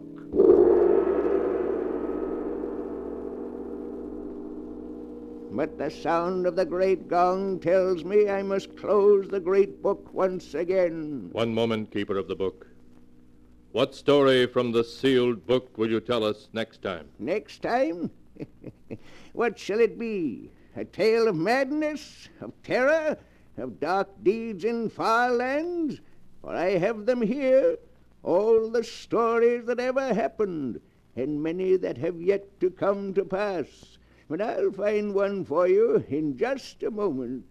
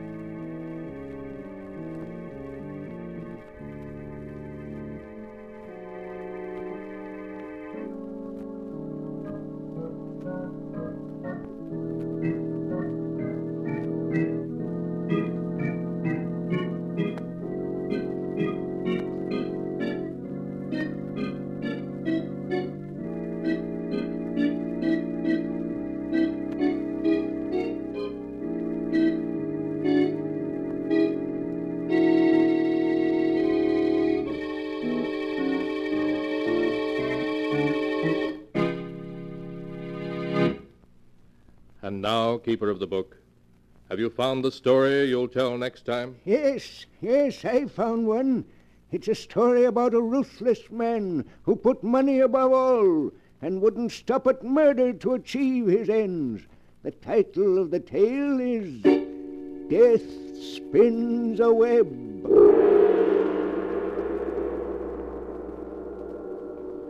Be sure to be with us again next time when the great gong heralds another strange and exciting story from The Sealed Book. The Sealed Book, written by Bob Arthur and David Cogan, is produced and directed by Jock McGregor. The Sealed Book.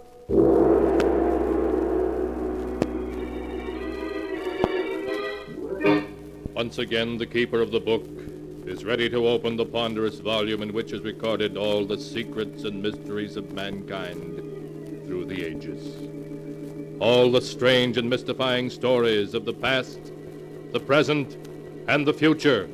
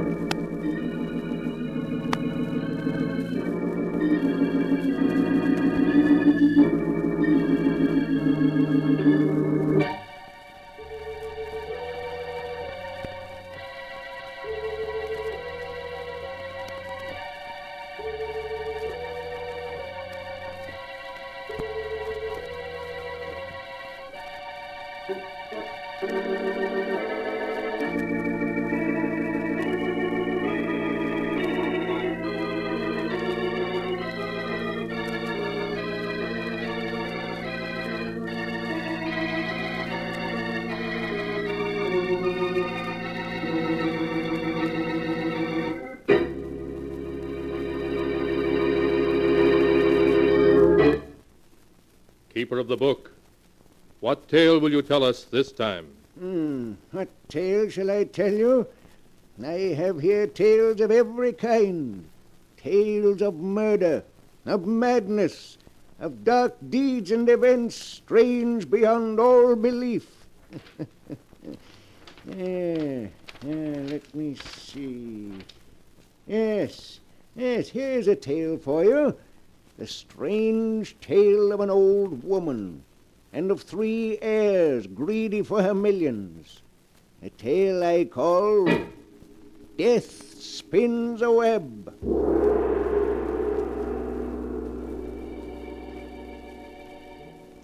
And here is the tale as it is written in the sealed book.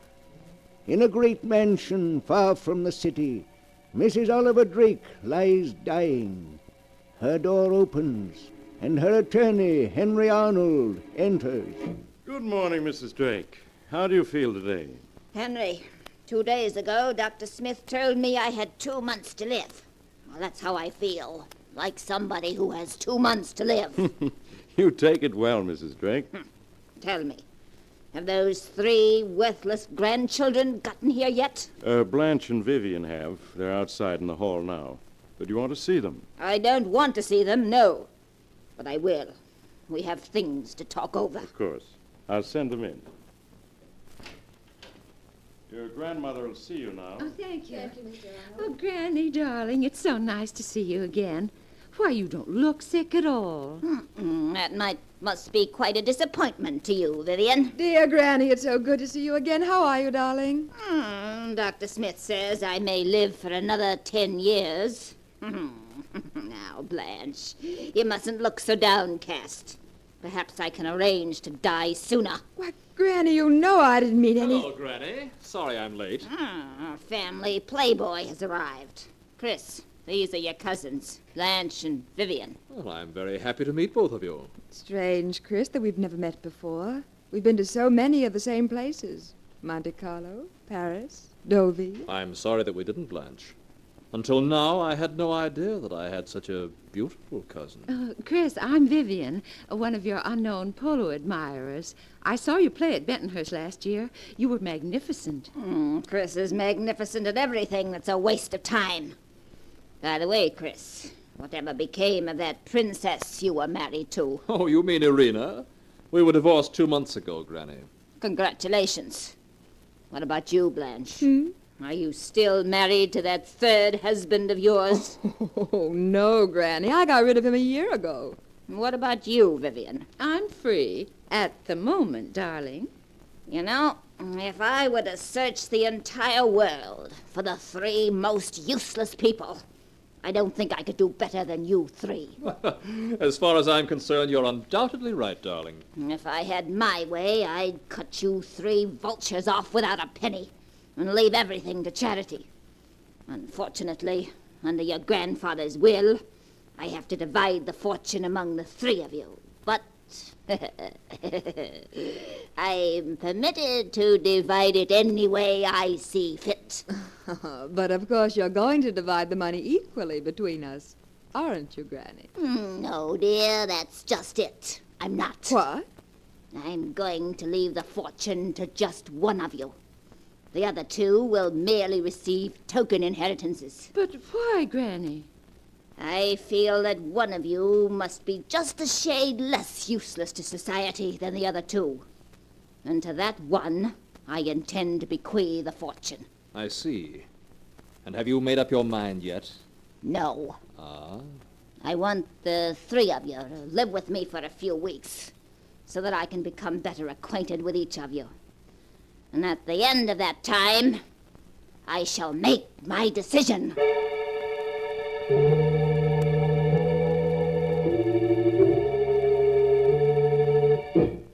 In the days that followed, Blanche, Vivian, and Chris spent a good deal of time with their grandmother.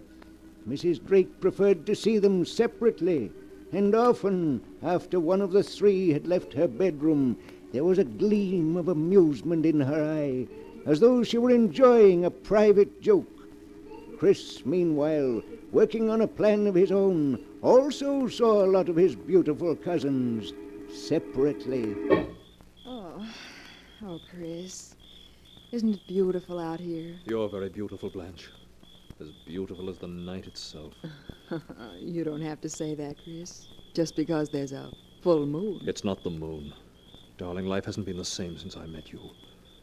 The moment our eyes met, I was lost. Oh, Chris. Chris, I felt the same way. Only I didn't think you did. But I do, darling. Then you're going riding with Vivian each morning doesn't mean anything? Oh, of course not. You're the one I love, and always will. Oh, Chris. Chris, I do so want to believe you. I've been so unhappy. None of my husbands ever understood me. But I do, darling.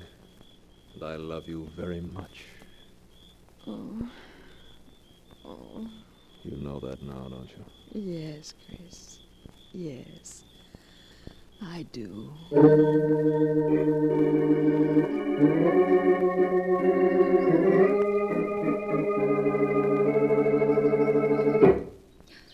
Oh, Chris, it's a wonderful morning. Oh, the air feels so clean. Oh, you look lovely, Vivian, with your cheeks so flushed and your hair windblown. Look at me, Vivian. Oh, Chris, don't. Oh, you had no right to kiss me. Let me go. Your lips say let me go, but that isn't what your eyes are saying, is it, darling? No, Chris. No, it's not. Oh, Chris, this isn't just one of your famous flirtations. No, darling. I think I fell in love with you the moment I saw you. You do care for me, don't you, Vivian? Yes, Chris. Yes, I do.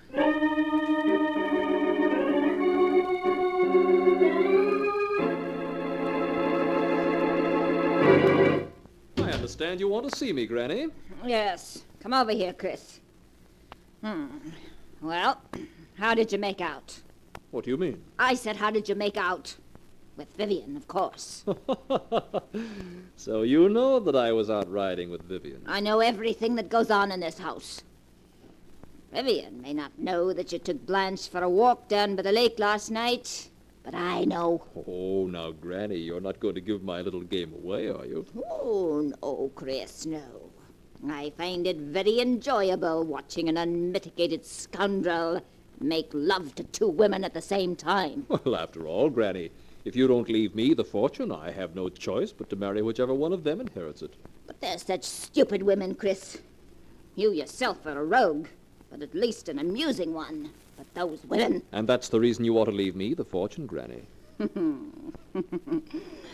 a pity I'm not 20 years younger, isn't it, Chris? Then your charm might have some effect upon me. Yes, you're quite right. Well, Chris, you'd better get back to Blanche and Vivian.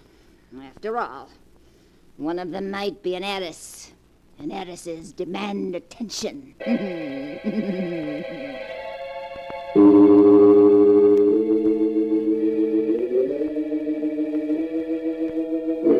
A week passed, a week in which Chris found it more and more difficult to play his little game. Blanche and Vivian stopped speaking to each other, and it became steadily harder for him to convince each of them that he had no interest in the other.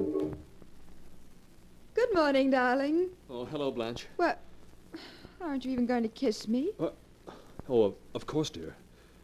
Oh, Chris, I do love you so. This past week has been heavenly. Chris, you do love me, don't you? Darling, what a question. You know there couldn't be anyone for me but you. Then why do you spend so much time with Vivian? That's how I keep tabs on her. What? Well, what do you mean? Blanche, Vivian is cheating in an effort to get Granny's fortune. Cheating? How? The three of us agreed not to go see Granny unless she sent for us. Yes? Well, Vivian has already broken that agreement. Several times she sneaked into Granny's bedroom to try to influence the old lady in her favor. What? Why, that dirty double-crossing, two-timing... Chris, do you think Vivian's getting anywhere? Well, when Granny sent for me last night, she more or less hinted that it would be Vivian who would inherit the fortune. But, Chris, how can you take it so calmly? We've got to do something. Please, darling, let me handle this. Wait. I have a plan to take care of Vivian, and to take care of her very effectively.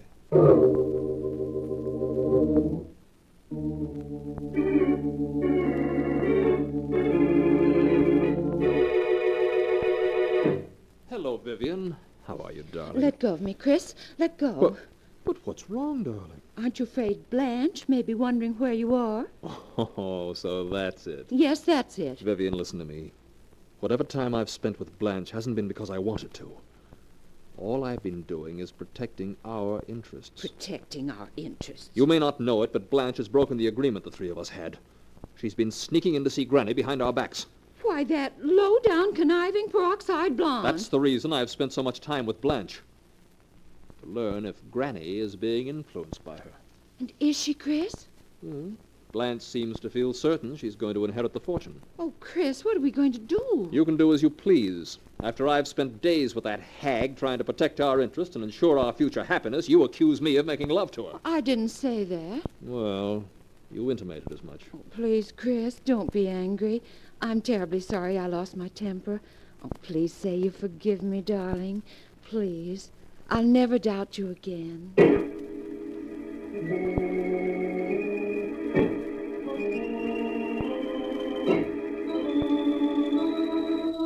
A few days later, after a particularly severe heart attack, Mrs. Drake sent for her 3 grandchildren.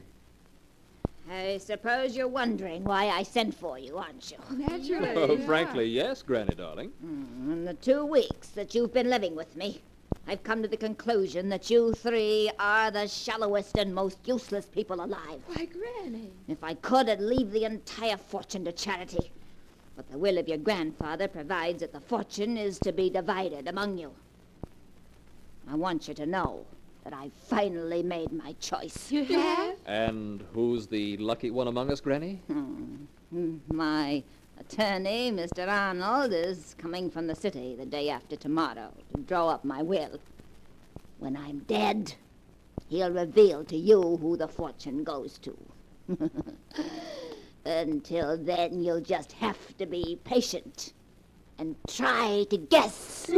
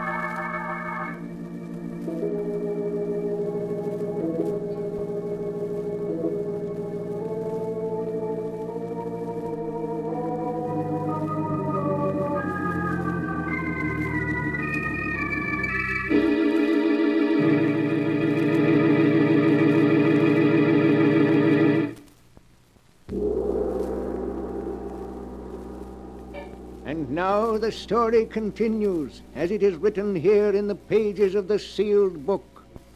For several days, Blanche and Vivian and Chris have waited in suspense to learn their grandmother's decision as to who is to inherit her money. Then one morning, looking very upset, Chris seeks out his cousin Blanche. Blanche, Chris, well, what is it? Is anything wrong? everything's wrong. What is it? Chris, tell me. Early this morning, Granny sent for me. I managed to wheedle out of her who the fortune is going to. You did? Oh, Chris, who's going to get it? Vivian. Vivian. Yes. We're each to receive $5,000 while she gets millions. Oh, Chris. Chris, it's not fair. Oh, shh. Don't cry, darling. I could stand the thought of losing the fortune. If it weren't that I'd lose you also. Chris, what are you saying? We'll always be together. Oh, darling, there's no use pretending.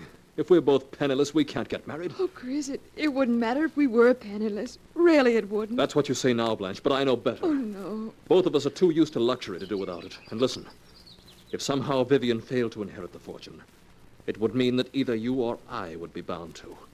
In either case, we could get married and have our chance for happiness. Yes, you're right. Oh, I hate her. I hate her. Darling, if we want our happiness, we've got to fight for it. Chris, what are you talking about? If something were to happen to Vivian, our worries would be over. Chris, you don't mean... Oh, no. Darling, the happiness of two people is more important than that of one. And we could be so happy together. I can't bear the thought of giving you up. Oh, Chris. But murder... We'll be caught. Not if we're clever, darling. Now listen.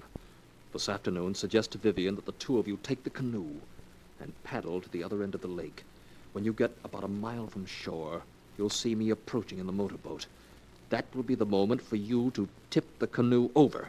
Tip the canoe over? Yes. Then I'll pick you up and bring you back to the dock. As for Vivian, it was a simple case of drowning. By the time I reached the overturned canoe, she had gone under. You were the only survivor. Oh, Chris, I'm so frightened. Well, will you do it? Yes. I'll do it. If you want me to.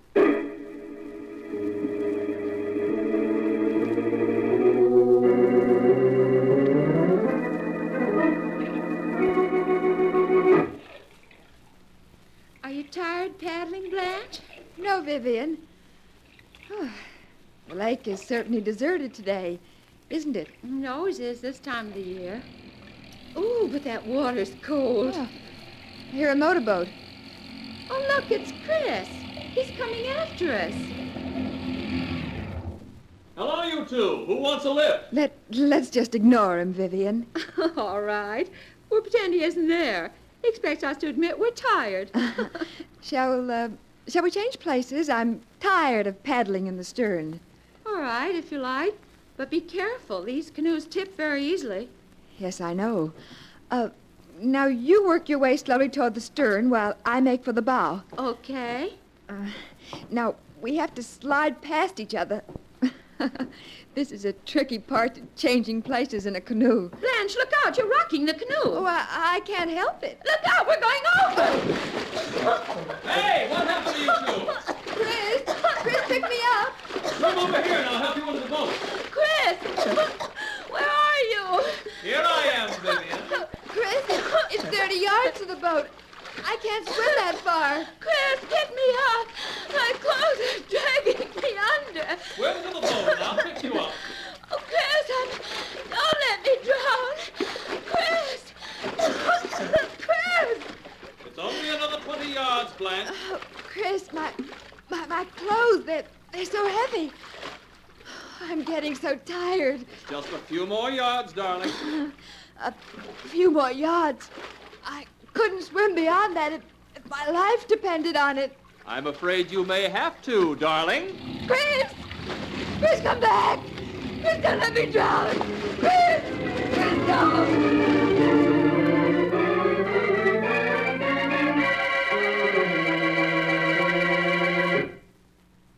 Hello, Granny. How are you? Have the police left yet? Yes, Granny. They asked me to convey their condolences over the tragic loss of your granddaughters.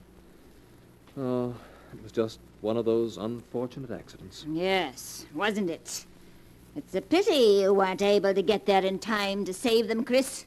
I shall never forgive myself for that, Granny. I'm sure you won't. Well, Mr. Arnold is waiting to see me about drawing up my will and naming my heir. But I no longer seem to have a choice in the matter. I must give you credit, Chris. You worked the whole thing out like a master. Why, Granny, whatever are you talking about? You may have fooled Blanche and Vivian and the police to boot, but not me, Chris. What do you mean? Chris, do you remember when the thought first occurred to you that with Blanche and Vivian gone, you would inherit all? Why, Granny. It was when you met your cousins for the first time in this room. The thought occurred to you because I said, it's a pity there isn't only one of you. Then I wouldn't have to bother deciding who should inherit the fortune. Come to think of it, I do recall your saying something to that effect. And when I did, your head came up and you stared at the two women, and then you smiled. And I knew exactly what you were going to do. Of course, this is all nonsense, but if you say you knew what I was going to do, why didn't you stop me? Because I wanted to see happen what did happen. But if you wanted me to inherit the fortune, why didn't you promise to leave it to me in your will without... Without forcing you to do what you did? Yes. My dear Chris, for reasons of my own, I wanted it to be quite impossible for those two vicious, stupid women to inherit my money. And equally impossible for you. Well, whether you want me to inherit the fortune or not, I'm going to. Oh, are you? Yes. Under Grandfather's will, there's no way you can prevent me from inheriting it. It's mine, come what may. Oh, is it? Yes. What are you laughing at? You fool. There isn't any fortune. What are you saying? There are millions. There's nothing. Absolutely nothing. Everything your grandfather left was lost in the Depression. No, that can't be. You're lying. Lying, am I? I've been paying the servants my doctor bills and other expenses by selling what few pieces of jewelry I had left. I have nothing now, nothing. No. In fact, I shouldn't even be surprised if you had to pay my funeral expenses. You witch! You planned this all from beginning to end, getting the three of us here. Speaking of leaving the fortune to one of us, driving me on to drown the two of them. Yes, that's right. And I can't recall ever having had so much fun in all my life. Well, you won't be having it much longer. You made a mistake in playing me for the fool. I don't think so. You did exactly as I knew you would. Everything I expected came about. It did it? Did you expect this also? You didn't expect this, did you? Well, why don't you laugh now? You'll never play anybody else for a fool. Drake, is anything wrong? I thought I heard... Good heavens, Mr. Drake, let go of her. Let go, do you hear? Let go. One thing she didn't count on. Let go of her. There. You can have her. She'll never play another little game like that. Mrs. Drake. Mrs. Drake. She's dead. No more than she deserved. Chris, what did you do it for? Murdering a helpless old woman. It's madness. Helpless, was she? Why, she tricked me into believing she had a fortune. Tricked me into killing to get it. What are you talking about? She tricked you into believing she had a fortune. She does have a fortune. You're lying. She said there wasn't a cent of the fortune left. You must have misunderstood her. She's worth at least $8 million. And with the death of your cousins, you were the sole heir to it. $8 million? But, Chris, no matter what you do now, that fortune can never be yours. I saw you kill your grandmother, and under the law, no murderer can inherit anything from his victim. Then she planned this, too. She always said she didn't want me to have her money. And she fixed its way so it would all go to charity. But I'll show her. I'll show her. It's mine, do you hear? Mine, mine, mine!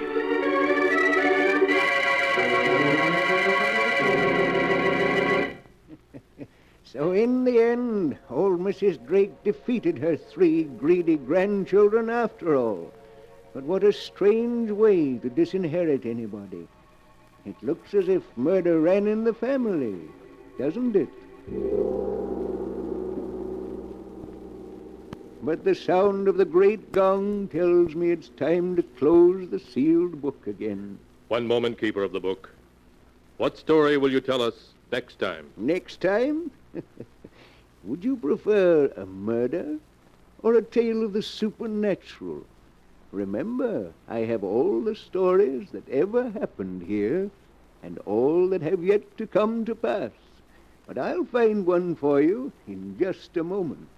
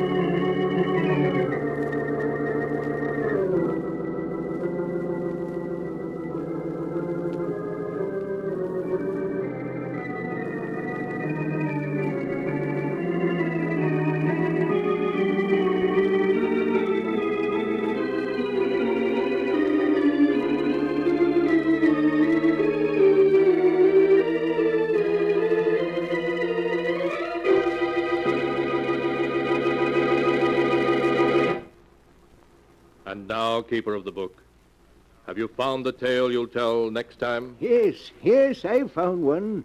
It's the story about a girl who goes to live on an island, a very strange island, where the dead walk by night and weird voices sound in the wind. I call the story Devil Island.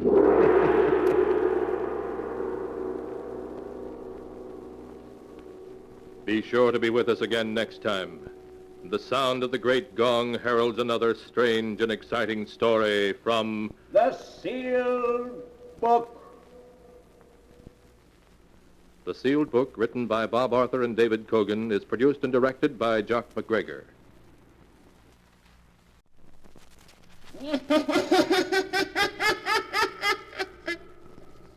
The Sealed Book.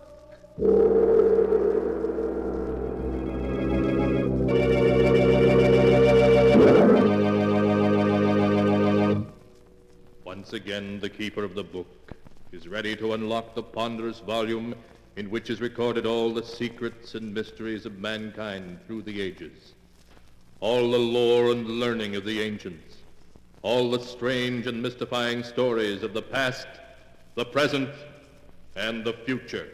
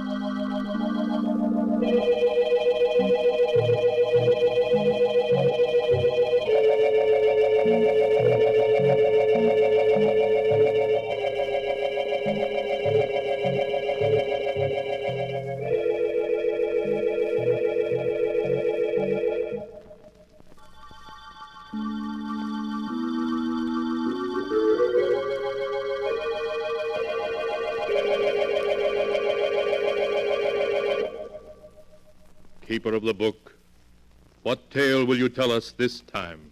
First, I must unlock the great padlock which keeps the sealed book safe from prying eyes.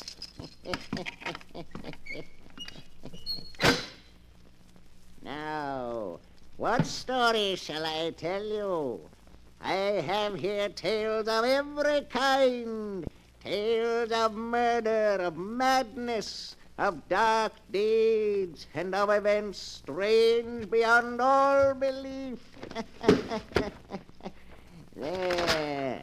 Now let me see. Yes. Here's a tale for you. A dark story of two brothers. One of them killed because he could not help himself. The other one was interested in murder too, but in a very different way. The title of the tale is The Hands of Death. Here is the tale as it is written in the sealed book. It began in San Francisco on a night of thick, suffocating fog. A young man hurrying homeward turns a corner and bumps abruptly into a huge figure striding toward him. Oh, excuse me. Fog is so thick I didn't see you. It's all right. Tell me, do you live here? Here in San Francisco? Why, yes, I do. Do you know where Edward Morlock lives now? Why, no, I never heard of him. Now, if you'll excuse me. Wait. But I've really got to get home. I just want a light from your cigarette. Oh, of course. Here, I'll hold it for you. Just hold it like that. What is it? What's the matter? Nothing. It's nothing. It's my hands, isn't it? They frightened you. No, No, it's nothing. My hands, they disgusted you. No, of course not. They frightened you because they're not like other people's hands. No, let go of me. I assure you that... You thought I was a freak. Let go of me. You're crazy. I'm not crazy, do you hear? I'll show you. No. I'll show you.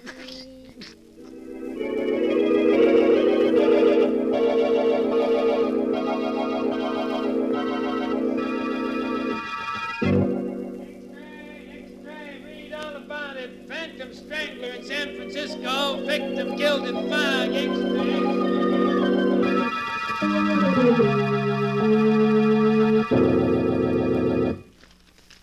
So, the Phantom Strangler is at work in San Francisco. Jennings will be interested in that. I beg your pardon, Mr. Morlock.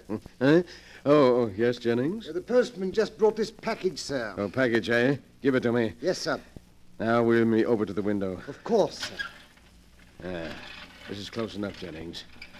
This package, I suppose you noticed it came from my agent in New York? Yes, sir, I did. Then perhaps you can guess what's in it. Eh, Jennings? No, sir, but I have no doubt it's another nice addition to your collection of objects having to do with famous murders, sir. Yes, indeed. A nice addition. But speaking of murders, have you seen this morning's San Francisco paper yet? No, sir. Well, look at these headlines. Read them out loud. Playboy murdered in fog. Phantom strangler breaks victim's neck. Then he's back. Your brother Kane is back. Yes, back in San Francisco, looking for me. And he'll keep looking for you. And if he finds you, he'll kill you. As he's dedicated his life to that purpose. And all because he feels I cheated him out of his share of the money our father left us. Oh, it's a great pity. Yes, sir. Of course, we know the truth. Quite so. As you say, we know the truth. However, I hardly think Kane will find me here. No, sir. So we'll forget about him. Jennings, tomorrow afternoon, a neighbor's dropping in for tea. A neighbor, sir? Yes, Inspector Tennant, the head of the local police force. He's coming to view my little collection. Of course, sir. He may bring a friend with him. So have plenty of everything? Yes, sir. Well, that's all. What are you waiting for? Excuse me, sir. I wanted to speak to you about this check you gave me yesterday for my month's salary. Well, what about it? It's for the usual 500, isn't it? Yes, sir, but you see, Mr. Morlock, I've been thinking in these times I ought to have more. More?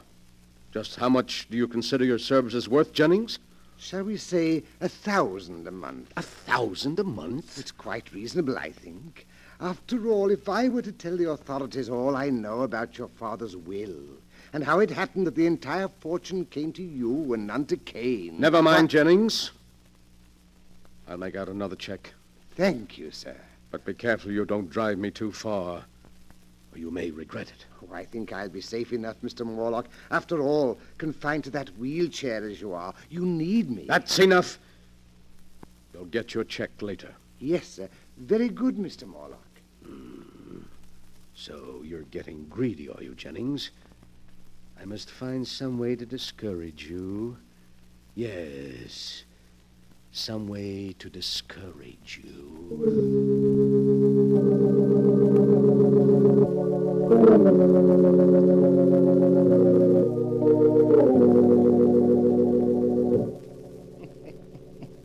The next afternoon, Edward Morlock, the strange, crippled collector of murder relics, enjoyed himself thoroughly playing host to Police Inspector Tennant and Mr. Norman Smith, a criminologist friend of his.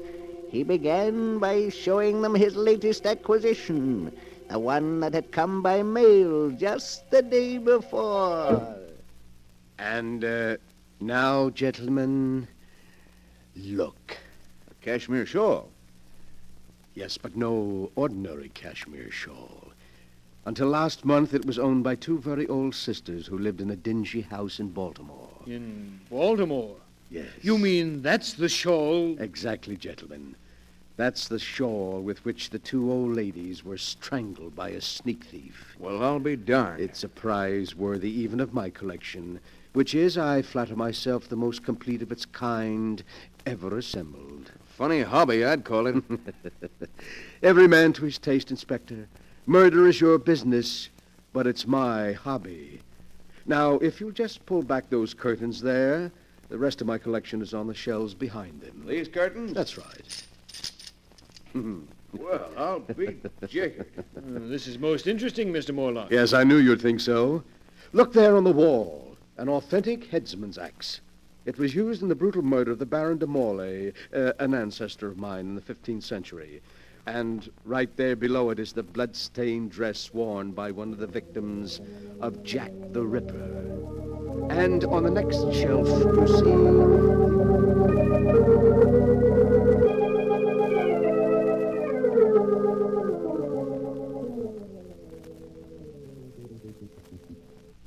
And so there, gentlemen, you have the highlights of my collection. How do you like them? Well, if that's the sort of thing you're interested in, I'll say your collection does seem complete. It is indeed. In fact, there's really nothing missing except perhaps a murderer and a victim. What did you say? That the only thing missing from your collection is a murderer and a victim. A most interesting thought, Mr. Smith. And after all, why not? Why not what? Oh, excuse me, Inspector. I was just thinking out loud. Oh. Well, I'm afraid we got to go now, Morlock. Hey, Smith? Yes, you're right, Inspector. It's been a great pleasure having you, gentlemen. And I do hope you'll call again.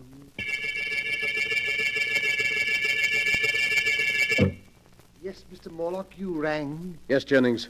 Before you help me to bed, I want you to mail these letters. Yes, sir. They're to major newspapers in San Francisco and contain a message to be inserted in their personal columns. A message? Yes, to my brother Kane. We used to communicate this way in the past. But, what? Here is a copy of the message. You may read it.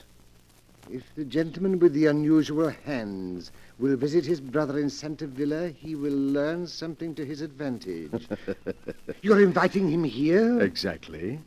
You've decided to play safe, to trap him and turn him over to the police? Oh, that's clever of you, Jennings. Yes, very clever. But you've already proved you're clever, haven't you? Now just take these letters out and mail them, and soon, quite soon, I think, we shall be seeing my dear brother Kane again.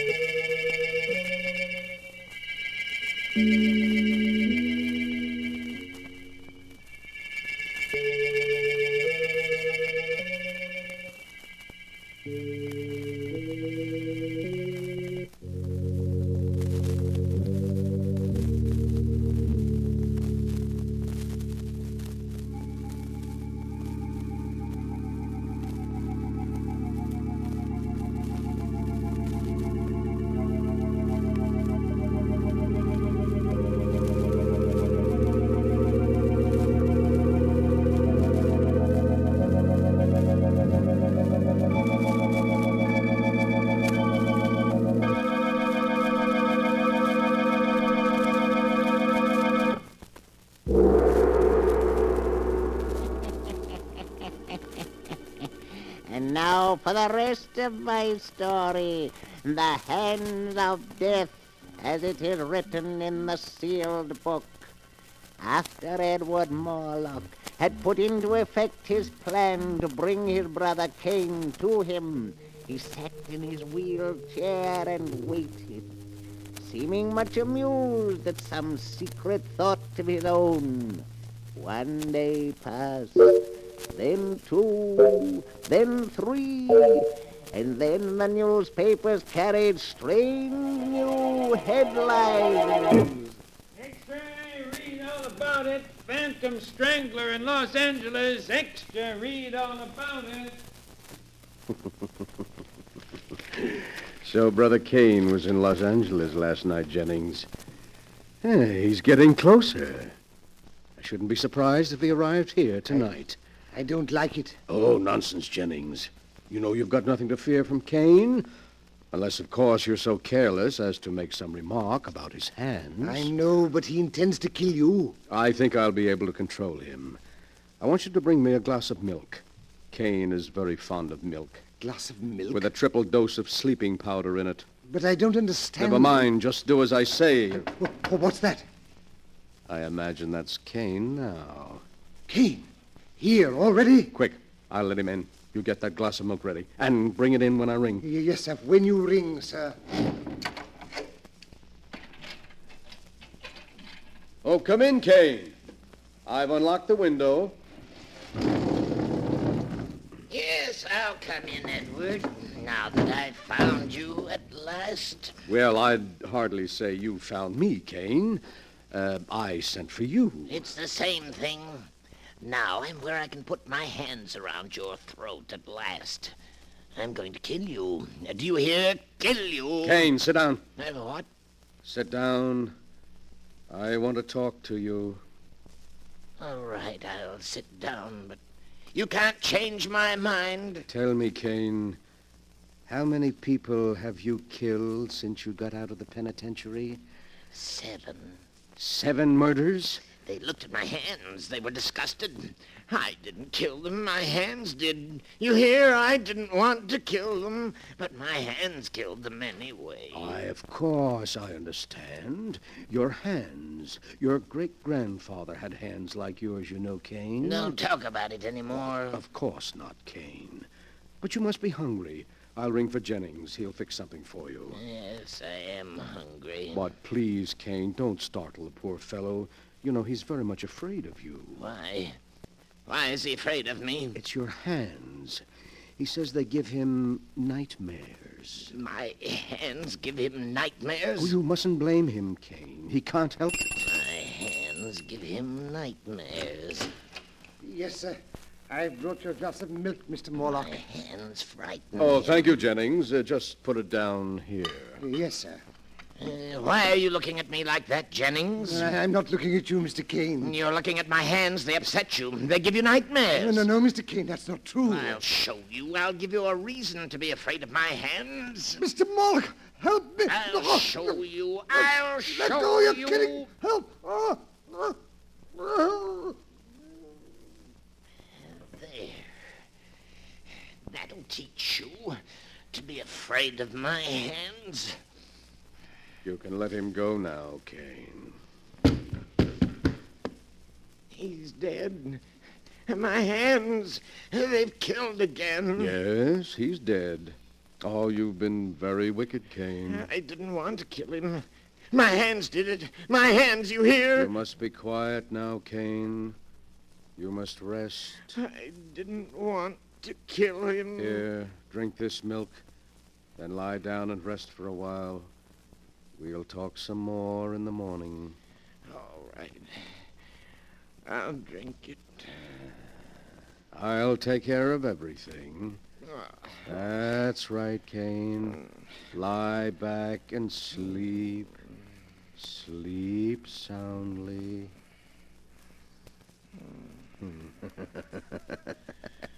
So, you would blackmail me, would you, Jennings? And you would kill me, would you, Cain? But I've been too clever for both of you.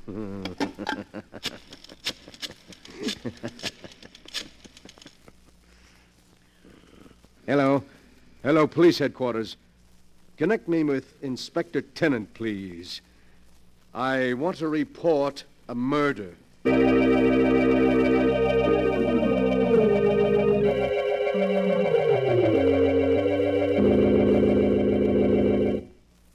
And so, there you are, Inspector.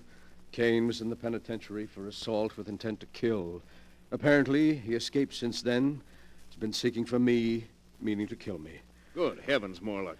Then he's the strangler who's been doing all these killings. Yes, I'm afraid so. Oh, and I never guessed until he showed up tonight to kill me, because he thought, you see, quite wrongly, that I had cheated him of his inheritance. Jennings bravely came to my rescue, and Kane throttled him. Then I tricked Kane into drinking some drugged milk, and... well, there you are. But why, man? Why? Why did he kill all these people? Because of his hands. His hands? Well, you saw his hands.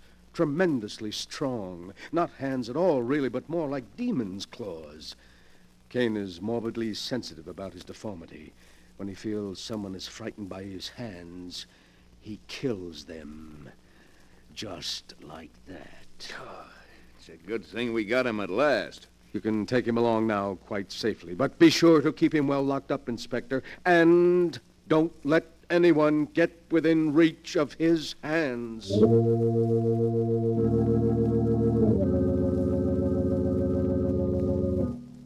A few weeks later, Kane Morlock entered the lethal chamber of the state penitentiary. Edward Morlock, the condemned man's invalid brother, was one of the few spectators. Kane Morlock, with his last breath, cursed his brother and swore that someday he would be avenged. Then he died. The following day, Inspector Tennant and his friend Norman Smith paid Edward Morlock another visit. Oh, good evening, Inspector and Mr. Smith. It's very kind of you to stop by tonight. We dropped in to see how you were making out, Mr. Morlock. Thought maybe, what with your trip yesterday and the shock, that perhaps... Oh, no, I'm quite all right, thank you. What must be, must be. You see, I'm a philosopher. You have somebody looking after you? Yes, Philippe, a Filipino boy, is taking poor Jennings' place. Oh, and, gentlemen, that reminds me. I have something here that will interest you. Mm-hmm. Something that'll interest us? Yes, here on the table beside me. This jar. A burial urn, isn't it, Mr. Morlock? Exactly. And in this burial urn are the ashes of poor murdered Jennings. Jennings' ashes? Yes. You mean you're going to keep them with you? But of course, gentlemen.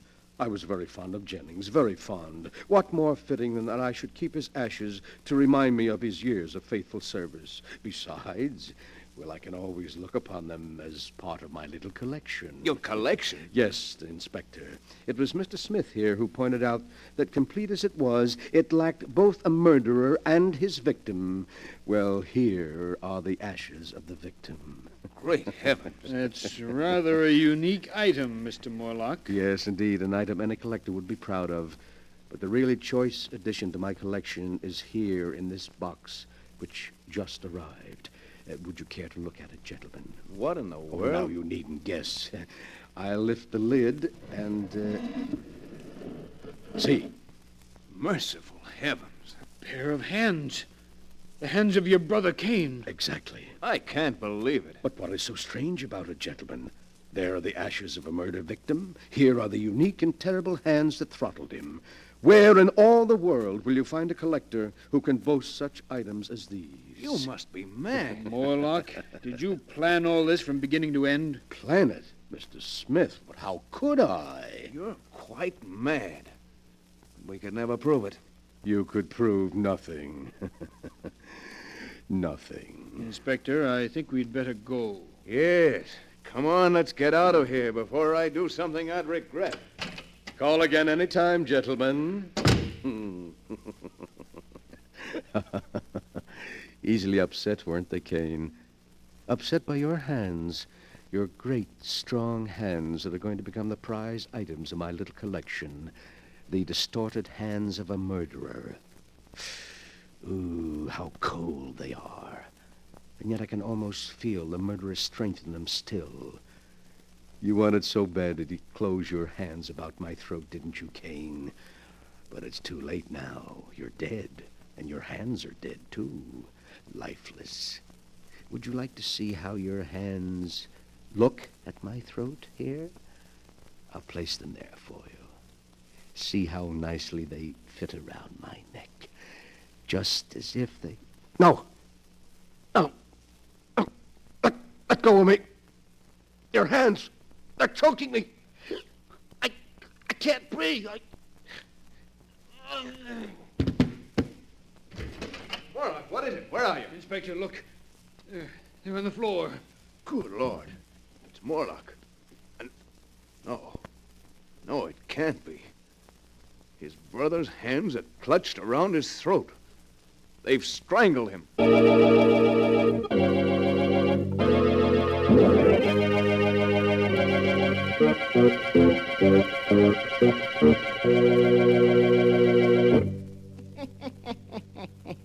And that is the story of the Hands of Death, as it is written in the sealed book. Edward Morlock was quite dead when they found him, with his brother's severed hands about his throat. But they called his death heart failure.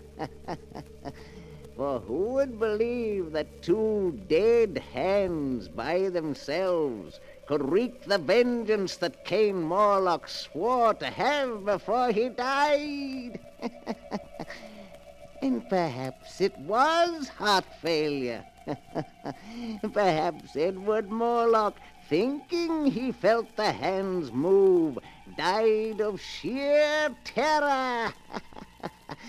You'll have to decide for yourself which is true. The answer is not written here.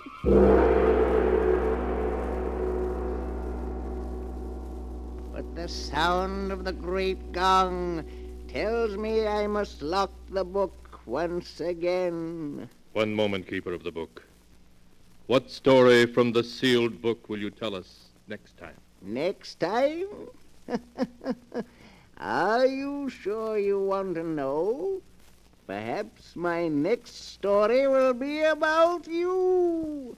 For I have here all the stories that ever happened, and many that have not yet come to pass. But I'll find one for you in just a moment.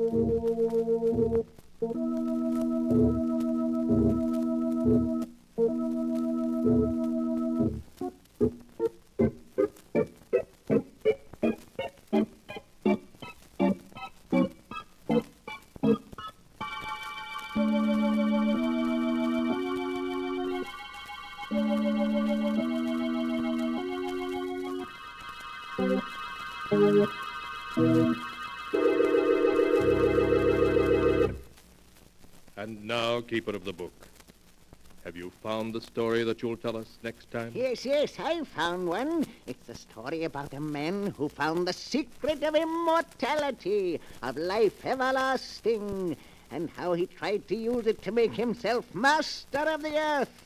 The title of the tale is The King of the World. Be sure to be with us again next time, when the great gong heralds another strange and exciting story from The Sealed Book. The Sealed Book, written by Bob Arthur and David Cogan, is produced and directed by Jock McGregor.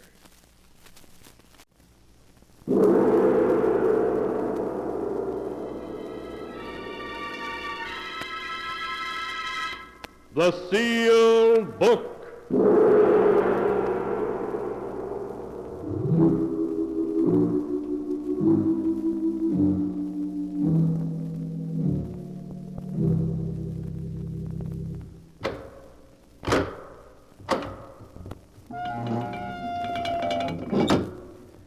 Once again, the keeper of the book has opened the ponderous door to the secret vault, wherein is kept a great sealed book, in which is recorded all the secrets and mysteries of mankind through the ages. Here are tales of every kind, tales of murder, of madness, of dark deeds strange and terrible beyond all belief.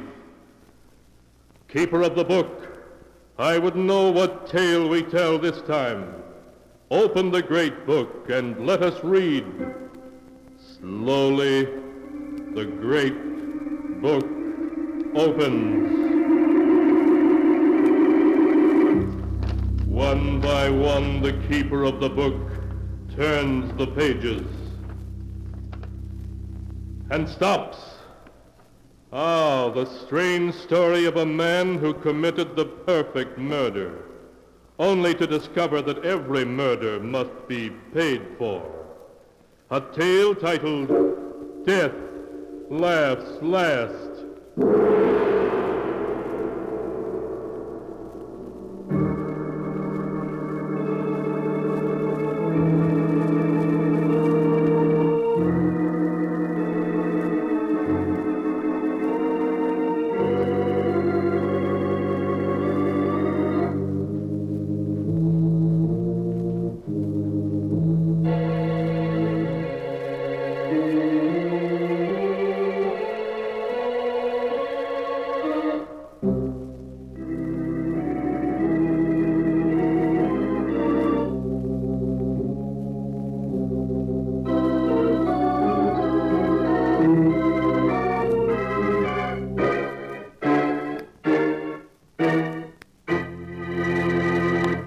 Here is the tale, Death Laughs Last, as it is written in the pages of the sealed book.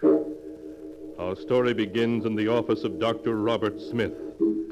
There is a worried look on the doctor's face as he speaks to Edward Harrison. Sit down, won't you, Mr. Harrison? All right, thanks. Now, what is it, Doc? I can see by your face you want to tell me something about Mary, don't you? Mr. Harrison, your wife is dangerously ill. Does that mean she's going to die? I must be frank with you. It does. Unless... Unless what, Doctor? Tell me. If there's a chance in the world, she's got to have it, see? Her only hope is a brain operation. A very difficult and delicate operation. Without it, well, I could only give her 6 months, a year at most. No, it mustn't be. She's got to have the operation, you hear? I must tell you, Mr. Harrison, that only one man in this country has the necessary skill for the operation your wife needs. He is Dr. Howard Richards. I don't care who he is. Get him. I was going to say, naturally, he's in great demand. His average fee for an operation is about $1,500. $1,500? Of course, if you can't afford that, he might consider the circumstances. No, I can't afford it. I can afford anything Mary needs. Then I'll get in touch with him at once. Yes, sure. You make the arrangements right away. I'll get a hold of the money. I'll get it to you by tomorrow, sure.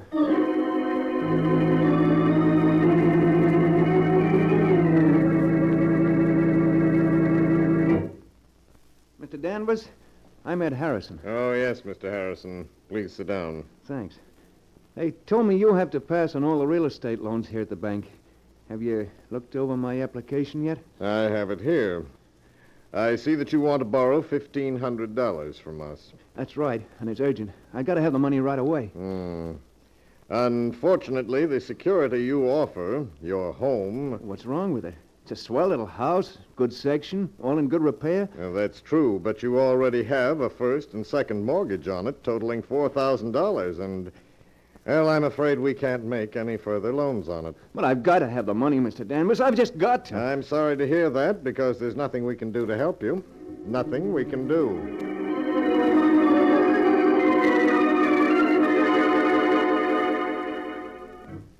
You say you're not employed, Mr. Harrison? No, I own a shop. I'm a locksmith. That means you're never certain of your income.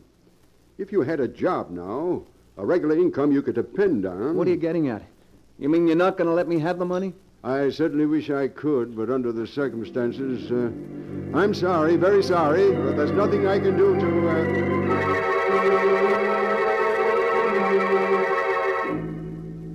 I'm afraid the collateral you suggest isn't satisfactory, Mr. Harrison. We'd lend you the money if we could, but we just can't. Sorry.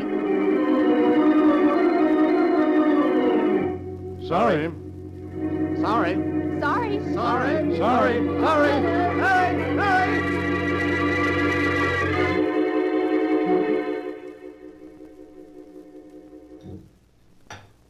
Edward, you aren't eating, and you're so quiet. Is anything wrong? What? No, of course not. You're worrying about me, aren't you? Well, no, Mary. I just think about making some changes at the shop and... Darling, please, you don't have to lie to me.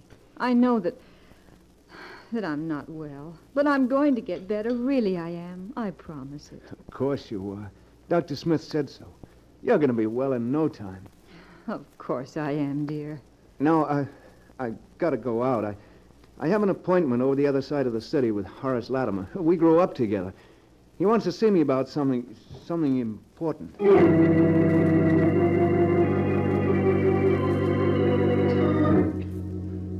Edward had no appointment with Horace Latimer, but he went to see Horace anyway, for he and Horace had been boyhood friends. Then their paths had separated. Horace had grown wealthy. But in his desperation, Edward Harrison hoped that Horace would remember the past and would lend him the money he'd been trying to raise all day. Horace could spare it easily, but would he? 1,500? Well, that's rather a lot of money, Ed. I know it is, Horace, but it's for Mary.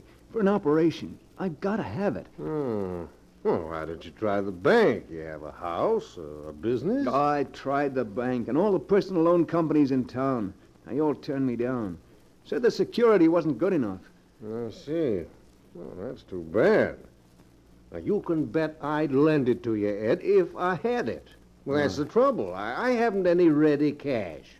The income tax, and a couple of shaky investments that I had to bolster up lately. All right, Horace. Never mind explaining. I get the idea. You're not going to lend me the money. Well, really, Ed, I would if I could, but I can't. I'm sorry. Save your sorrow for somebody else. I don't need your money, you hear? I'll get it someplace else. Yes, I'll get it. Somehow.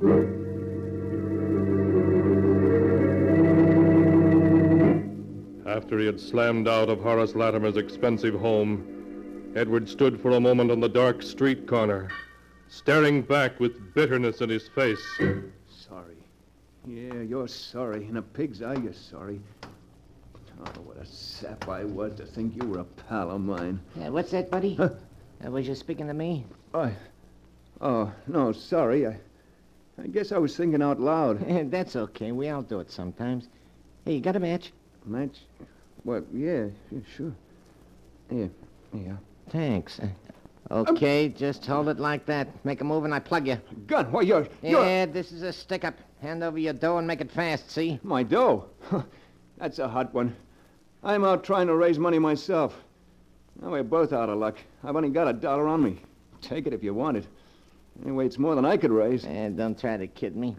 Anybody who lives in this ritzy suburb has dough on him. Stand still while I see what you got in your pockets.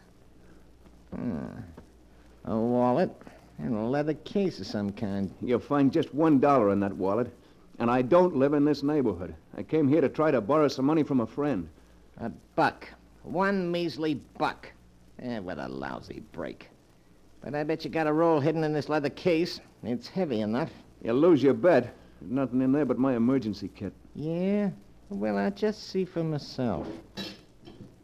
Hey, this kit's full of skeleton keys and picklocks and stuff. What are you, anyway, a second-story waker? I'm a locksmith and safe repairman, if it's anything to you. Oh. Were you on the level just now when you said you was trying to raise dough? What's it to you? Yeah, you'd be surprised, pal. Okay, I'm putting the gun away, but you ain't leaving yet. Me and you, we're gonna talk business. Because I got a plan that'll get us both all the dough we need.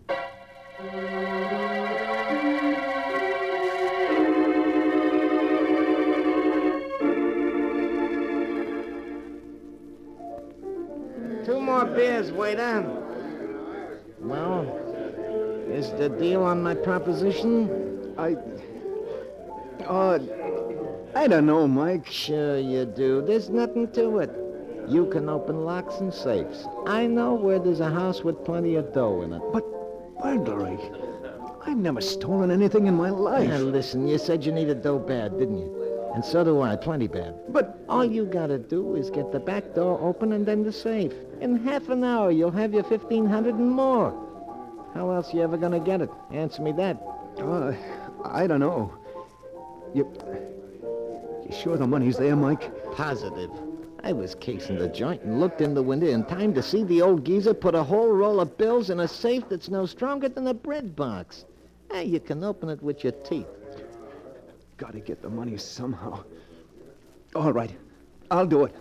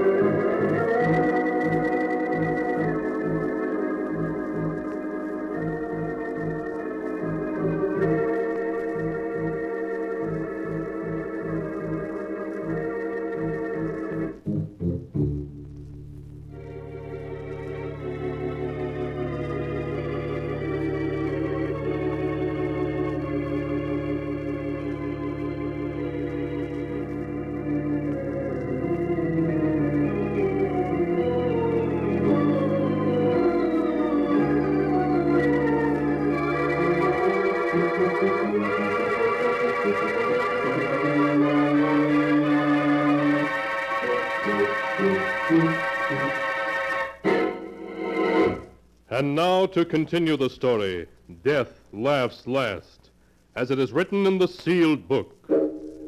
A few minutes later, Edward Harrison and Mike arrived at the large mansion and quietly made their way toward the back door. Okay, this is it. Everybody's hit the hay long ago. It'll be a cinch. The lock looks easy, but I shouldn't be doing this. There must be some other way to get the money. Don't be a sucker all your life. You're gonna take what you want in this world. If you don't, you never get it. Well... Come on, get that door open. We gotta get inside before we're spotted. All right. Only take a second. I think... Yeah. There, it's unlocked. Okay, get inside. The safe's in the library down this way. Don't make any noise. You sure there's only two of them in the house? Yeah, the old guy and his butler. Probably both of them deaf as posts. Here's the library. Come on, the safe's behind the picture on the wall. This picture? Yeah, that's it. I'll lift it down. There you are. That safe is just a kid's toy. Go ahead, get it open. It won't be that easy. I'll have it open inside a half an hour.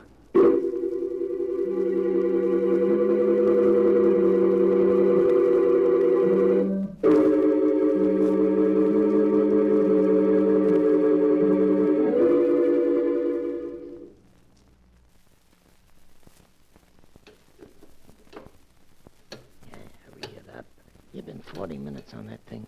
It's coming now. There. The safe's open. About time, too. Now, let's see what's in it. Here's the cash box. Will I open it? There, look. Dough, cash, Mazuma. What'd I tell you? There must be thousands there. Easy.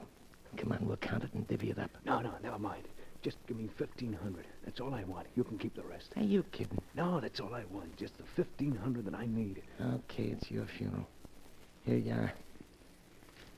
10, 11, 12, 13, 14, $1,500 bills. $1,500.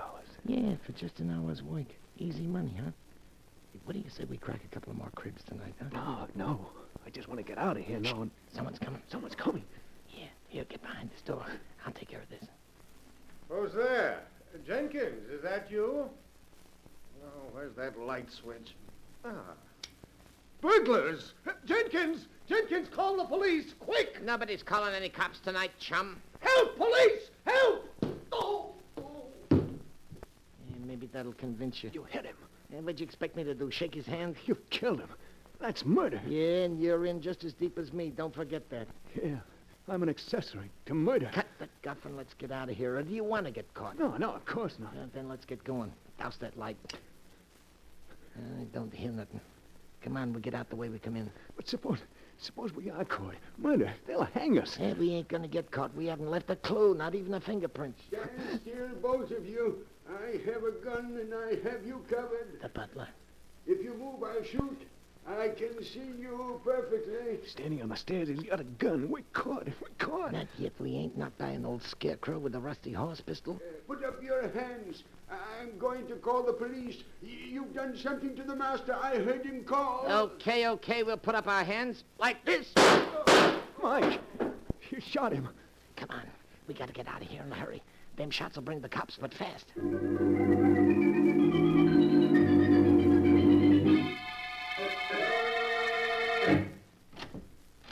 Okay, here we are. Come on in. Well, why did you make me come here?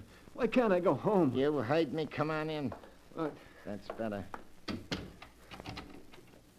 Now, take off your hat and stay a while. Why did you make me come here to your room? 2 reasons. The first is I want to make sure you know what it'll mean if you let anything slip. It'll mean a rope around your neck. Get me? Yeah, I know. You don't have to tell me. I won't let anything slip. If I thought you might, I'd slit your gullet right now. I won't. I have to live. For my wife's sake. Okay. And the second reason you're here is so you and me can have a little talk. Talk? What kind of a talk? Well, chum, I like the way you got that door and that safe open tonight. You and me got a future together. What?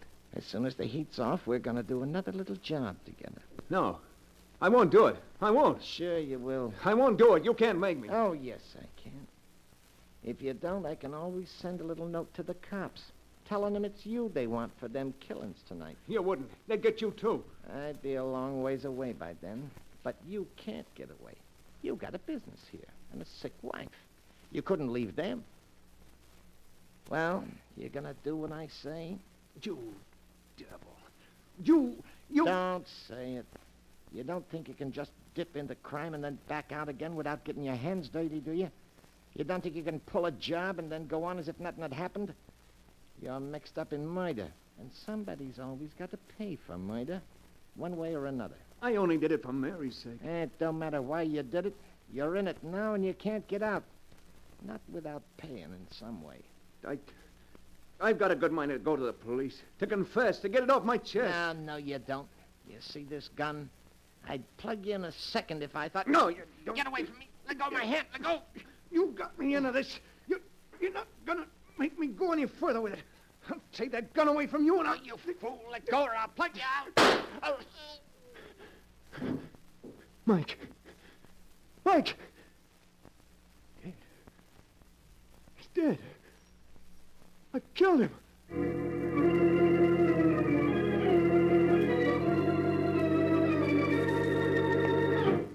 In a daze of horror, Edward Harrison found his hat and made his way to the street. His mind in a whirl, he stumbled into a tiny bar a few blocks away. struggling to control his shaking hands and to keep his voice normal, he ordered a double whiskey and gulped it down.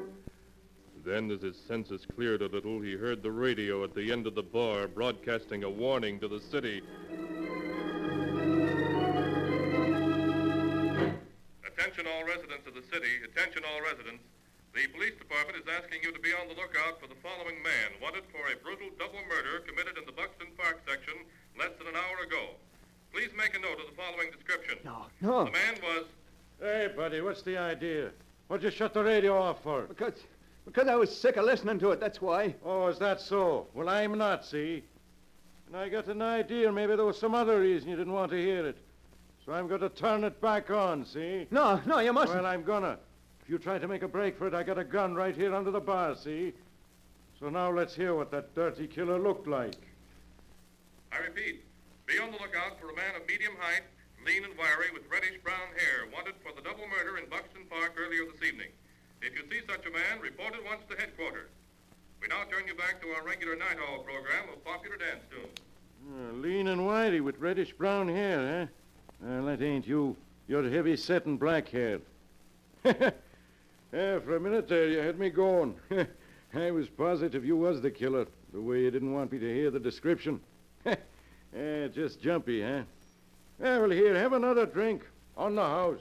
Thanks, but I got to get home. I need some sleep. Yeah, that's what I need. Some sleep.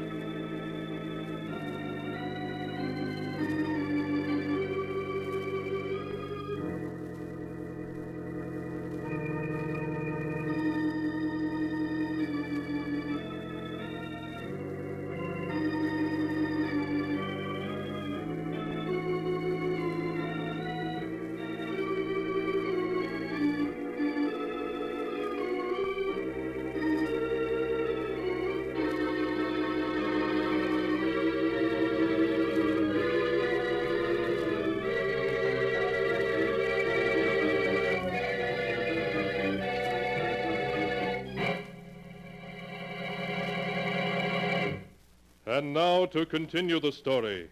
Death laughs last, as it is written in the sealed book. As Edward Harrison left the bar and hurried home, he was aghast at how close he'd come to giving himself away. It was Mike the police were looking for, not Edward Harrison. It was Mike whose description they had. Edward Harrison was safe. Safe. Hardly able to believe in his own good luck, Edward reached his home and let himself in. Mary was asleep. Quietly he got into bed, and at long last fell asleep.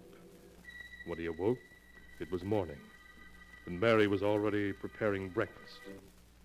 Good morning, darling.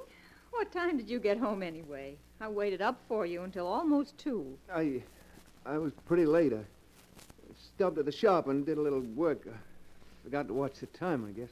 Oh, and this morning you look terrible. I know you're worrying about me. Oh, but you mustn't, darling. I'm going to be all right. Really, I am. Of course you are. I'm going to see to that. What do you think? Dr. Smith called up last night. He wanted to talk to you. He said he had some good news for you. Good news? Yes, but he wouldn't tell me what it was. I don't know why. He asked for you to stop in at his office this morning. I think I know what it is. Yeah, sure. I'll go right over and see him. But, darling, you're going to eat breakfast first, aren't you? I'll eat when I get back. I want to see the doctor first. Anyway, I'm not very hungry. Well, all right, Edward. But please, hurry back. I want to know, too, what the doctor says. Yeah, sure, Mary. I'll be right back. But everything's okay now. Everything's okay. After he left the house, Edward bought a morning paper. Big headlines told of the murders the night before, but he scarcely saw them. His eyes hurried through the story until he found what he was looking for. The news that Mike's body had been found. The butler Mike had shot had given the police Mike's description and then died before he could tell them there was anyone with Mike. So the police had listed Mike's death as a suicide or as an accident and closed the case. Edward Harrison was safe. Perfectly safe. Safe. I'm safe. I got the money. Mary's going to be all right, and the cops aren't looking for me. Mike was wrong. Sometimes you can get away with murder and not have to pay anything, if you're lucky. And I've been lucky. I've been lucky.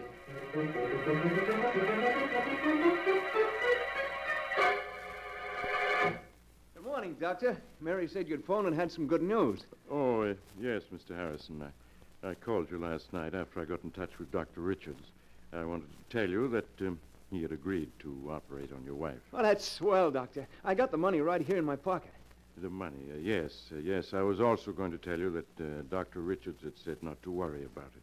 You could take as long as you wanted to pay it. As long as I wanted, then it wasn't necessary. I didn't have to do it. I didn't have to do it. Well, I'm afraid I don't understand. Never mind, Doc. I mean, I've got the money. I want to pay it. He's got to take it right away. Well, what's the matter? What are you looking at me like that for? The operation is going to save Mary's life, isn't it? You said it would. You can't go back on your word. You can't, do you hear? It's not that, Mr. Harrison. Yes, the operation would save your wife's life. But unfortunately, Dr. Richards was the only man in this country able to perform it. Well, so what? He said he'd do it, didn't he? And I've raised the dough to pay it. So what's the hitch? Mr. Harrison, Dr. Richards can't perform the operation now. But you said that... Yes, I know. But he was tragically murdered last night by a burglar who broke into his home in Buxton Park.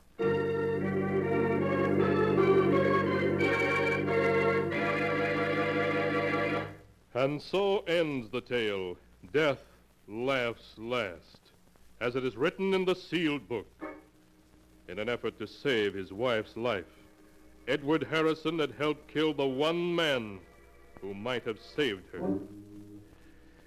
Twisted indeed are the strands of fate in which destiny entangles mere mortals.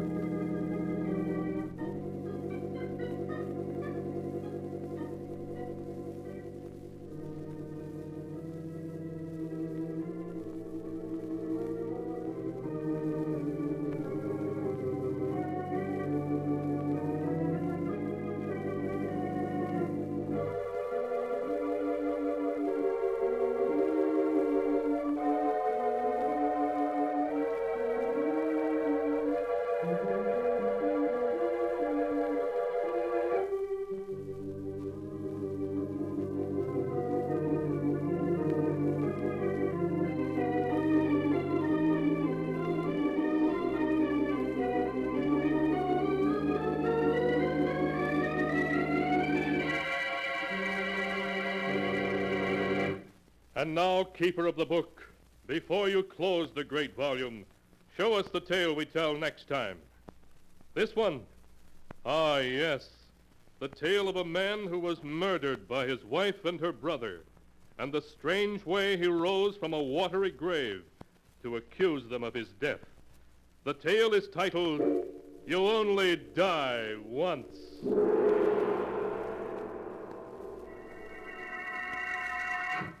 Be sure to be with us again next time, when the sound of the great gong heralds another strange and exciting tale from The Sealed Book. The Sealed Book, produced and directed by Jock McGregor, is written by Bob Arthur and David Cogan.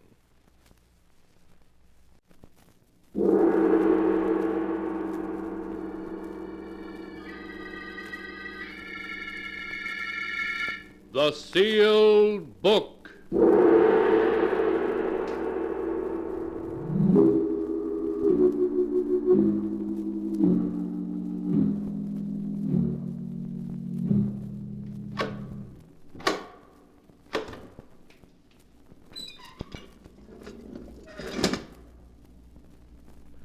Once again, the keeper of the book has opened the ponderous door to the secret vault, wherein is kept the great sealed book, in which is recorded all the secrets and mysteries of mankind through the ages.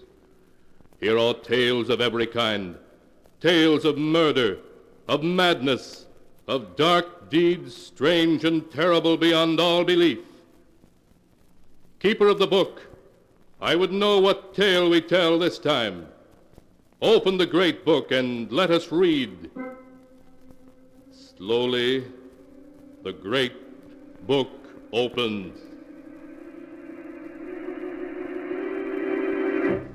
One by one, the keeper of the book turns the pages and stops. Ah, the strange story of a cursed and evil spirit, a spirit that threatened the peace and happiness of a young married couple. A tale called Stranger in the House.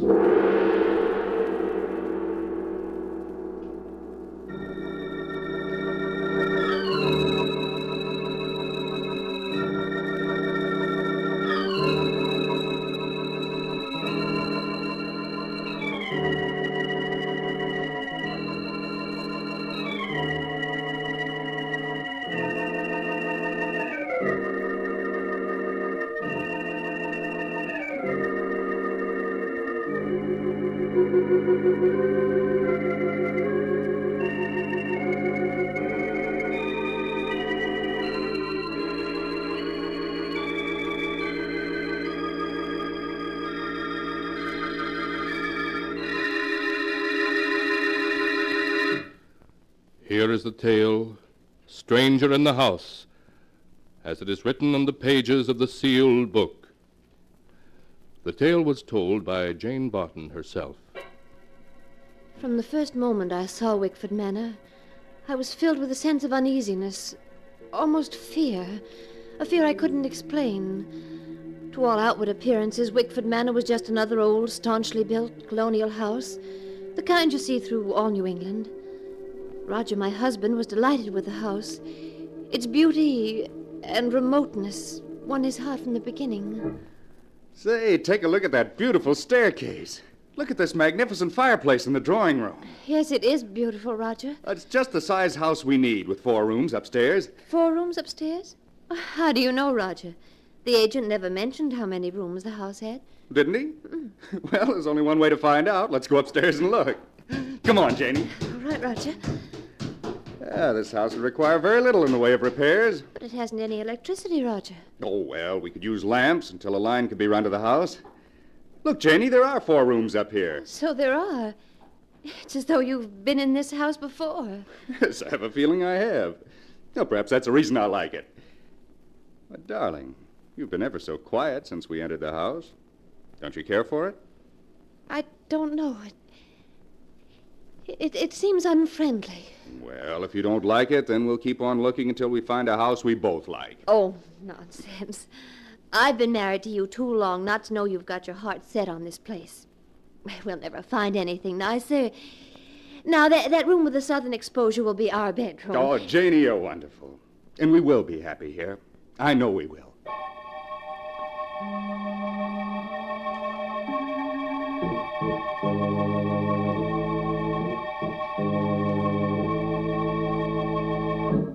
Because I loved Roger and wanted to see him happy, I buried my fears and agreed to the purchase of the house. The first evening in our new home, as I went about the drawing room unpacking our belongings, I suddenly realized how cold and clammy the room was in spite of the roaring fire. Beyond the feeble light of the oil lamp, the room was thick with fog. Suddenly it seemed to engulf me like a shroud, and I felt the icy coldness of the grave upon me. My heart pounded in my ears. I felt faint. After what seemed like eternity, the fog rolled away. The light of the lamp became brighter. I felt unbearably alone. I rushed out of the drawing room. As I opened the door to the study, I saw Roger seated before the fireplace. He was staring unseeingly at the ashes of a fire long since gone out. Roger. Roger. Roger! What? Oh, it's you, Jane. Roger, is anything wrong? Wrong? Yes, you seem so far away, remote. It frightened me. Do you smell perfume in here? Perfume? Why, yes.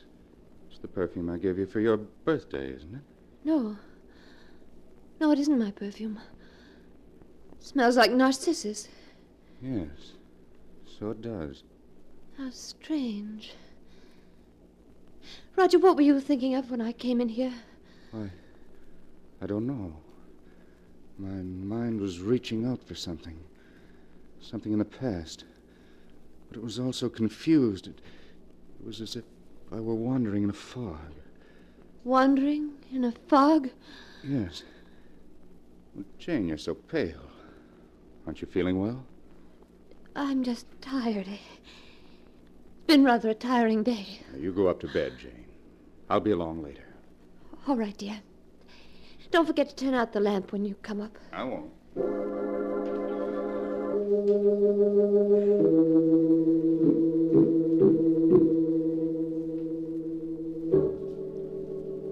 I left the study and Roger.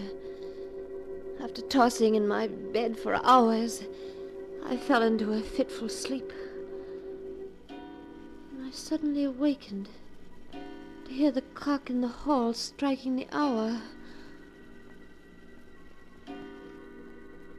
It was 5 o'clock, and Roger's bed was empty. Quickly slipping on my robe, I left my room and started down the stairs. As I reached the foot of the stairs, I stopped. For to my astonishment, I heard Roger's voice in the study. I slowly approached until I was at the door. Who are you? This mist. If I could only make you out clearer. So difficult. Mist obscures your face. Who are you? Why don't you say something? Roger!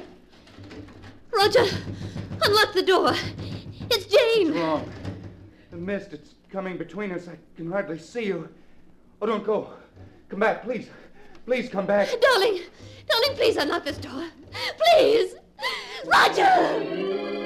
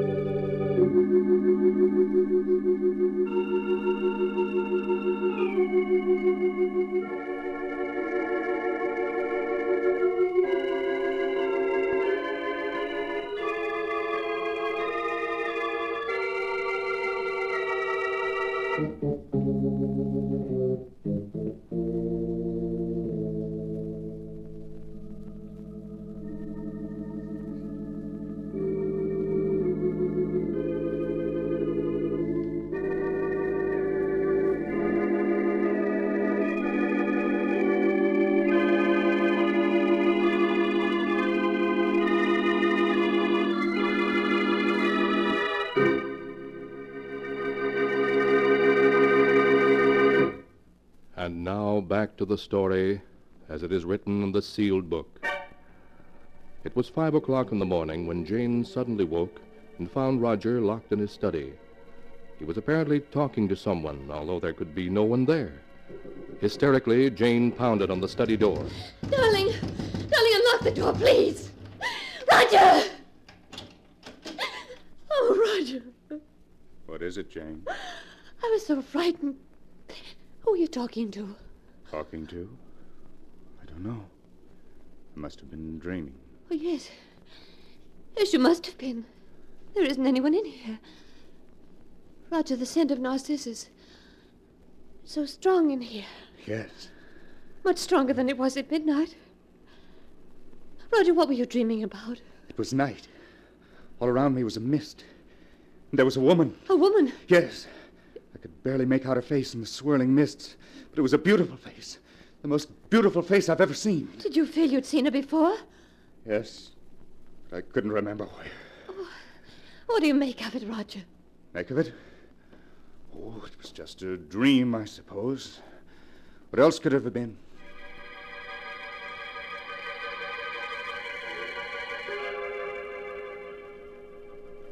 Roger said it was a dream. But in his heart, I knew he believed it was more than a dream.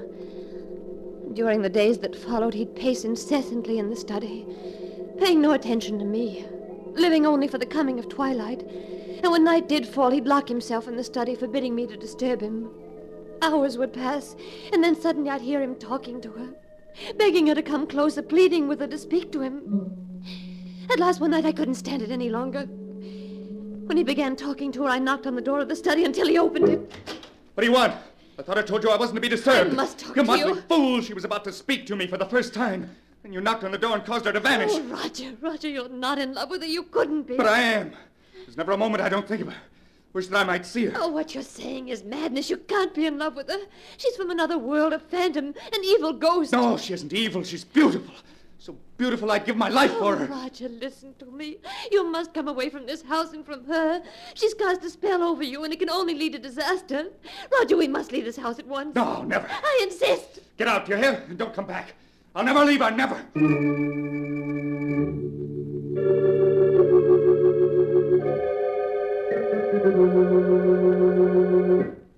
Dr. Smith, in view of what I've told you, do you think you can help me? Now, you say, Mrs. Barton, that when you drove out to Wickford Manor for the first time, your husband seemed to recognize the house? Certain things about it, yes. There's a history to Wickford Manor, though few people are familiar with it. A history to Wickford Manor? Yes. The house was built in 1811 by Martin Wickford for his bride, Harriet. A year later, Harriet's sister Isabel came to live with the Wickfords. She was a remarkably beautiful woman, so beautiful that Martin Wickford fell in love with her, and she with him. Then what happened? Well, one day, while Martin was hunting in the mountains, he was killed in a fall. When his companions brought his body back to Wickford Manor, they found Harriet, his wife, dead. She'd been poisoned. Poisoned? Yes.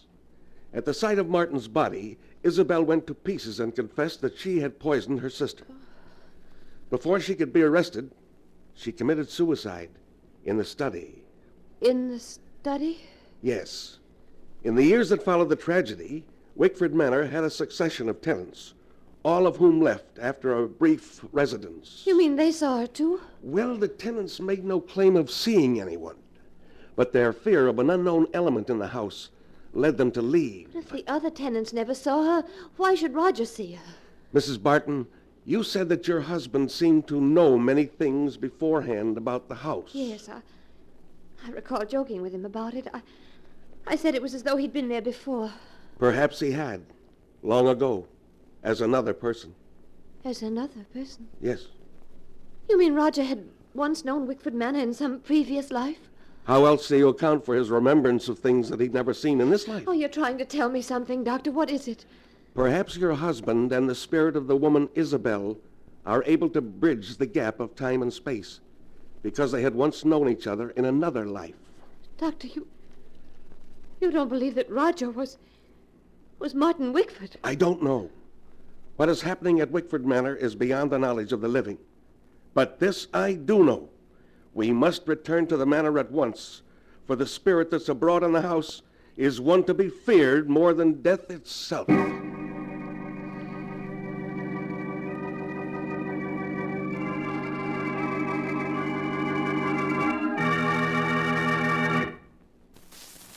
Please come closer so I can see you better.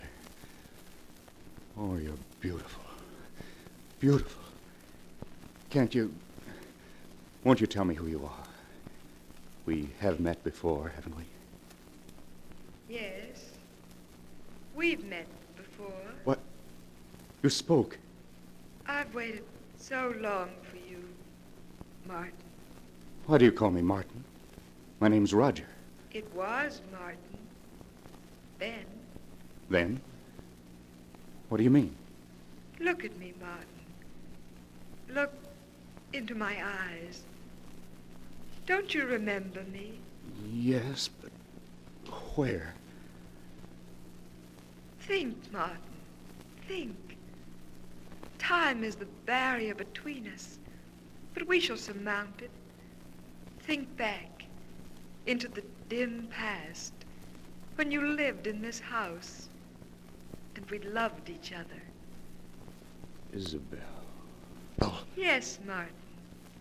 Isabel. Do you remember now? Yes, Isabel, yes. I remember everything up to the day I went hunting in the mountains and fell. What happened to me, Isabel? What happened to us? To our love? Don't think of that accursed day, darling, but think of the future. Our happiness together. Oh, yes, Isabel. Our happiness together. Roger. Roger, please open this door. Roger! Martin, she's come back. Yes. Darling, don't go. Don't leave me. I must, Martin. I must. We could be so happy together. Come back. Please come back. Roger, please unlock this door, please. What do you want? What did you come for? Roger, this is Dr. Smith. Doctor, this is my husband. What the devil did you bring him here for? Roger, please. I thought perhaps he could help us. Help us? I don't need anybody's help. I must warn you, Mr. Barton. The spirit of the woman you see in the study is an evil one that will lead you to disaster. I don't need help from you or anybody else. I'll get out of this house. Get out, both of you! Doctor, we must do something. We must. We shall, but not tonight. I must have time to think about it. You'd better return to the village with me. No, I don't want to leave him in the house alone. Something might happen to him. Very well, then. I'll return late tomorrow afternoon, and when I do, we shall take action.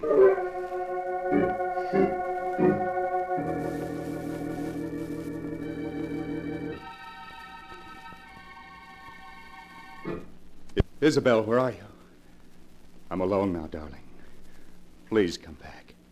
I'm here, Martin. I'm here. Oh, yes, I see you now. Promise you'll never leave me again, Isabel. I don't want to leave you, darling. But that woman is trying to come between us. Jane?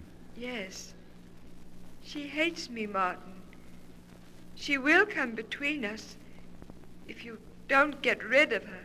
I tried to make her leave, but she wouldn't go. Then that leaves only one thing to do. One thing to do?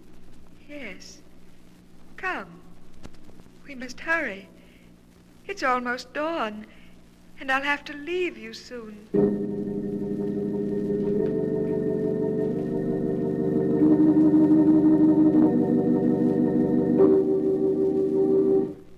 Look at her, lying there asleep, so defenseless. Yes. Go ahead. Put your hands around her throat and squeeze. Oh. Hurry, Martin, before she awakens. Who's there? Answer her. It's Roger. Oh, for a moment I was so frightened. What time is it? It's just dawn. Hurry, Martin, I must leave. Yes. Roger. Roger, why are you looking at me like that? Oh, no, Roger. No, Roger! Tighter, Martin. Tighter until she stops struggling and is still forever. Isabel, don't leave me. Isabel, where are you? Isabel, please don't leave me, Isabel. Roger, she made you do it, didn't she? Oh, Roger, Roger.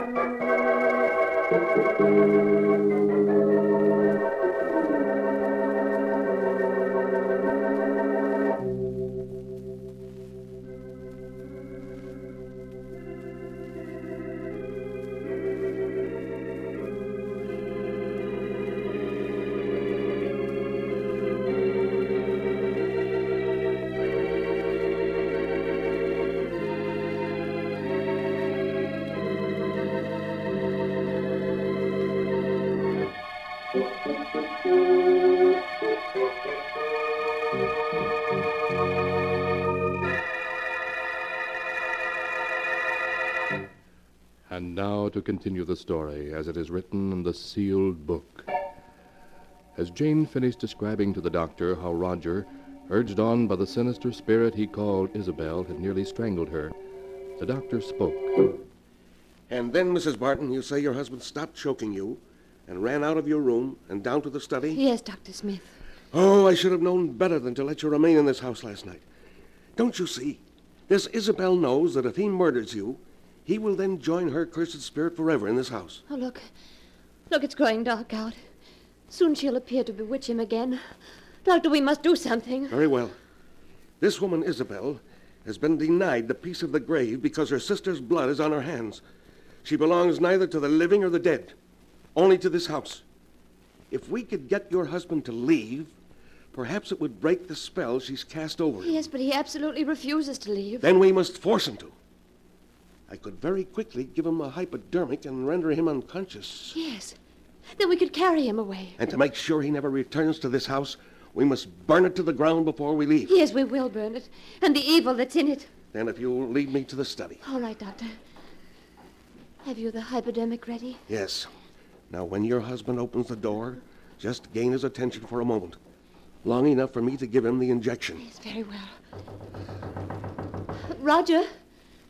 Roger, open the door. I want to talk to you. What do you want? Why has he come back to this house? He's come to take me away, Roger. To take you away? Yes. Good. I'm glad to see you. What have you stuck me with?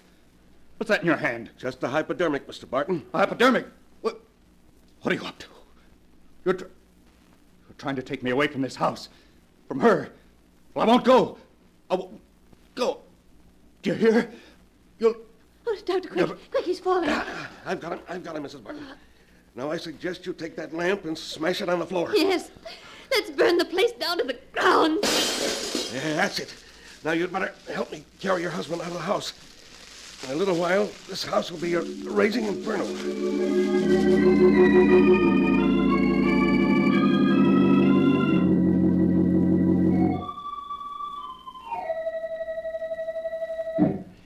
He's regaining consciousness, Mrs. Barton.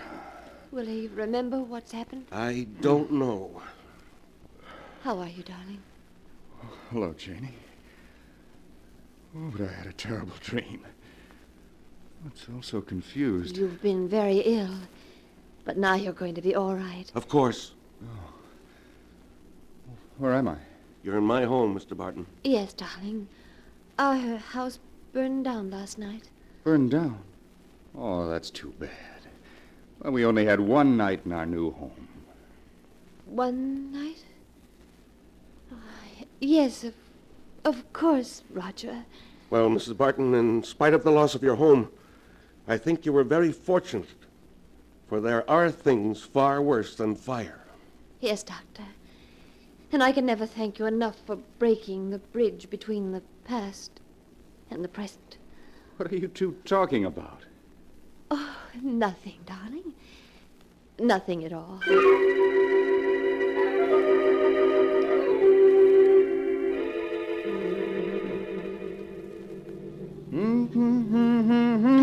Roger, you've been humming that all day. Well, I like it. But you can't carry a tune. Oh, nonsense. I've carried this tune for 300 miles, and I'll carry it the rest of the way to California. Oh, what a trip this is going to be. Roger, What? do you smell something? Yes. Good night air. No, I don't mean that. Well, what's wrong with you, Janie? Don't you smell it? What?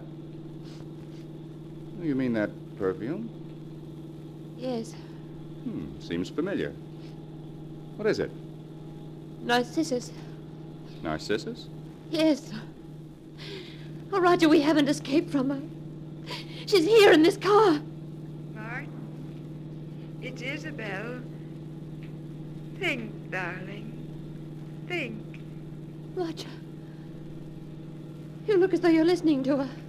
You do remember everything now. Don't you, Martin? Yes. Darling, we must get rid of her. She's trying to come between us. Yes. Oh, Roger, you mustn't listen to her. Once she's gone, we'll be together forever, darling. Yes. Forever. Roger. Roger, why have you stopped the car? No. No, don't look at me like that. Roger, no. Stay away from me. You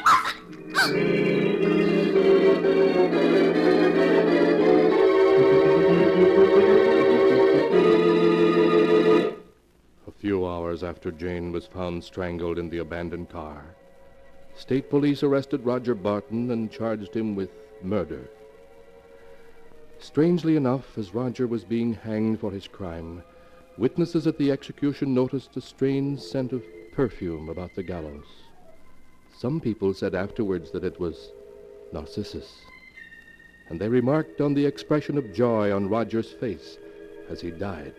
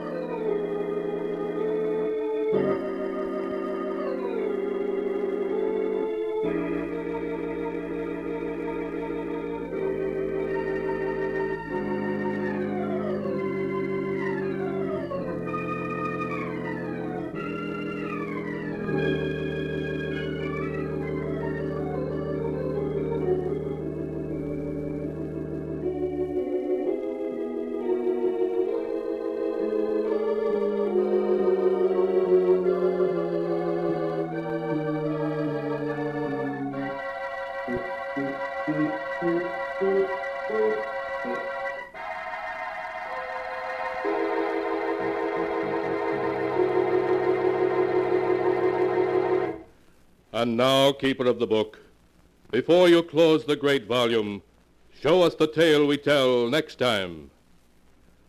This one.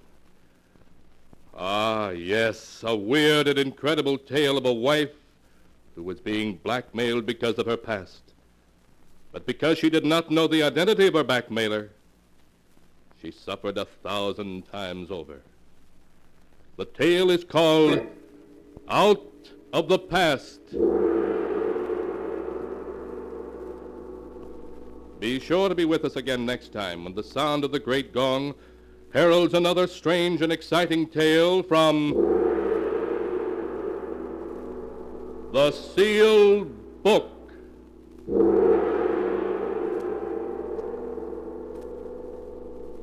The sealed book, written by Bob Arthur and David Cogan, is produced and directed by Jock McGregor.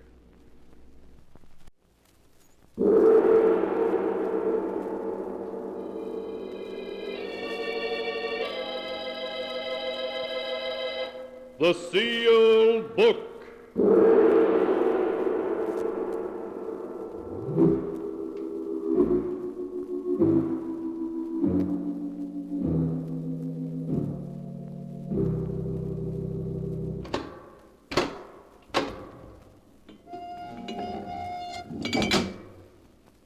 Once again, the keeper of the book has opened the ponderous door to the secret vault, wherein is kept the great sealed book, in which is recorded all the secrets and mysteries of mankind through the ages. Here are tales of every kind, tales of murder, of madness, of dark deeds strange and terrible beyond all belief.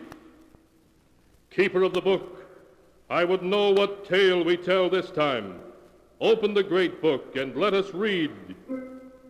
Slowly, the great book opens.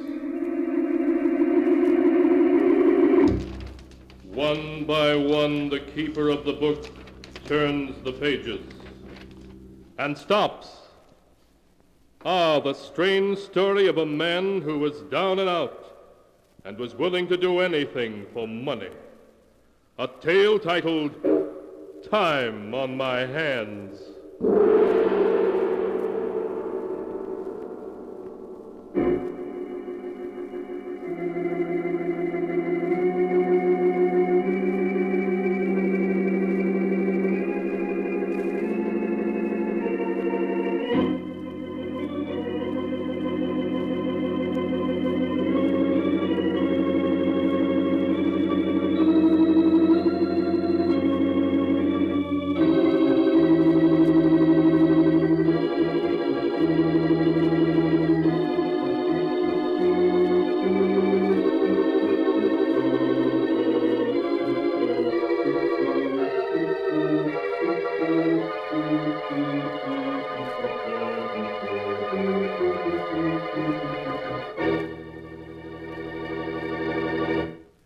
Here is the tale, Time on My Hands, as it is written in the pages of the sealed book. Our story begins in one of the cells of the state penitentiary. Joe Martin, his face white and tense, is speaking to Father Dolan. Father Dolan, I'm not faking insanity. I'm not. Everything I've told him is true. Look, you can make him see why it can't be tonight, why it mustn't be tonight. Oh, even if it's only put off until tomorrow, that'll be all right. Then I'll know that what Mr. Benedict said won't come true. Listen, this is how it happened. It all started late one night last September. It was awful cold.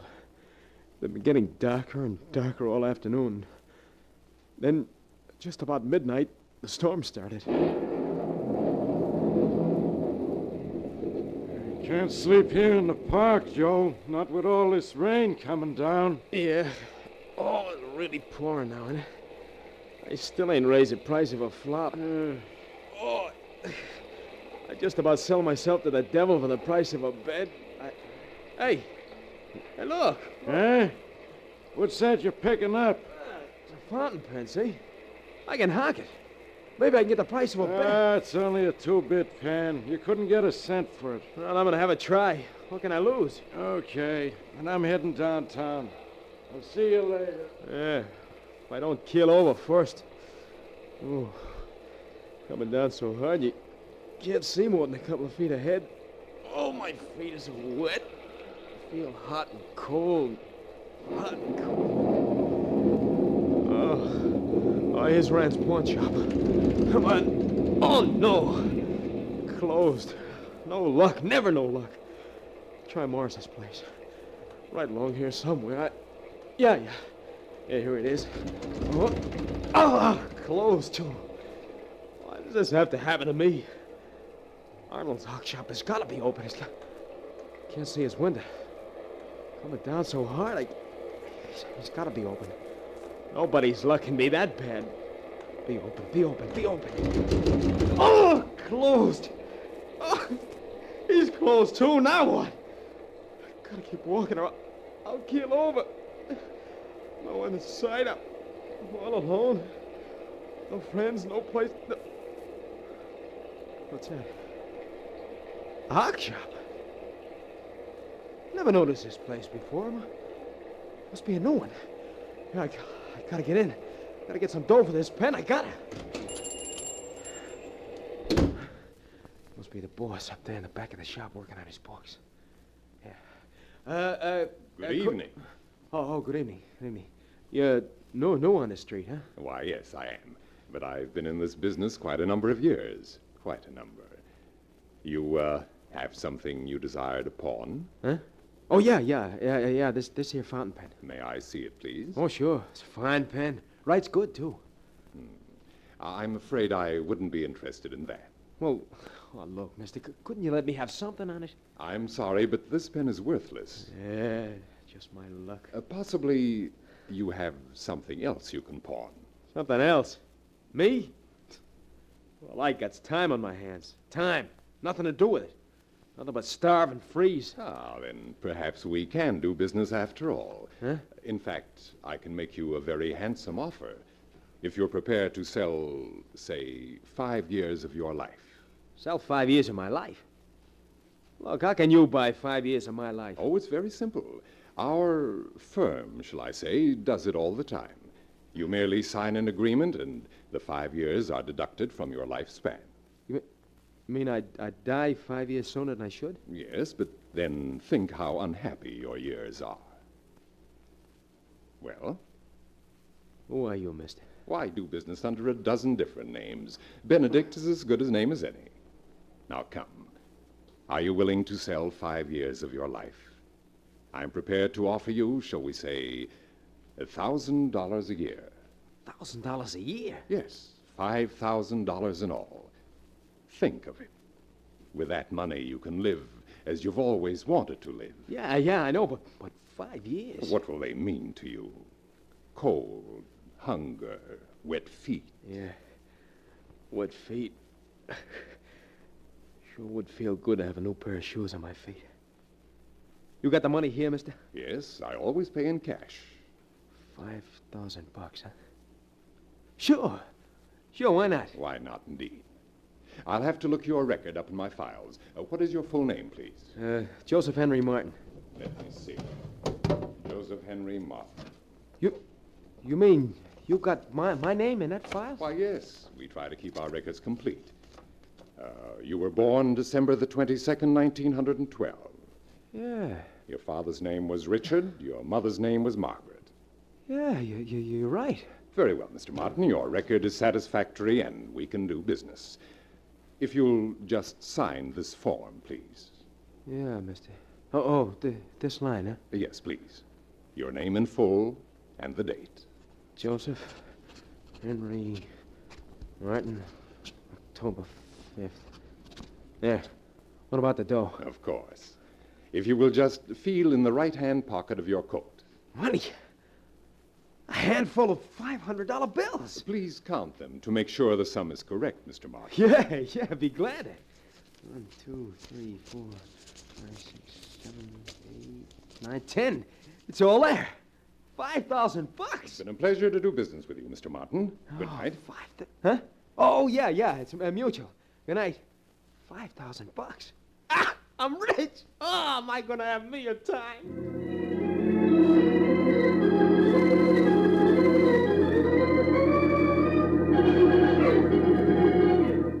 Come on, service. How about some service in this hotel? I want a room, see? No. I want a suite. The best suite you got, Mac. With a bath. Never mind how I look. Never mind. I got dough, see? $500 bill. Now do I get that suite or don't I?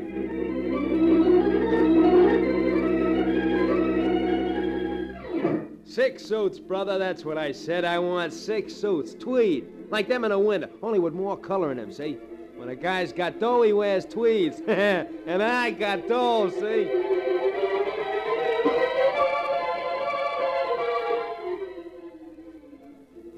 Any fur coat you like, baby. Just name it. Go ahead, name it. That one? Okay, mister, wrap it up. Go on, you heard what the lady said.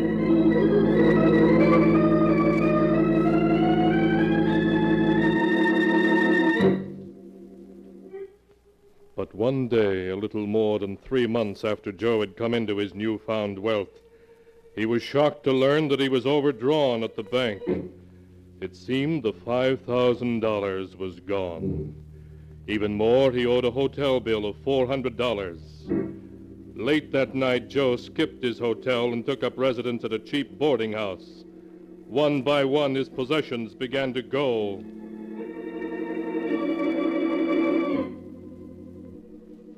What do you mean, only what? $10 for these suits? Look, they're worth 60 anyway. Look, Mac, I paid a tailor. $10, huh? Okay, let me have it.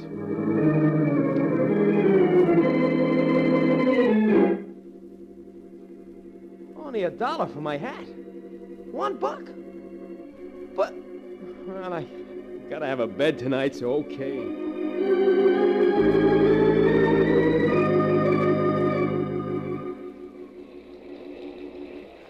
Say, Bud, can you help a fella that's down and out, huh? Huh? Can you help me out with a little something, mister, huh? Just a little... Yeah, you louse. Didn't even look at me. Midnight ain't even get the price of a flop yet. Raining again. Always it rain. 4 months ago, I had $5,000. Now I ain't got a dime. I didn't got anything left to pawn. Nothing. Not even a... Wait a minute. Yeah, sure I am. Why didn't I think of that before? Benedict's pawn shop. I'm still young. I got plenty of time left. I'm gonna see Benedict.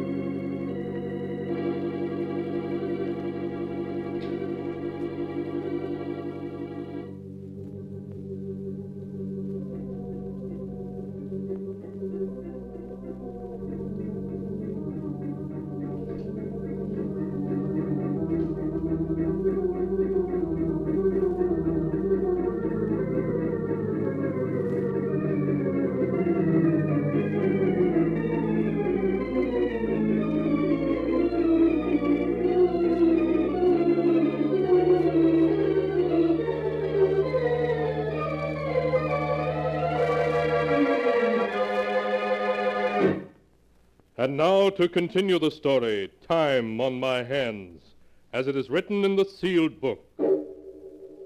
Soaked to the skin, his shoes leaking, Joe Martin trudged through the rain toward Benedict's pawn shop. He peered anxiously ahead as he approached it. Just a little further and I'll be there. He's got to be open. He just got to. Yeah. There's a light in his window. He is open. Good evening. Oh, Mr. Benedict. Remember me? Certainly. You're Joseph Henry Martin. Yeah, that's right. Look, how'd you like to buy another 5 years of my life from me, huh? Just a minute, please, while I get your record from the file. You can bet this time I ain't gonna waste my dough. Here we are. Joseph Henry Martin. Yeah. Well, is it a deal for another 5 years, huh? Yes, we can do business. Good. However, Mr. Martin, I can only pay you $500 a year this time. $2,500 in all. $2,500? Oh, but look, you gave me $5,000 for the first 5 years. Yes, I know, but we're rather heavily stocked just now. $2,500. I don't know. I was kind of counting on buying a farm with the $5,000. Well, perhaps we can do business another time, when conditions are more favorable. Oh, wait a minute. Let me think it over. Do so, by all means. It's quite all right. My clothes are soaked. My feet are wet. $2,500 I could... All right, it's a deal. If you'll just sign your name and the date on this form, as before. Okay. Joseph Henry Martin. What's the date? January the 18th. And put down the time, Joseph. 2 minutes past 2. 2 minutes past 2. Yeah. Fine. Hey, I can feel it dough in my pocket again. Yeah, 10, 15, 20, 25, 2,500, yeah. Look, hey, maybe I better sell you another 5 years, huh? I could get a much better farm for 5,000, you know. Sorry, but I'm afraid we're not interested in any further purchases. Why not? You have no more time to sell. No more? What do you mean? According to my records, with the sale you've just made, deducted from your lifespan, you have just 2 more hours to live. 2 hours? Yes. You're now due to die at 3 minutes after 4 o'clock, in exactly 2 hours. No, that's a mistake. It must be. No, Mr. Martin. I have your record right here, and our records are never wrong. Then what did you let me sell you the 5 years for? My dear Mr. Martin, you asked me to buy them. Yeah, but what good is a $2,500 now? To take back your dough and give me back my 5 years. I regret to say that there are no exchanges. There's got to be one, you hear me? I'm warning you. You're going to give me back my 5 years, or aren't you? I should like to oblige, but it's against our policy. Oh, it is it? Maybe this will help you change your mind, huh? I should put down that knife if I were you, Mr. Martin. Put it down when I get back my 5 years, or no sooner. Do I get them? I'm sorry to say no. No, take that! What are you standing there smiling for? I stabbed you. You gotta fall. Fall, do you hear me? You're not even bleeding. No, Mr. Martin, I'm not even bleeding. You'd better pick up your money and go. Yeah, but look, don't you see? Look, give me a break, will you, mister? You have 1 hour and 58 minutes left now. I'm sorry, Mr. Martin. Oh, you can't let me die like this. You can't do it. You gotta give me more time, please. Well, I think we could arrange for you to have more time if you care to sell your soul. Huh? Sell my soul? It's of trifling value, of course, but my firm has a certain use for such things. My soul, huh? I never thought very much about it. Never had any use for it myself, I guess. Few people do. It's superfluous at best. What was that? Merely the clock striking the quarter hour. It's now 2:15. 2:15. All right, I'll sell. Where do I sign? Well, unfortunately, in this matter, your signature would not be binding. There's only one way I could be certain of getting my property when the time comes. What way is that? You'd have to, shall we say, remove some person from this life. You mean kill someone? Exactly. And in return, you shall have the balance of the victim's life. You may be fortunate enough to find someone who has 30 or 40 years to live. Just think, all that time would be yours. Yeah, but to have to kill somebody... Oh, you don't have to. It's just a suggestion. Yeah, but if I don't, I'd die in 2 hours. 1 hour and 47 minutes, to be exact. No, I couldn't kill no one. Even if it means I die tonight. I can't do it, do you hear me? I'm getting out of here.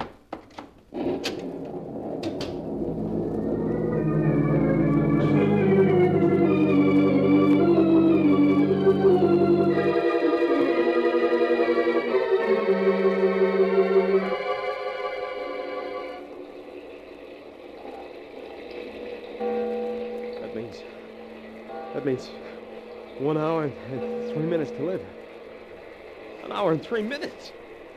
I gotta get out of the storm. There's a bar room. I could use a drink. What do you have? Double whiskey. Keep 'em coming.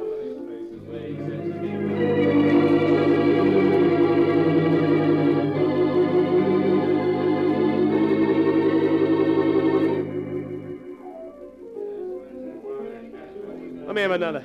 Say, pal, you already put away a bottle. Don't you think you had enough for one night? Look, you just keep setting them up. I'm paying for it, ain't I? Okay, it's your funeral. Don't say that. All right. I didn't mean nothing by it.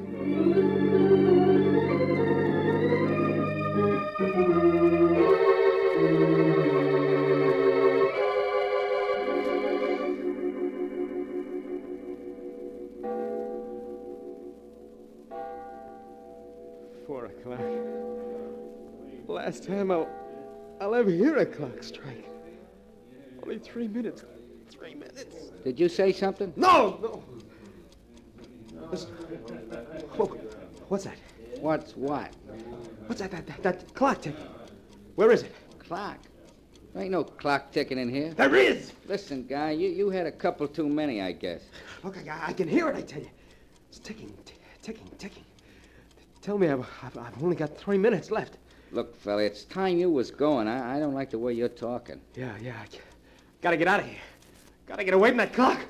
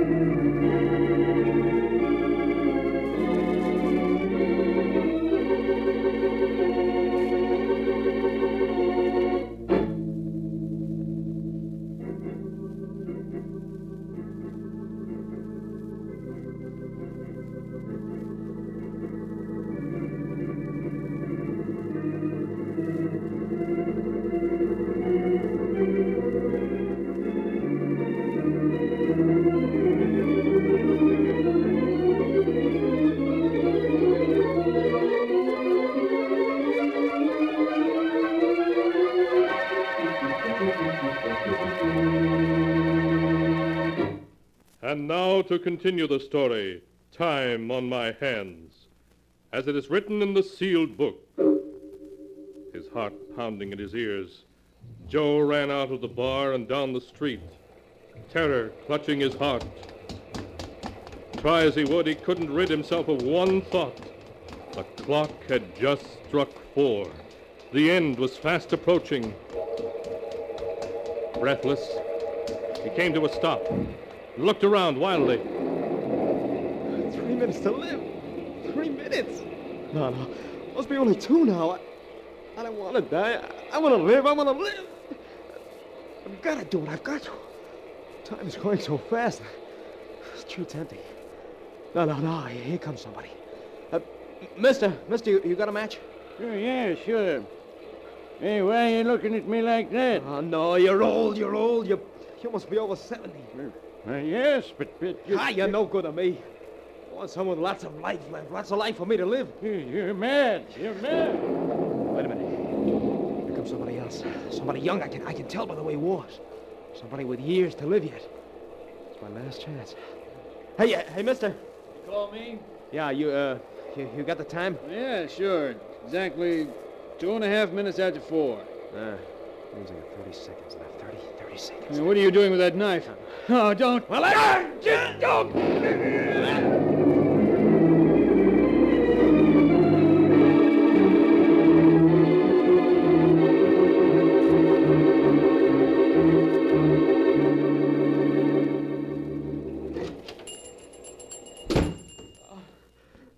I've done it.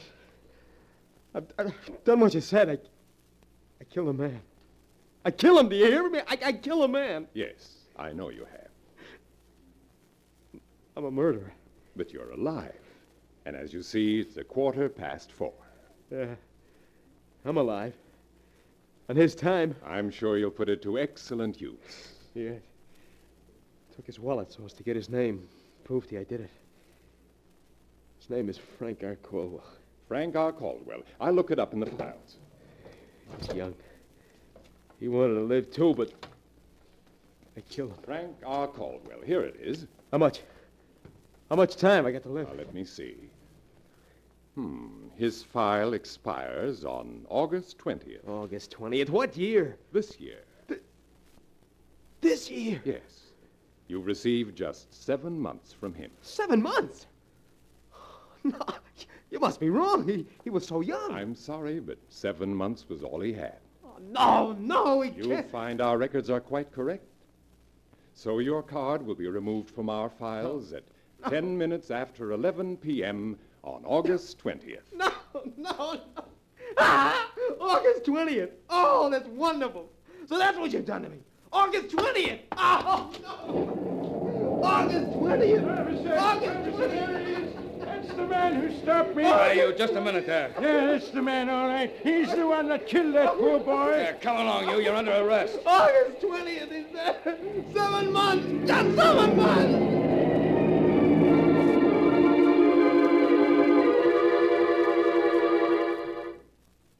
Don't you see, Father Dolan? He said I was going to die on August 20th.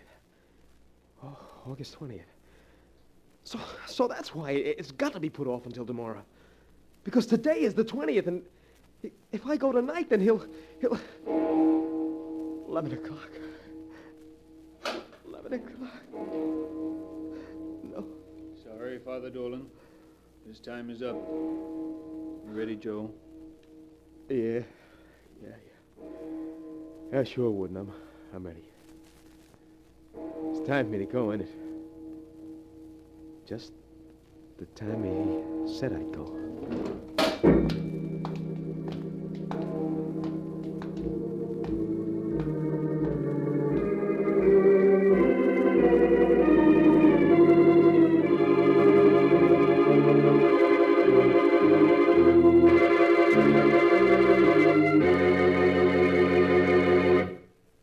And so ends the tale, Time on My Hands, as it is written in the sealed book. As Joe was strapped into the electric chair, there was a look of terror in his eyes. It was not death that terrified him, but the thought of Mr. Benedict.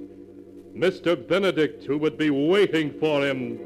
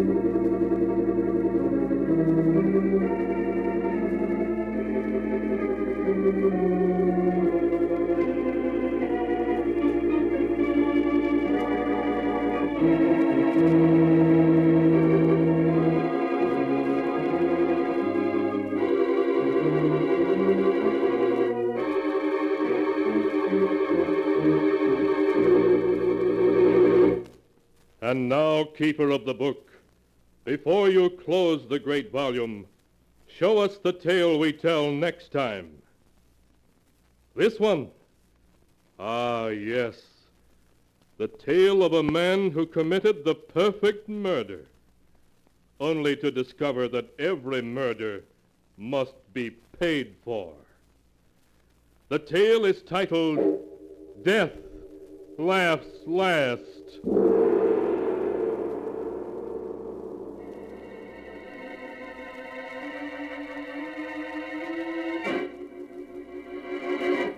Be sure to be with us again next time, when the sound of the great gong heralds another strange and exciting tale from the sealed book. The Sealed Book, produced and directed by Jock McGregor, is written by Bob Arthur and David Cogan. The Sealed Book. The Sealed Book was a radio series of mystery and terror tales, produced and directed by Jock McGregor for the Mutual Network. Between March 18th and September 9th, 1945, the melodramatic anthology series was broadcast on Sundays from 10:30 to 11 p.m. Each week after, quote, "The Sound of the Great Gong," host Philip Clark observed that the mysteriously silent, quote, "Keeper of the Book has opened the ponderous door to the secret vault, wherein is kept the Great Sealed Book, in which is recorded all the secrets and mysteries of mankind through the ages. Here are the tales of every kind, tales of murder and madness, of dark deeds, strange and terrible beyond all belief." After this introduction, the dramas began, occasionally interrupted by curiously extended organ solos. Although this anthology series did not have recurring characters other than the narrator and the keeper of the book, the writers often used the same names for different characters from week to week, including Hester, Drake, and most especially Roger.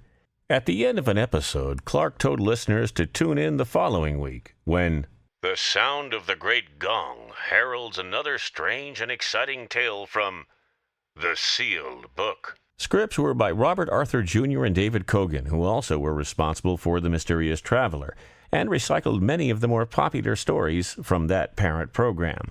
The Hands of Death was the first of the 26 episodes, which concluded with Death Laughs Last. For the old-time radio researchers, I'm Colin Campbell.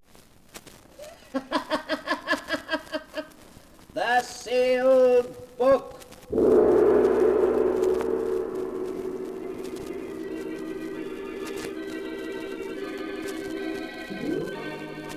Once again, the keeper of the book is ready to open the ponderous volume in which is recorded all the secrets and mysteries of mankind through the ages.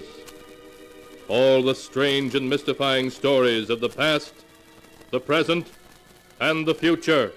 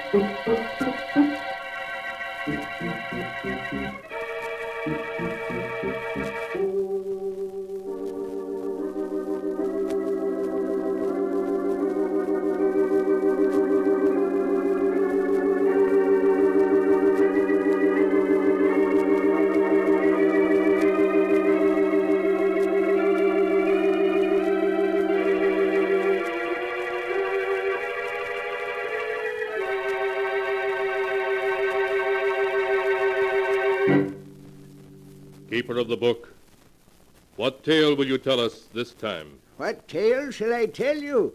I have tales here of every kind. Tales of murder, tales of madness, of dark deeds and events strange beyond all belief. Let me see. Yes, here's a tale for you.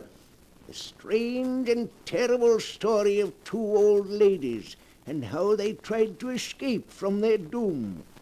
I call the story Escape by Death. My story begins in a big, shabby old house in the country, fully a mile from any other habitation. In a large ground-floor room, which is both their bedroom and sitting room, Martha and Louise Abbott listen to the wind howl outside. Louise is an invalid, confined to a wheelchair. Martha, though able to walk, can only hobble a few steps at a time, so that to them the lonely house is almost like a prison. Oh, listen to that wind, Louise. Oh, I do hate living out in the country like this. We're so isolated from everybody. Oh, yes, Martha. It was so much nicer when we lived in our own house in the village. Even if Roger and Hester are our nephew and niece, we should never have let them persuade us to move out here with them. Oh, what is it, Toby? Queenie? Oh, our mother's darling's hungry. Even Toby and Queenie don't like living here. Yes, they do seem unhappy. Queenie hasn't been eating well. Louise, it's very foolish for us to stay here with Roger and Hester. I think I hear Hester coming now. We'll tell her right away that we want to go back to our old home. Here I am at last, Aunt Louise. Aunt Martha, I brought you tea and some cake I just made this afternoon. Thank you, dear. I have the Daily Sentinel for you. George Gibson just delivered it. I haven't even opened it yet. Thank you. Roger, Louise and I have been talking things over. It was very kind of you to invite us to live here with you, but we were much happier living in the village. We want to go back. But, Aunt Martha, it's much better for you here. Really it is. Of course, you're just homesick, both of you. And you'll get over it. Pretty soon you'll love the country as much as we do. Now, we don't want to hear another word about your leaving us. We couldn't be happy thinking of you alone and helpless in the village. Come along, Roger. Let them drink their tea. All right, Heston. See you both later. Oh, I do wish they'd let us go back. There's no reason why we shouldn't. Do you remember the teas we used to give? Mary Thompson came over every afternoon. It was so nice. There's no reason we can't move back and give those teas again. We won't be alone or helpless either. With all the money Father left us, we can afford a dozen servants. Louise, we are going back. I've made up my mind. Oh, Martha, I'm so glad. Listen to Toby and Queenie. They're glad we're going back too, aren't you, you fat old darlings? Oh, they understand you, Mother. They know we're not going to stay here much longer. Of course they do. Well, now that's settled. Let's see what's in the Sentinel. Let's see now. Oh, Martha, let's look at the obituary notices first. Just what I was turning to, Louise. Here we are. Did anyone we know die? Now, let me see. Yes, yes. You remember Amos Wilson, don't you? Yes. He died 2 days ago. Poor Amos. He was about your age, wasn't he, Martha? Certainly not. He was a good deal older. Oh, Martha, look at this. Why, it says that Mary Thompson is entering the county home for the infirm. The poorhouse? Oh, no, it can't be. You can read it for yourself. Oh, that dreadful place. I'd rather be dead than in that home. Poor Mary. Martha, after we move back to the village, can't we have Mary come to live with us? Yes, of course. Why, going to the poorhouse would be the death of her. No, it can't be. What can't be? Read what it says there in the real estate column. The old Abbott mansion, owned by the Mrs. Martha and Louise Abbott, has been put up for sale by their nephew, Roger Clark. What? Why, it must be a mistake. We never told Roger to sell our house. Roger! Roger! Now, Martha, we mustn't get excited. But why should he want to sell our house? I don't permit it. You calling me, Aunt Martha? Yes, Roger. What's this in the Sentinel about our house being up for sale? Oh, is it in the Sentinel? Oh, I'm so sorry. It is a mistake, isn't it, Roger? Well, no, Aunt Louise. But since the house isn't being used, I thought it would be a good idea to sell it. But you had no right to put the house up for sale without telling me. Now, don't get yourself excited, Aunt Martha. If you don't want the house sold, I'll remove it from the market. You must, Roger. We couldn't live if the house was sold. All right. Now I'll take care of everything. Don't you worry. Everything's going to be all right. I don't like it, Louise. I don't like it at all. Why should he try to sell it without telling us? It does seem strange. Louise, we must get in touch with Judge Morris at once. He's the administrator of Father's estate. He'll take care of everything for us the way we want it. I didn't like the look in Roger's eyes just now. I've always been suspicious of Roger, and if you want my opinion, he and Hester are up to something. Oh,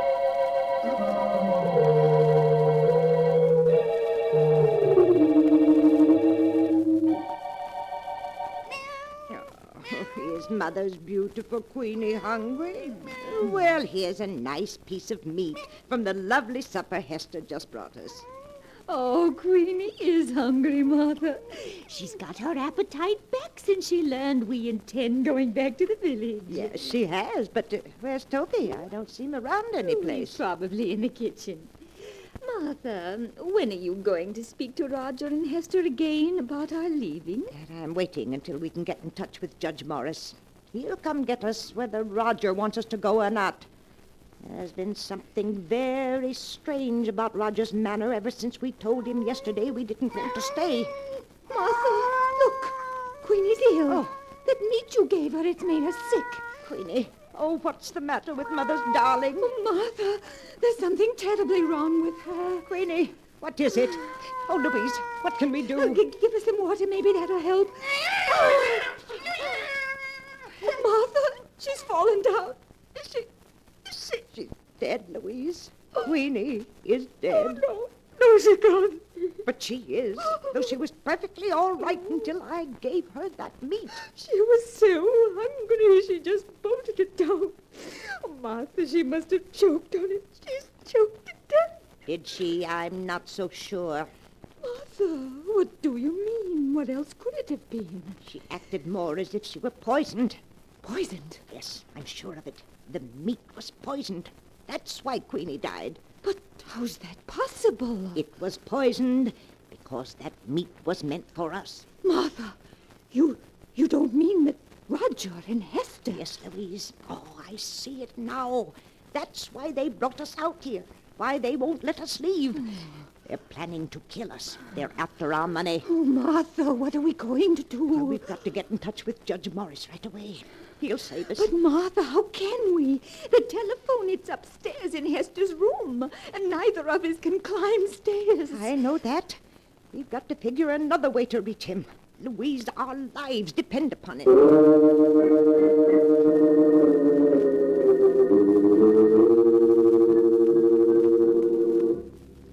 All that night, the two old ladies, terror in their hearts, tossed and turned in an effort to think of a way of escape from the horrible trap in which they found themselves. In the morning, they thought they had discovered how to do it.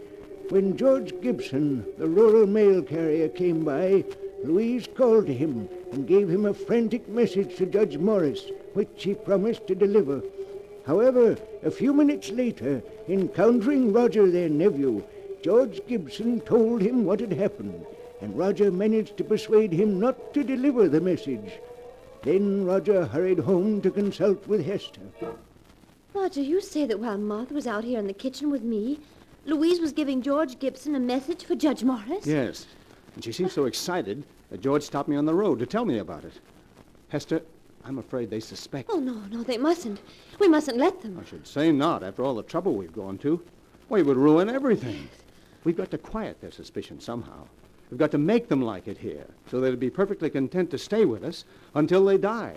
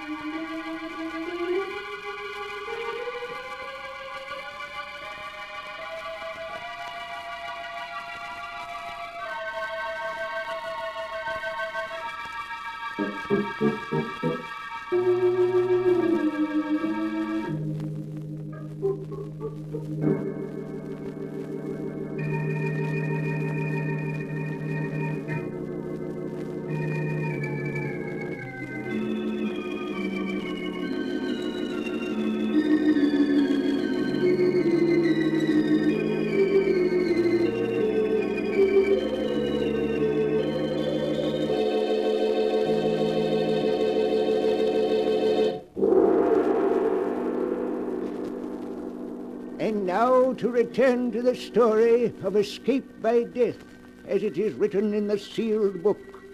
For 24 hours, Martha and Louise have waited in trembling impatience for George Gibson to bring word that Judge Morris has received their frantic appeal for help.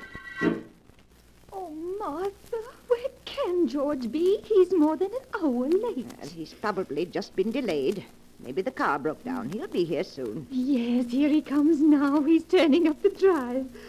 Oh, Martha, I was so worried. I told you he wouldn't fail us. But there's Roger taking the mail from him. Suppose Roger doesn't let him see us. He might... Louise.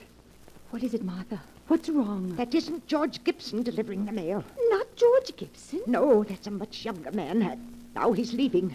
Roger's coming back in the house. Martha, where do you suppose George is? I don't know. I don't understand. Perhaps he's sick today. Here comes Roger. Hello, Aunt Martha. Aunt Louise.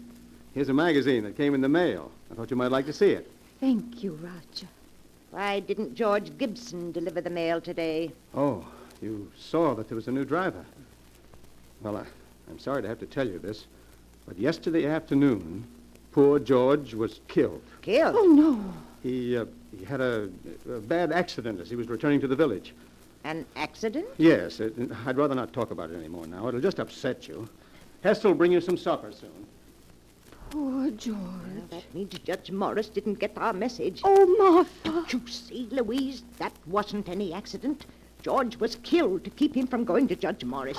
Martha, you can't mean that Roger and Hester... Yes, Louise, they'll stop at nothing to get our money. But what are we going to do?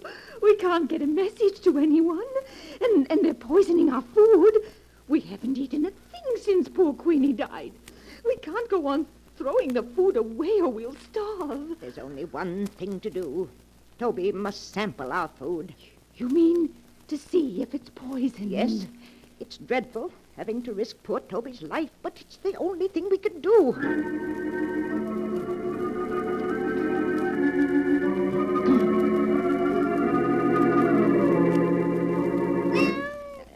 Here you are, Toby. A nice piece of meat for Mother's darling. Martha, I get so frightened every time I see Toby eating something.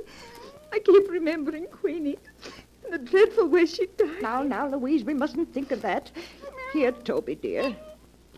Martha, why are you feeding Toby? Well, he gets plenty to eat in the kitchen. He'll die of overeating if you aren't careful. I've always fed Toby from my own plate. He expects it. But, Aunt Martha, if you feed that meat to the cat, there won't be enough for you. No. And if you're to get well, you need all that food. Now, I don't want you feeding Toby any more of it. Here, Toby. Come on, boy. Come on. Come on out the kitchen there. Martha and Louise eat their supper.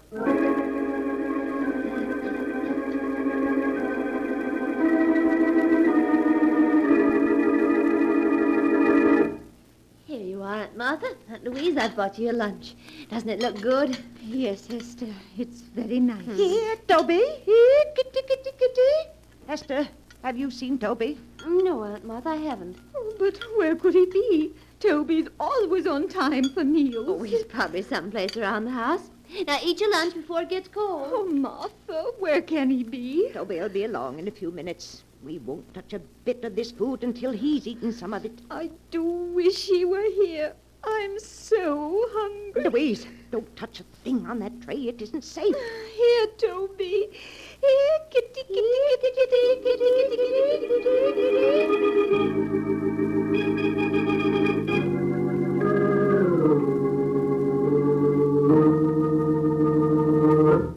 Good evening, Aunt Martha. Aunt Louise, how are you? Good evening, Roger. I have supper here for you, too. Why, Aunt Martha, neither of you ate your lunch. What's wrong? We weren't hungry, Hester. Have you found Toby yet? No, I've looked everywhere for him, but he seems to have disappeared. Oh, no. Now, you mustn't worry. I'm sure he'll turn up all right. Aunt Martha, you and Aunt Louise can't afford to miss meals in your state of health. Certainly not. Now, we want you to eat everything that Hester's brought you. Mm-hmm. You'll make us very unhappy if you don't. Now, please eat it while it's hot. Come along, Roger. I'll get you your supper. All right, dear. Did you hear what she said about Toby, Louise? Yes. He's vanished. Nonsense. They've killed him. You saw how angry they were last night when we fed Toby from our plates. They've killed him so he won't spoil their plans. Oh, Martha, what are we going to do? I'm so hungry that my head spins and I'm dizzy. I know, Louise. So am I. Oh, I hate them. I hate them. We're leaving them our money and our wills. They'll get it soon enough. Why must they kill us? Because they're nothing but common murderers. I distrusted Roger from the minute Hester first brought him to our house. Yes, it's his fault. He's changed Hester. She used to be such a sweet girl. Oh, there was only some way to get word to the village or to bring somebody here to help us. Louise, I have an idea. What is it, Martha? There's one way to bring people here. What, Martha? If we were to set fire to the house, somebody would be sure to see the flames. Yes, of course. And then the fire company would come out. Then we'd be able to tell them. We'd be saved. Oh, but Martha, Hester and Roger would put out the fire before it could get big enough to be seen. Louise, I know a way we can prevent them from putting out the fire. You do? Yes, we can save ourselves, Louise. We can save ourselves.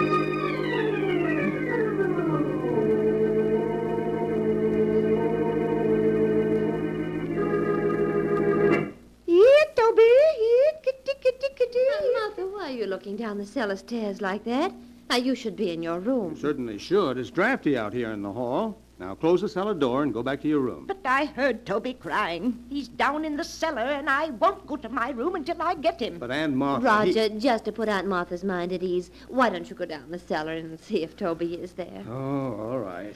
But if you ask me, it's just a waste of time. Please help him look for Toby, Hester. You'll find him so much quicker if you both look for him. Aunt Martha... Oh, very well. But you go back to your room so you don't catch cold. Roger, do you see him? Doesn't seem to be any place here in the cellar. Now we'll see just how smart you are, trying to poison us. There. You won't stop us from escaping now. I must get Louise. Louise! Louise, it worked. You mean you were able to lock them in the cellar? Yes, and with the door locked, they can't get out. They found out they're locked in. Now, don't you worry about it, Louise. I'll take care of everything. What are you doing with that kerosene lamp, Martha? I'm pouring the kerosene around the room so it will burn better. There. Are you ready to leave, Louise? Yes, Martha, yes. Now strike a match and start the fire. How quickly it's starting to spread. Yes, we've got to leave. I'll push your wheelchair, Louise, and you try to help by rolling the wheels. Yes, Martha. We're coming along nicely. Come on, dear. Come on. Just a little bit more. Martha, I do hate to do this. Louise, you mustn't waste any pity on them. Even if they are our niece and nephew, they're nothing but common murderers. Yes, I suppose you're right. Now, I'll just open the front door, and we'll be free. Now, roll the wheels a bit, Louise. That's right. And just a few feet more, and we'll be safe. Yes, that's it. There. Now we're far enough away from the house to be perfectly safe. Oh, my. The whole house is on fire. Do you think they can see it in the village by now, Martha? I'm sure they do. Now remember, Louise, when the fire company gets here, we don't know what happened to Roger and Hester. We just managed to get out ourselves. Yes, Martha. If we told them what we were forced to do to escape, we'd have to reveal that our own niece and nephew were poisoners, murderers. We don't want to disgrace the family name, Louise. Oh, no, Martha, of course not. Look, Martha, look! The roof is going! And here comes the fire engine. Louise, we're saved. We're saved.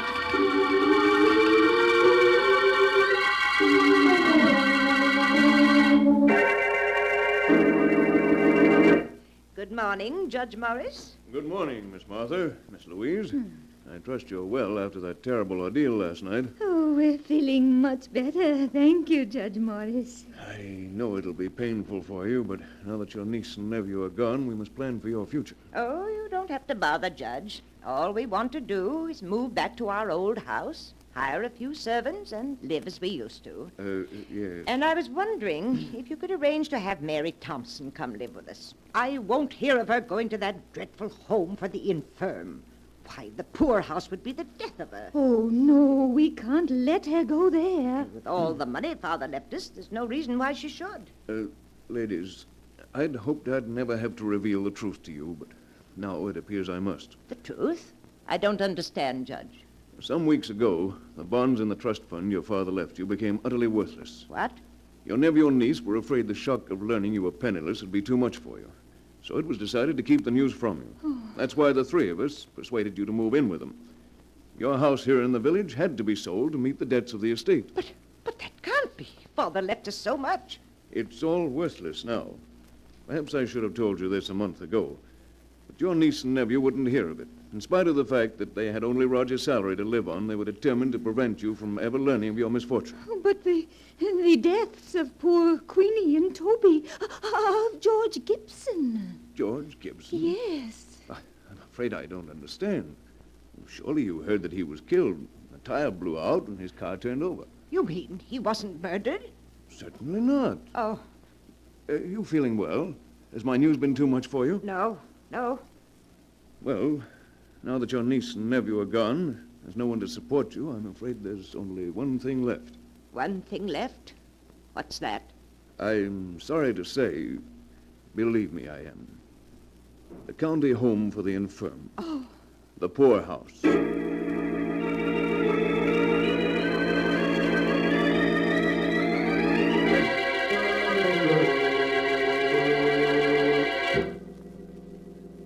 And that is the tale of escape by death, as it is written in the sealed book.